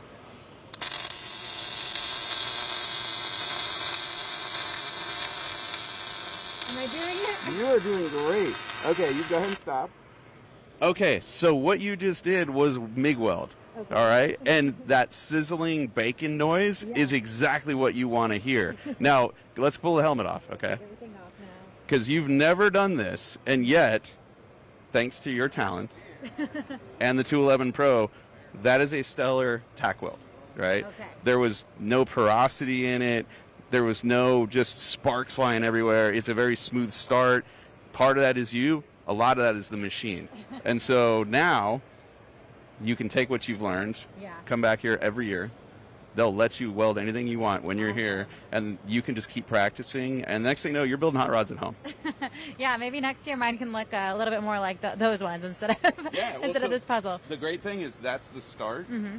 This is technique. That's all that is. Yeah. You've got the start, which is the hardest part. Now you're just going to learn to move the torch, and you will have welds that look like that. Awesome. Yeah. Well, yeah, thank you so much for giving me the opportunity. I feel like I've actually did something hands-on here, which is a great thing about SEMA, right? All of the activations. Oh, yeah. Everything here, it's great. It's like the best candy toy store ever because you can touch everything, you can use it, you can play with it, dream about it, go home, buy it, and build cool things. Yeah. And do you have anything that you're looking forward to here at SEMA, or have you kind of checked everything off your list already? No, I legit have seen maybe 8% of the whole show. So I need to go through the tire hall. I need to go to the rest of Central Hall. I need to see all the hot rods. There's a great party tonight. There's a lot of things to do in Vegas. I'm here for it. Yeah, Vegas, city that never sleeps. Yes. If you have any inspiration or advice for those looking to take this on, I mean, aside from, getting this machine, what would it be? Oh, it's so easy. If you've never done this before, we're not building space shuttles, okay? Yeah. We're not doing stuff that's overtly crazy or dangerous. Yeah. You can do this at home, all right? You can watch YouTube videos. You can teach yourself to weld. Doesn't matter what kind of welder you have, but these ones really help. Awesome. Well, once again, thank you so much, Mike, for giving me a lesson. I mean, it's incredible to be able to learn from a great. Once again, we're here at the Miller display at SEMA. I'll send it back to you, Chris. Very well done, Aaliyah. You are a natural welder. That's awesome. You had quite the great instructor in Mike Finnegan, too. Very, very cool. That was a great segment. Thank you, Aaliyah. Appreciate that and appreciate you, Mike. And right now, joining me in the SEMA Live studio is an off-road enthusiast, YouTuber, and Toyota ambassador. Please welcome Chloe Kuo. Chloe, welcome. Hi, Chris. Thanks for having me. Fantastic. How's your SEMA going so far? Really, really great. I mean, I spent all day walking around the show, checking out all the booths. I think I got my 20,000 steps in already, so definitely saw a lot, and just every year, super enthused to be here, and especially this year. Yeah, everybody's fitness apps are going to be exploding after this week. Exactly. This is not normal. What is going on? Where are you? This is crazy. All right, so obviously an ambassador for Toyota, creating a lot of content for them. Where did your love for Toyota come from? Oh, so early on.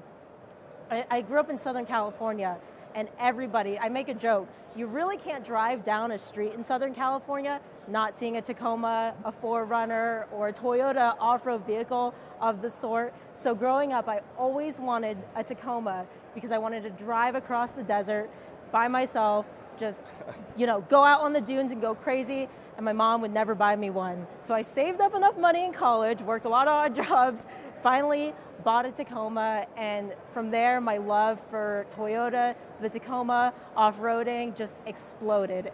Awesome. What was the search for the perfect Tacoma like? How long did it take you? Were you able to find it right away, or did you go through a lot of different ones before you found the one that was for you? Yeah, I spent a lot of years just really studying all the trims and models and looking for the exact one I wanted. And when I finally decided I want to buy a Tacoma, I decided on the TRD off-road. I knew all the packages I wanted. I actually went to YouTube and looked up, what are the specs? What do I want? And really through that, built a package that I wanted, went to the dealership knowing exactly what I wanted, and got my Tacoma, so that was really special. Awesome, awesome. Well, you also love what has become a legendary vehicle, the 80s series Land Cruiser. Yes. And tell us about that. What about that particular vehicle that draws you in?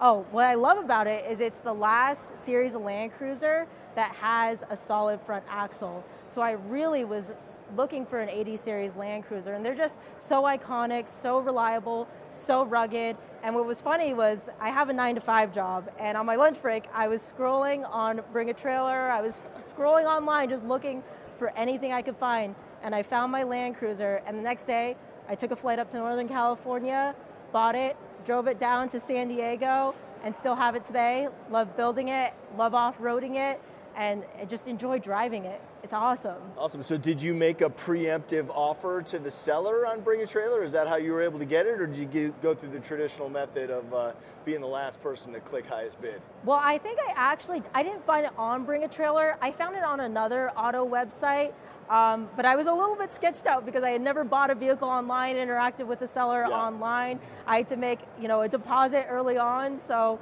it was a little bit nerve-wracking doing all of that, but once I flew out and finally saw the vehicle, saw the seller in person, we made it work, made it happen, and now I have the Land Cruiser. Awesome. Success story. I love it. All right, we have a video clip that we want to share with everybody. Let's roll the tape.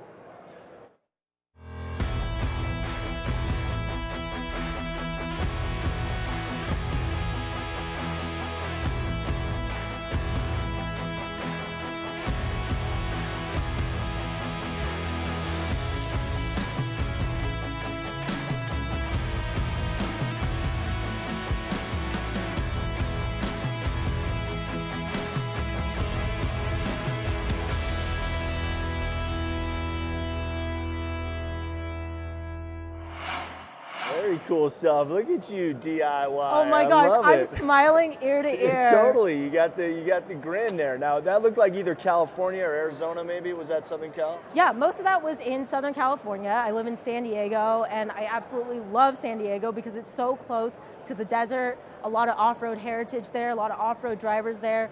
It's what I grew up loving. That's awesome. Okay, you've also worked with brands like CVI, Onyx Off-Road, Chevron. How have those brands helped you to continue to bring your builds to life? Absolutely, yeah. I've worked with a lot of really cool brands on my YouTube channel, and really I turned to YouTube to build my vehicles, figure out what's good, and I found a lot of these brands just through other creators, other people talking about them, using them. And so I really, through a vetted process, figured out what brands I like. I love using Chevron oil, for example, because, it comes in a 6-quart box, which is like perfect for the perfect amount of oil for my Tacoma. And so I'll use them, try them out, and once I like them, promote them to my audience because I know they're tried and true, and they're just my staple products I love. That's awesome. That's very, very cool. All right, you said you had an extra day today to walk around the SEMA show. Hopefully you've gotten the chance to do that. What are some of the things that are jumping out at you at SEMA? Oh, we just walked through the tool section, and I was just blown away by all the different manufacturers there. Harbor Freight, big brands are out on the show floor, but we also saw a lot of smaller brands, and we got to see some really unique tools, actually get our hands and play with some machinery. So I love the interactive aspect of SEMA. You can actually go, touch things, see things, and it really helps me because, when I'm shopping for tools, I want to see what I'm looking for, and I think this is a great place to go and actually get ideas and things that I can take home for my garage. So that was really special. I love it. Well, keep up the great work, Chloe Kuo. And where can people find you on YouTube? Yeah, so my YouTube channel is just my name, Chloe Kuo, but you could also just look up Chloe Tacoma, and you'll definitely find me there. Fantastic. Can't thank you enough for joining us here on SEMA Live. Best of luck to you in the future. Chloe Kuo, everybody from Toyota. Look out for her YouTube channel, which is just her name, Chloe Kuo. And right now on SEMA Live, we're going to take a look at some scenics. In that upper right box, you can see the display down below our booth here, SEMA Live. And another look inside of Central Hall, and I think we also have an outdoor scenic as well. So lots to do and see here at SEMA, obviously, and we're about to wrap up day 2. Got about 25 minutes left, and you can see the sun is setting here in Arizona. Still a beautiful day out there, and obviously still lots of people out there checking out all of the things that there are to do here at the Las Vegas Convention Center for SEMA 2025. And we're going to stick around right here inside the SEMA Live studio, and it is my honor to be joined right now by Senator Sharon Lee Grove, California 12th District. Senator, what a pleasure it is to see you. Nice to meet you. Thank you for joining us here on SEMA Live. First of all, just in general, what brings you here to SEMA, and are you having a great time so far? I'm having a really good time. It's my first trip to SEMA, a SEMA conference, and I was invited by SEMA because I am getting the Legislator of the Year award this evening. Congratulations. Fantastic. A little bit earlier, we had Senator Cortez on the show, and we were speaking about Leno's Law, and I was relaying to him that it's personal to me because I have an 85 Porsche 911 that recently did not pass smog, and I had to go through a lot of red tape with what they're calling the referees, who are at an even higher level of scrutiny than your normal in and out smog facility, and it didn't pass. And I was a little bit offended by that. I don't drive the car that often. It doesn't really make an impact on the environment. So I'm passionate about Leno's Law. I want to see it pushed through. And Senator Cortez said that that was the plan for the next year or two. He said these bills take time to make it through, and I'm sure that you're going to be part of the tip of the spear helping that to happen. So last year we did run Leno's Law, and it started out as, we were at Kern Law Enforcement Foundation. It's an organization that raises money for law enforcement officers and their families if they've lost their life and things, and scholarships. And my husband's like, buy that. Jay Leno is our guest speaker. Our comedian guest speaker, and he's like, buy that. And I'm like, I don't know if I want to do that. Drive all the way down to Burbank. It was the best thing I ever did. So we got to support a law enforcement foundation, and then we got to go see his incredible garage. And at the end, he pulls in and he says, is that her? And they go, yes. Steve goes, yeah, that's her. And he goes, we need to fix this. We need a 35-year rollover, and we need to make sure that we have our classic cars that'll stay here in these rolling pieces of histories in California. And he just kept going on, and he was kind of making a joke and, right, kind of serious and not. And, yeah. And so he came up to the Capitol, he put his name on the bill, and Senator Cortese's mechanic called me, got my cell phone number, and he said, hey, Senator Cortese, I take care of his cars. We should get him on this bill. And so I went and talked to him, and I said, will you join this bill? And he's the chair of transportation. And so we moved the needle, I think, further than it had been done in decades. And so this year, coming up, we're going to continue to work on this together, and we are going to try to see if we can get this passed, at least some type of exemption for those individuals who are not included in that smog check exemption now. That is great news. I'm so glad that it is going to be moving forward in a meaningful fashion. And as I told the Senator earlier, I am at your disposal. I can, whatever influence that I might have over this changing, I am ready, willing, and able to help you guys out. We exchange information, so I'll make sure you have my cell phone number before we leave, because it's a battle. I would love that, and you know, important to me on a personal level, but also on a level in general for all the people here who are united by the love of the vehicle, and in many cases would fall into that 35-year exemption cultural too. category. Like we were doing a trip, like a parade around the Capitol in these old cars, and like lowrider clubs and all these beautiful old rolling pieces of history. We're driving around the Capitol when we had our, you know, launch of our event, and Jay came up to testify.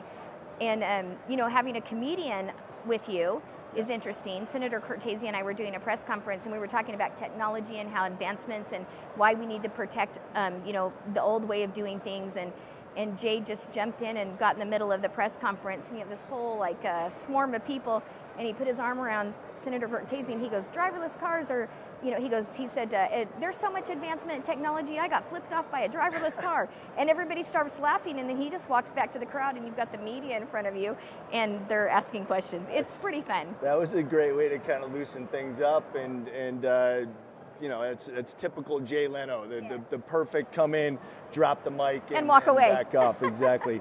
Well, congratulations very much on the achievement of being voted Lawmaker of the Year from SEMA.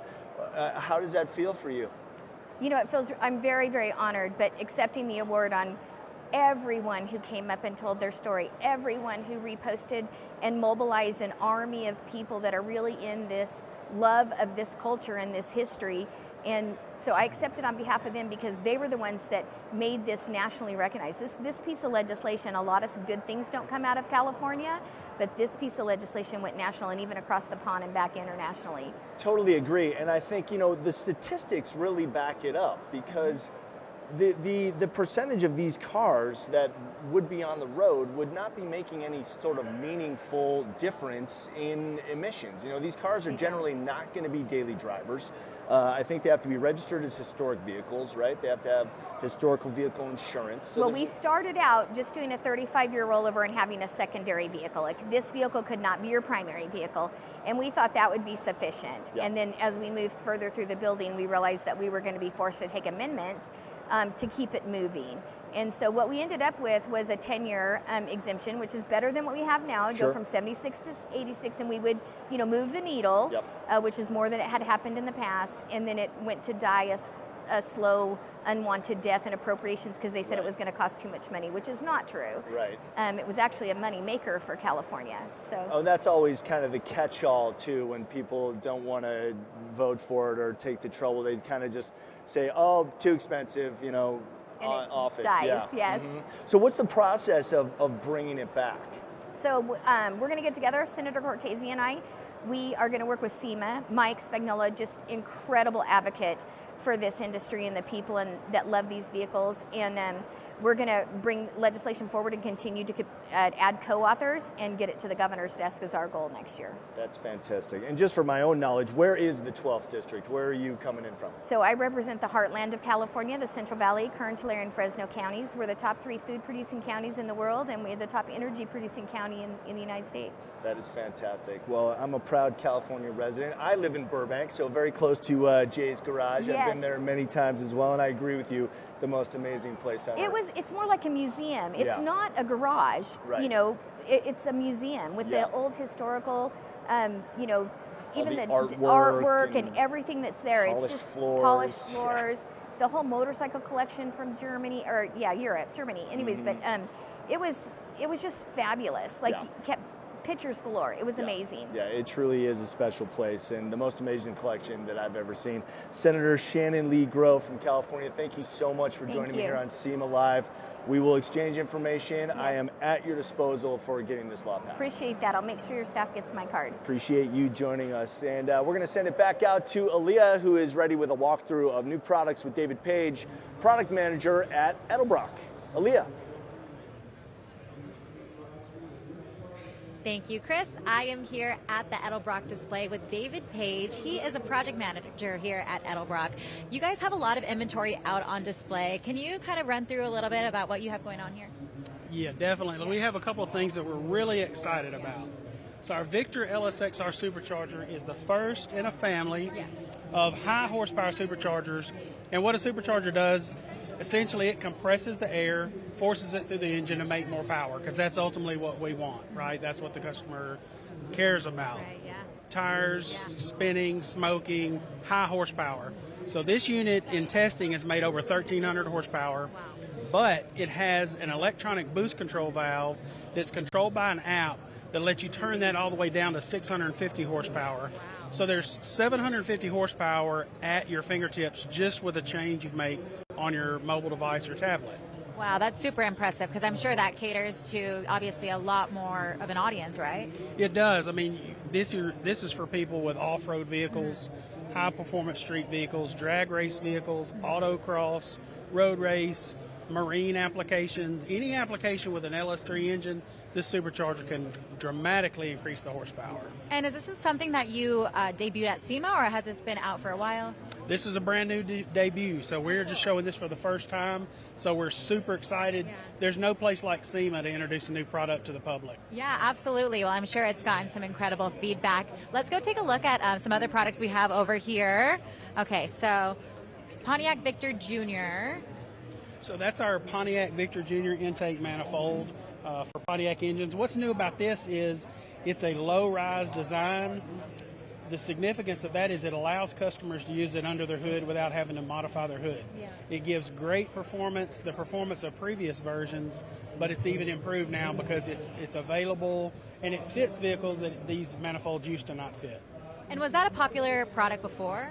It was. This is a direct result of customer demands.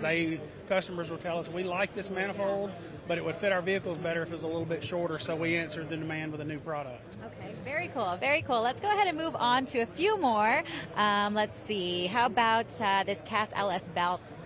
So the Cast LS valve covers are a new offering we make. This is a great accessory for somebody that's either modifying their engine and needs an improved part, or they just want to change the looks.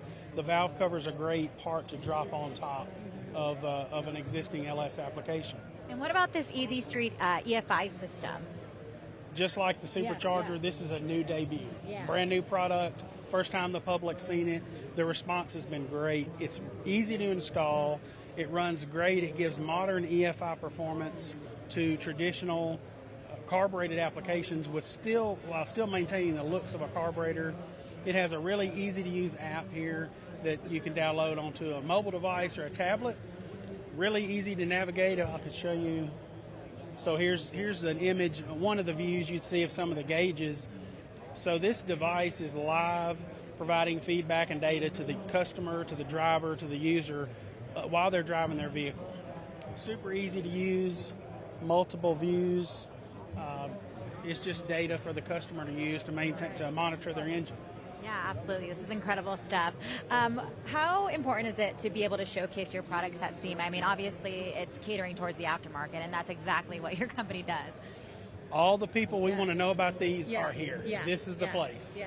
We don't have to go to them. They're coming to us. It's great. It also not only gives them an opportunity to see the products, but it gives them an opportunity to talk to those of us who have developed them, to answer questions, to go a little deeper, to tell the story is a phrase we like to use. We like to tell the story. So. Oh, great. Well, awesome. And you did an incredible job. I know that sometimes these parts can be a little intimidating, but you did an incredible job for breaking it down in layman's terms, so that's incredible.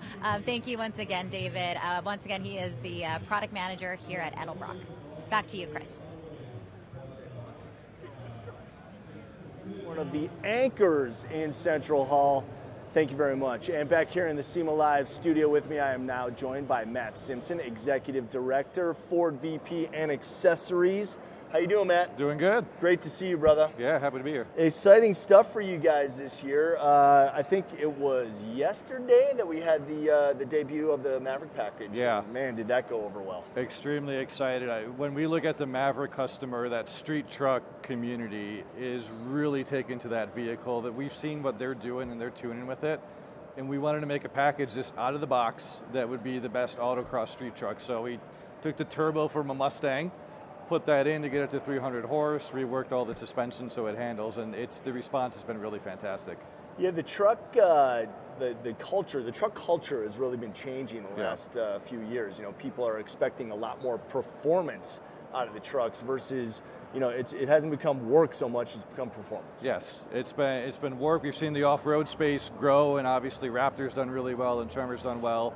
Now you're seeing the street truck space really come back, and you know, we used to own that space of this regular cab short bed V8, and now we're able to bring it back in and put our Ford Performance supercharger on it to get the 700 horse, and it's been awesome to walk through the show and see them, you know, builders that just are gravitating to it and taking it to the next level. Yeah, it's just, you know, hearkening back to the days of the Lightning, you know, with the performance. OG Lightning. Yeah, exactly. So what impact do you think Ford Performance parts and accessories have had on the overall Ford Motor Company business? Yeah, so I mean, the Ford brand stands for two things. It's passion and it's capability. That's where Ford does its best, is what are our customers really energized about, and then let's give them the best capability.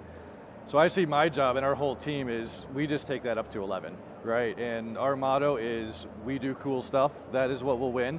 So we obsess about our customers. We're seeing what they're doing and take what comes out of the factory, which is great, and then let's give the customers the ability to immediately just upfit that truck or car to whatever they want it to be.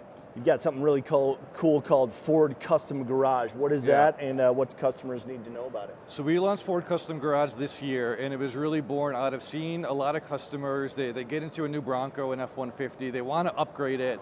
A lot of times they don't know where to start. And we have this great catalog of parts and performance upgrades. So the Custom Garage, it's a one-click for the customer and the dealer, and we've basically curated a package of accessories and tunes for them. And you order it, it goes straight from the factory, we upfit it, we put on all the parts, you take delivery, and it's already ready to go. So the Maverick we showed is going to be one of those where you can get that performance tune straight from us. It's under factory warranty. We got a Bronco ORV that we've launched as well. That's you want to hit the trails and just check that one box. So Ford Custom Garage is all about making it easy. And we expect customers will continue to go from there, but let's immediately let you level up your car. Yeah, why not offer it direct from the factory versus a customer having to go out and customize it by a variety of other companies. You guys did such a great job of recapturing the enthusiasm that consumers have shown for the vintage Bronco market. Yes. I mean, the vintage Broncos, it's insane. I host Mecum auctions, and you know, they come across, doesn't matter what form they're in, they are going for top dollar, and you guys immediately jump right on that with the nostalgia factor with the new Broncos that you guys released. Yeah, I mean, Bronco's been a huge hit. It's near and dear to my heart, that vehicle, and every year we've been able just to extend it, and we launched the Heritage Edition to get that look, and that brought in a whole new audience to Bronco. And then you see what Raptor brings into it, or what some of our past editions like Everglades have done, and it's such a beloved brand, and we're able to really show it to a whole new generation now. And so we've had a lot of success with it. Sky's the limit. We've got a lot of big plans coming on Bronco. I mean, I would love to be in those meetings where you're deciding how many trim levels to have for the Bronco, because there's so many varieties and options to offer, and the names that you gave everything, it's just so cool. I mean, a customer can really personalize their Bronco. Yeah, if you ever want a really fun meeting, go to a naming meeting at Ford's, and you'll see some sparks. But Bronco is a chance to really take the brand in a whole new emotional space that we hadn't been in for a long time, and again, we're out in the field. We're with our customers on the trail, seeing what they want to do, and then that's informing where we go next. Yep, absolutely. I mean, that's what it's all about. That's what SEMA is really all about. So last question for you. What do you see in the next year and beyond for the customization business at Ford? I guess in particular that Ford Custom Garage. We're growing. So this is something we see this as absolutely, it's a win for our customers, and it is a space that we can really own. We've had really great success with the Broncos and F-150s we launched with. So what we're going to see is a lot more packages, a lot more scaling. Our dealer body is on board and really seeing a lot of great results with it. So the mission for this team is grow. There's so much more cool stuff we can do at Ford, and we're going to keep pushing the limits. That's awesome. You guys are crushing it. Matt Simpson from Ford, thank you for joining me here on SEMA Live. Really appreciate it, man. And it's time to get back out into the field right now. Elijah's standing by. Oh, cool, the Nissan Racing Simulator. I know you're gonna have fun with this one, Elijah. Take it away, buddy. Thank you so much, Chris. I am with Matt Cole at the Nissan Racing Simulator. I am stoked for this. Can you tell me about this simulator? Of course. So this is a partnership between Nissan, Forsberg Racing, and Podium One.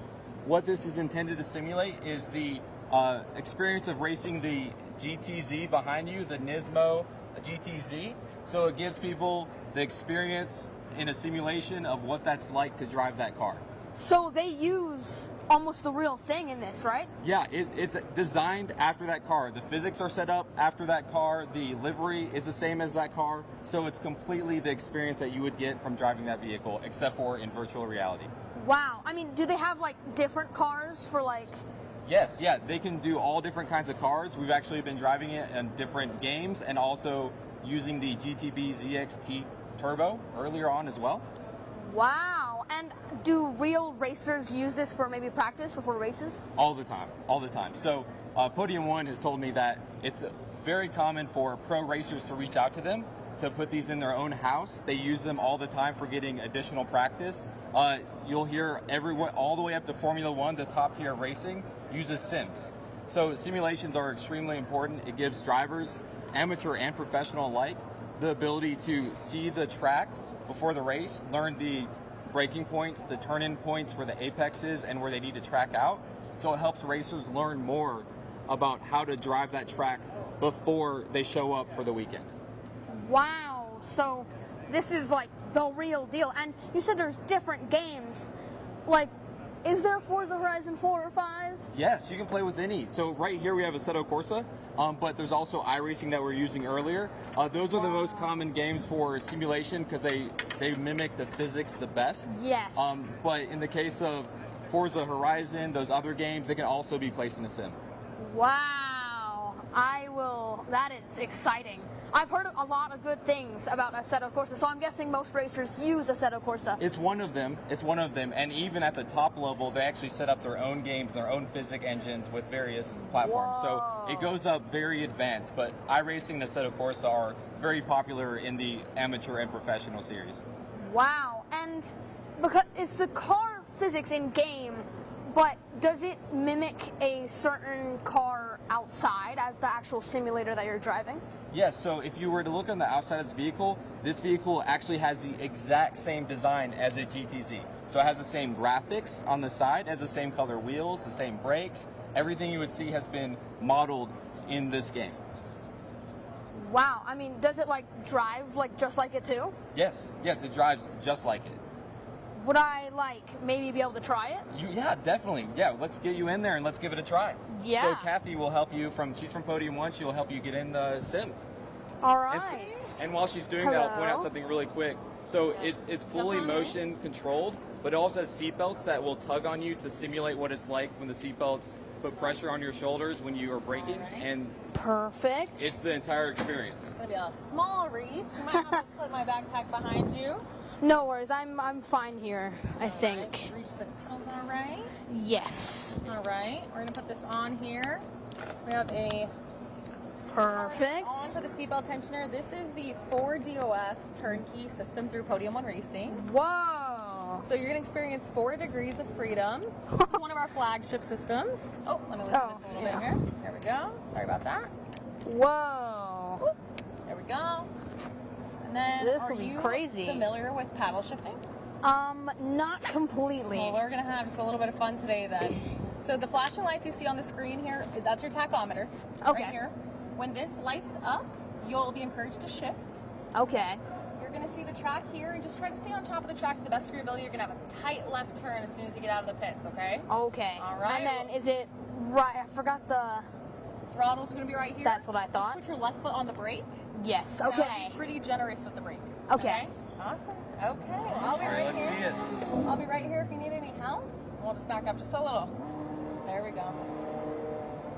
Here we go. Oh, I am ready. All right. Okay, I gotta get a good feel before I go too fast, but. There we go. Shift here. There you go. Okay, this is a shifting gear. Yes. That's good. We got a sharp left turn here.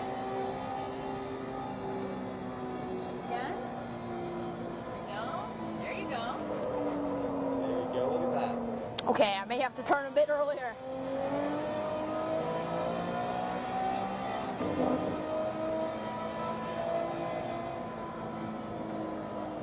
Oh. Awesome. Okay. Wow. So this looks like we have had a power issue. So I'm really sorry about that. No worries. That is super cool. They are running some crazy tech next door that's I our bet. breaker today, but we can 100% get you going again. Dude, that is so cool. I mean, it feels like I'm driving a car, but I'm not. Yes, it's really fun. That is, it feels like everything feels super realistic. And I mean, yeah, like you can feel You felt the force. haptics and the vibration of the Yeah, motion. I could do that, and I feel like that would literally help me once I could legally drive. Like, of course. That, it is so fun. Good. I honestly kind of want one of these now. Good. Well, let's get this thing back going and get you some lap time and see how you do. Because, wow, this is so cool. I mean, and I didn't realize the gear are on each side of the wheel. I mean, this is super cool. I mean, just wow, and different manual just in case. Just wow. Elijah, I mean, now you can say that you've driven at so much Laguna buttons. Seca. Elijah, now you can say that you've driven This Laguna is- Seca. I've driven Laguna Seca now. Wow.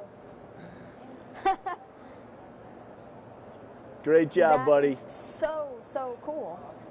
Thank you. What'd you like better, the Trax remote control cars or the What simulator? have you thought so far? Amazing. Yeah. All right, cool. Thanks, Elijah. We're going to catch up with you more tomorrow. All right, well, that wraps up day 2 here at SEMA from the Las Vegas Convention Center. But you know what? We're only halfway home. We got day 3 and day 4 on Friday, but let's concentrate on what we got going for day 3 tomorrow. Here is our schedule. At 9:26, Mickey Andrade, co-founder of Throttle, will be here with me in studio. At 10:17, an all-data booth demo. 10:55, Zach Mertens at Hunica Burnyard activation. Dave Kindig will be in the studio with me at 11:05. Gary Patterson will be doing a vehicle walkthrough at 12:32. A Duralast product walkthrough happens at 12:50. At 1:35, Gabriel Fluffy Iglesias, I will be interviewing him. 2:30, horsepower rodeo activation. At 2:40, Chris Forsberg joins me in studio. And at 3:26, the announcement of the Battle of the Builders Top 4. All of that is happening tomorrow from right here in Central Hall at SEMA in the Las Vegas Convention Center. So until then, I'm Chris Jacobs. Thank you for joining us, and we'll leave you by drifting away.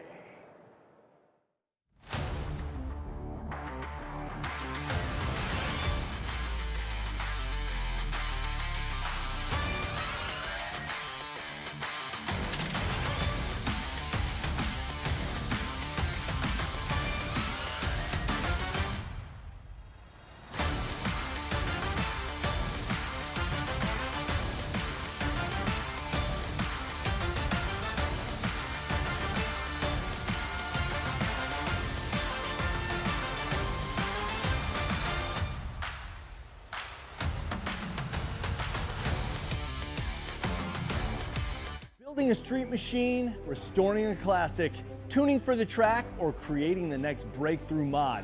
It all depends on one thing: freedom.